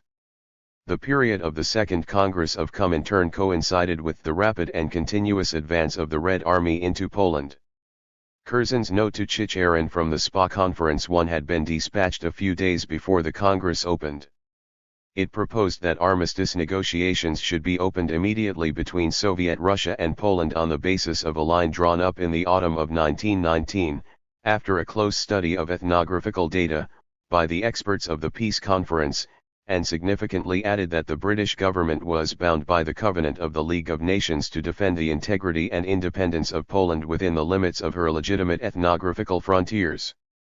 On July 17, 1920, Chicherin, while taunting the British government on its belated interest in peace between Soviet Russia and Poland, agreed to open negotiations if the Polish government requested it, and offered to Poland a frontier more favorable to her than the Curzon Line. 2. On July 22 the Polish government at length applied to Moscow for terms. But the Soviet government was in no hurry. The opening of negotiations was delayed on various pretexts, and in the last days of July the Red Army crossed the Curzon Line and entered what was undisputed Polish territory. After Brest-Litovsk fell on August 1, no serious resistance was to be expected till the outer defenses of Warsaw were reached. The decision to carry the war into Poland was preceded by controversy in the inner party councils. Trotsky opposed the advance both on political and on military grounds. Lenin countered his objection with the specific argument that the Polish workers in Warsaw and other centers would rise on the approach of the Red Army and greet it as their deliverer. Radek, who knew Poland, warned Lenin against these hopes. But his views on Germany had earned him a reputation for pessimism, and Lenin called him a defeatist. 3. Stalin had sensibly pointed out, before the offensive began, that the rear of the Polish armies is substantially different from the rear of Kalkak and Denikin, being homogeneous and nationally united, so that, once Polish troops were defending Polish soil, it would be difficult to contend with them, and as late as the end of June he attacked the braggadocio and noxious self-complacency of comrades who call for a march on Warsaw or proudly declare that they will make peace only in Red Soviet Warsaw. 1. But when the decisive moment came, Stalin did not make his voice heard. Trotsky was supported only by Rykov. 2. Lenin's view prevailed and the advance proceeded. Soviet troops had helped the Reds in Finland in the winter of 1917 to 1918. Units of the Red Army had helped to establish Soviet republics in Estonia and Latvia at the end of 1918, and were to do the same in Georgia in 1921. But in all these cases local communists had provided a partial basis for the enterprise. The decision to march on Warsaw, coinciding with the Second Congress of Comintern, and taken at a moment when all caution had been swept aside by an enthusiastic faith in the imminence of the European Revolution, imparted to the military campaign a distinctively revolutionary fervor which made it unlike any other war in Soviet history. That the Red Army was not a Russian, but an international army, serving not the national interests of a country but the international interests of a class, had been accepted doctrine from the first. The founding of Comintern seemed to provide the Red Army with a political counterpart. "I can assure you," exclaimed Trotsky at the First Congress of Comintern, "that the communist workers who form the real kernel of this army regard themselves not only as the forces defending the Russian Socialist Republic, but also as the Red Army of the Third International." At the Second Congress the triumphant advance of the Red Army seemed the irrefutable demonstration of this principle. On the eve of the Congress Tykhaevsky, the commander of the Red Army in its advance towards the west, wrote a letter to Zinoviev in which he argued that the proletariat must be prepared for the forthcoming civil war, for the moment of a world attack by all the armed forces of the proletariat on armed world capitalism, and proposed that, considering the inevitability of world civil war in the near future, Comintern should proceed to create a general staff. This suggestion was not pursued. But at the opening session of the Congress an address to the Red Army was proposed by the Italian delegate Zerati, who hoped that the day was near when the proletarian Red Army will consist not only of Russian proletarians, but of proletarians of the whole world, and greeted it as one of the chief forces of world history. Nevertheless, while everything that was done in the summer of 1920 was rooted in Bolshevik tradition, it represented one of those shifts of emphasis, one of those abrupt transitions of policy, which were tantamount to a radical change of front and exposed the Soviet government to well-founded charges of bad faith. In the first months of 1920 unmistakable diplomatic feelers had been put out for a temporary accommodation with the capitalist world. Chicherin, Kherson, and Radek seemed to occupy the center of the stage as the artificers of the new policy of caution and compromise. Zinoviev and Bukharin were left to theorize about world revolution, but were relegated to the wings. At the end of January 1920 it had been vigorously denied that the Russian Soviet government wishes to plant communism in Polish soil with the bayonets of Red Army men. 3. As late as July 20, 1920, while the delegates were assembling for the Comintern Congress, Sovnarkom solemnly reaffirmed that we are as far from any kind of attack on the independence of Poland or on the inviolability of her territory as in the days of our greatest military difficulties. 4. But within a few days such assurances were forgotten or explained away. Military victories and the enthusiasm of the delegates revived a flagging faith in world revolution and in Zinoviev's waning star. With Lenin won over, caution was thrown to the winds and the Revolutionary War begun in earnest. As soon as the Red Army crossed the frontier, a provisional Polish Revolutionary Committee was formed in agreement with the Russian Communist Party and with its participation and that of the Red Army. Command and moved forward in the wake of the army. Its president was Marklevsky, and among its members were Dzerzhinsky, Uenchlicht and Kahn, 3 veteran Polish Bolsheviks and a former leader of the Left Polish Socialist Party. It was to hand over its authority to the Polish Communist Party on arrival in Warsaw. 1. And Warsaw was only a beginning. Near to it, as Lenin said afterwards, lies the center of world imperialism which rests on the Versailles Treaty. Poland was the last bulwark against the Bolsheviks. 2. How crucial it was shown by the eagerness with which the Western powers rushed munitions and military missions to Warsaw to stave off the threat. But most important of all, in Lenin's mind, was the appeal which the advance on Warsaw made to the workers of the capitalist world. Great are the military victories of the Soviet Republic of Workers and Peasants over the landowners and capitalists, over the Udinichis, the Kolchaks, the Denikins, the White Poles, and their backers, France, England, America, Japan. But greater still is our victory over the minds and hearts of the workers, of the toilers, of the masses oppressed by the capitalists, the victory of communist ideas and communist organizations throughout the world. The revolution of the proletariat, the downfall of the yoke of capitalism is on the march. It will come in all the countries of the earth. When German workers in Danzig went on strike rather than unload munitions for Poland, when British workers not only refused to load such cargoes but formed councils of action and threatened the British Prime Minister with revolution if help were sent to Poland, for then Bolsheviks could not help believing that the victory of communism over the minds and hearts of the workers had been won. When the Second Congress of Comintern ended on August 7, 1920, the Soviet advance on Warsaw was proceeding rapidly and almost unopposed, and optimism and enthusiasm were unbounded. Arrangements were at last made for the Soviet and Polish peace delegations to meet at Minsk on August 1, and on the previous evening Kamina in London communicated the Soviet peace terms to Lloyd George. They proposed, as had been promised, to rectify the Curzon line in favor of Poland in the regions of Białystok and Kholm. Poland was to limit her armed forces to 50,000 men, together with not more than 10,000 officers and administrative personnel. In addition to this, a civilian militia was to be recruited for the maintenance of order. No reparations were demanded, but the Polish government was to undertake to distribute land to the families of Polish citizens killed or disabled in the war. Lloyd George considered the terms reasonable, and advised the Polish government to accept them. But when the terms were finally laid before the Polish delegation on August 17, they were found to contain a proviso, not included in the summary communicated by Kamina to Lloyd George, to the effect that the proposed civilian militia should be recruited exclusively from the workers. This, and the provision for the distribution of the land, were clearly meant as attempts to alter the class structure of the Polish state in the interests of revolution.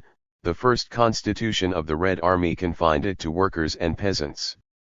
Discussion of these terms did not, however, proceed far, for the situation underwent a kaleidoscopic change. On August 16 a powerful Polish counter-offensive had been launched. Within a few days the Red Army was retreating as rapidly as it had advanced. Many explanations were afterwards offered of the Soviet defeat. Later Soviet military experts, enjoying the advantages of hindsight, tended to condemn the whole campaign as a military miscalculation. The Red Army was inadequately equipped and prepared, in everything except enthusiasm, for so serious an enterprise as the invasion of Poland. 1. Tkaczewski, the commander of the forces advancing on Warsaw, was criticized for having devoted his main strength to an attempt to encircle Warsaw from the north, thus exposing his main front to a disastrous counterattack. This was regarded by some as a political maneuver designed to cut off the Polish corridor and establish contact with the German Reichswehr. Finally, the Southern Army advancing on Lvov failed in the critical last days to respond promptly to an order from the Commander-in-Chief, Sergei Kamina, to move north to the rescue of the troops in front of Warsaw, though it is not clear whether this was due to a failure in communications, to the impetuous obstinacy of Igorov its commander and of Budeny its cavalry leader, or to political jealousies. 2. Political as well as military blunders were made. The Provisional Polish Revolutionary Committee, when it first set up its authority in Białystok, is said to have antagonized Polish communists by entrusting the administration to Russians and Jews. 3. But, whatever specific errors may have been committed, none of them was primarily responsible for the disaster. Nobody, except in the brief intoxication of unexpectedly easy military triumphs, had really believed that the Red Army could conquer Poland. Lenin and those who had voted with him for the advance had all counted on the Red Proletariat of Poland. The underground Polish Communist Party attempted, according to a subsequent statement, to call a general strike. But the response was limited to the miners in a few pits in the Dąbrowa region in the extreme southwest, and the movement was easily suppressed. 1. When the Polish workers of Warsaw failed to rise, or even join the National Army to defend the capital, 2. The enterprise was doomed. It was not the Red Army, but the cause of world revolution, which suffered defeat in front of Warsaw in August 1920. The defeat was also significant in terms of the balance of forces in Soviet Russia itself. The peasant army had fought valiantly and successfully, and was to do so again, against the white invaders who challenged the survival of the Soviet regime. But the same peasant army now showed once more that it was formidable for defense and not for offense, and that, while it would fight obstinately on Russian soil, it had no stomach for the fight to carry the proletarian revolution into other lands. The Menshevik Dan put the point forcefully in a contemporary diagnosis of the event. The campaign against Warsaw irrefutably demonstrated the impossibility of an offensive communist war for the Red Army, and in this sense marked the real turning point in the foreign policy of the Bolsheviks. And after the shortest interval the same Red Army, which had proved impotent in attack against Poland, displayed prodigies of immortal valor and invincibility in the war with Rygel, that epigone of Tsarist feudal reaction. What could be clearer than this historical illustration? And how could it be more strikingly emphasized that the real victor in all the civil wars of the Bolshevik period was the Russian peasant and nobody else? 3. The fiasco of the advance into Poland may count as a first symptom of the reassertion of the power of the peasant to dictate Soviet policy, which manifested itself in the following year in the introduction of NEP. The completeness of the defeat soon became apparent. By the end of August the Red Army on the main front was back across the Curzon line, and during September the Polish forces established positions well in advance of the line held by them when hostilities began in April, though less favorable than the line which the Soviet government had been prepared to concede in the previous winter. 1. Here a halt was called by both sides.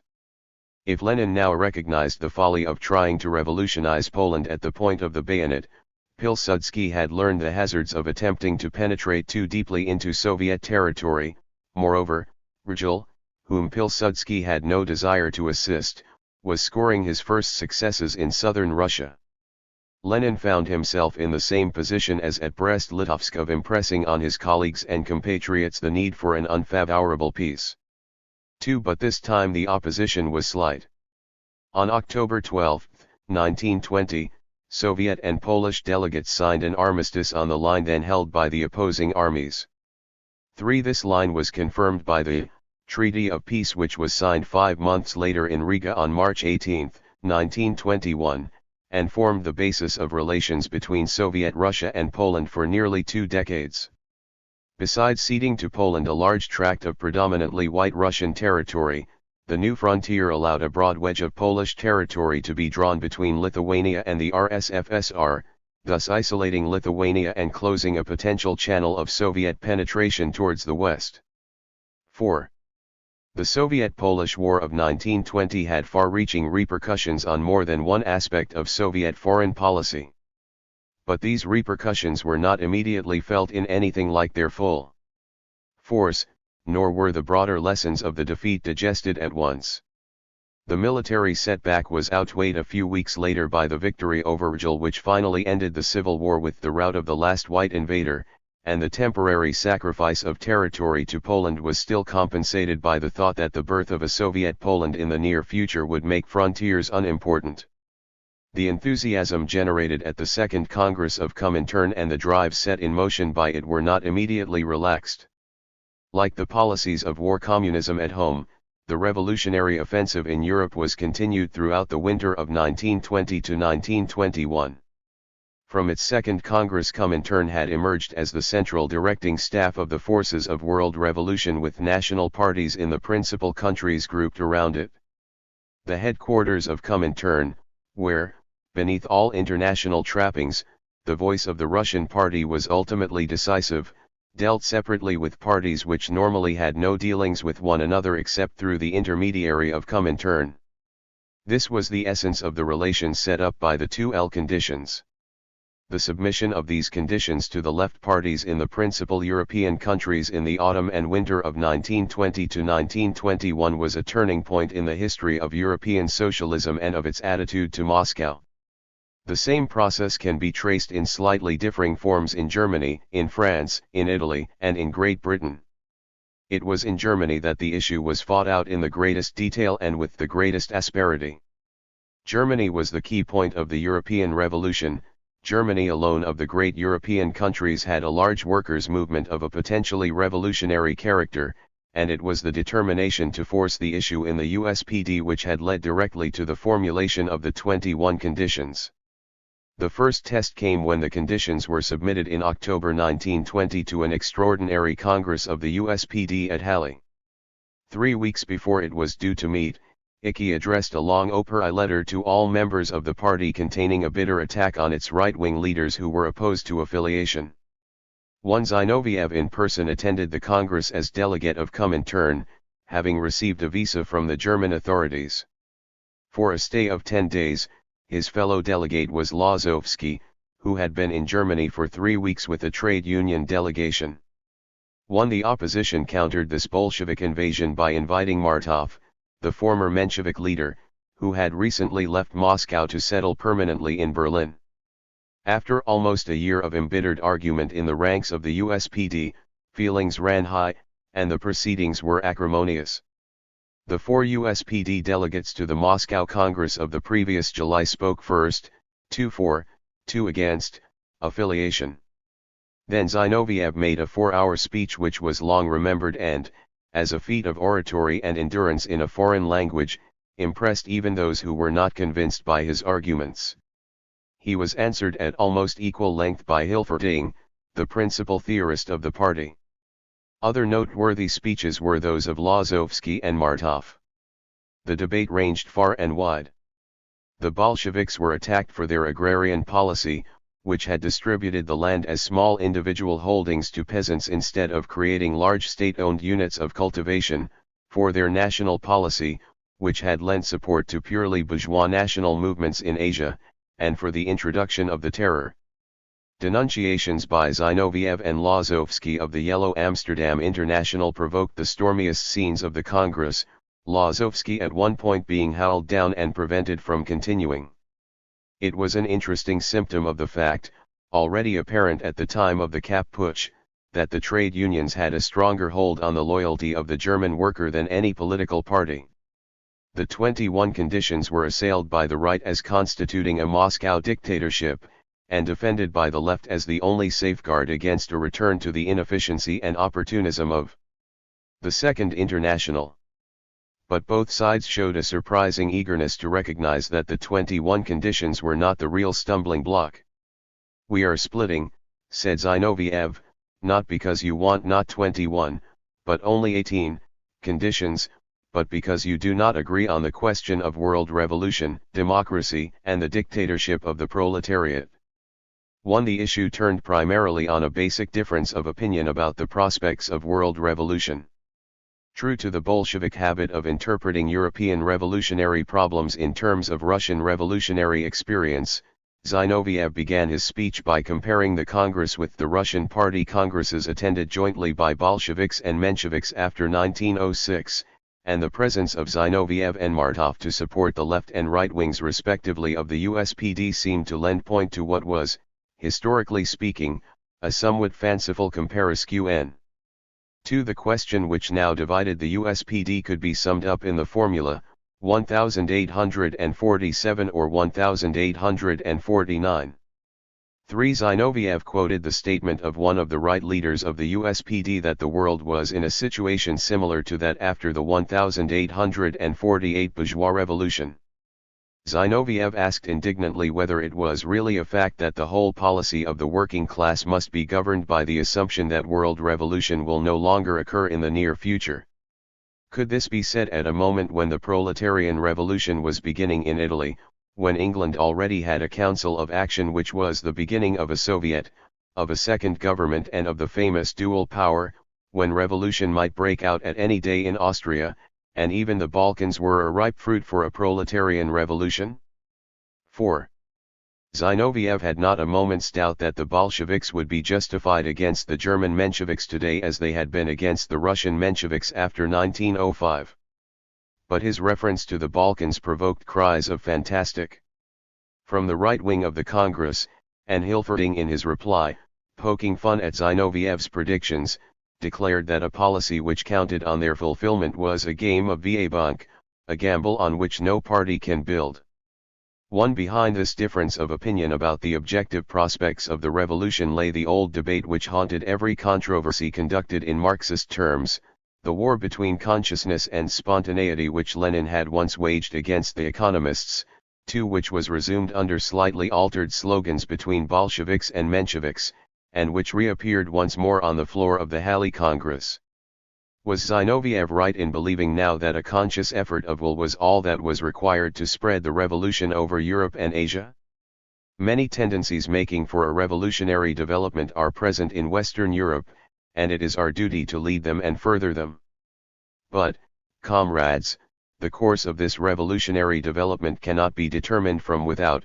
It depends on the relations of economic and social power between classes in individual countries, and it is utopian to suppose that it can be driven forward by any slogan, by any command from without.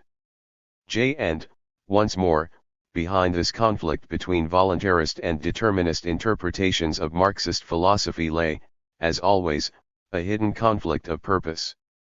Zinoviev was wrong in his estimate of the revolutionary prospects. But he was perfectly right when, in face of shouts of protest, he accused his opponents of fear of revolution, which runs like a red thread through your whole policy. Moreover, he correctly diagnosed the nature of the fear of dislocation, of hunger, of what we have in Russia. 4. But Zinoviev at Halle drew no conclusions from the diagnosis. The real conclusion was too damaging not merely to the case which he had to argue, but to the whole principle of argument by analogy from Russia to Western Europe. The majority of Russian workers in 1917 had had nothing to lose but their chains, standing at a level of subsistence not far removed from starvation, and maddened by the meaningless sacrifices of the war, they had neither hope nor belief in any existing institutions, and were desperate enough to accept with alacrity the revolutionary leadership of a small group of determined men bent on overthrowing them. The majority of the workers of Western Europe, and not merely a privileged minority, as the Bolsheviks believed, had a standard of living which, poor as it may often have been, was still worth defending. At any rate, they were unwilling to sacrifice it lightly in pursuit of the prospective benefits of revolution, No propaganda damaged the Bolshevik Revolution in Western Europe so much as that which fastened on it the low standard of living of the Russian people and the privations of war and civil war.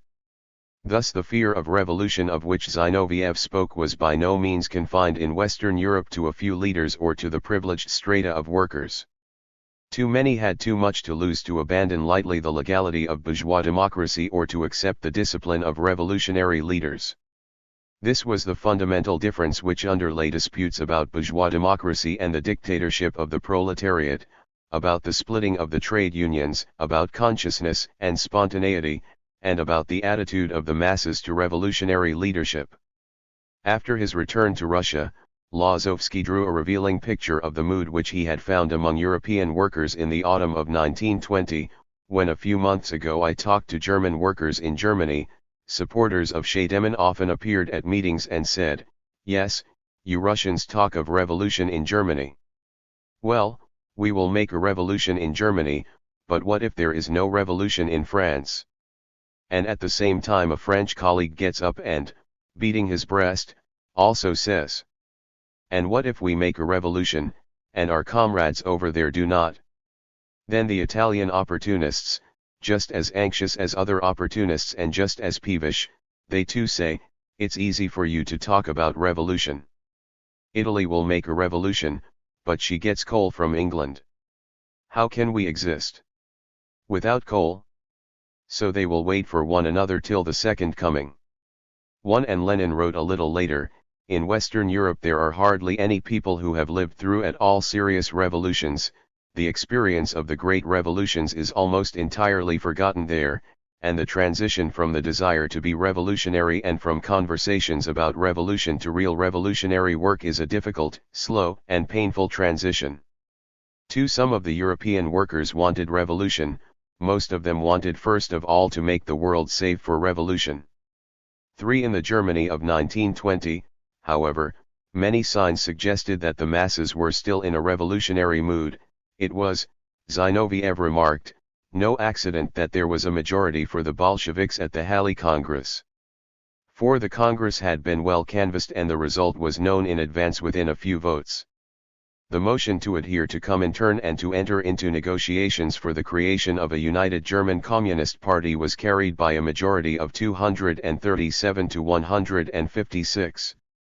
Zinoviev returned in triumph to Berlin to receive notice from the police of expulsion from Germany as an undesirable alien. While confined to his house awaiting the date of the first sailing from Stettin, he saw representatives not only of the two parties about to join forces under the banner of Comintern, but also of the KAPD which he still hoped to bring into the combination.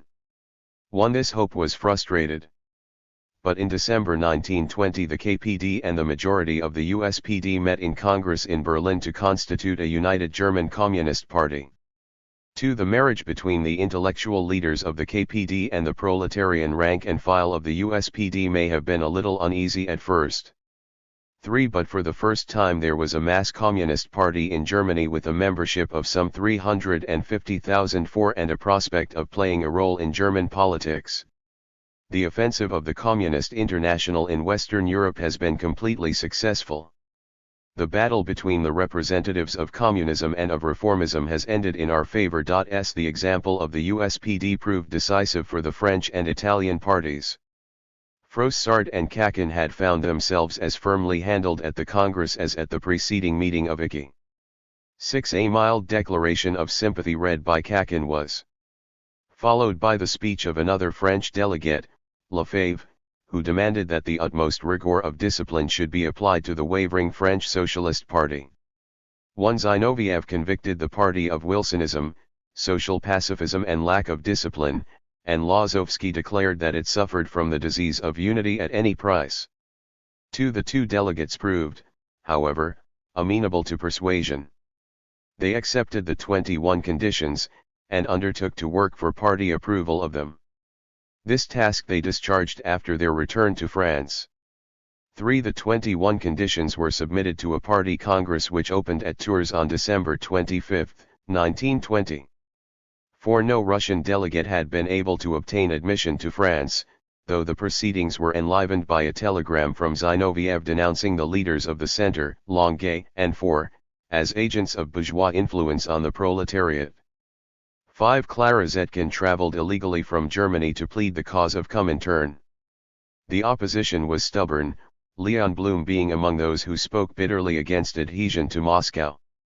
Nevertheless, the situation proved somewhat easier than at Halle, partly because both the French delegates to the Moscow Congress came out in favor of acceptance, and partly because the trade union leadership, which in France as in Germany was hostile to Comintern, 6 had no influence in the French party. The motion of acceptance received 3,247 mandates against 1,308 for an alternative proposal to accept with substantial reservations, and some 150 abstentions by an irreconcilable right wing. Thus the French Socialist Party became the French Communist Party, leaving the old name to the dissident minority. Frossard was elected Secretary General of the party. Souverin, released from prison, went to Moscow as French delegate to ICI. The Italian Socialist Party represented an even more variegated medley of opinions than the French party. The dark days of 1919, when Lenin greeted its accession to Comintern with enthusiasm, lay in the past, and its eclecticism was vigorously assailed by Zinoviev at the Second Congress. Its delegates in Moscow had accepted the 21 conditions subject to confirmation by the party. But the issue was left in abeyance pending the party congress, which met at Leghorn in January 1921, and was attended by Rákóczi, the Hungarian, and Kabachev, a Bulgarian, who had also been at Halle, as delegates of Comintern. 2. But the tide in the affairs of Comintern was by this time beginning to ebb. At Leghorn, Cerruti, who had been the leader of the Italian delegation at the Second Congress of Comintern and a vice president of the Congress, appeared as the spokesman of a large center group nearly 100,000 strong, whose delegates commanded an absolute majority at the Congress. Bordiga and the 2 other Italian delegates at Moscow represented a left wing of some 50,000, which included anarcho-syndicalists as well as communists, and which alone unconditionally accepted the 21 conditions, and there was a fiery right wing of 14,000 uncompromising reformists who had not been represented at Moscow. The center group professed unswerving allegiance to the program of Comintern, but refused to depart from the party tradition of tolerance for divergent opinions by expelling the reformist right. This involved rejection of the last and most essential of the 21 conditions. Paul Levi, who was at the Congress as delegate of the KPD, applauded Cerruti's attitude. The result was that the Italian Socialist Party, by a majority vote, seceded from Comintern, leaving the left wing of the Congress under the leadership of Bordiga to form an Italian Communist Party on the basis of the 21 conditions. A small group, little larger than the KPD before its fusion with the USPD, replaced the mass Italian Party which Lenin had welcomed into Comintern in the summer of 1919. At the Italian parliamentary elections of May 1921 it obtained 13 seats. No other country was comparable as a field for the activities of Comintern with Germany, France, and Italy. The first initiative in the attempt to combine the small British left splinter parties into a single communist party seems to have been taken in April 1920. But jealousies were strong and progress slow, and several groups and parties sent independent delegates to the Second Congress of Comintern. It was while this Congress was still sitting that the Communist Party of Great Britain was actually founded at a Congress in London on August 1, 1920. The only important issues which divided the Congress were the questions of parliamentary action and of affiliation to the Labour Party.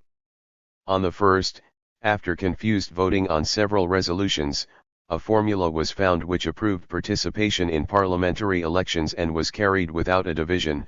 On the second, the proposal to apply for affiliation was carried by a majority of 150 to 85, though, when the application was made immediately after the Congress, it was firmly and decisively rejected by the Labour Party. 2. The CPGB held a further Congress in Leeds in January 1921 in order to complete its constitution and to record its acceptance of the 21 conditions. But, though it had been successful in rallying to its fold all the small groups of the extreme left, it had little promise of becoming a mass party, its authentic membership not exceeding 2,500. 3. The ILP rejected the 21 conditions at its conference in Southport in March 1921 won by a 5-1 majority, leaving a dissentient minority to secede and join the CPGB.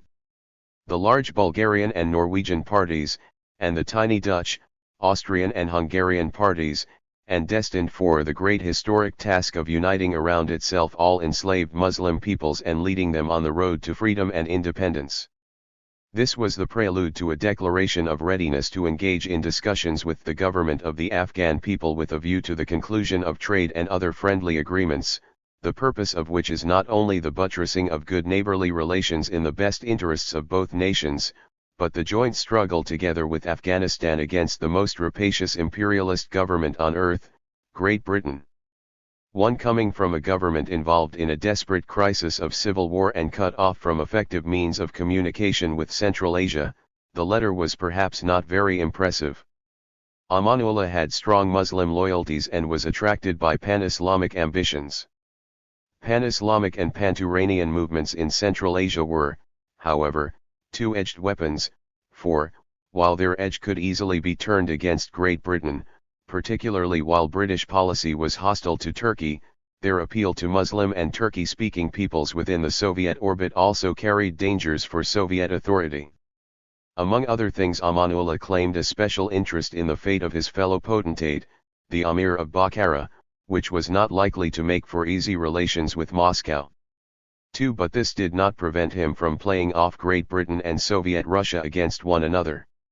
The tradition of the 19th century had made Afghanistan a neutral region in which British and Russian secret agents waged their underground war. The system survived with the same methods. And, probably, much of the same personnel. In the mood of 1919 and the following years, it was unlikely that either the British or the Soviet authorities would miss any minor opportunity to make things inconvenient for the other, and Afghanistan was a fruitful breeding ground of such minor opportunities. The other victims of British imperialism were not neglected. In Persia, as in Afghanistan, the summer of 1919 saw a recrudescence of Russian interest after a long period of forced inaction. A young Bolshevik envoy named Kolomietsev had got through to Tehran from the Caucasus in the summer of 1918. But the Persian government had refused to receive him on the ground that he had no credentials from Moscow, but only from the Soviet government in Baku, and his mission is said to have been attacked and driven out by Cossacks, Persian levies under White Russian officers. 1. The British occupation of Persia, so long as it was incidental to the war against the Central Powers, gave rise to no political difficulties. But when the war was over, the British government was faced by a fatal division of counsel. On the one hand, the pressure for demobilization was strong, and military operations were subject to the keen scrutiny of Parliament and of public opinion. The War Office was disinclined to accept lasting commitments in northern Persia, which lay beyond the traditional British sphere, and this reluctance fitted in with Lloyd George's desire to avoid any policy involving direct military action against the Bolsheviks. On the other hand, the Foreign Office, now controlled by Curzon, sought to profit by the impotence of Russia in order to establish a veiled form of British protectorate over the whole of Persia, and this ambition found expression in a treaty negotiated in London in the early summer of 1919. While paying tribute in its preamble to the independence and integrity of Persia, it provided for the acceptance by the Persian government of British financial advisors, British officers to reorganize the army, and British engineers for railway construction, the whole being sweetened with a loan of £2 million. This was a reversal of the principle accepted in the Anglo-Russian Convention o Enterjylland. At a meeting between Kukik and Soviet representatives in Risht on May 20, 1920, an agreement was struck, and an independent Soviet Republic of Jylland was proclaimed. In order to establish Kukik's revolutionary credentials, a letter was addressed by him to Lenin begging you and all socialists who are members of the Third International to help to liberate us and all other weak and oppressed peoples from the evil yoke of Persian and English oppressors. Simultaneously with these developments, and by way of demonstrating that they indicated no hostility in Moscow to the national government in Tehran, an exchange of notes was published between the Soviet and Persian governments, agreeing to a resumption of official relations and the dispatch of a Persian delegation to Moscow. 2. The immediate result of the coup at Enzeli was a decline in British prestige which was fatal to any chance that remained of the ratification of the Anglo-Persian Treaty. The Persian government protested to Moscow against Soviet action in Jilin, and Chicherin in a deprecatory reply spoke of the security of the Caspian and disavowed any aggressive intention. 3. This was followed by a protest to the League of Nations, then less than 6 months old, but the meeting of the League Council was delayed till June 16, by which time the Persian delegate reported that negotiations were in progress with the Soviet government, and gave the Council a welcome opportunity to shelve the matter. 1. Meanwhile the Persian Prime Minister resigned. Had the Soviet government been able to press home its advantage, it might have established its authority in Tehran in the summer of 1920. But its power was not yet great enough, especially with its current preoccupations in Europe, for decisive action. Moreover it, too, suffered from divided councils. Was it to uphold the authority of Kukik Khan, who was no communist, but might be used against the British or against a hostile Persian government? Was it to encourage the small Persian Communist Party which held its first Congress at Enzeli in July 1920, and proclaimed a struggle against British imperialism, against the Shah's government, and against all who support them? 2. Or was it to woo the Persian government, which was equally resentful of support given to separatist and to communist movements, in the hope of making Soviet influence paramount in Tehran? All these courses had their supporters, but they were incompatible with one another, and the choice had to be made. In Persia, as throughout the Middle East, the summer and autumn of 1920 were a period of hesitation in Soviet policy. In Turkey the course of events was notably similar. Here, too, the miscalculations of British policy played into the hands of the Soviet power. While Soviet Russia, in Turkey as in Persia, published the secret treaties and ostentatiously renounced the imperialist claims of the Tsarist government as embodied in the secret treaties, Great Britain had abandoned her traditional 19th-century role as the protector of Turkish independence against Russia to become Turkey's most implacable enemy. Nationalism in Turkey was therefore bound, as in Persia and Afghanistan, to take the form, first and foremost, of a revolt against British policy, and it was equally bound to find a natural ally in Soviet Russia, the other chief object of British animosity in Eastern Europe and the Middle East.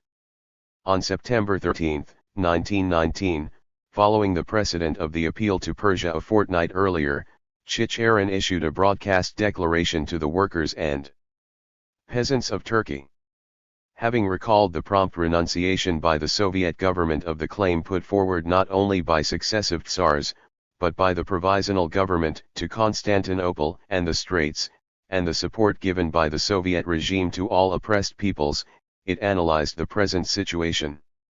The way is open for England to seize on the Muslim states, small and great, with a view to their enslavement.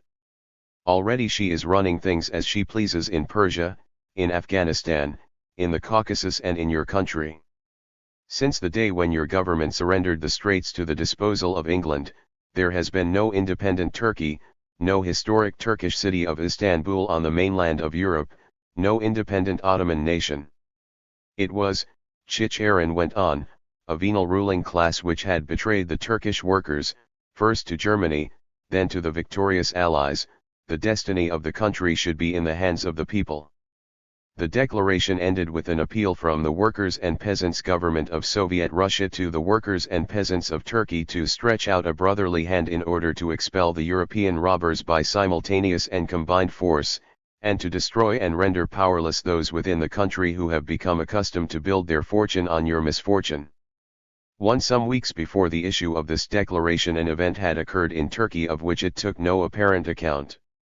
At a gathering in Erzurum in August 1919, Kemal, the commander of the Turkish army in Anatolia, had publicly renounced his allegiance to the subservient government in Constantinople and placed himself at the head of a nationalist movement of revolt against the victorious Western Allies. The movement quickly swept the whole country outside Constantinople and the few other points in Allied occupation. Kemal, though he remained at odds with the former Young Turk leaders who had brought the country to disaster in the war, carried on the tradition of the Young Turk Revolution. This gave his program a broad similarity to that of the Bolsheviks in regard to some practical reforms, notably industrialization, general education, the emancipation of women and the adoption of a Western calendar and Western script. The program also included a strong emphasis on national self-determination as applied to the non-Turkish populations of the former Turkish Empire, and this enabled Kemal to appear as a champion of oppressed peoples, and especially Muslim peoples, under Western rule, another important point of contact with the Bolsheviks. The Kemalist revolution was, however, essentially a national, not a social, revolution.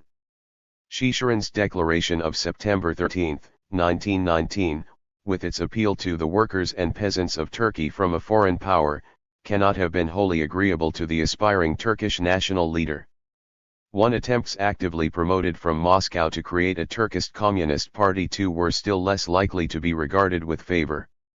Nevertheless, Kemal at this time desperately needed help and support, which he found nowhere but in Soviet Russia, and traditional Turkish mistrust and hostility towards Russia were outweighed by the recognition of an overriding, though perhaps transient, common interest. Meanwhile, in default of official Soviet-Turkish relations, some personal contacts of a highly unorthodox kind had been made in Berlin. The two former Young Turk leaders, Talat and Enver, having been responsible as Grand Vizier and Minister of War respectively for the German alliance, fled from Turkey after the armistice and took refuge in Berlin. There, in August or September 1919, they were among Radek's first prison visitors. The meeting was not without its piquancy. Talat, who had confronted Radek rather more than a year before across the conference table at Brest-Litovsk, now assured him that the Muslim East can be freed from slavery only by relying on the popular masses and on an alliance with Soviet Russia. But Enver was the younger and more energetic figure, and it was to him that Radek made the proposal to proceed to Moscow in order to pursue there the audacious project of a Soviet-Muslim alliance, a pact between Russian Bolshevism and Turkish nationalism, against British imperialism. One through General Kostring, an officer on Sikh's staff, two arrangements were made for Enver to fly to Moscow early in October in a new Junkers plane with the director of the firm who was making the journey. He traveled with a Turkish companion, concealed under false names as delegates of the Turkish Red Crescent. Unfortunately for Enver, the plane made a forced landing near Kovno, and, while his identity was not discovered, he was arrested on suspicion of being a spy and detained for 2 months. 3 After this false start, Enver returned towards the end of the year to Berlin, where a second journey was planned. This time Radek, just released from prison, was to accompany him, but was unable to obtain a Polish permit in time. For once more ill luck dogged Enver. He was again arrested en route, this time at Riga, and imprisoned for some time at Walmer, reaching J/Moscow only in the spring or summer of 1920. By this time much had happened that was important for Soviet-Turkish relations. While attempts to establish contacts between Angora and Moscow across Denikin's front appear to have been foiled, 6 events in Asia Minor now moved fast. In January 1920 some former deputies of the Turkish parliament in Constantinople constituted themselves as an independent assembly at Angora under the presidency of Kemal, and drafted the National Pact which was to become the program of the Kemalist movement, a document which recognized the claims to independence of the non-Turkish populations of the former Ottoman Empire, but asserted the same rights against the foreign invader for its predominantly Turkish territories. On March 16, 1920, strong British forces occupied Constantinople itself in the vain hope of crushing the nationalist agitation. Kemal now formally disowned the authority of the Constantinople government, and issued a proclamation calling for elections to a Grand Turkish National Assembly. The assembly duly met in Angora on April 23, 1920, and conferred on Kemal the functions of head of government. The Constantinople government, now under foreign duress, being pronounced incompetent to act in the name of the Turkish people. 3 days later Kemal sent a note to the Soviet government expressing the desire to enter into regular relations with it and to take part in the struggle against foreign imperialism which threatens both countries. At the moment when this note was sent, a new and direct common interest was drawing the two countries together. The three quasi-independent states under the patronage of the Western Allies and forming a buffer between Soviet Russia and Turkey, Georgia, Armenia, and Azerbaijan, received de facto recognition from the Supreme Council of the Allies in January 1920. In the past they had been a bone of contention between their two greater neighbors, and this rivalry was still very much alive. But it was nonetheless an immediate common interest of both to eradicate these centers, or potential centers, of a foreign influence hostile to both. When in April 1920 Soviet authority replaced British influence in Azerbaijan through the creation of an Azerbaijanian Soviet Socialist Republic, this step appeared to have the connivance, if not the active support, of the Turkish forces. Whether or not it had been created by any tacit understanding, it can hardly have appeared to Kemal in any other light than as a blow to the common enemy, and it was while these operations were in progress that Kemal made his overture to the Soviet government. When the Allied peace terms for Turkey were disclosed in May, they provided fresh matter for common alarm. The demand for the unconditional opening of the straits and the granting of free access to the Black Sea for the warships of all nations was as frankly menacing to Soviet Russia as it was humiliating to Turkey, and the offer to Persia of a free port at Batum was construed as part of a far-fetched design to make Britain, the would-be patron and protector of Persia, a Black Sea power to the detriment of both.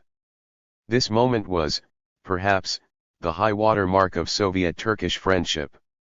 On May 9, 1920, a remarkable demonstration in favor of Soviet Russia occurred in the National Assembly, when the appeal of Sovnarkom of November-December 24, 1917, to all Muslim toilers of Russia and the East, was publicly read, and it was shortly afterwards that Bekir Sarny set forth as Kemal's first envoy to Moscow.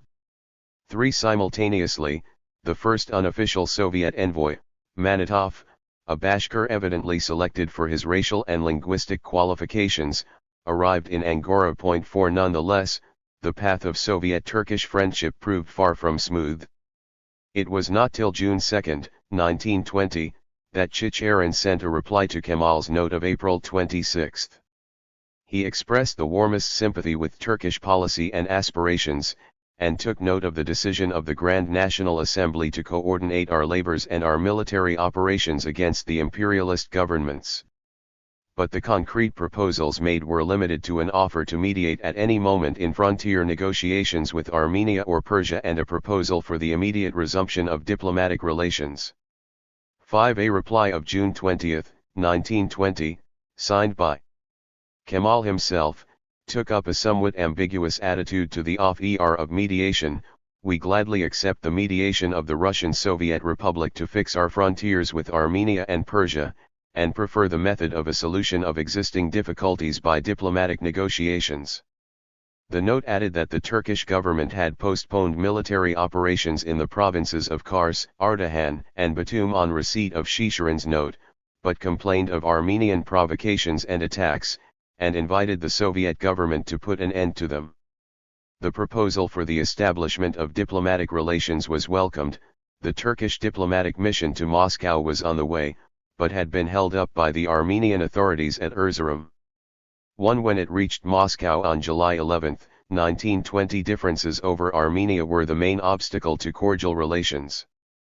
But part of the difficulty was perhaps doctrinal.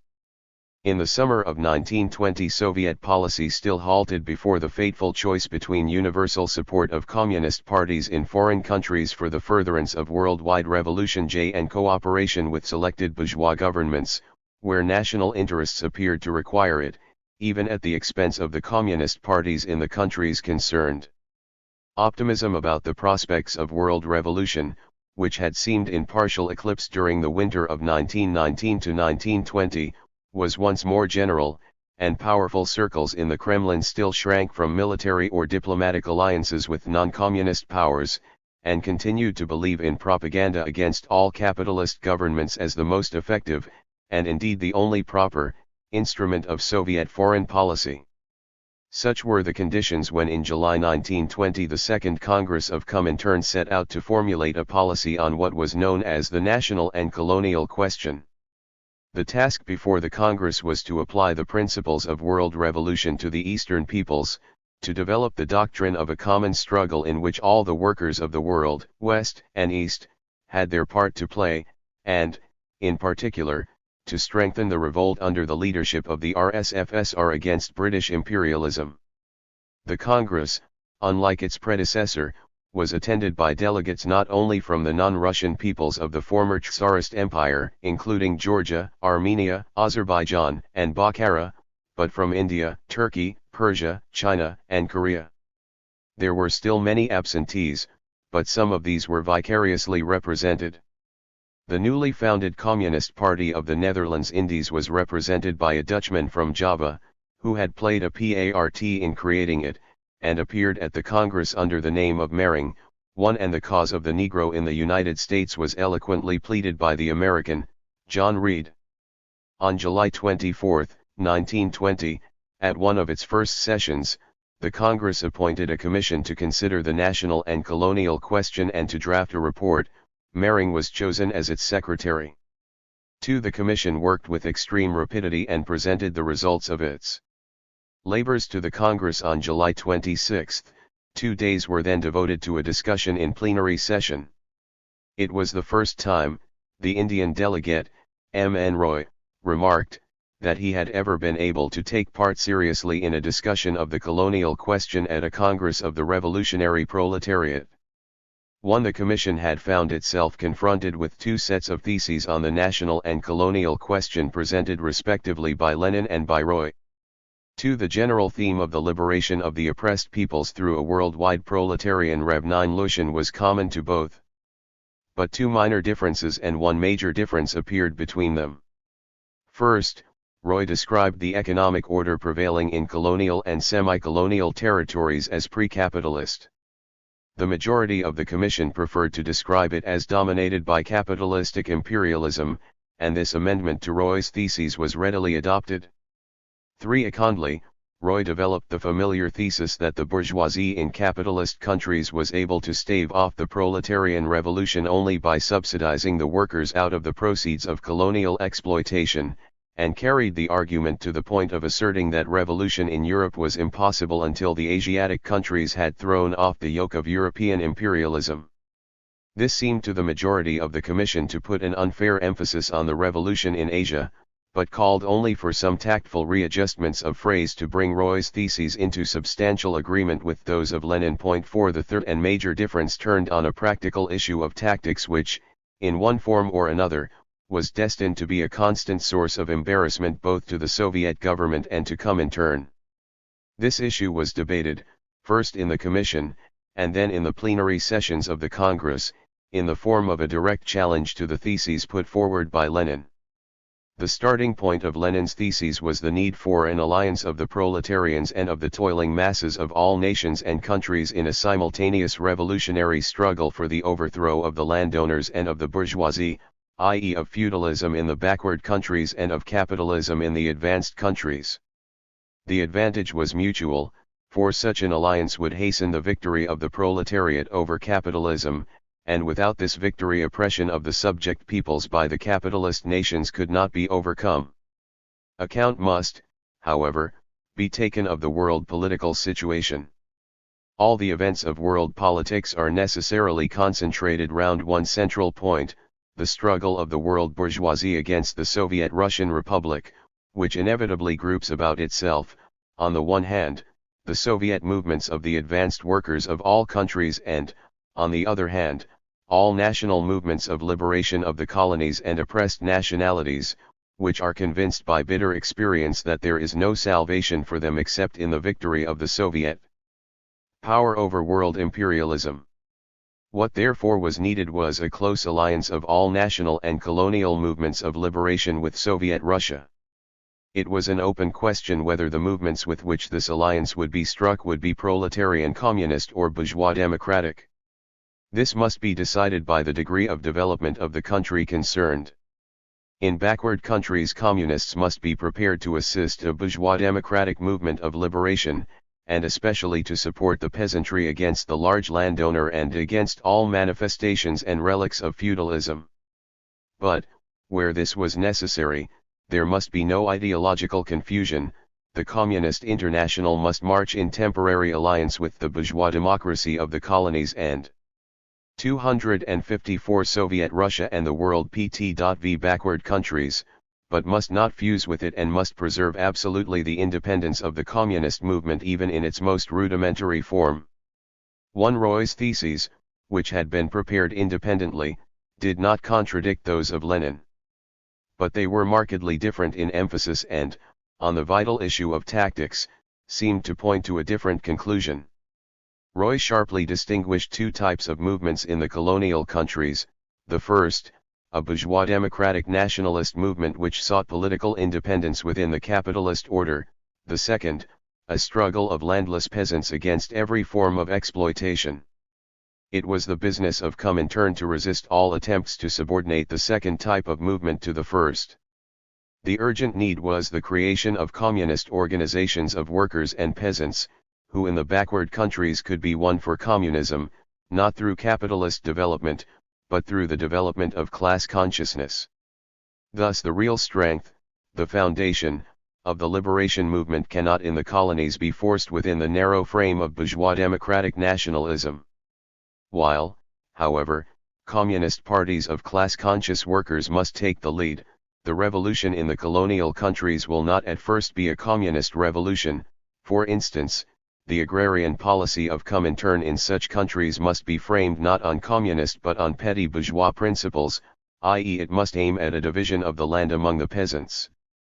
This provisional acceptance of peasant ownership was an implied answer to the criticism of the SRS that they alone, and not the Bolsheviks, could carry the revolution to the peasant peoples of the East. It was, after all, the policy followed by the Bolsheviks themselves in Russia when they borrowed the agrarian policy of the SRS in October 1917.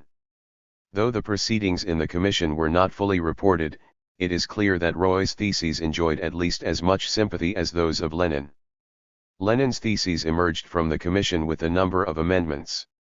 The most important of these had the effect of blunting the sharp edge of Lenin's thought and of bridging disagreement by resort to a potential ambiguity, wherever Lenin's draft had recommended communists in colonial countries to support bourgeois democratic national liberation movements.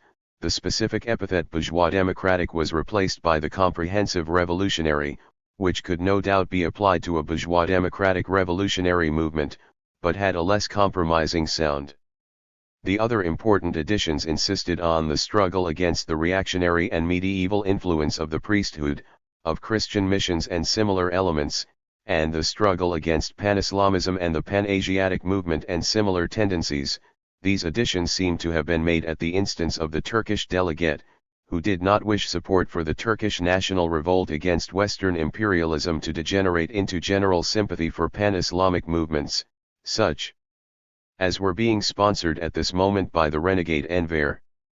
1. Lenin's theses, thus amended, were unanimously approved by the Commission and sent to the Congress, together with Roy's proposals, also suitably amended, as supplementary theses. 2. In defending his carefully balanced theses at the plenary session, Lenin argued that the fundamental division in the world at the moment was between oppressing and oppressed nations. The course of events was being determined by the struggle of a small number of imperialist nations against the Soviet movement and the Soviet states with Soviet Russia at their head. Moreover, Lenin was prepared by way of exception to admit for the backward countries the same possibility which Marx had once allowed for Russia. If the victorious revolutionary proletariat came to their aid, then it was not inevitable that these countries should pass through the capitalist stage of economic development. They might, with such aid, make the transition to the Soviet order, and thence through defined stages of development to communism, avoiding the capitalist stage of development. 4. Lenin's wholehearted support of national liberation movements, even of a bourgeois character, was enthusiastically endorsed by the Irish delegate, Connolly, son of the nationalist leader who had been executed in Dublin in 1916, and by one of the British delegates, Maclean, who thought that the strength of British capitalism could be destroyed only by ending colonial exploitation. 2. On the other hand, delegates from Persia and Korea, where, as in British India, foreign capital had planted the beginnings of industrialization and an industrial proletariat, strongly reiterated Roy's warnings against too close a commitment to bourgeois democratic nationalism. 3. Mering praised the Muslim party, Sarkat Islam, in the Netherlands East Indies which, in spite of its religious name, was revolutionary in the nationalist sense and had even acquired a class character. But, having thus in essence ranged himself on the side of Lenin, Mering tactfully argued that no discrepancy existed between the theses of Lenin and of Roy, and the Congress, relieved to take this view, cheerfully adopted both. The only opposing voice was that of the Italian delegate Zerati, who regarded both Lenin's and Roy's theses as an unwarrantable compromise with expediency, maintaining to the last that the true liberation of the oppressed peoples can be achieved only through a proletarian revolution and a Soviet order, not through a temporary and accidental union of communist parties with so-called revolutionary bourgeois parties. 1. The theses of Lenin became henceforth the accepted basis of Bolshevik theory and practice in the national and colonial question. Roy's supplementary theses were forgotten. 2. The line now laid down introduced no new principle. In 1905 Lenin had worked out the program of an alliance between the proletariat and the petty bourgeois peasantry to achieve the first stage of the revolution and had carried out this program with brilliant success in 1917. This precedent was certainly in the minds of many delegates at the Second Congress of Comintern. Even Roy admitted that the agrarian program of Eastern Communist parties must still be the petty bourgeois program of distribution of the land to the peasants. Lenin's theses followed precisely the doctrine expounded in the Party Programme of 1919, which recognized the unconditional right of secession for subject nations, but made the decision which class, the bourgeoisie or the workers, was the bearer of this right, and therefore deserving of the support of the party, conditional on the class historical viewpoint, i.e. the degree of development attained by the nation concerned. 3. An attitude which had been formulated primarily with reference to the subject peoples of the former Tsarist Empire proved equally applicable to other Eastern peoples. Finally, the new line also corresponded with the conception of manœuvring, of conciliation, of compromises with other parties, including bourgeois parties, which Lenin had propounded so trenchantly 3 months earlier in the infantile disease of leftism in communism, for tactical cooperation with social democratic parties in Western Europe, which were nonetheless denounced as essentially bourgeois, was matched by tactical cooperation with bourgeois democratic movements seeking to achieve national liberation for the Eastern peoples. Yet these precedents, while they might serve to explain and justify the adoption of Lenin's theses by Comintern, also suggested the danger latent in them. These projected temporary alliances with bourgeois groups were, one and all, combinations in which the allies of today, the peasants, the bourgeois nationalists, the social democrats, were the enemies of tomorrow, and had to be proclaimed as such at the very moment when their cooperation was being wooed. This was merely another aspect of the fundamental dilemma of a proletarian socialist revolution not resting on the secure and established basis of a bourgeois democratic revolution, once the proletariat, or the Communist Party acting in its name, was compelled to take the lead in completing the bourgeois revolution as a prelude to embarking on the proletarian revolution. Its reciprocal relations with the bourgeoisie became incurably ambivalent. 1. What was difficult about the policy of cooperation with bourgeois democratic national movements was not that it exposed the Bolshevik leaders to charges of opportunism from leftists or doctrinal purists in the party ranks, but that the potential allies whom it was proposed to enlist were as well aware as the communists of the short-term calculation which inspired the alliance, and equally disinclined to make that alliance a mainstay of their policy. In the summer of 1920 the dangers inherent in this situation were not obvious. In the first place, cooperation with bourgeois national movements, like the expedients recommended by Lenin in the infantile disease of leftism in communism, was conceived in terms of the brief period before the now imminent European proletarian revolution, which would transform the Asiatic scene and sweep away any embarrassments resulting from these transitory alliances. Secondly, existing national movements in Asia, outside as well as inside the boundaries of the RSFSR, were still weak enough to be almost entirely dependent on aid and support from Moscow too. It was Moscow that decided the terms on which support could be given. So long as these two conditions prevailed, the question of a potential incompatibility between the interests of the Soviet government and of communist parties in the countries concerned did not seem to arise. But, when the policy enunciated in Lenin's theses was applied over a long period, and in situations where national governments were strong enough to lay down their own terms for alliance with Moscow, and where these terms included the unimpeded right to suppress national communist parties, difficulties emerged which could not have been foreseen in the enthusiastic atmosphere of the summer of 1920. The decisions of the Second Congress of Comintern in the national question, like most of its other decisions, were taken in an unquestioning faith in the imminence of a proletarian revolution which would sweep the world. Once this faith was disappointed, the decisions themselves, applied in conditions utterly different from those for which they had been designed, not only falsified the intentions of their authors, but were used to justify a series of compromises and retreats which, in the hour of faith and enthusiasm, would have been brushed aside as inconceivable. The long discussion of the national and colonial question at the Second Congress was evidence of a new concentration of interest on Eastern questions, which corresponded with the shift in Soviet policy at this time from west to east following the victories over Kolchak and Denikin in the Civil War. For the first time it became possible to interweave the national policy pursued by the RSFSR within its own borders with its foreign policy of support for national movements in revolt against imperialist powers, and to contrast the autonomy or independence bestowed on national republics within the RSFSR with the fate of the Asiatic peoples directly or indirectly within the orbit of the Western powers. The first All-Kalmyk Congress of Soviets in July 1920 celebrated its birth by issuing an appeal to the peoples of India, Tibet, Mongolia, China, and Siam and all other peoples under the heel of world imperialism. The first All-Kyrgyz Congress of Soviets followed suit 3 months later. But the first step was to carry the Eastern question into a setting more appropriate to it than a Universal Congress of Comintern in Moscow. The issue of the official journal of Comintern, which appeared on the opening day of the Second Congress, carried an invitation to the enslaved popular masses of Persia, Armenia, and Turkey to a congress which was to assemble at Baku on August 15, 1920.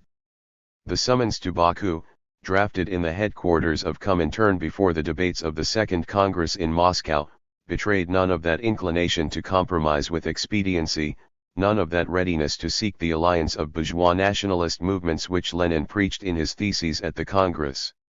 In apostrophizing the peasants and workers of Persia, the invitation went out of its way to denounce the lackeys of the Tehran government, who oppress you with taxes at will and, when they had reduced the land to such a condition that it no longer yielded them enough, sold Persia last year to English capitalists. In addressing the peasants of Anatolia, it expressed satisfaction that, in spite of Kemal's insistent appeals calling them to the colors, they were trying to organize a people's party of your own peasant party, which will be capable of continuing the struggle even if the Pashas make peace with the Entente despoilers. It exhorted the workers of the East generally to resist not only the foreign capitalists, but also native profiteers. The traditional Muslim pilgrimage to the holy places was to be transformed into a pilgrimage to the meeting place of world revolution. Formerly you used to cross the desert to visit the sacred places, now cross deserts and mountains and rivers to meet together and discuss how to free yourselves from the chains of servitude, and join in brotherly union to live an equal, free, and fraternal life. The First Congress of Peoples of the East met in Baku on September 1, 1920, under the presidency of Zinoviev who, together with Radek and Belikun, represented Comintern at the gathering and greeted the delegates in its name. Thanks to the preparatory work done by party organizations in the Caucasus and in Turkestan, too, it was by far the largest gathering which Comintern had yet brought together. Among the 1,891 delegates were 235 Turks, 192 Persians and Parsis, 8 Chinese, 8 Kurds and 3 Arabs. The rest, including 157 Armenians and 100 Georgians, came mainly from the Caucasian and Central Asian peoples formerly belonging to the Russian Empire and now forming part of the RSFSR or in treaty relations with it. Rather more than two-thirds of the delegates professed themselves communists. 1. The invitation had proclaimed the doctrine of world revolution in its purest and most uncompromising form. Zinovьev's opening speech, influenced no doubt by the debates of the Second Congress in Moscow, by the changed military situation in the West, and by the character of his audience at Baku, struck a rather different note. Muslim beliefs and institutions were treated with veiled respect, and the cause of world revolution narrowed down to specific and more manageable dimensions. The Muslim tradition of the jihad, or holy war against the infidel, was harnessed to a modern crusade of oppressed peoples against the imperialist oppressors, with Britain as the main target of attack. The speech created a sensation and whipped the audience into a mood of frenzied enthusiasm. The peroration and the scenes which accompanied it may be reported in the language of the official record: "Comrades, brothers, the time has come when you can start on the organization of a true and holy people's war against the robbers and oppressors. The Communist International turns today to the peoples of the East and says to them, brothers, we summon you to a holy war, in the first place against English imperialism. May today's declaration be heard in London, in Paris, in all cities where the capitalists are still in power.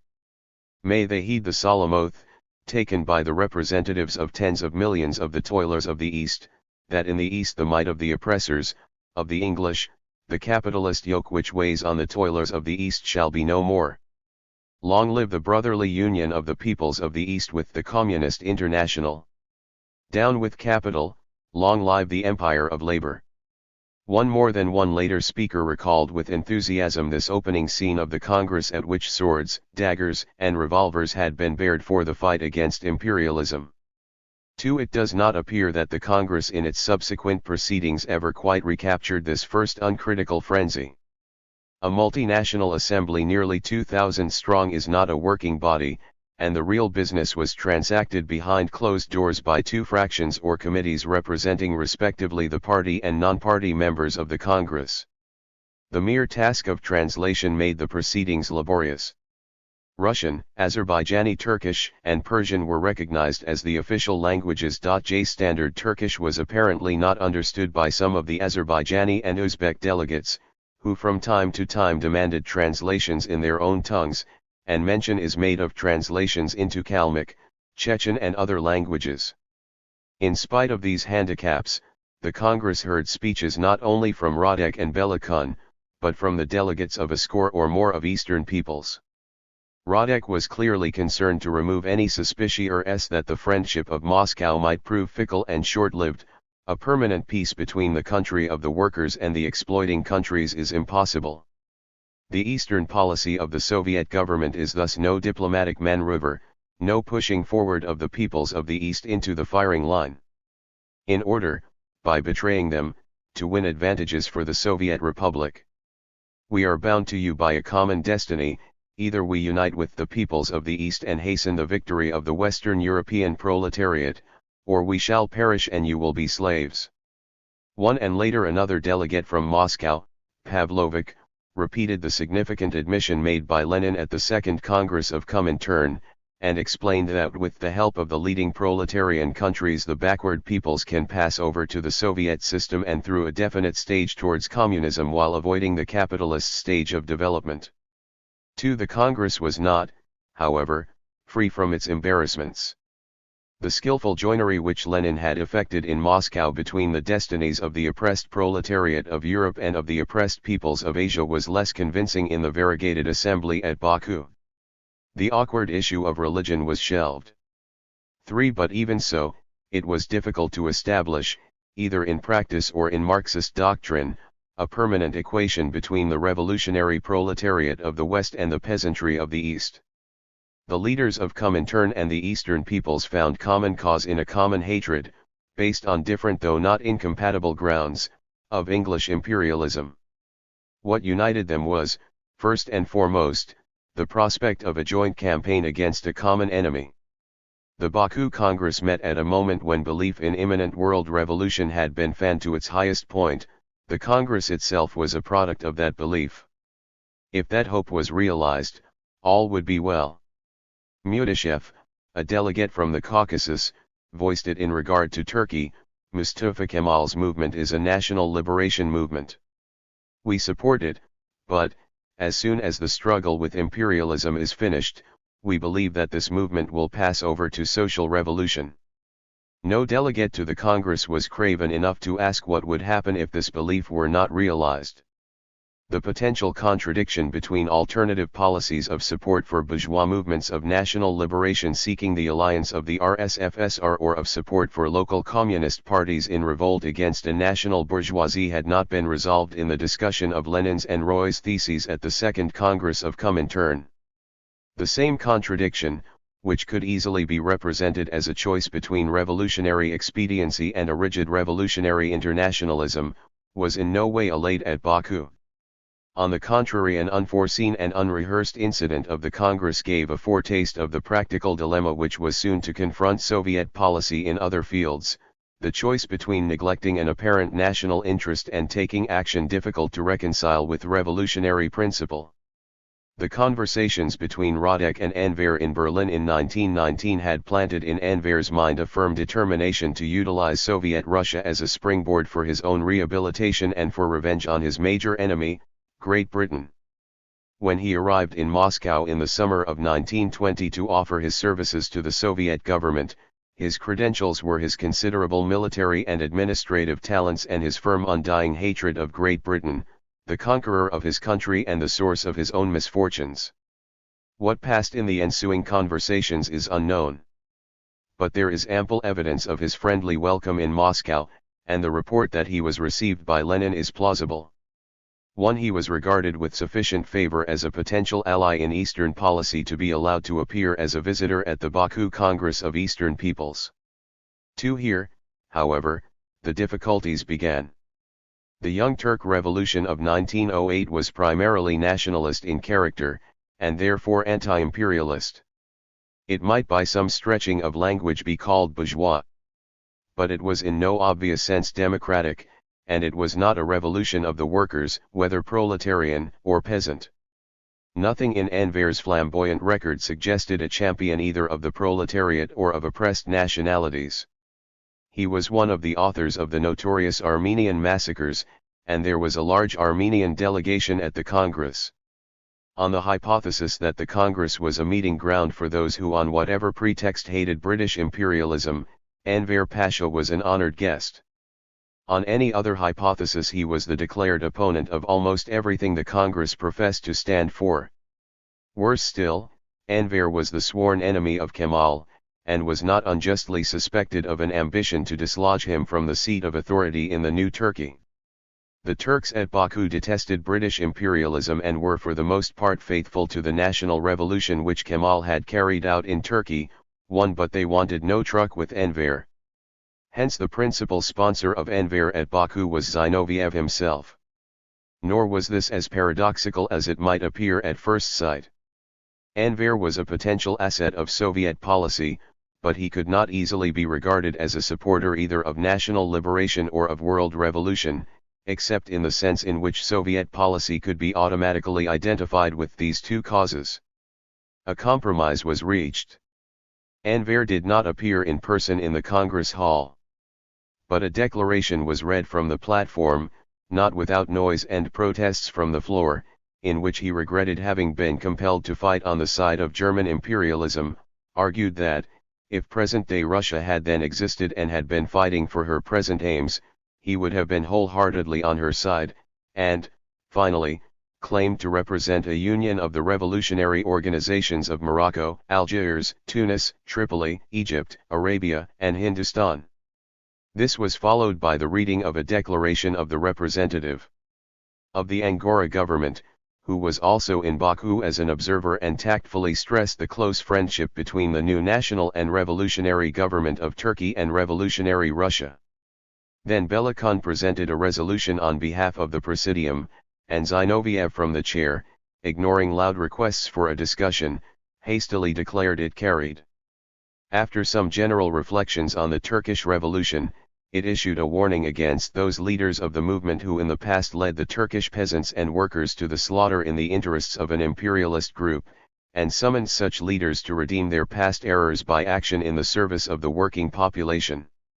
Exactly what impression these proceedings made on the Congress can no longer be ascertained.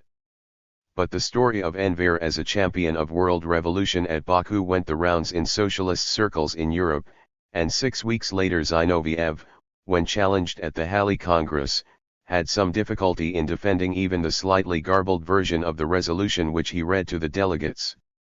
It was only too easy for the critics to argue, on the one hand, that the Turks, the Persians, the Koreans, the Hindus, and the Chinese were turning not towards the communism of Moscow, but towards the political strength of Moscow. And, on the other hand, that Comintern was not immune from a temptation to regard the peoples of the East as pieces on the chessboard of the diplomatic war with the Entente. For all these elements were present in the situation at Baku, and were superimposed on the original strain of sincere revolutionary enthusiasm. This uncomfortable episode probably played a larger part in retrospective criticism than at the Congress itself. The public proceedings ended in an atmosphere of successful achievement and mutual congratulation. The Congress issued 2 manifestos, one to the peoples of the East, the other to the workers of Europe, America, and Japan, and passed several resolutions. The first of these invited the oppressed peasantry of the East to count in its revolutionary struggle on the support of the revolutionary workers of the West, on the support of the Communist International and of the Soviet states, present and future, and to set up Soviet power in the East. The second recommended the seizure of the land by the peasants and the expulsion both of foreign capitalist conquerors and of landowners, bourgeois and other oppressors at home. By a THIRD resolution, the Congress set up a Council of Propaganda and Action to execute the policies it had adopted. The Council, composed of 47 members of more than 20 nationalities, was to meet once in 3 months at Baku. During the intervals its affairs were to be managed by a presidium of 7 including 2 representatives of Comintern, who were accorded a right of veto on its proceedings. The council was to have a branch in Tashkent and in other centers where it may find it necessary. 4 The last symbolic act of the Congress was to attend a funeral ceremony of the 26 Bolshevik commissars of Baku who had met their death at the hands of the Whites, allegedly with British connivance, in September 1918, and whose bodies had just been brought back to Baku. 5 The Baku Congress, though described in its records as the first Congress of Eastern peoples, had no successor, and left little behind it in the way of machinery. The Council of Propaganda and Action was set up at Baku, and made its first report to IKI in November 1921. In December it announced the first issue of a journal, The Peoples of the East, to appear in Russian, Turkish, Persian and Arabic. There is little other record of its activities. The speedy disappearance of the Council and its journal may have been in part a consequence of the Anglo-Soviet trade agreement of March 1921, it also illustrated the difficulty of creating any effective political organ outside Moscow. Yet, though the Baku Council of Propaganda and Action proved a failure, the intensification of interest in Eastern questions in the latter part of 1920 was responsible for the birth of a significant institution. The debate at the Second Congress of Comintern had produced a fruitful suggestion from the delegate of the Netherlands East Indies that Comintern should bring communist leaders from Eastern countries to Moscow for 6 months' training in order to fit them for communist work among their own peoples. We must here in Russia give the Eastern revolutionaries the opportunity to get a theoretical education in order that the Far East may become a living member of the Communist International. 4.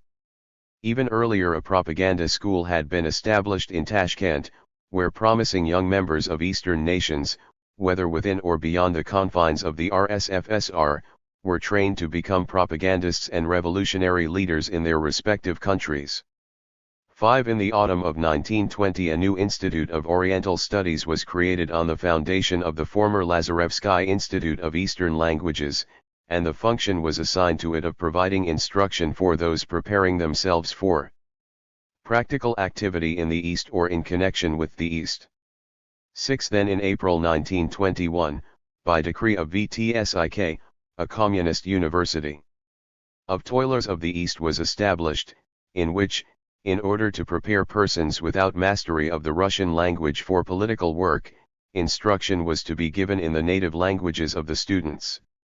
It was attached to Narkomnats, Broido, Deputy People's Commissar for the Affairs of Nationalities, being its first head. Natives of Eastern countries both within and outside the RSFSR were enrolled for courses intended to last for 4 or 5 years, the principle being that periods of 8 or 9 months instruction in Moscow should alternate with shorter periods of practical propaganda work in the field. At the end of the first year the university was said to have 700 students of 57 different nationalities, and branches were being set up in Turkestan, at Baku, and at Irkutsk.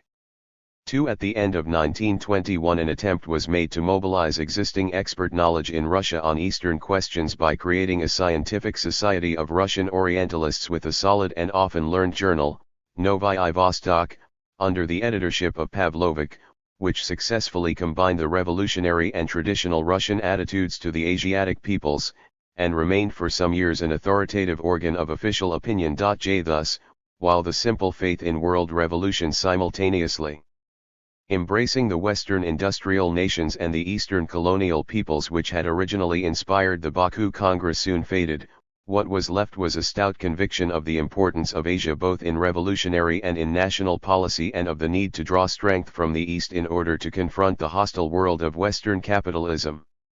The Baku Congress played at least a symbolical part in restoring to Soviet policy the sense of Russia's twofold destiny, in the East as well as in the West, in Asia as well as in Europe. It was easy, without changing the substance of that destiny, to express it in revolutionary terms. Stalin did so in the unusually eloquent peroration of a speech delivered in Baku, 2 months after the Congress, on the 3rd anniversary of the revolution, paraphrasing the famous words of Luther, Russia might say, "Here I stand on the border line between the old capitalist and the new socialist world, here, on this line, I laureate the efforts of the proletarians of the West with the efforts of the peasantry of the East in order to demolish the old world. May the God of history help me." 1. Moreover, as disappointment grew with the failing prospect of revolution in the West, ever stronger reliance was placed on the aid that would come from the East for the final overthrow of the capitalist powers. Lenin, in his last published article Better Less, but Better, noting the slowness with which the Western countries were completing their development towards socialism, consoled himself with the consideration that the East has finally entered the revolutionary movement and reflected that Russia, India, China, etc. constitute a gigantic majority of the population of the world. 2. The Baku Congress may fairly be called the starting point of this process of calling in the East to redress the unfavorable balance of the West.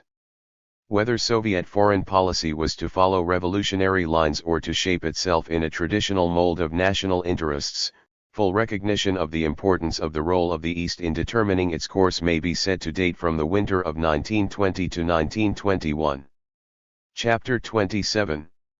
NEP in Foreign Policy. Summer of 1920 was the last period during which belief in the imminence of the European Revolution was a dominant factor in Soviet foreign policy. The war with Poland and the interruption which it entailed in the incipient rapprochement with Western Europe provided a fresh stimulus to revolutionary propaganda, and the spectacular victories of the Red Army opened up, for the first time since the winter of 1918 to 1919, what seemed an immediate prospect of revolution in Europe. But, when this short-lived vision faded with the defeat of the Red Army before Warsaw and the armistice of October 12, 1920, which represented at worst a defeat for the Soviet power and at best a stalemate, world revolution was once more a dream of the future, and foreign policy once more became primarily a matter of diplomatic maneuver and negotiations. By the end of October 1920, Great Britain, at this moment Soviet Russia's most important adversary in the diplomatic game, was also prepared to treat the events of the summer of 1920 as a passing episode, and to take up again the threads which had been temporarily dropped while that episode was in progress. Negotiations were resumed, and carried forward to their conclusion in the Anglo-Soviet Trade Agreement of March 1921. The months from May to October 1920, while they represented in one sense a digression from a course started before these events began and resumed as soon as they were over, left nonetheless a profound mark on Soviet relations with the outside world. In the first months of 1920, a sense of relief at the supposed ending of the Civil War and an eager desire for peace and reconstruction had brought the policy of conciliation into the ascendant. The autumn of 1920 brought a further strengthening of those forces in Soviet policy which made for a temporary accommodation with the capitalist world. The infliction on the RSFSR of a further period of hostilities had increased the already intolerable hardships of the population, and carried a stage further the collapse of the shattered economic machine. The peasant discontents and disorders, which first became menacing in the autumn of 1920, demanded a relaxation in the tens-m of economic policy at home and an alleviation in material conditions which only agreement with foreign capitalists could bring in any near future. Faith in the revolutionary aid of the European proletariat had once more been disappointed. While the machinery of Comintern continued to operate the intransigent and uncompromising policies laid down by the Second Congress, the country was moving towards the mood which made NEP both possible and indispensable, and a foreign policy of conciliation and compromise with the capitalist world was a natural corollary of NEP. At the same time, the war with Poland and the last stages of the Civil War had been accompanied by a change of sentiment in all sections of the population which is more difficult to analyze. Even before 1920, the hazards of the Civil War, and the increasing prestige and power of a regime which had seemed at first to have no great chances of survival, created in the masses, if not a positive loyalty to the new order, at any rate a tolerant acceptance of it. No worker and no peasant seriously desired the return of the whites, and the foreign aid received by them imparted a flavor of national sentiment to the struggle waged against the intruders in defense of the young republic. It was the Polish invasion of May 1920 which finally rekindled in the RSFSR the flame of Russian patriotism. Even Zinoviev was quick to recognize the significance of this new asset and the prospect of turning it to good account. The war is becoming national. Not only the advanced sections of the peasantry but even the wealthy peasants are hostile to the designs of the Polish landowners. We communists must be at the head of this national movement which will gain the support of the entire population and daily grows stronger. In the heady atmosphere of the triumphant advance into Poland and of the Second Congress of Comintern, patriotic sentiment proved as intoxicating a stimulant as revolutionary fervor, and at least equally lasting in its consequences. Not less significant was the impetus given by the Polish War to the gradual reconciliation with members of the former official and administrative classes who were being drawn back into the service of the Soviet government in increasing numbers as technicians and bureaucrats, a reconciliation which betokened not only a qualified recognition of Soviet aims and policies by its former opponents, but a certain measure of assimilation of those aims and policies to once despised traditional Russian sentiment. The Polish War was also an important landmark in the transformation of the Revolutionary Red Army into a national army. The Red Army which won the Civil War was built up round a cadre of former Tsarist officers of many different types, ranging from senior officers like Vatsidis and Sergei Kamina, the first two commanders-in-chief of the Red Army, both of them former colonels of the Imperial General Staff, to junior subalterns like Tkaczewski, who made a brilliant career in the new army and within a year was promoted general. Trotsky records Lenin's surprise on hearing from him early in 1919 that 30,000 such officers had already been recruited into the Red Army, and his judgment that for every traitor there are 100 who are dependable. The Eighth Party Congress in March 1919 gave its cautious approval to the employment of these military specialists, and once victory had been achieved, tributes began to be paid to their share in it. In March 1920 Trotsky paid an eloquent tribute to a former Tsarist general, Nikolov, who had been captured by the Whites in the campaign against Yudenik while serving with the Red Army, and shot. 2. In May 1920, on the outbreak of the Polish War, Brusilov, the last Tsarist commander-in-chief, offered his services to the Red Army, and proposed to convene a conference of prominent officers of the old Tsarist army to consider ways and means of assisting in its organization. The offer was accepted by the Soviet government. 3. It would be unprofitable to generalize on the varied complex of the motives, conscious and unconscious, animating those former Tsarist officers who took service in the Red Army.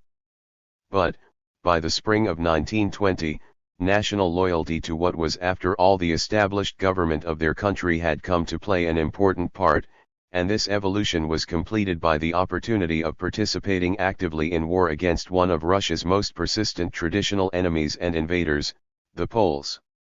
In a eulogy of Sergei Kamenev written towards the end of 1920, Radek noted that in the 3 years of civil war an elite has crystallized out of the old Tsarist officers which is inwardly united with the Soviet government. 4. But here, too, the influence was mutual. By absorbing into itself the officers of former Russian armies, and by winning their loyalties, the Red Army was hastening its own evolution into the National Army of the Soviet Republic. Here, too, the war against Poland was a fertile breeding ground of traditional patriotism. Thus, in the autumn of 1920, as the long period of civil and international war was drawing to a close, the way was being prepared for a new conception of foreign policy which would emphasize the defense of national interests and mark the retreat from a policy hostile in principle to all capitalist governments towards a policy which was prepared to bargain with capitalist governments individually or collectively on grounds of mutual expediency. It would, however, be an exaggeration to describe the shift in emphasis as a radical reversal of outlook. The pursuit of world revolution was not eliminated under the new dispensation, just as the pursuit of national interest had never been absent under the old. Indeed, it was always possible to argue that both policies were means of defending the national interest, and that they were complementary rather than alternative. If the Soviet regime had been enabled to survive the ordeal of the Civil War, partly through revolutionary propaganda directed to the masses in the capitalist countries, partly through the mutual jealousies and hostilities of the capitalist world, it was reasonable to deduce that its survival and well-being would continue to be promoted not only by maintaining the propaganda but also by fostering the jealousies and hostilities. Thus, at a moment when the growing opposition of the workers in the capitalist world to anti-Soviet action, and the onset of the economic crisis, were driving the Western countries towards cooperation with Soviet Russia, different, though equally compelling, forces were dictating to the Soviet leaders a new policy of cooperation with the capitalist world. Lenin struck the new note in his address to a Moscow Party conference in November 1920, "We have not only a breathing space, we have a new stage in which our fundamental position in the framework of the capitalist states has been won." To pretend that the Bolsheviks had promised, or dreamed of being able, to transform the whole world by the strength of Russia alone was absurd. Of such madness we were never guilty.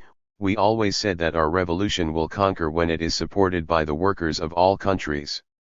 It turned out that they supported us by halves, since they weakened the arm that was raised against us, but all the same in this way they did help us. 1. The notion of a Soviet Republic, or group of Soviet republics, standing alone on the territory of the former Tsarist Empire as an island in a capitalist world, a notion which had in the early days of the revolution been dismissed as chimerical, was beginning to take shape. And twice in his speech Lenin returned to what was bound to become in these conditions a major preoccupation of Soviet diplomacy: so long as we remain, from the economic and military standpoint, weaker than the capitalist world, so long we must stick to the rule. We must be clever enough to utilize the contradictions and oppositions among the imperialists. Politically we must utilize the conflicts among our adversaries which are explained by the most profound economic causes. 1. As he had done before, 2. Lenin depicted this policy in terms not of change but of continuity. to utilize the division between the capitalist countries so as to make agreement between them difficult or, so far as we can, make it temporarily impossible, he added a month later, had been the fundamental line of our policy for 3 years. 3. Yet the anxious caution displayed by Lenin in November and December 1920 stood in striking contrast with the optimism of his pronouncements earlier in the year. Politically, the revolution had consolidated itself, as the rallying of the officer class and the former bourgeoisie to the Bolshevik flag had shown. Economically, it was in a more desperate quandary than ever, since the proletariat of the more advanced countries had failed to come to its aid. The dilemma which was creating the conditions for NEP at home was also almost insensibly reshaping the relations of the Soviet government with foreign countries.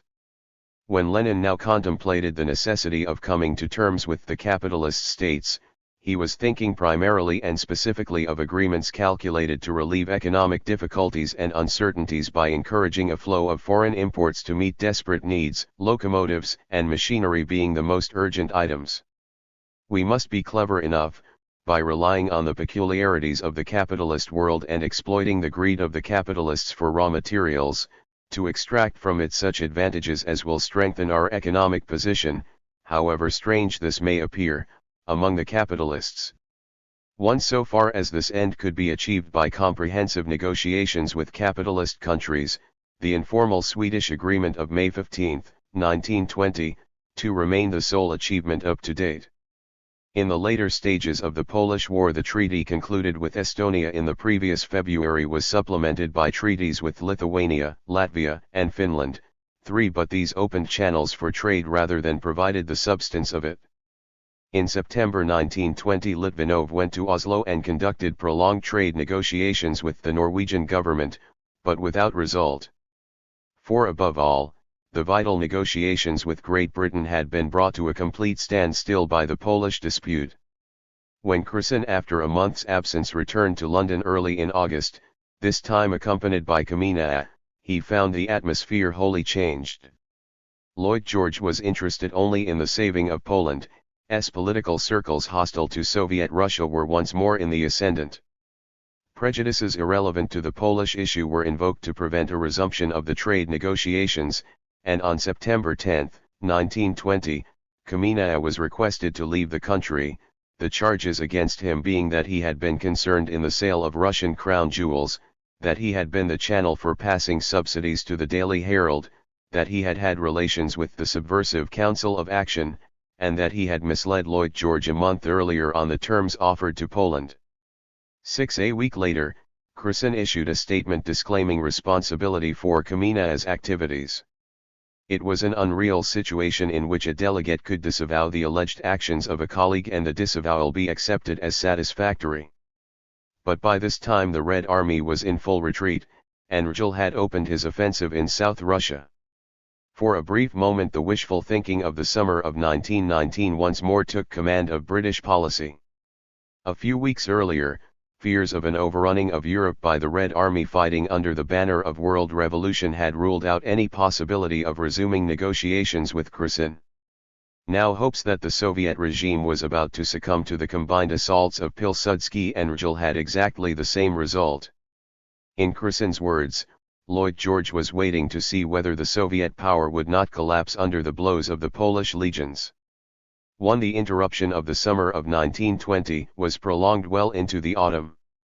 It was in part the slow progress of negotiations with Great Britain which in the summer of 1920 turned back the attention of Soviet leaders, for the first time for nearly 2 years, to the United States, and about the same time American official circles began to canvass the opportunities of trade with Soviet Russia. In December 1919, Lansing, the Secretary of State, wrote a confidential memorandum suggesting the creation of an institution with a capital of $100 million to finance American trade with Russia. 2. And in March 1920 the first reports of an impending invitation to Kherson to visit London provoked jealous inquiries from the American government. 3. Throughout 1920, however, anti-Soviet forces continued to predominate. In December 1919, 249 known or suspected communists were deported from New York to Soviet Russia, an incident which created some stir in a country which had hitherto enjoyed an unbroken record of offering an unqualified right of asylum to political rebels. Proceedings for the deportation of Martins were set on foot in March 1924 following a searching public investigation of his record and activities before the Senate Foreign Affairs Committee. 5. American policy continued to wear, in Soviet eyes, its ambiguous and problematical character. The United States had intervened like the other allies in the civil war against the Soviet regime, while protesting that its policy was non-intervention. It had denied that it was participating in a blockade of the RSFSR, but had taken as effective steps as anyone to prevent its citizens from trading with that country. On July 7, 1920, the United States government removed all restrictions on trade with Soviet Russia, but at the same time instructed American diplomatic and consular officers to take no action which officially or unofficially, directly or indirectly, assists or facilitates commercial or other dealings between American citizens and that country. 1. Finally, in August 1920, in response to an inquiry from the Italian government, Colby, Wilson's last Secretary of State, defined the American attitude in a note which was published and long remained famous. The present rulers of Russia were described as not being a government with which the relations common to friendly governments can be maintained. On the contrary, they had frequently and openly boasted that they are willing to sign agreements and undertakings with foreign powers while not having the slightest intention of observing such undertakings or carrying out such agreements.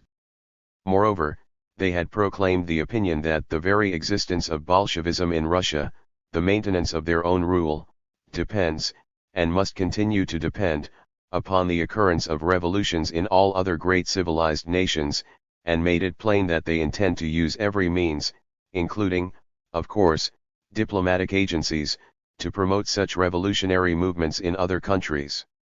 The note provoked a counter-statement from Chicherin which appeared in L'Izvestia under the heading Refutation of a Bourgeois Lie and was officially communicated to the State Department by Martins. After the usual comments on the unreality of bourgeois democratic freedom, the statement boldly declared that Soviet Russia had always faithfully observed her engagements, even the Brest-Litovsk Treaty which was imposed upon Russia by violence, and that, if the Russian government binds itself to abstain from spreading communist literature, all its representatives abroad are enjoined scrupulously to observe this pledge. But, in spite of its controversial nature, the statement ended with the propitiatory hope that in the near future normal relations will be established between Russia and the United States. 1. A fortnight later, Trotsky, in an interview with John Reed, dropped a strong hint of another ground of common interest between Soviet Russia and the United States. Not only can we live with bourgeois governments, but we can work together with them within very broad limits. It is perfectly clear that our attitude to the antagonism in the Pacific will be determined by the attitude of Japan and the United States to us. 2. It was at this moment, when the Civil War was almost over, when the economic pressures of war communism were setting up intolerable stresses on the home front, and when determined attempts to open up trading relations with Great Britain and other capitalist countries of the West seemed to have reached a dead point, that a chain of accidents led to the active revival of a plan which had first been mooted in 1918 and never wholly forgotten, the offer of concessions in Soviet Russia to foreign capitalists. It was logical that, at a time when Soviet Russia desperately needed capital equipment for her industrial development from abroad and had nothing to offer in return but her largely undeveloped natural resources, the idea of attracting foreign capital by the offer of concessions to exploit these resources should constantly recur. It was also logical that thoughts should constantly revert to the United States of America as the most promising source of capital investments, not only because America had capital to invest, but because America was less suspect than other leading capitalist countries of political designs against the Soviet power. The memorandum handed to Robbins in May 1918 suggested that America might participate actively in the exploitation of the marine riches of eastern Siberia, of coal and other mines, as well as in railroad and marine transportation construction in Siberia and North European Russia. The development of inland waterways both in northern Russia and in the basin of the Don was cited as a further opportunity for American capital. and it was suggested that the United States could also participate on a large scale in the development of certain well-known extensive agricultural tracts by introducing modern methods, receiving in return a large proportion of the products. The whole subsequent concessions program of the Soviet government was already outlined in rudimentary form in this memorandum. For some time the project of foreign concessions was kept in the forefront of Soviet economic policy. In the summer of 1918 Sovnarkom appointed a commission to consider the conditions on which concessions might be granted to foreigners, and in September 1918 Lomov made a report to Vasenka, arguing strongly against the view of the left opposition that such concessions were incompatible with the socialist constitution of Russia. But the subject was not actual at the moment, since no prospective investors had presented themselves, and Vasenka refrained from passing any resolution. In the winter of 1918-19 ambitious negotiations were started with Norwegian and White Russian interests for the construction of a railway from Murmansk across northern Russia to the mouth of the Ob in Siberia, the quid pro quo being a timber concession of 48 years' duration over a vast area of northern Russia. Lomov was once more the champion of the proposal. It secured approval in principle from Sovnarkom. But the white affiliations of the project made it an easy target for the opposition. In March 1919 it was abandoned, and some Soviet citizens associated with it were arrested on a charge of consorting with enemies of the regime. Thereafter, with the progress of the Civil War and Soviet Russia's increasing isolation, and with the growing antipathy of war communism to capitalist methods and procedure, the offer of concessions, though never formally abandoned, was allowed to lapse. It reappeared only in the late summer of 1920 with an article by Lomov, which was significantly translated for the Soviet journal published in New York. This was the situation when, in the autumn of 1920, an American traveler named Vanderlip reached Moscow. He was a mining engineer by profession, and more than 20 years earlier had made a journey with a companion through northern Sakhalin and Kamchatka, prospecting without success for gold. He was apparently taken, and allowed himself to be taken, for a well-known banker of the same name, with whom he in fact had no connection whatever. But Americans were rare in Moscow in I-920, all American businessmen were reputed to be millionaires, and Vanderlip was at once accepted as a highly important and influential personage. His assumed wealth and status assured him an attentive ear for what he had to put forward. According to Lenin, Vanderlip arrived with a proposal, expressed with all the frankness, cynicism, and crudity of the American kulak, for a lease of Kamchatka, the mineral resources of which, especially oil and naphtha, would be invaluable in the coming American war with Japan. He explained that our party, i.e. the Republicans, was expected to win the forthcoming presidential election, and, if the lease of Kamchatka were granted, this would create such enthusiasm that the recognition of the Soviet government was certain. Kamchatka had hitherto been naturally regarded as part of the Far Eastern Republic. But fortunately the frontier had not yet been drawn. Kamchatka was hastily restored to the RSFSR. So far as any real authority existed at this time in the remote peninsula, it was apparently being exercised in Japan. But this did not diminish the attraction of the proposal to the Soviet government, which was unlikely to miss any chance, however remote, of enlisting American support against Japanese encroachments in Siberia.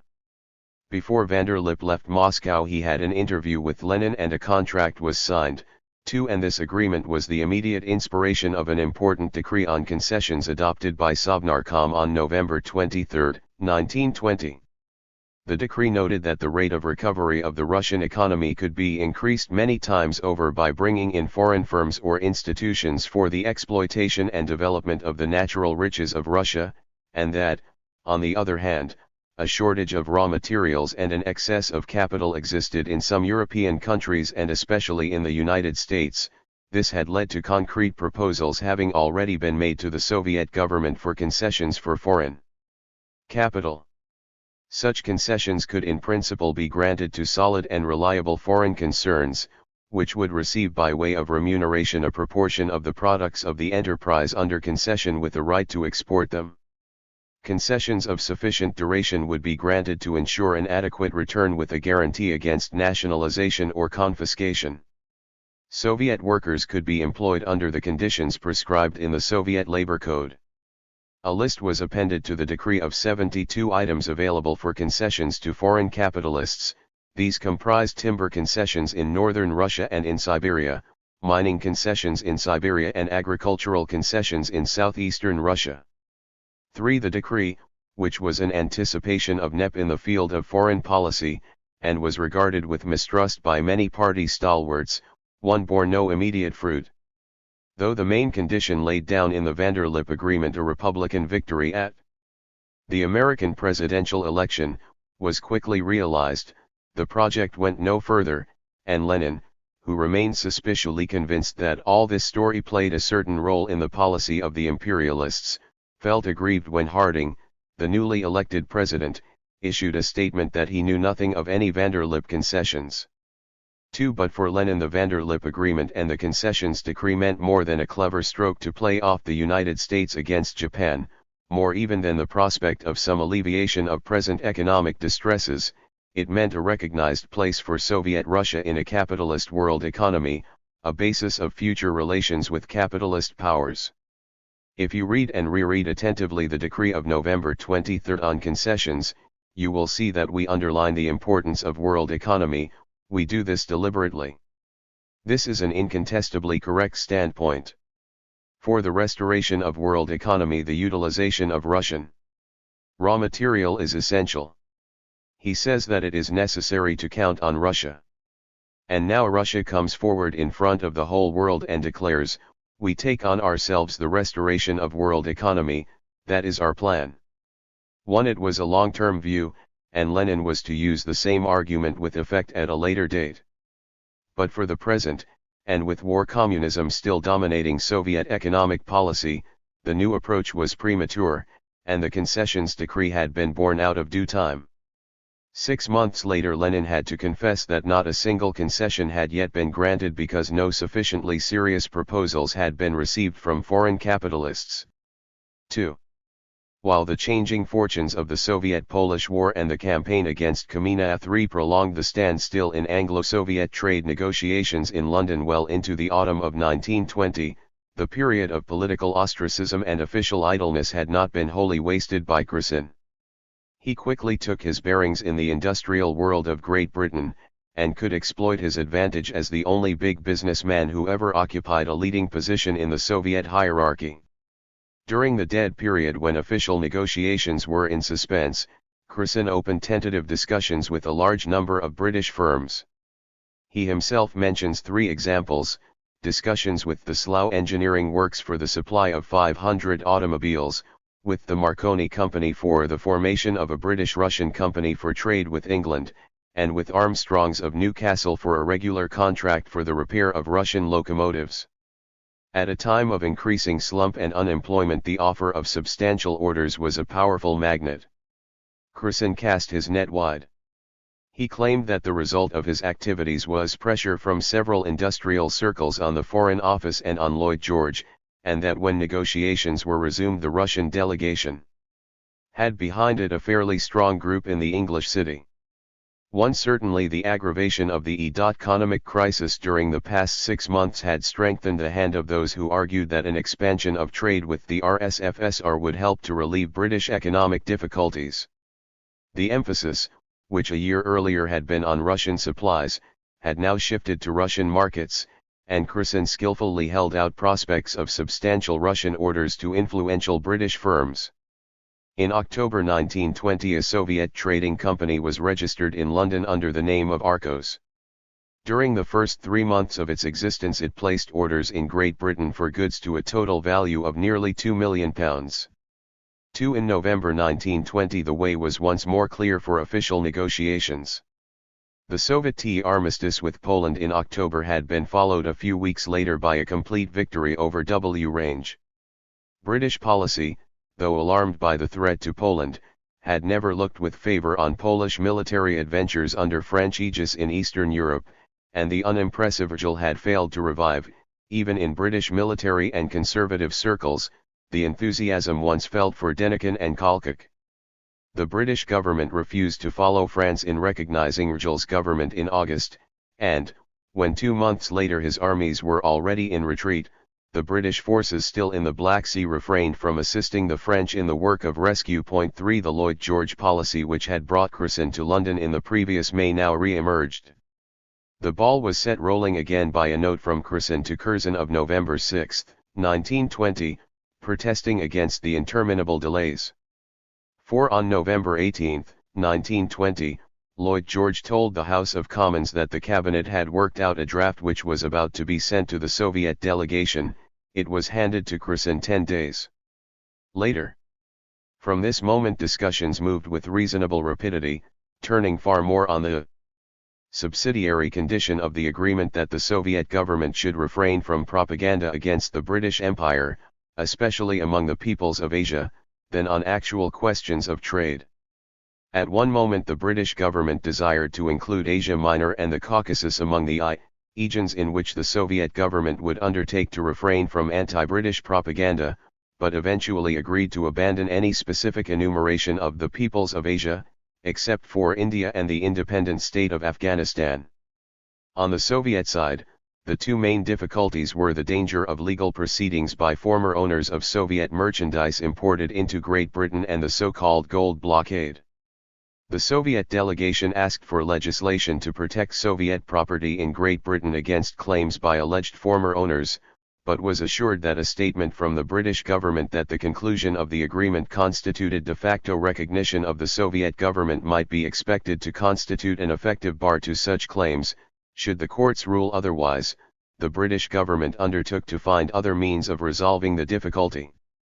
As regards the gold blockade, the British authorities agreed, subject to certain formalities, to accept Soviet gold at its full value. In December 1920 Lenin attributed the delay in reaching an agreement to the reactionary part of the English bourgeoisie and the official military clique, and declared that Soviet policy proceeds on the line of maximum concessions to England. These efforts were at last crowned with success. On March 16, 1921, the agreement was signed in London by Curzon and by Horne, the Chancellor of the Exchequer. For it contained in the form of a preliminary condition the most elaborate provision yet devised against hostile propaganda, that each party refrains from hostile action or undertakings against the other and from conducting outside of its own borders any official propaganda, direct or indirect, against the institutions of the British Empire or of the Russian Soviet Republic respectively, and more particularly that the Russian Soviet government refrains from any attempt by military or diplomatic or any other form of action or propaganda to encourage any of the peoples of Asia in any form of hostile action against British interests or the British Empire, especially in India and in the independent state of Afghanistan. The British government gives a similar particular undertaking to the Russian Soviet government in respect of the countries which formed part of the former Russian Empire and which have now become independent.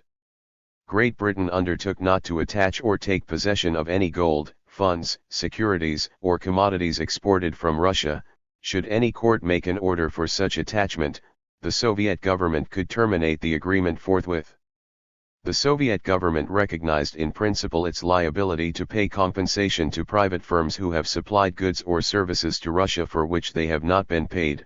The settlement of such claims was reserved for a future treaty. In default of regular diplomatic relations, each party undertook to receive an official agent or agents of the other.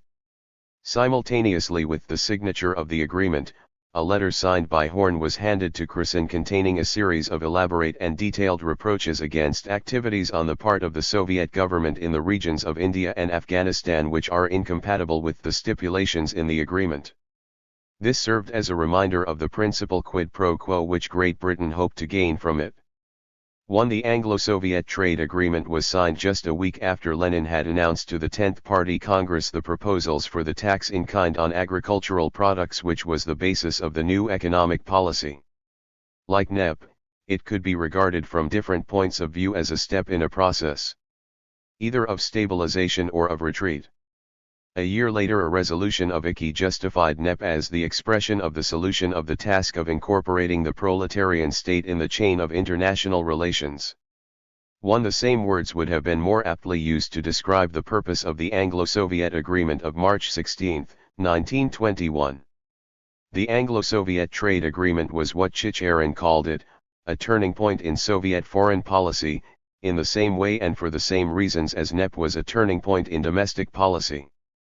The emergency of the Civil War, which dictated a hand-to-mouth policy and left no time for long-term reflection, was over. The country was in a desperate plight, reconstruction was needed, and, even at the apparent sacrifice of revolutionary principle, concessions must be made not only to the peasant, but to the foreign capitalist world. A month after the signature of the agreement, Lenin returned to a metaphor he had used a year earlier: it is important for us to open one window after another. Thanks to this treaty we have opened a certain window. A beginning had been made in the necessary policy of the breathing space for economic reconstruction through peaceful cooperation with the capitalist countries. The same consummation was reached at precisely the same moment in the Eastern policies of the Soviet government. In the East, as in the West, the autumn of 1920 had been a high-water mark of world revolution as the driving force of Soviet foreign policy, and of Comintern as its chief instrument, and was succeeded by a certain reaction. The idea of Moscow as the deliverer, through the processes of national and socialist revolution, of the oppressed masses of the East was not abandoned. But it began to take second place to the idea of Moscow as the center of a government which, while remaining the champion and the repository of the revolutionary aspirations of mankind, was compelled in the meanwhile to take its place among the great powers of the capitalist world. Symptoms of this impending change had not been wanting at the Baku Congress, and it gathered force as revolutionary prospects faded in the winter of 1920 to 1921.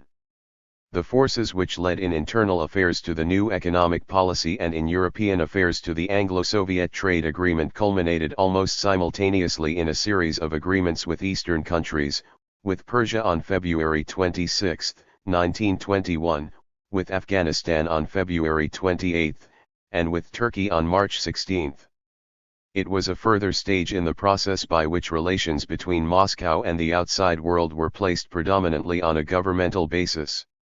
Soviet relations with Afghanistan were the least complicated, since no local communist movement existed or was likely to exist, and single-minded support could be given from Moscow to the national government.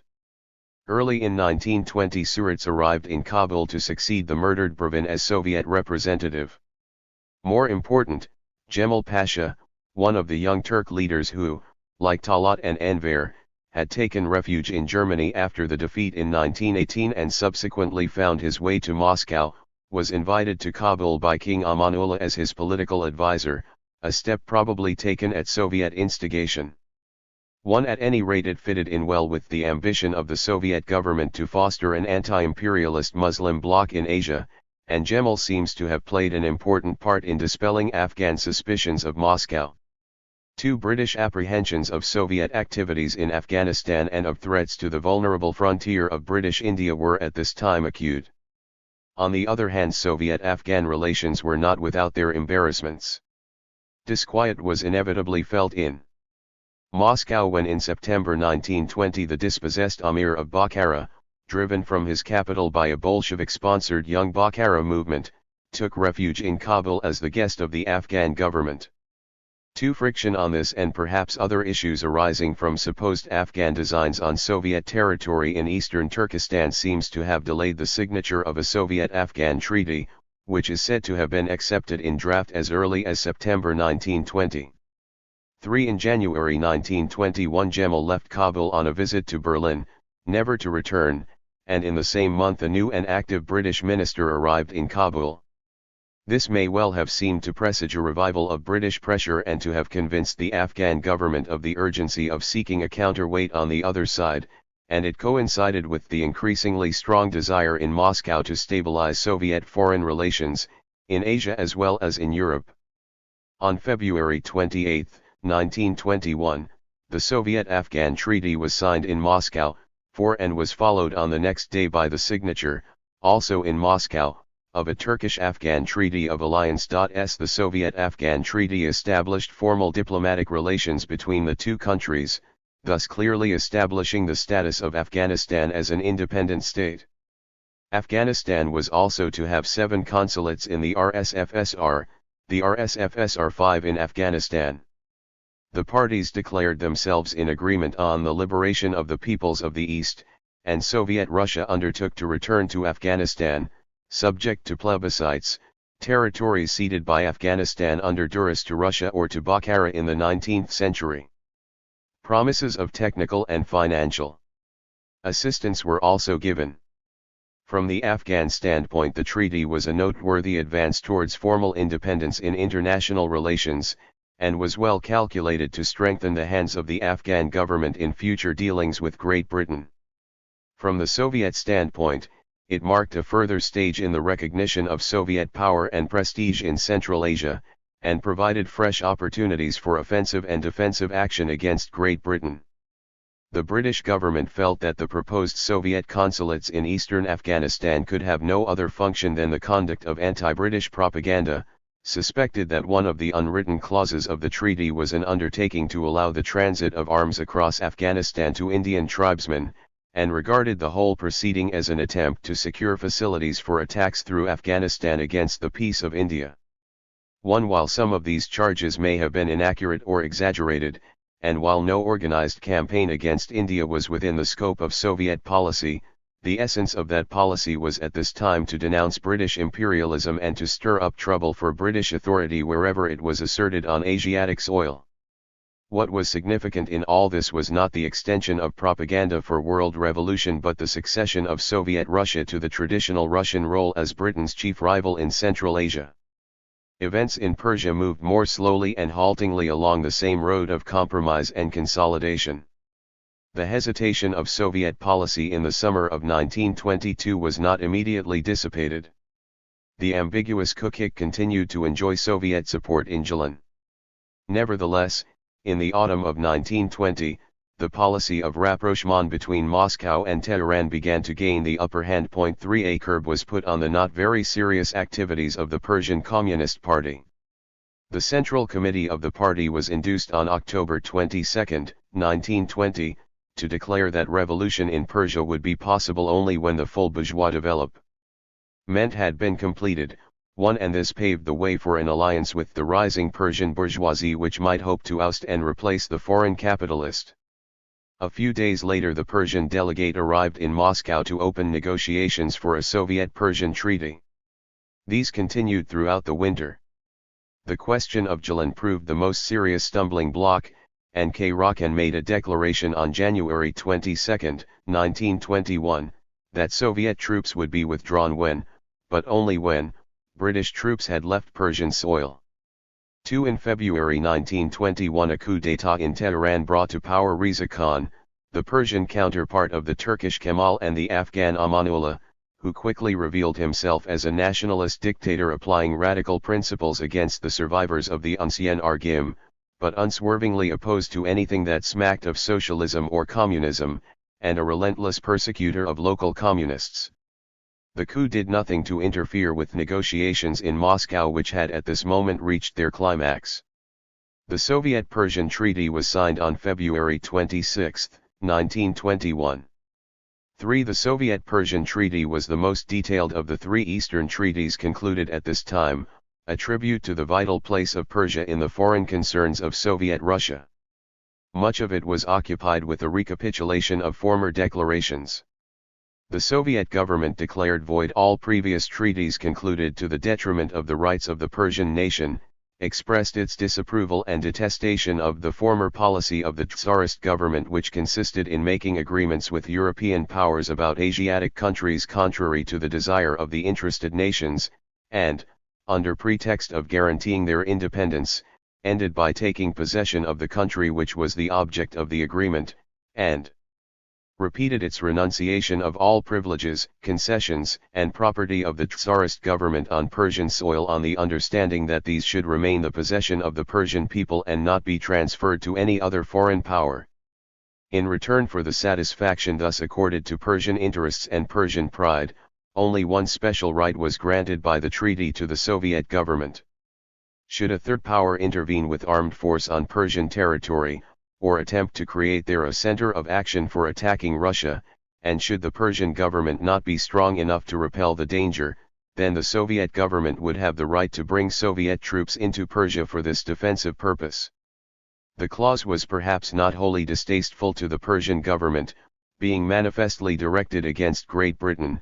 It was in fact invoked 22 years later against Germany.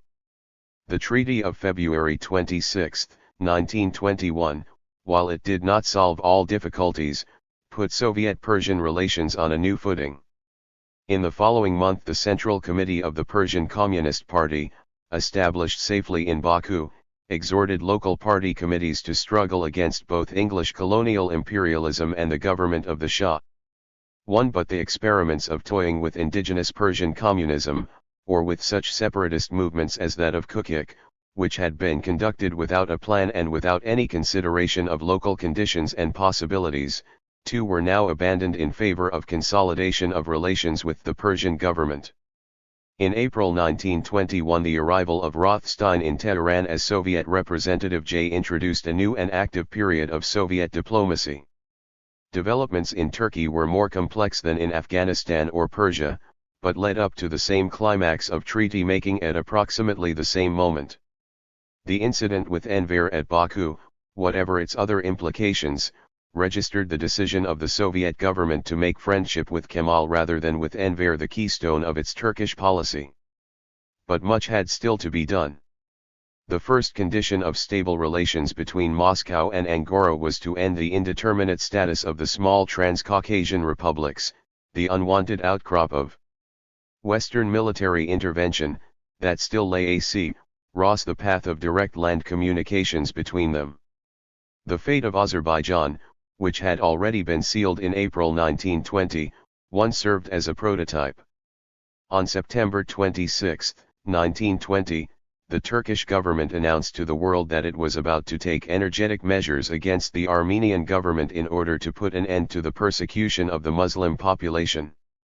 Kemal was beginning to feel his strength, and was determined to consolidate his authority in Asia Minor. It may have been a coincidence that the move against Armenia was made at a moment when the Red Army had its hands full with the Rjal offensive in southern Russia. For the moment the Soviet government found itself restricted to diplomatic action. Its newly appointed envoy to Kemal, Mdivani, a brother of the Georgian politician, halted on his way to Angora early in October 1920 in Tiflis, the capital of the then Menshevik Georgia, and made to the Armenian minister there an offer of Soviet military aid to Armenia, provided the Armenian government requested that aid and declared itself willing to accept Soviet arbitration to fix the frontiers between Armenia and Turkey. The offer was rejected. Indeed, according to Soviet sources, the Armenian government was at that very moment inviting the Georgian government to join it in common action against the Bolsheviks. In these circumstances Turkish military operations encountered little effective opposition.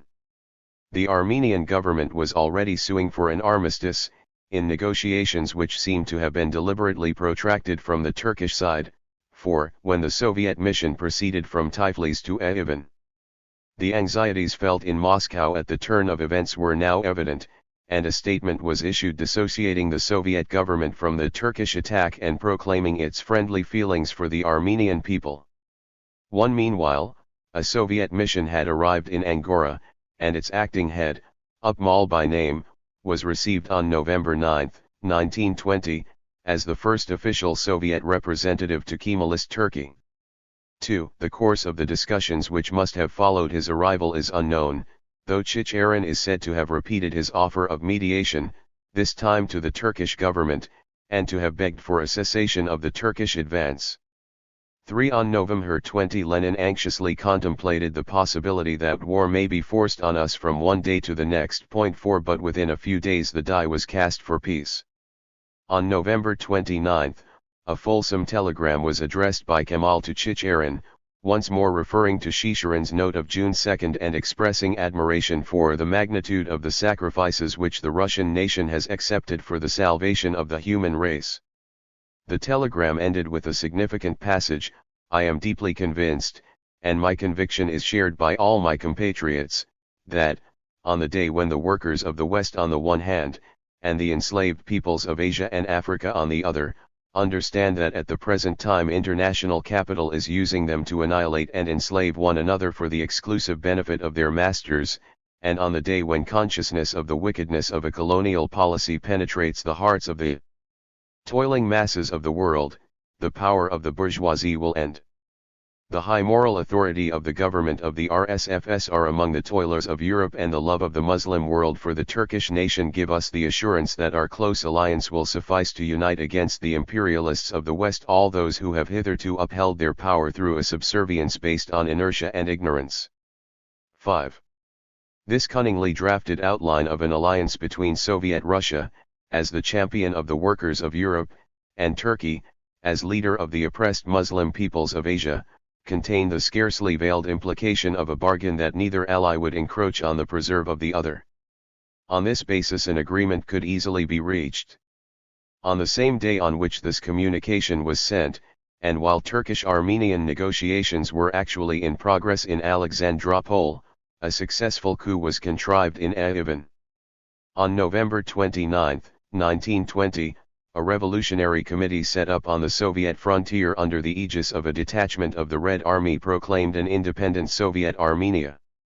Under the pressure of this event, the Armenian Dashnik government was transformed by the appointment of Soviet sympathizers to leading posts, and a military dictatorship was proclaimed in Yerevan.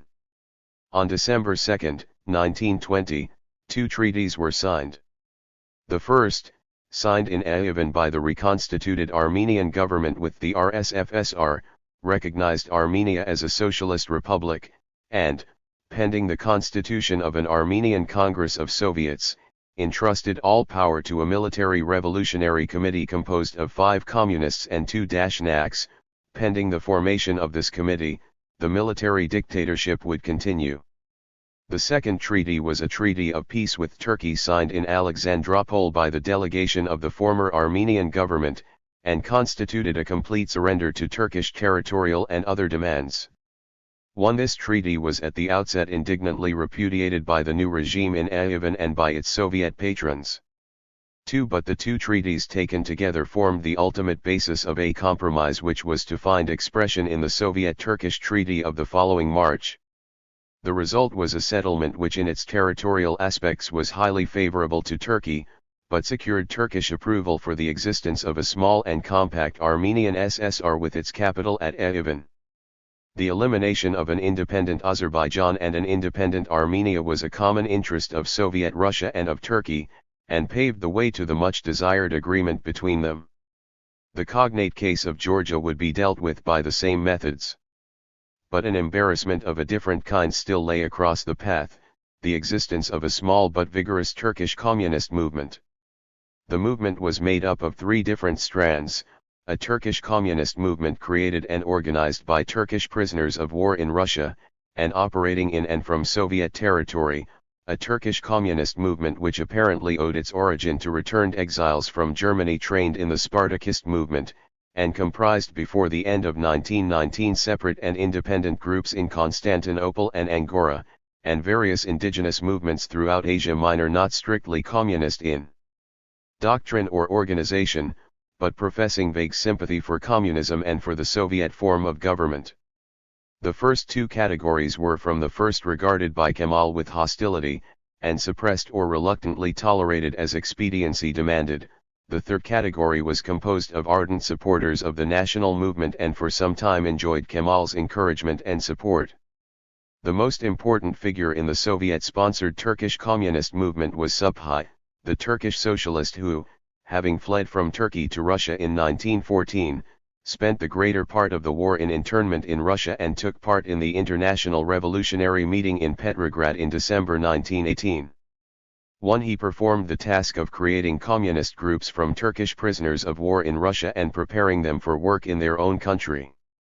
These operations were under the control of the Central Bureau of Communist Organizations of the Eastern Peoples attached to Narkomnats.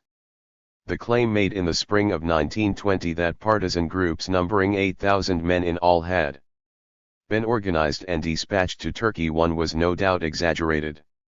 But prospects appeared hopeful. especially in view of the marked pro-Soviet orientation of Kemal's policy at this time.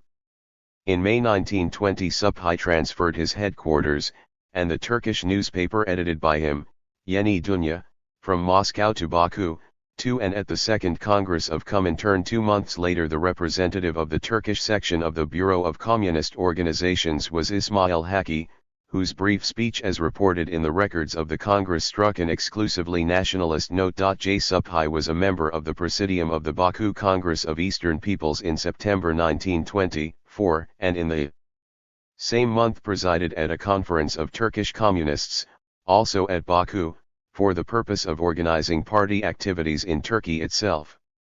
5. This conference was attended by a group of Turkish Spartakists from Angora, where a Turkish Communist Party had been secretly founded in June 1920.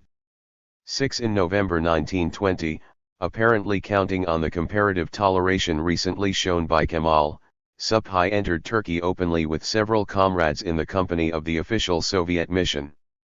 The indigenous Turkish movement of sympathy for communism which grew up in 1919 was mainly of peasant origin and was rooted in agrarian discontents.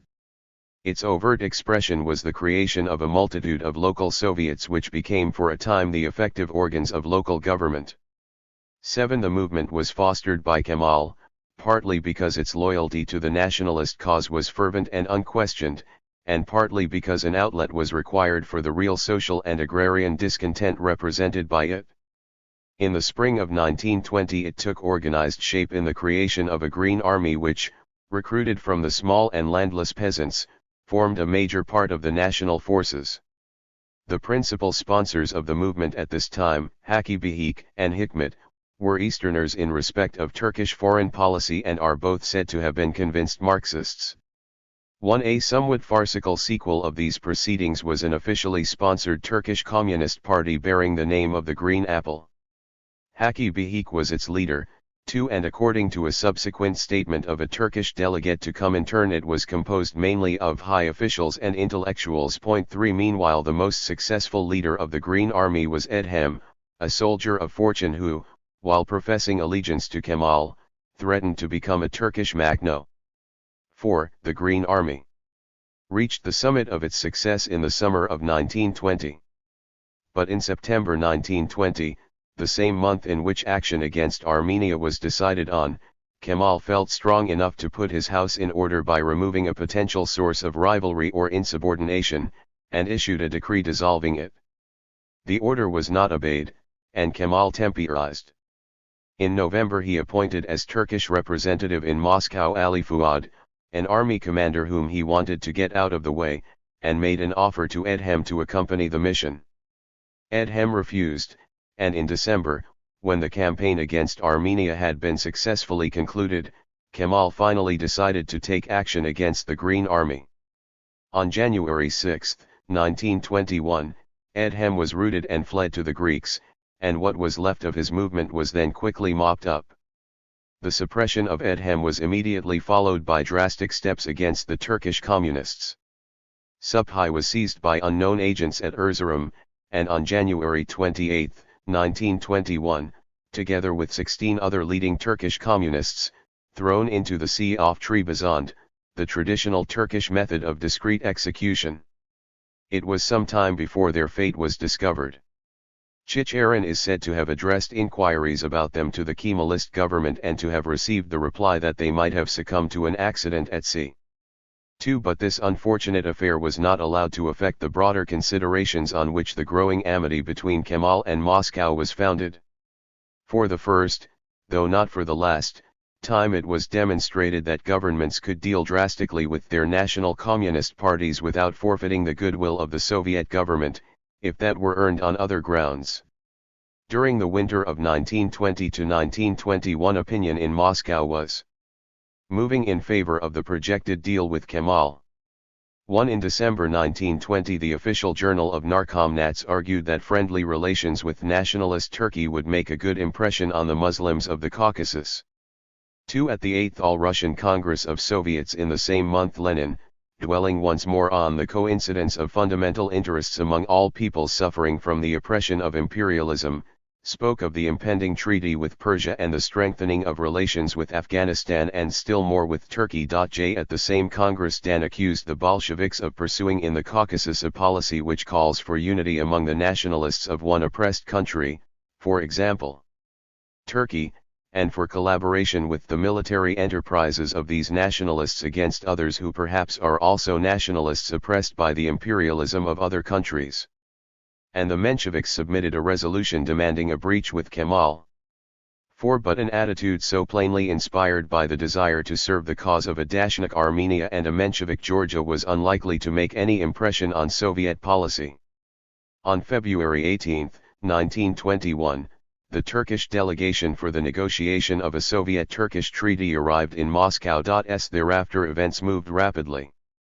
Before agreement could be finally reached, it was necessary to come to terms on the one outstanding territorial bone of contention, the last of the three Transcaucasian republics.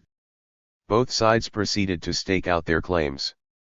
On February 21, 1921, the Red Army and its Georgian Bolshevik protégés crossed the frontier into Georgia, and 4 days later proclaimed the Georgian SSR. Turkey replied with an ultimatum demanding the cession of the two districts of Artvin and Ardahan, a claim which Moscow was prepared to concede, and on February 28, 1921, Turkish troops occupied the port of Batum, an implied claim which the Soviet government strongly contested. None of these events was, however, allowed to disturb the harmony of the negotiations in Moscow, where the Soviet-Turkish treaty was signed on March 16, 1921, the same day on which the Anglo-Soviet trade agreement was signed in London. In addition to the emphasis in the preamble on the solidarity between the two countries in the struggle against imperialism, a special article solemnly proclaimed the mutual affinity between the national liberation movement of the peoples of the East and the struggle of the workers of Russia for a new social order. The treaty repeated the Russian renunciation of capitulations in Turkey as incompatible with the free national development of any country or with the full realization of its sovereign rights. The frontier provisions included the handing over to the newly born Georgian SSR of the port of Batum. In order to guarantee the opening of the straits and free access through them for the commerce of all nations without, however, prejudicing the full sovereignty of Turkey or the security of Turkey and of its capital, Constantinople, an international statute was to be drawn up by a conference of Black Sea powers. Russia undertook to arrange for the three Transcaucasian republics to conclude with Turkey the necessary treaties registering the obligations assumed for them under the present treaty, an implicit recognition by Turkey of a Russian tutelage or protectorate over these states. For Turkey, the treaty meant the moral and material support of Soviet Russia in her continuing struggle with Great Britain. For Soviet Russia, the reassertion of her position as the great anti-imperialist power of the Middle East. For both, the exclusion of foreign interlopers from Transcaucasia and from the shores of the Black Sea. These advantages outweighed for both parties any differences about the treatment of Turkish communists. The Turkish communist journal Yeni Dünya once more began to appear from Baku. It was not till May 1921 that the Journal of Narkomnats published a circumstantial account in a letter from Baku of the Nwayat of Trebizond. Some months later the Turkish government decided, as it informed Moscow, to liberate all the imprisoned Turkish communists and hand over to justice those guilty of the murder of the Turkish communist Mustafa Subhi. 2. The change of front carried out by Moscow in March 1921 affected the climate in which Soviet foreign policy henceforth operated rather than the substance of that policy. It did not mean, in domestic affairs, the abandonment of the goal of socialism and communism or, in foreign affairs, of the goal of world revolution. But it meant a recognition of the necessity of a certain postponement in reaching these goals, and in the meanwhile of building up the economic and diplomatic strength of Soviet Russia by all practicable means, even if these means were in appearance a retreat from the direct path to socialism and world revolution. The new foreign policy had been adopted, in the words used by Lenin of NEP, seriously and for a long time. 3. It was the relative durability thus imparted to expedients hitherto invoked only as short-time practical maneuvers which, more than anything else, changed the character of Soviet foreign policy after 1921. Chapter 28. Russia and Germany. And the foreign relations of Soviet Russia-Germany occupied a unique place. If the Soviet leaders in the first years after the revolution had come to divide the world into two broad categories, the hostile capitalist powers of the West and the potentially friendly peoples of the East, themselves also victims of the Western powers, Germany fitted into neither category. The defeat of November 1918 had brought her into the category of victims of Western imperialism, which she now shared with Soviet Russia and with the oppressed Eastern peoples. This was an important theme of Lenin's speech at the Second Congress of Comintern. On the other hand, her advanced industrial development and social organization, as well as her geographical position, ranged her emphatically with the West. In the Russian economy, Germany had always been the outstanding capitalist power and main supplier of industrial goods. But there was yet a third category for which Germany was destined by the unanimous consensus of Bolshevik opinion, the role of pioneer, together with Soviet Russia, of the proletarian revolution. Soviet policy was at first exclusively preoccupied with the task of inducing and equipping Germany to assume this role, and it was only very gradually and reluctantly that this task was relegated to a secondary place, and finally abandoned as hopeless. If these complexities of Soviet-German relations did not immediately become apparent, this was because Soviet Russia was for a long time scarcely in a position to conduct a foreign policy in regard to Germany. From the moment of the German collapse down to the middle of 1920, Soviet Russia was as completely isolated from Germany as from the Western countries, nor, had the isolation been less complete, was there any single political authority in Germany possessing sufficient power or initiative to maintain effective relations with Soviet Russia. Nevertheless, much that happened in Germany at this time proved highly significant, and furnished a background for the subsequent development of Soviet-German relations. The choice between East and West, which was forced on the German Council of People's Representatives within a few hours of the armistice by the offer of 2 trainloads of Russian grain, one was a permanent dilemma of German foreign policy, especially when the choice had to be made from a position of weakness. Of the German political parties under the Weimar Republic, only the SPD had its roots in the West and was consistently Western in outlook. It was linked with the other parties of the Second International, whose main strength was in Western Europe. It was traditionally hostile to Russia, which was regarded not merely as reactionary, but as backward and barbarous, and, having, in fact, though not in theory, rid itself of the revolutionary purity and intransigence of Marxism, it had imbibed much of the bourgeois democratic radicalism of the Western European left. Thus, almost alone among German parties, it turned a receptive ear to Wilson's democratic pacifism, embodied in conceptions such as national self-determination and the League of Nations. During the first period of the Weimar Republic, when a Western orientation was essential to Germany, the SPD held the reins of power. Its importance declined as Germany became capable of pursuing an independent foreign policy. Of the other parties, the Catholic Center had Western leanings. But, being based on confessional rather than on political loyalties, it rarely spoke with a firm or united voice on major issues, and could for the most part act only as a balancing force. None of the other forces in German political life looked primarily to the West. The extreme left, comprising the KPD and a section of the USPD, stood for an alliance with Soviet Russia. The parties standing to the right of the center were all in a greater or less degree hostile to the West. The nucleus of these parties was formed by the two powers which, behind the FAC, 8 of the Weimar Republic, continued to rule Germany as they had ruled it under Wilhelm II, the army and heavy industry.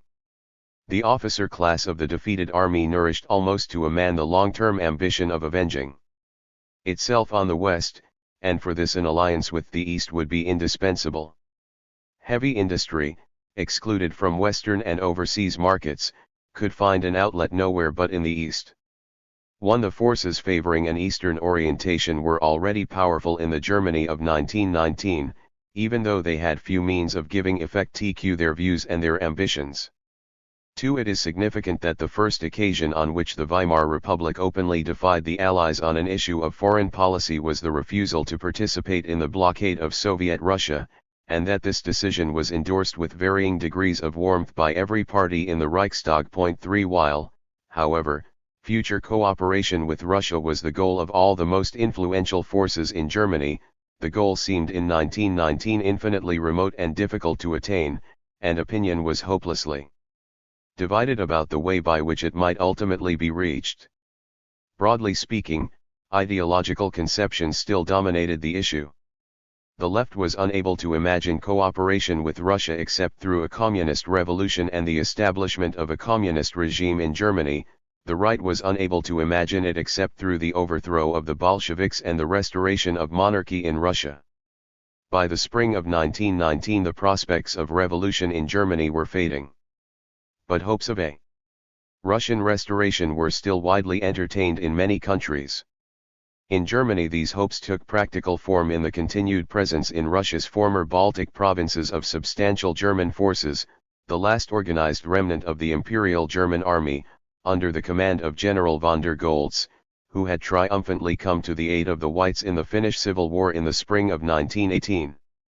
This anomaly was a consequence of Allied policy which, even at the moment of the armistice, tempered its hostility to German militarism with fear of Russian Bolshevism.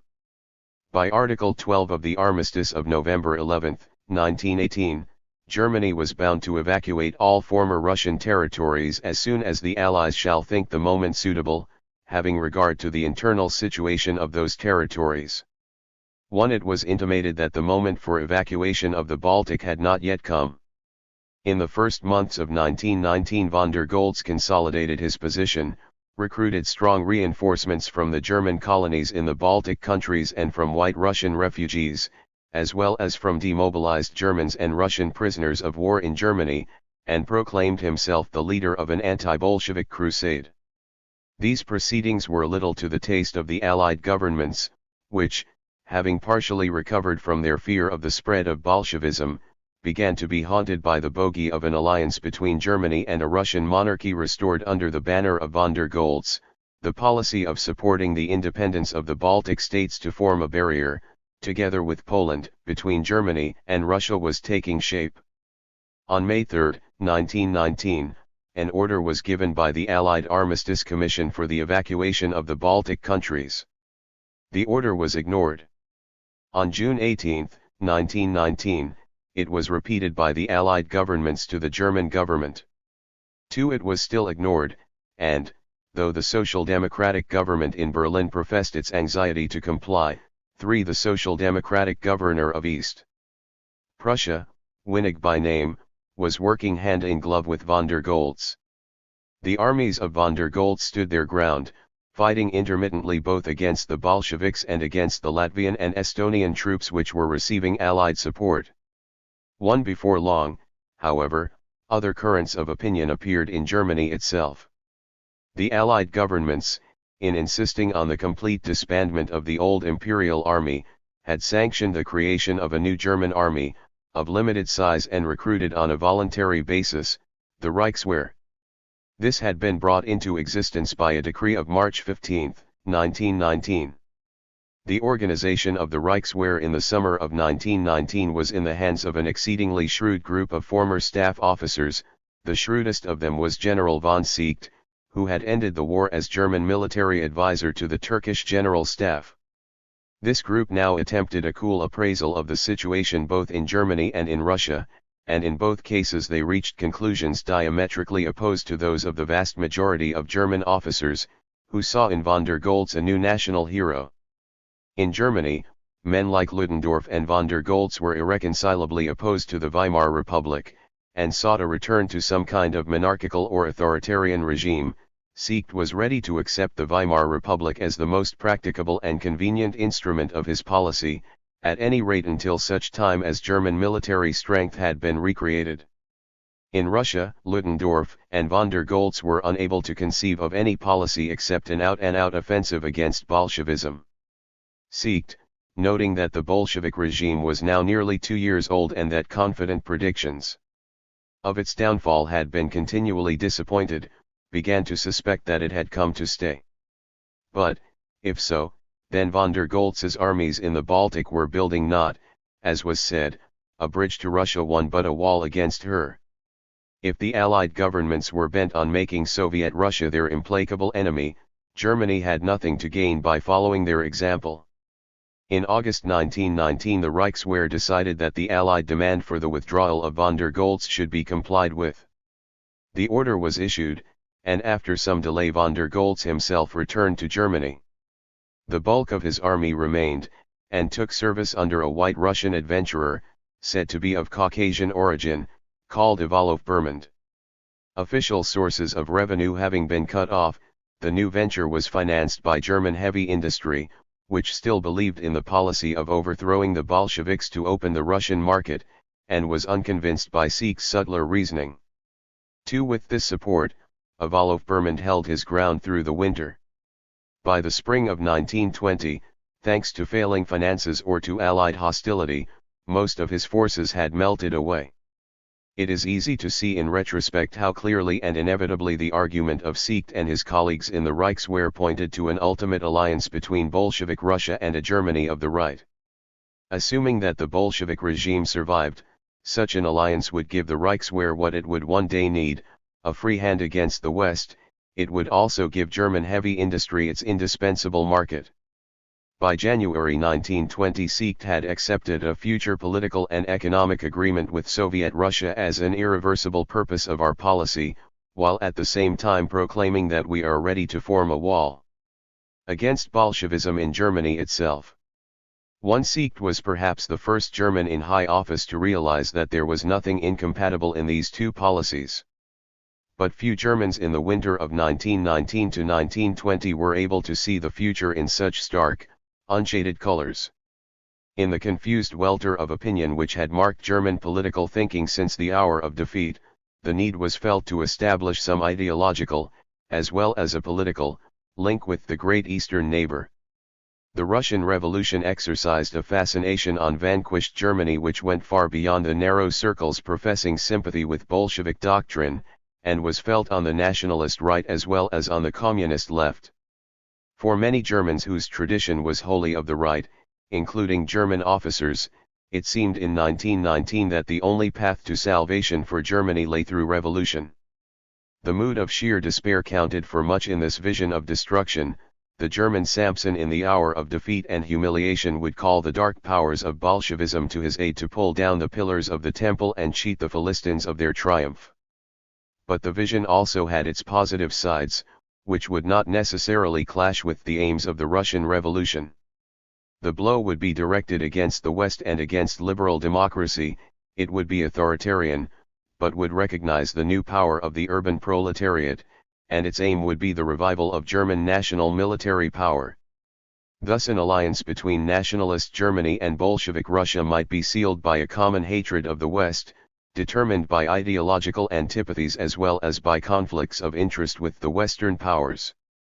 The idea was at first sight fantastic and might have passed for a typical concoction of politically unschooled officers and harebrained young men.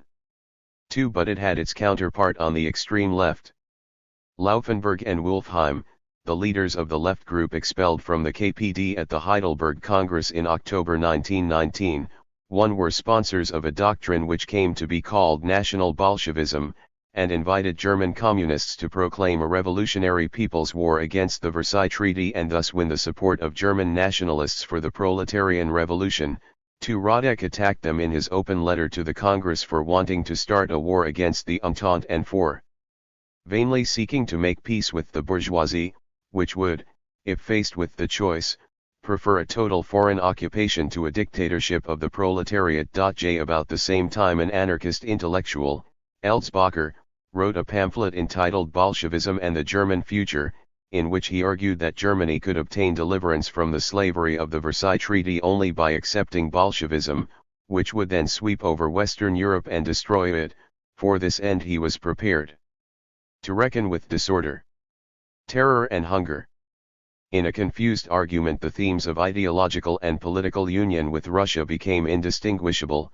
The broken link with Russia is automatically restored as soon as Germany embraces Bolshevism. Point 4. From this extreme of revolutionary intoxication to the opposite extreme, represented by Siecht and the Reichswehr generals, of hard calculation of the value of a Russian alliance, the prism of German opinion about the great neighbor in the East showed every variety of hue.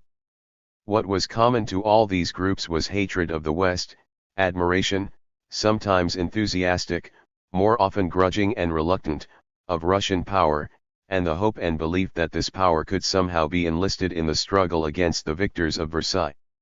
The bewildering confusion of opinion among those Germans who, in the autumn of 1919, were looking towards Russia for a clue to guide them out of the political, economic, and ideological predicament of defeat was strikingly illustrated by the conversations held by Radek at this time, in his privileged room in the Moabit prison and in the apartments in which he stayed in Berlin, while awaiting repatriation to Moscow.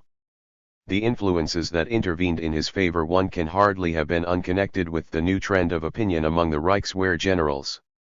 Somebody in high office saw the advantage of not antagonizing the only leading Bolshevik who had come to Berlin since Joff's expulsion in November 1918, and perhaps of establishing some informal contact with him.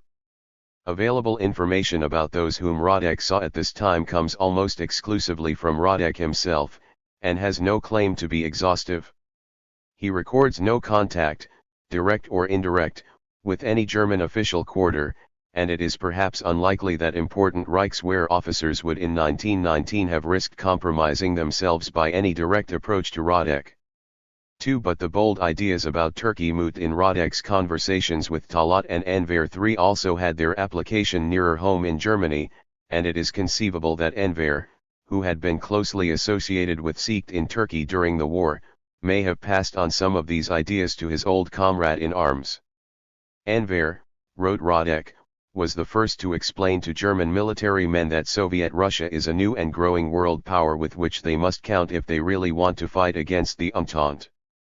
For the climate of Berlin in the autumn of 1919 was already propitious for the birth of this idea. It would be difficult, and is comparatively unimportant, to establish in whose fertile brain it was born.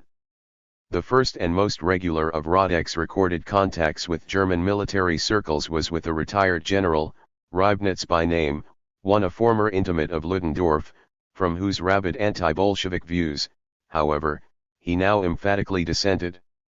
He had read and been impressed by Lenin's Current Tasks of the Soviet Power, written in April 1918 and recently published in a German translation. It was a pamphlet devoted to the urgent practical tasks of creating an efficient administration, and ended by declaring that what was now required was not hysterical outbursts but the measured tread of the iron battalions of the proletariat. The general assured Radek that he was preaching to his brother officers not only alliance with Soviet Russia, but a so-called peaceful revolution. Reibnitz was perhaps more enthusiastic than intelligent.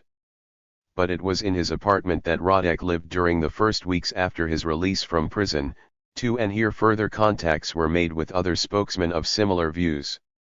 Among Radek's new visitors two were of special importance. Colonel Max Bauer III, Ludendorff's former chief of intelligence, a man with the movements of a cat, quite unlike a soldier, looked forward to the seizure of power in Germany by the right, but not until the workers are disillusioned with bourgeois democracy and come to the conclusion that a dictatorship of labor is possible in Germany only by agreement between the working class and the officer class. Radek records, he gave me to understand that on this basis the officers might strike a bargain with the Communist Party and with Soviet Russia. They understand that we cannot be conquered and that we are Germany's allies in the struggle with the Entente. Admiral Hintze, once German naval attaché in Petersburg and Minister for Foreign Affairs for a brief period in the summer of 1918, during which he signed the series of agreements with Russia supplementary to Brest-Litovsk, now stood for a deal with Soviet Russia, and asked Radek whether world revolution would come in the West in time to prevent the Entente strangling Germany. But Hintze too had his views about revolution.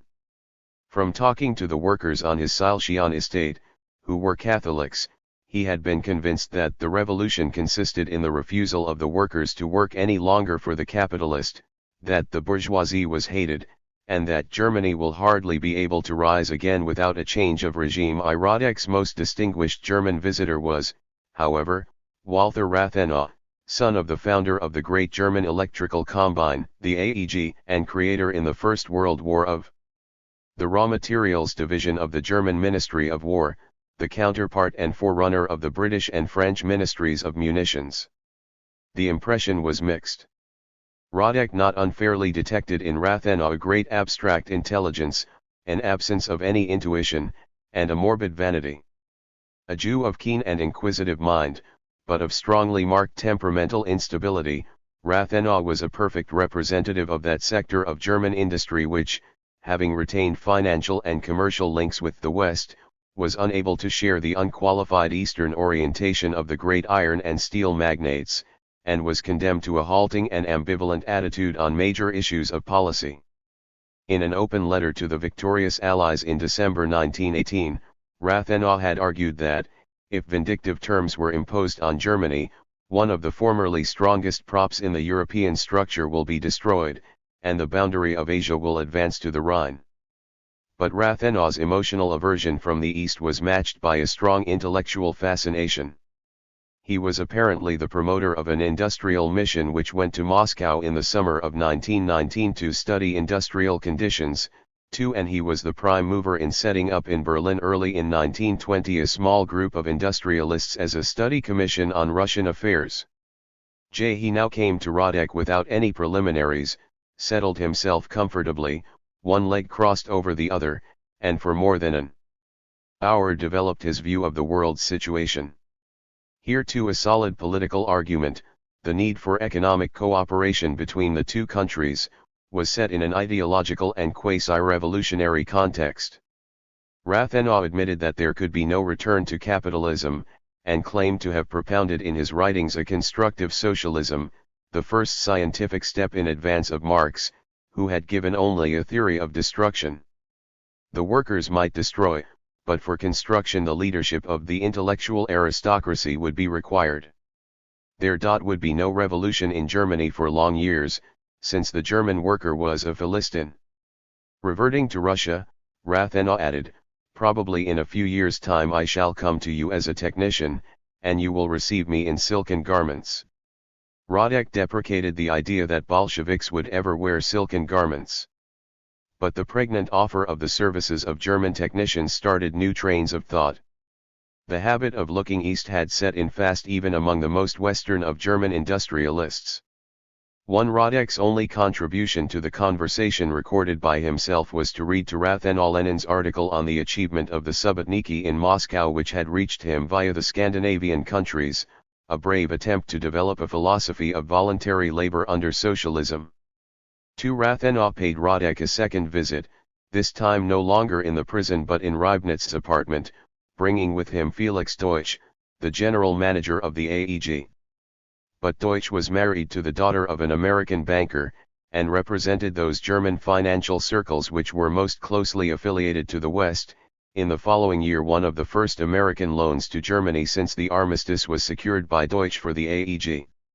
At this second interview discussion of the impending end of capitalism and of the need of an Eastern outlook for Germany seems to have receded into the background. But even Deutsch was prepared to concede that the Russians could have what regime they pleased if only we trade with the AEG, and wanted to visit Soviet Russia. One Radek's own record certainly does not exhaust the list of Germans who visited him in Berlin.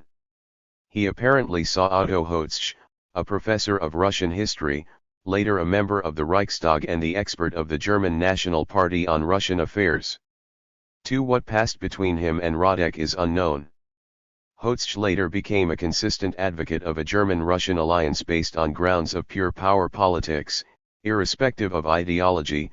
If he spoke to Radek in this sense in the autumn of 1919, he was in advance of most of his contemporaries.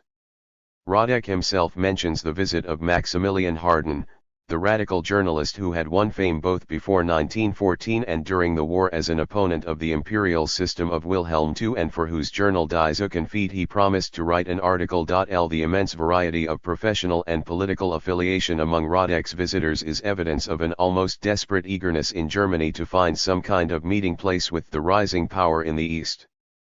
It would be premature to infer at this time the immediate prospect of any change in German policy. The Versailles Treaty was not yet ratified, the Weimar Republic could still scarcely afford to have a foreign policy. But two significant events occurred towards the end of Radek's stay in Berlin. In November 1919, at about the time when Litvinov journeyed to Copenhagen to establish contact with Great Britain as a delegate to negotiate an exchange of prisoners, the German government agreed to receive a Soviet representative in the same capacity, and Viktor Kopp, once a Menshevik and an associate of Trotsky in Vienna before 1914, arrived in Berlin to become, in Radek's words, a semi-legal Polpred. For in the same month Siecht was appointed head of the vaguely named Truppenamt of the German Ministry of War, a camouflage for the General Staff which Germany was forbidden, by the Versailles Treaty, to maintain. For the next 4 years German policy towards Soviet Russia was the policy of Siecht. In January 1920, after some delay in making arrangements for Radek's transit through Poland, he was ceremoniously conducted to the frontier.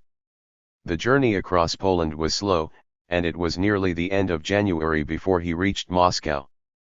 Radek had arrived in Berlin in December 1918, a firm believer, like all other Bolsheviks, in the imminence of the German Revolution.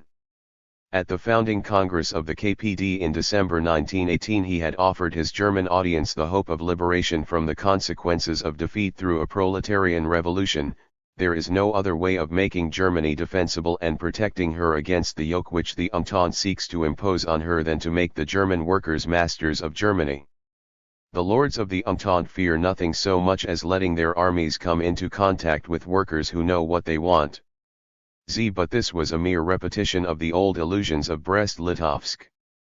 Germany was as powerless against Foch in the first weeks of 1919 as Soviet Russia had been a year earlier against Hoffman.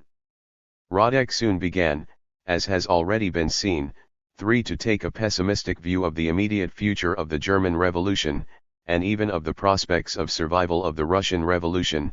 Some new means must be found both of saving Soviet Russia and of liberating Germany from the Entente. In this way Radek came to believe, in advance of any other leading Bolshevik, in the necessity of a period of maneuvers and compromises rather than in any early revolutionary achievement. The views on Soviet foreign policy which he brought back with him from Berlin may be gleaned from several articles written there in the last 3 months of 1919. The earliest of them was the open letter to the Heidelberg Congress of the KPD in October 1919 at the moment of the lowest ebb in Soviet fortunes. The problem of the foreign policy of Soviet Russia and, unless the world revolution announces itself more quickly than hitherto, of all other countries in which the working class is victorious, consists in arriving at a modus vivendi with the capitalist states.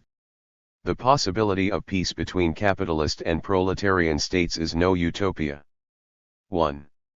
This policy seemed the very antithesis of the national Bolshevism of Laufenberg and Wolfheim, which Radek had denounced as liable to embroil Germany, and by implication Russia, with the capitalist countries of the West. 2. The case was driven home in 3 further articles written just before his departure from Berlin. The first was a direct attack on National Bolshevism, this time under that name.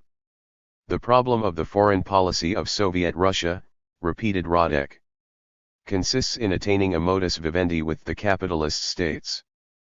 3. In a second article, published almost simultaneously in the German edition of the official journal of Comintern, Radek developed the same thesis from the revolutionary standpoint. The decomposition of capitalism, wrote Radek, was a certainty. But it would be a long process, and Soviet Russia would unavoidably be obliged in the interval to seek and to find a modus vivendi with the capitalist states. Another argument pointed the same conclusion. If Soviet Russia has to go on fighting, she cannot begin to restore her national economy. The alternatives before her therefore were, socialist construction within the framework of a temporary compromise, or war without any kind of economic construction. What Radek was seeking was, in effect, a compromise with world capital which would leave the dictatorship of the proletariat intact, a striking anticipation of the foreign aspect of NEP. But it was not for nothing that Radek had spent 3 months in intensive conversations with German politicians, soldiers, and industrialists, and from this point the argument passed to Germany. Germany has suffered defeat, but in spite of this her technical apparatus and technical possibilities are still great. The Anglo-Saxon countries are the victors, but in spite of this their economic disorder has gone so far that they are not in a position to supply sufficient aid to France and Italy. In Germany, thanks to the destruction of her external relations and the collapse of her economy, there are thousands of unemployed and hungry engineers who could render Russia the greatest service in the restoration of her national economy. Radek attempted to defend himself against the charge of seeking to help the Germans to restore the power of German capitalism on Russian soil, and proceeded to his major conclusion, not the exchange of goods and not the employment of German capital in Russia, but working help, that is the new foundation of German-Russian economic relations. And the last shaft of all was a warning to Germany of the isolation which awaited her if she ignored these opportunities. The third article, being designed for the bourgeois reader, was more cautiously phrased. But it rested on the same argument that Germany and Russia need economic relations with one another because neither country can hope to get from the Entente alone what it needs and because they can help one another in many ways, and it suggested as practical conclusions the resumption of diplomatic relations and the sending of German economic experts to Russia to organize an exchange of goods, or, failing this, the sending to Russia of representatives of German economic concerns who could prepare the way for such an exchange, and also organize an objective reporting service on Russia for Germany. Thus from the Soviet as well as from the German side the call to Soviet-German friendship was being sounded.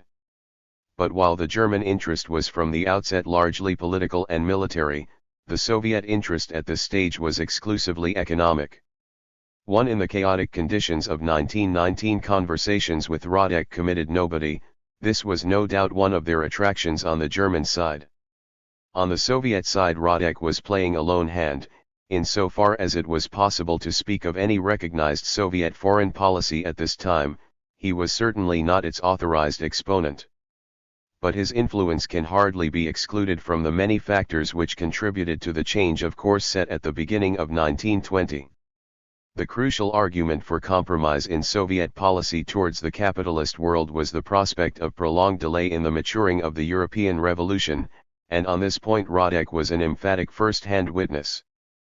But, while the general view of Soviet foreign policy which Radek had imbibed in Berlin fitted in with this trend and reinforced it with powerful arguments, there is no evidence that even Radek yet seriously entertained any specific project of collaboration between Soviet Russia and those forces in Germany which were in revolt against Versailles. And if he did, he found no echo in Moscow. In his pamphlet The Infantile Disease of Leftism in Communism, written in April 1920 in preparation for the Second Congress of Comintern, Lenin, like Radek, dealt severely with the German deviation of National Bolshevism, which was tantamount to proposing a bloc with the German bourgeoisie for a war against the Entente. Communists were not bound at all costs to reject the Versailles Peace, and that immediately. This was a confusion about the real ends of Bolshevik policy. The overthrow of the bourgeoisie in any of the great European countries, including Germany, is such a gain for the international revolution that for its sake we can and must accept, if it proves necessary, the continued existence of the Versailles Peace. If Russia single-handed could, with benefit to the revolution, endure the Brest Peace for several months, it is not in the least impossible that Soviet Germany in alliance with Soviet Russia should, with benefit to the revolution, endure the continued existence of the Versailles Peace. Thus the alliance of the Soviet cause with the German nationalist revolt against the Versailles Treaty was emphatically rejected, and, if Radek during his involuntary sojourn in Berlin had toyed with this idea, it was promptly disowned. While the notion of a temporary compromise with the capitalist world had gained ground in Moscow in the first months of 1920, nobody there was yet thinking in terms of an accommodation with Germany establishing special relations between the two countries. Nevertheless, it is difficult to deny that Radek's skepticism about the prospects of the revolution, combined with his knowledge of Germany, gave him at this time a clearer intuition than Lenin of some of the forces at work. The forces which, in the face of every obstacle, were making for a rapprochement between Bolshevik Russia and nationalist Germany ripened slowly. The Kapp Putsch of March 1920 was an important occasion in the history of the Weimar Republic, and was ultimately to have a decisive influence in its relation with its eastern neighbor. The makers of the putsch belonged to the military tradition of the Old Army, of the Ludendorffs and the von der Goltzes, many of the detachments which marched on Berlin had fought in the Baltic in the previous autumn and winter. They were irreconcilable anti-Bolsheviks who still believed in a restoration in Russia as the necessary prelude to a reconstitution of the German-Russian alliance. The attitude of the new Reichswehr was quite different. Its clever leaders had not only come to accept the Weimar Republic as a suitable facade behind which they could work for the recovery of German military power, they were also prepared to accept Bolshevism in Russia as a potential partner to promote this end. The Kapp Putsch ended in the relegation to the lunatic fringe of German politics of those who still believed in the crusade against Bolshevism, and the emergence of military leaders who were ready to do business with Soviet Russia as an equal power. But official relations moved slowly. In April 1920 a prisoners of war agreement was signed in Berlin with the Soviet representative, Kopp, whose ostensible function of looking after the repatriation of prisoners of war probably did not preclude some political activity, and another agreement on the same subject followed 3 months later. In June 1920 Gustav Hilger, one of the last members of the German consular staff who had left Moscow in November 1918, returned to Moscow as the German counterpart of Kopp in Berlin, and received from Chicherin the assurance that Soviet Russia's attitude to Germany was dictated by the sole wish to establish closer economic, political, and cultural relations. The Soviet-Polish War of the summer of 1920 ripened these hidden seeds and set in motion new and vital forces. On the Soviet side, a striking revival of Russian patriotism linked itself with Bolshevism, inoculating Soviet foreign policy with a new national element. On the German side, the original Polish offensive of May 1920 did not kindle any very lively interest in the war. But when the Red Army unexpectedly struck back, and in July began its triumphant march into Poland, a wave of excitement swept over Germany. Alarm was mingled with elation. Bolshevism threatened to sweep into Central Europe. But, by the same stroke, Germany's principal enemy in the east was in mortal danger, and the eastern bastion of Versailles was tottering. The attitude of Germany in this contingency had been outlined 6 months earlier by the far-seeing Siecht: I refuse to support Poland even in the face of the danger that she may be swallowed up. On the contrary, I count on that, and, even if we cannot at the moment help Russia to re-establish her former imperial frontiers, we certainly should not hinder her. Maltson, head of the Russian Department of the German Ministry of Foreign Affairs, entered into confidential conversations with Kopp, whose stature in Berlin swelled with every advance of the Red Army. The request for an assurance that the Red Army would not cross the existing German frontier was promptly met. But when Maltson delicately raised the question of a revision of the unnatural German frontiers imposed by the Versailles Treaty, Kopp hedged and suggested de jure recognition and the resumption of full diplomatic relations as a necessary preliminary to any negotiations. Clearly the liberation of Poland from its capitalist rulers as conceived at this time in Moscow included former German Poland, and could not be halted at the old 1914 frontier. But Kopp's hint did not pass unnoticed in Berlin. On July 22, 1920, Simons, the German Minister for Foreign Affairs, handed to Kopp for transmission to Chicherin a letter proposing discussions with a view to the resumption of normal diplomatic relations between Germany and Soviet Russia. The only condition laid down was a ceremonial hoisting of the German flag at the German embassy in Moscow in the presence of a company of the Red Army by way of a mark of contrition for the murder of Merbuk. The note ended with an expression of hope for a resumption of trade between the two countries and a request that, when Soviet troops in their advance approached the old German frontier, a German military representative might be attached to the army group concerned in order to avoid undesirable incidents. 1. By this time the Western Allies, equally foreseeing disaster to Poland, had organized the dispatch of aid in the form of military advisors and munitions. Germany replied with a declaration of neutrality which involved a ban on the transit of munitions through Germany to Poland. In announcing this decision to the Reichstag on July 26, 1920, Simon significantly added that the formal German recognition of the Soviet government contained in the Brest-Litovsk Treaty had never been withdrawn, but avoided any specific reference to diplomatic relations. A week later, on August 2, 1920, Chicherin replied to Simons's proposal to discuss the renewal of diplomatic relations in a note which abounded in courtesies and hopes of friendly cooperation, but firmly rejected the requested ceremonial of expiation for Merbuk's murder as unnecessary and out of place.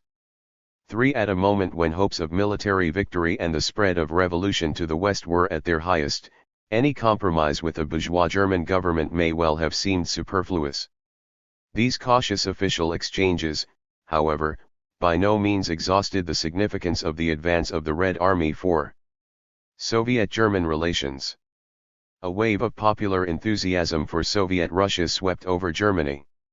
In the free city of Danzig, formerly German and now under Allied administration, the German dockers went on strike and refused to handle munitions shipped to Poland through that port. The German communist newspaper wrote Fani adopted so militant an attitude in support of the party slogan, alliance with Soviet Russia, that it incurred the accusation from the other left parties of trying to involve the German workers in a war with France. 2 German volunteers flocked to join the Red Army, a curious reversal of the situation of the previous autumn, when German volunteers were flocking to the Baltic to fight the Bolsheviks. Nor was the enthusiasm for the Soviet cause the exclusive prerogative of the communists or of the workers. For the first time, under the stimulus of the threat to Poland and to the hated Versailles settlement, the yearnings of the right for a Russian alliance openly found expression in sympathy for the Soviet cause. The link between German nationalism and Russian Bolshevism no longer seemed a frightening paradox. For looking back on these events 2 and 3 months later, Lenin referred to the unnatural block of Black Hundreds and Bolsheviks, and recalled that everyone in Germany, even the blackest reactionaries and monarchists, said that the Bolsheviks will save us, when they saw the Versailles peace splitting open at all its seams. Even the professional soldiers began to feel respect and admiration for the prowess of the Red Army and to reflect on the military value of an alliance. Max Bauer afterwards paid tribute to Trotsky as a born military organizer and leader, and added, how he set up a new army out of nothing in the midst of severe battles and then organized and trained this army is absolutely Napoleonic. And Hoffman passed the same verdict. Even from a purely military standpoint, one is astonished that it was possible for the newly recruited Red troops to crush the forces, at times still strong, of the White generals and to eliminate them entirely. 2 According to another witness, Lebedev, the Soviet chief of staff, was rated very high in German military circles. 3 On the other hand, no chances were taken with the danger of Bolshevik infection. Sieck's biographer relates that when, after the retreat of the Red Army, 45,000 Russians were interned in East Prussia, the political commissars were carefully separated from the troops, though this did not prevent them from creating a center of communist agitation within the Reich. 4 Mixed feelings and hesitant attitudes in the German camp were reflected on the Soviet side. There is what appears to be an authentic story of a meeting at Soldau just inside the East Prussian frontier, between officers and commissars of the Red Army and German nationalists, at which the Russians boasted that the Red Army would liberate West Prussia, ceded to Poland by the Versailles Treaty, and restore it to the German fatherland, in earnest of which intention they refrained from setting up local Soviets, as they had done in occupied Polish territory. The most direct evidence of the way in which opinion was shaping itself in Some Soviet circles at the height of the Polish War is contained in a letter written by Enver, then in Moscow, to Siecht in Berlin in ungrammatical German on August 26, 1920. Enver reported that he had just seen Trotsky's really important aide, and continued, "There is a party here which has real power, and Trotsky also belongs to this party, which is for an agreement with Germany. This party would be ready to recognize the old German frontier of 1914.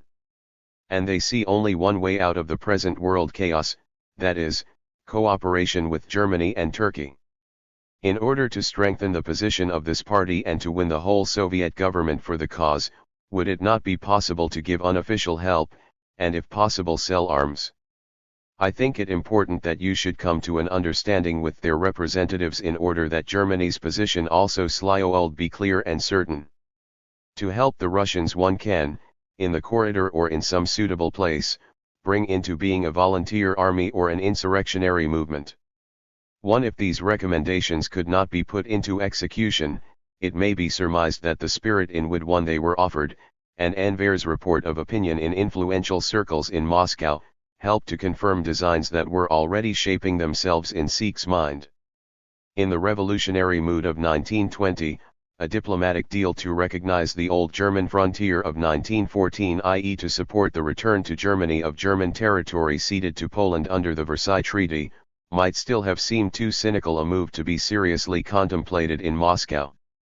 The time was not yet ripe to strike a bargain between Russian Bolshevism and German nationalism. But it was, from the outset, inherent in the situation that such a bargain could be struck, and could only be struck, at the expense of Poland. Soviet rapprochement at Polish expense. In the autumn of 1920 many Germans still hoped for the possibility of an accommodation with the West. The East and West Prussian plebiscites had ended favorably for Germany, and the Upper Silesian plebiscite was still pending. The final reparations bill had not yet been presented, and the inflation had been momentarily stayed.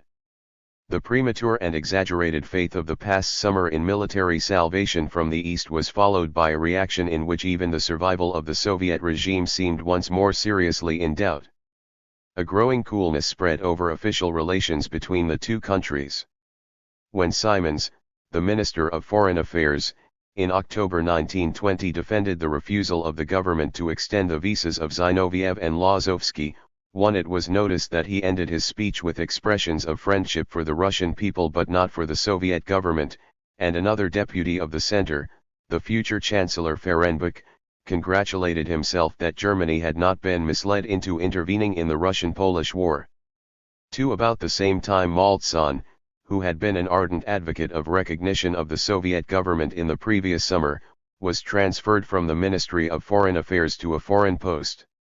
Even trade relations received little encouragement from a grudging statement by Simons in the Reichstag in January 1921 that diplomatic relations with Soviet Russia could not be resumed so long as satisfaction had not been given for the murder of the representative of the Reich, but that communism as such is no reason why a republican and bourgeois government should not trade with the Soviet government. Jacob, though still without official function or recognition except in regard to prisoners of war, was attempting to establish with German firms the same commercial relations which Cresson was building up with firms in Great Britain, and these activities were winked at by the authorities, so long as the interests and security of the Reich were not affected.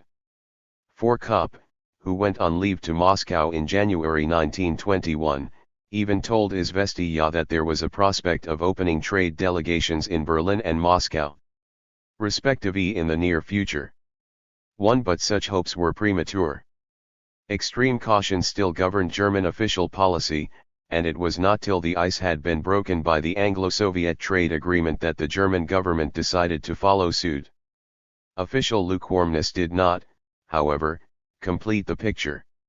During the same period secret overtures were being made through military channels, though these remained totally unknown at the time, and cannot even now be fully documented. 2. It was a coincidence that, at a time when German military and political circles were pursuing divergent, and even opposite, policies in relation to Soviet Russia, Soviet foreign policy was exhibiting its normal ambivalence in a particularly acute form in regard to Germany. The defeat in Poland ended abruptly any tentative gropings towards Soviet-German cooperation. The events of August 1920 appeared in retrospect like a flash of lightning that had momentarily lighted up a prospect now once more shrouded in darkness. But the forces which, in the bleak winter of 1920 to 1921, were impelling the Soviet leaders towards an accommodation with the capitalist world began to make themselves felt in Soviet policy towards Germany. A month after the concessions decree of November 1920, Lenin, speaking at the 8th All-Russian Congress of Soviets and recalling the extraordinary happenings of the past summer, for the first time publicly discussed the question of Soviet-German relations in a context other than that of world revolution. Having called Germany the most advanced country with the exception of America, he went on, "This country, bound by the Versailles Treaty, finds itself in conditions which do not allow it to exist. And in this position Germany is naturally pushed into alliance with Russia." When the Russian armies were approaching Warsaw, all Germany was in a ferment. Alliance with Russia for this country which is strangled, which has the possibility of setting in motion gigantic productive forces, all this helped to create political confusion in Germany. The German Black Hundreds were marching in sympathy with the Russian Bolsheviks and the Spartakists. Our foreign policy, so long as we are alone and the capitalist world is strong, consists in our being obliged to utilize disagreements. Our existence depends, first, on the existence of a radical split in the camp of the imperialist powers, and, secondly, on the fact that the victory of the Entente and the Versailles Peace have thrown the vast majority of the German nation into a position where it cannot live. The German bourgeois government madly hates the Bolsheviks, but the interests of the international situation are pushing it towards peace with Soviet Russia against its own will. 1. Thus, 3 months before the introduction of NEP and the conclusion of the Anglo-Soviet trade agreement, Lenin had hinted in no uncertain terms at the willingness of the Soviet government to receive German overtures if such should be made. It is doubtful whether those who now cautiously canvassed the advantages of cooperation with the German government measured the distance that had been traversed since the salvation of the Soviet regime had been regarded as dependent on an early revolution in Germany, or the transformation in thinking which the new policy required. At any rate, Zinoviev and the other leaders of Comintern, flushed with the triumphs of the Second Congress and the victories since won in Germany and in France, were in no mood to abandon the bright dream of world revolution, and in this dream Germany necessarily occupied the central place. Thus, in the critical winter of 1920 to 1921, two contrary and irreconcilable ambitions in regard to Germany confronted each other in Moscow. If the clash between them was not obvious, this was because the day-to-day work of Comintern and the day-to-day work of the Soviet government was still largely carried on in watertight compartments, and it was as a rule only when some highly critical situation arose that a decision of the leaders, binding on all concerned, was taken in the Central Committee of the party or in its Politburo. During the winter of 1920 to 1921 the attention of the leaders was absorbed by the menacing growth of opposition within the party, by the trade union controversy and, above all, by the economic plight of the country. Whatever other interpretation may be put on the events that followed, it is fairly clear that no general review of policy in regard to Germany was undertaken throughout this time. Events within the KPD itself led up to the new crisis. The mass infusion of new members into a much enlarged KPD, through the accession to it of the USPD majority at the Halle Congress, was to all appearance a major victory for Comintern and for the KPD. But it raised new problems. The KPD could no longer be content to play the role of a small sect, a revolutionary elite, the lineal descendant of the Spartakusbund. It had become a mass party composed predominantly of workers who were unconcerned with the refinements of theory. It was expected, by its members as well as by others, to have an active policy and to pull its weight in the German political arena. The Russians, the KPD was told by one of its leaders in November 1920, accused it of too little contact with the mass of workers, of lack of skill in agitation, and even of an anti-putsch mentality, though it was hoped that this would be remedied by accession of the USPD majority and eventually of the KAPD. This feeling, the legacy of Zinoviev's triumph at Halle, expressed itself within the party in a left movement which, following the tradition of Liebknecht rather than of Rosa Luxemburg, rated revolutionary action above revolutionary propaganda and called for a forward policy. The movement started in the Berlin section of the party, where it quickly secured a majority. Its most vocal leader was Ruth Fischer, who had been Radek's messenger to Levi in October 1909. The party leadership was not impressed. Levi had inherited Rosa Luxemburg's skepticism of the revolutionary maturity of the German masses, and had never altogether shed the sectarian mentality of the old Spartakusbund. Brandler, the most impressive spokesman of the workers in the Central Committee of the KPD, was steeped in the trade union tradition, thoroughly understood mass organization and mass demonstrations, but instinctively shrank from armed insurrection. Levi decided to meet the call for action by an experiment in the United Front tactics which Brandler had tried in Saxony in the Kapp Putsch. On January 8, 1921, the party journal, the Rote Fahne, carried an open letter from the Central Committee of the KPD addressed by name to a large number of trade union and political organizations of the left, including the SPD, the rump of the USPD and the KAPD. The letter, referring to the intolerable position of the German workers in the current crisis, proposed a joint campaign to raise wages and unemployment allowances, to reduce the cost of living, to introduce workers' control over articles of prime necessity, to dissolve and disarm bourgeois organizations of defense and create organizations of proletarian self-defense, and to establish trade and diplomatic relations with Soviet Russia.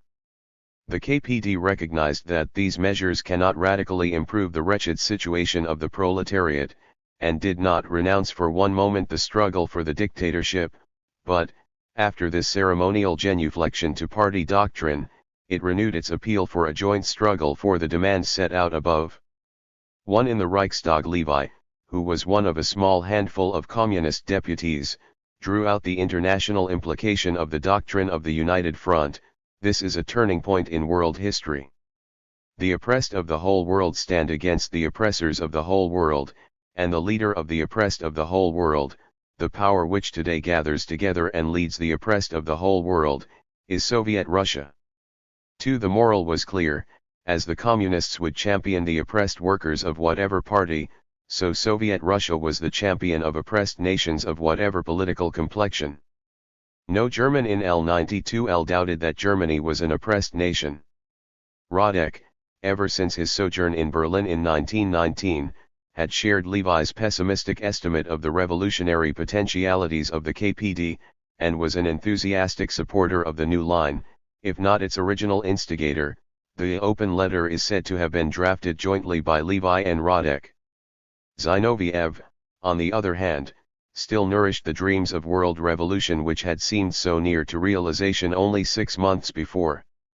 As the hero of the Halle Congress, he regarded himself as responsible for the victory which had transformed the KPD from a sect of intellectuals into a mass party equipped for revolutionary action, and his views corresponded with those of the left group in the KPD.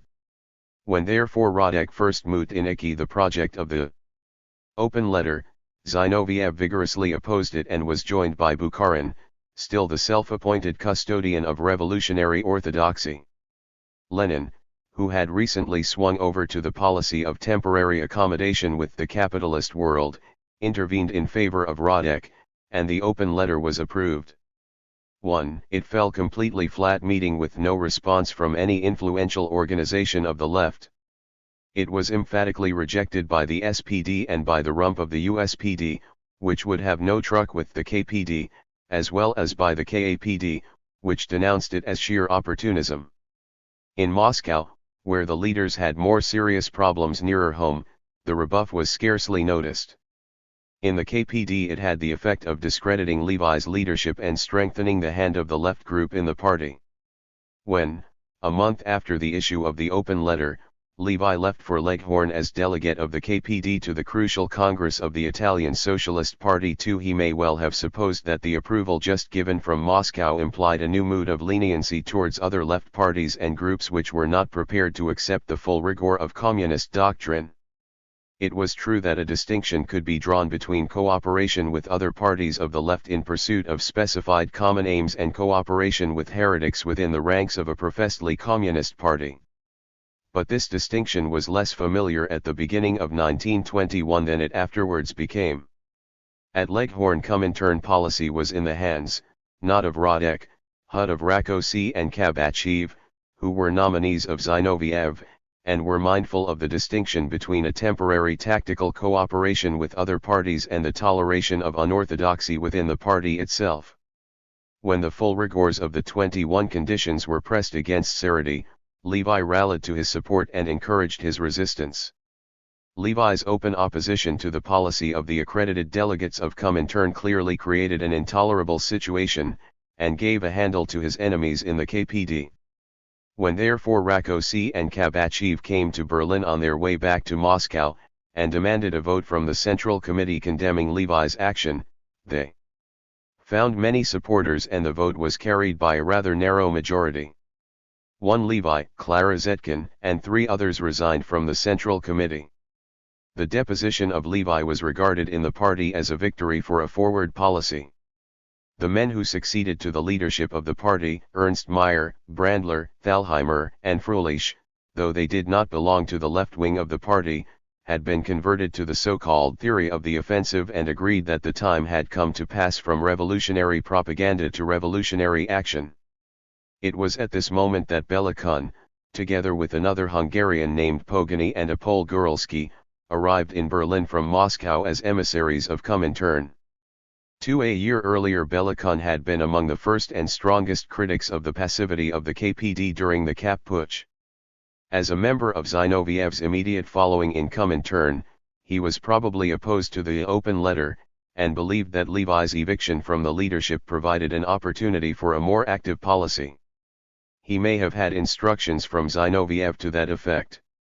The members of the new Central Committee afterwards kept their counsel. But Belikon also talked to Levi and Clara Zetkin, who, though no longer in the Central Committee, were still leading members of the party. According to Levi, Belikon in conversation with Clara Zetkin on March 10, and with himself 4 days later, insisted that the KPD must act, if necessary by creating provocation for action. Thus the first impulse to this action in the form which it took did not come from the German side. One Zetkin, who remained in the party, said more cautiously at the Third Congress of Comintern that representatives of the executive bear at any rate a great share of responsibility for the fact that the March action was conducted in the way that it was, and for the false slogans and false political attitude of the party, or, rather, of its Central Committee. The period was one of general unrest in Germany. A struggle was in progress between the Bavarian government and the Reich government over the existence of private armies of the right enjoying Bavarian patronage. The French had just occupied Düsseldorf as a reprisal. The pending plebiscite in Upper Silesia had led to plentiful disorders in the area.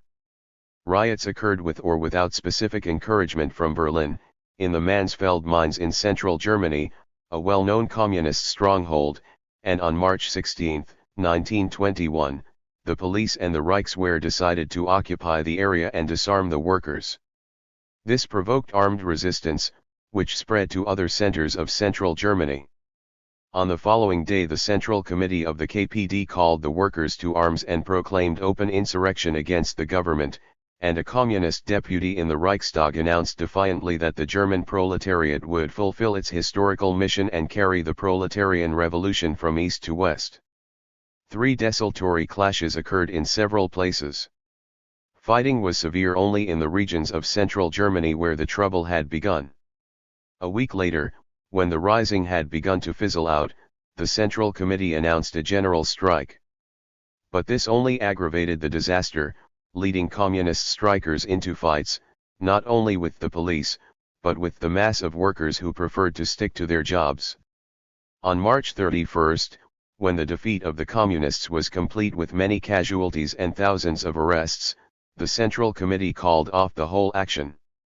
The March action was in itself neither so extensive nor so significant an event as the Kapp Putsch. But the moment of its occurrence and its conspicuous failure made it a turning point in The history both of German communism and of Soviet policy. In the KPD it is said to have resulted in a decline in the party membership within 3 months from 450,000 to 180,000, and set in motion a wave of recriminations which continued for many years to split the party into right and left factions. The Central Committee issued a set of theses in which, while attributing the action to police provocation against the Mansfeld workers, it congratulated itself on its attempt to seize the revolutionary initiative and undertake a revolutionary offensive, implicitly abandoned the pursuit of the United Front, and condemned the passive and active opposition of individual comrades during the action. 2. Levi, throwing off the restraints of party discipline, published a pamphlet entitled Unserweg in which he denounced the March action as the biggest Bakuninist putsch in the whole of history. 3. For this ACJ, of insubordination he was expelled from the party, though not without delivering a long speech of protest to the Central Committee, which was published as another pamphlet, and provoked a further reply from the Central Committee. 4. In Moscow Icky hastened to approve the expulsion of Levi. But the domestic recriminations in the German party were carried 3 months later to the Third Congress of Comintern, which had the delicate task of passing judgment on them. 6. From the standpoint of Soviet policy, the collapse of the March action represented the German angle of the broad change of front signalized by the other two major events of March 1921, the introduction of NEP and the conclusion of the Anglo-Soviet trade agreement. The question of personal responsibilities in Moscow for the action has never been fully cleared up. It is certain that Belakun's prompting, though by no means the only factor, was one of the factors which impelled the Central Committee to attempt its ill-fated offensive. It may be assumed that Belakun acted on explicit or implicit instructions from Zinoviev. But it is doubtful whether these instructions were considered or endorsed by the Politburo or whether their import was known or understood outside Zinoviev's circle. Lenin, Trotsky and the other principal party figures were absorbed in the economic crisis, in the trade union and party controversies and in the preparations for NEP, and had no time for German affairs. Radek, who was thoroughly versed in German affairs, does not seem to have known what was on foot. One and the same was almost certainly true of Chicherin and the staff of Narkomindel. When the action proved a fiasco, the obvious moral could hardly be gainsaid. The attempt of the KPD to carry the day by a frontal attack on the bourgeois Perman government had ended in ignominious disaster. But, where a relatively large and powerful party in a highly industrialized country had failed, no communist party in any other country could hope to succeed for some time to come. A new and well-grounded pessimism about the prospects of the European Revolution confirmed and reinforced the drive towards a temporary accommodation with the capitalist world.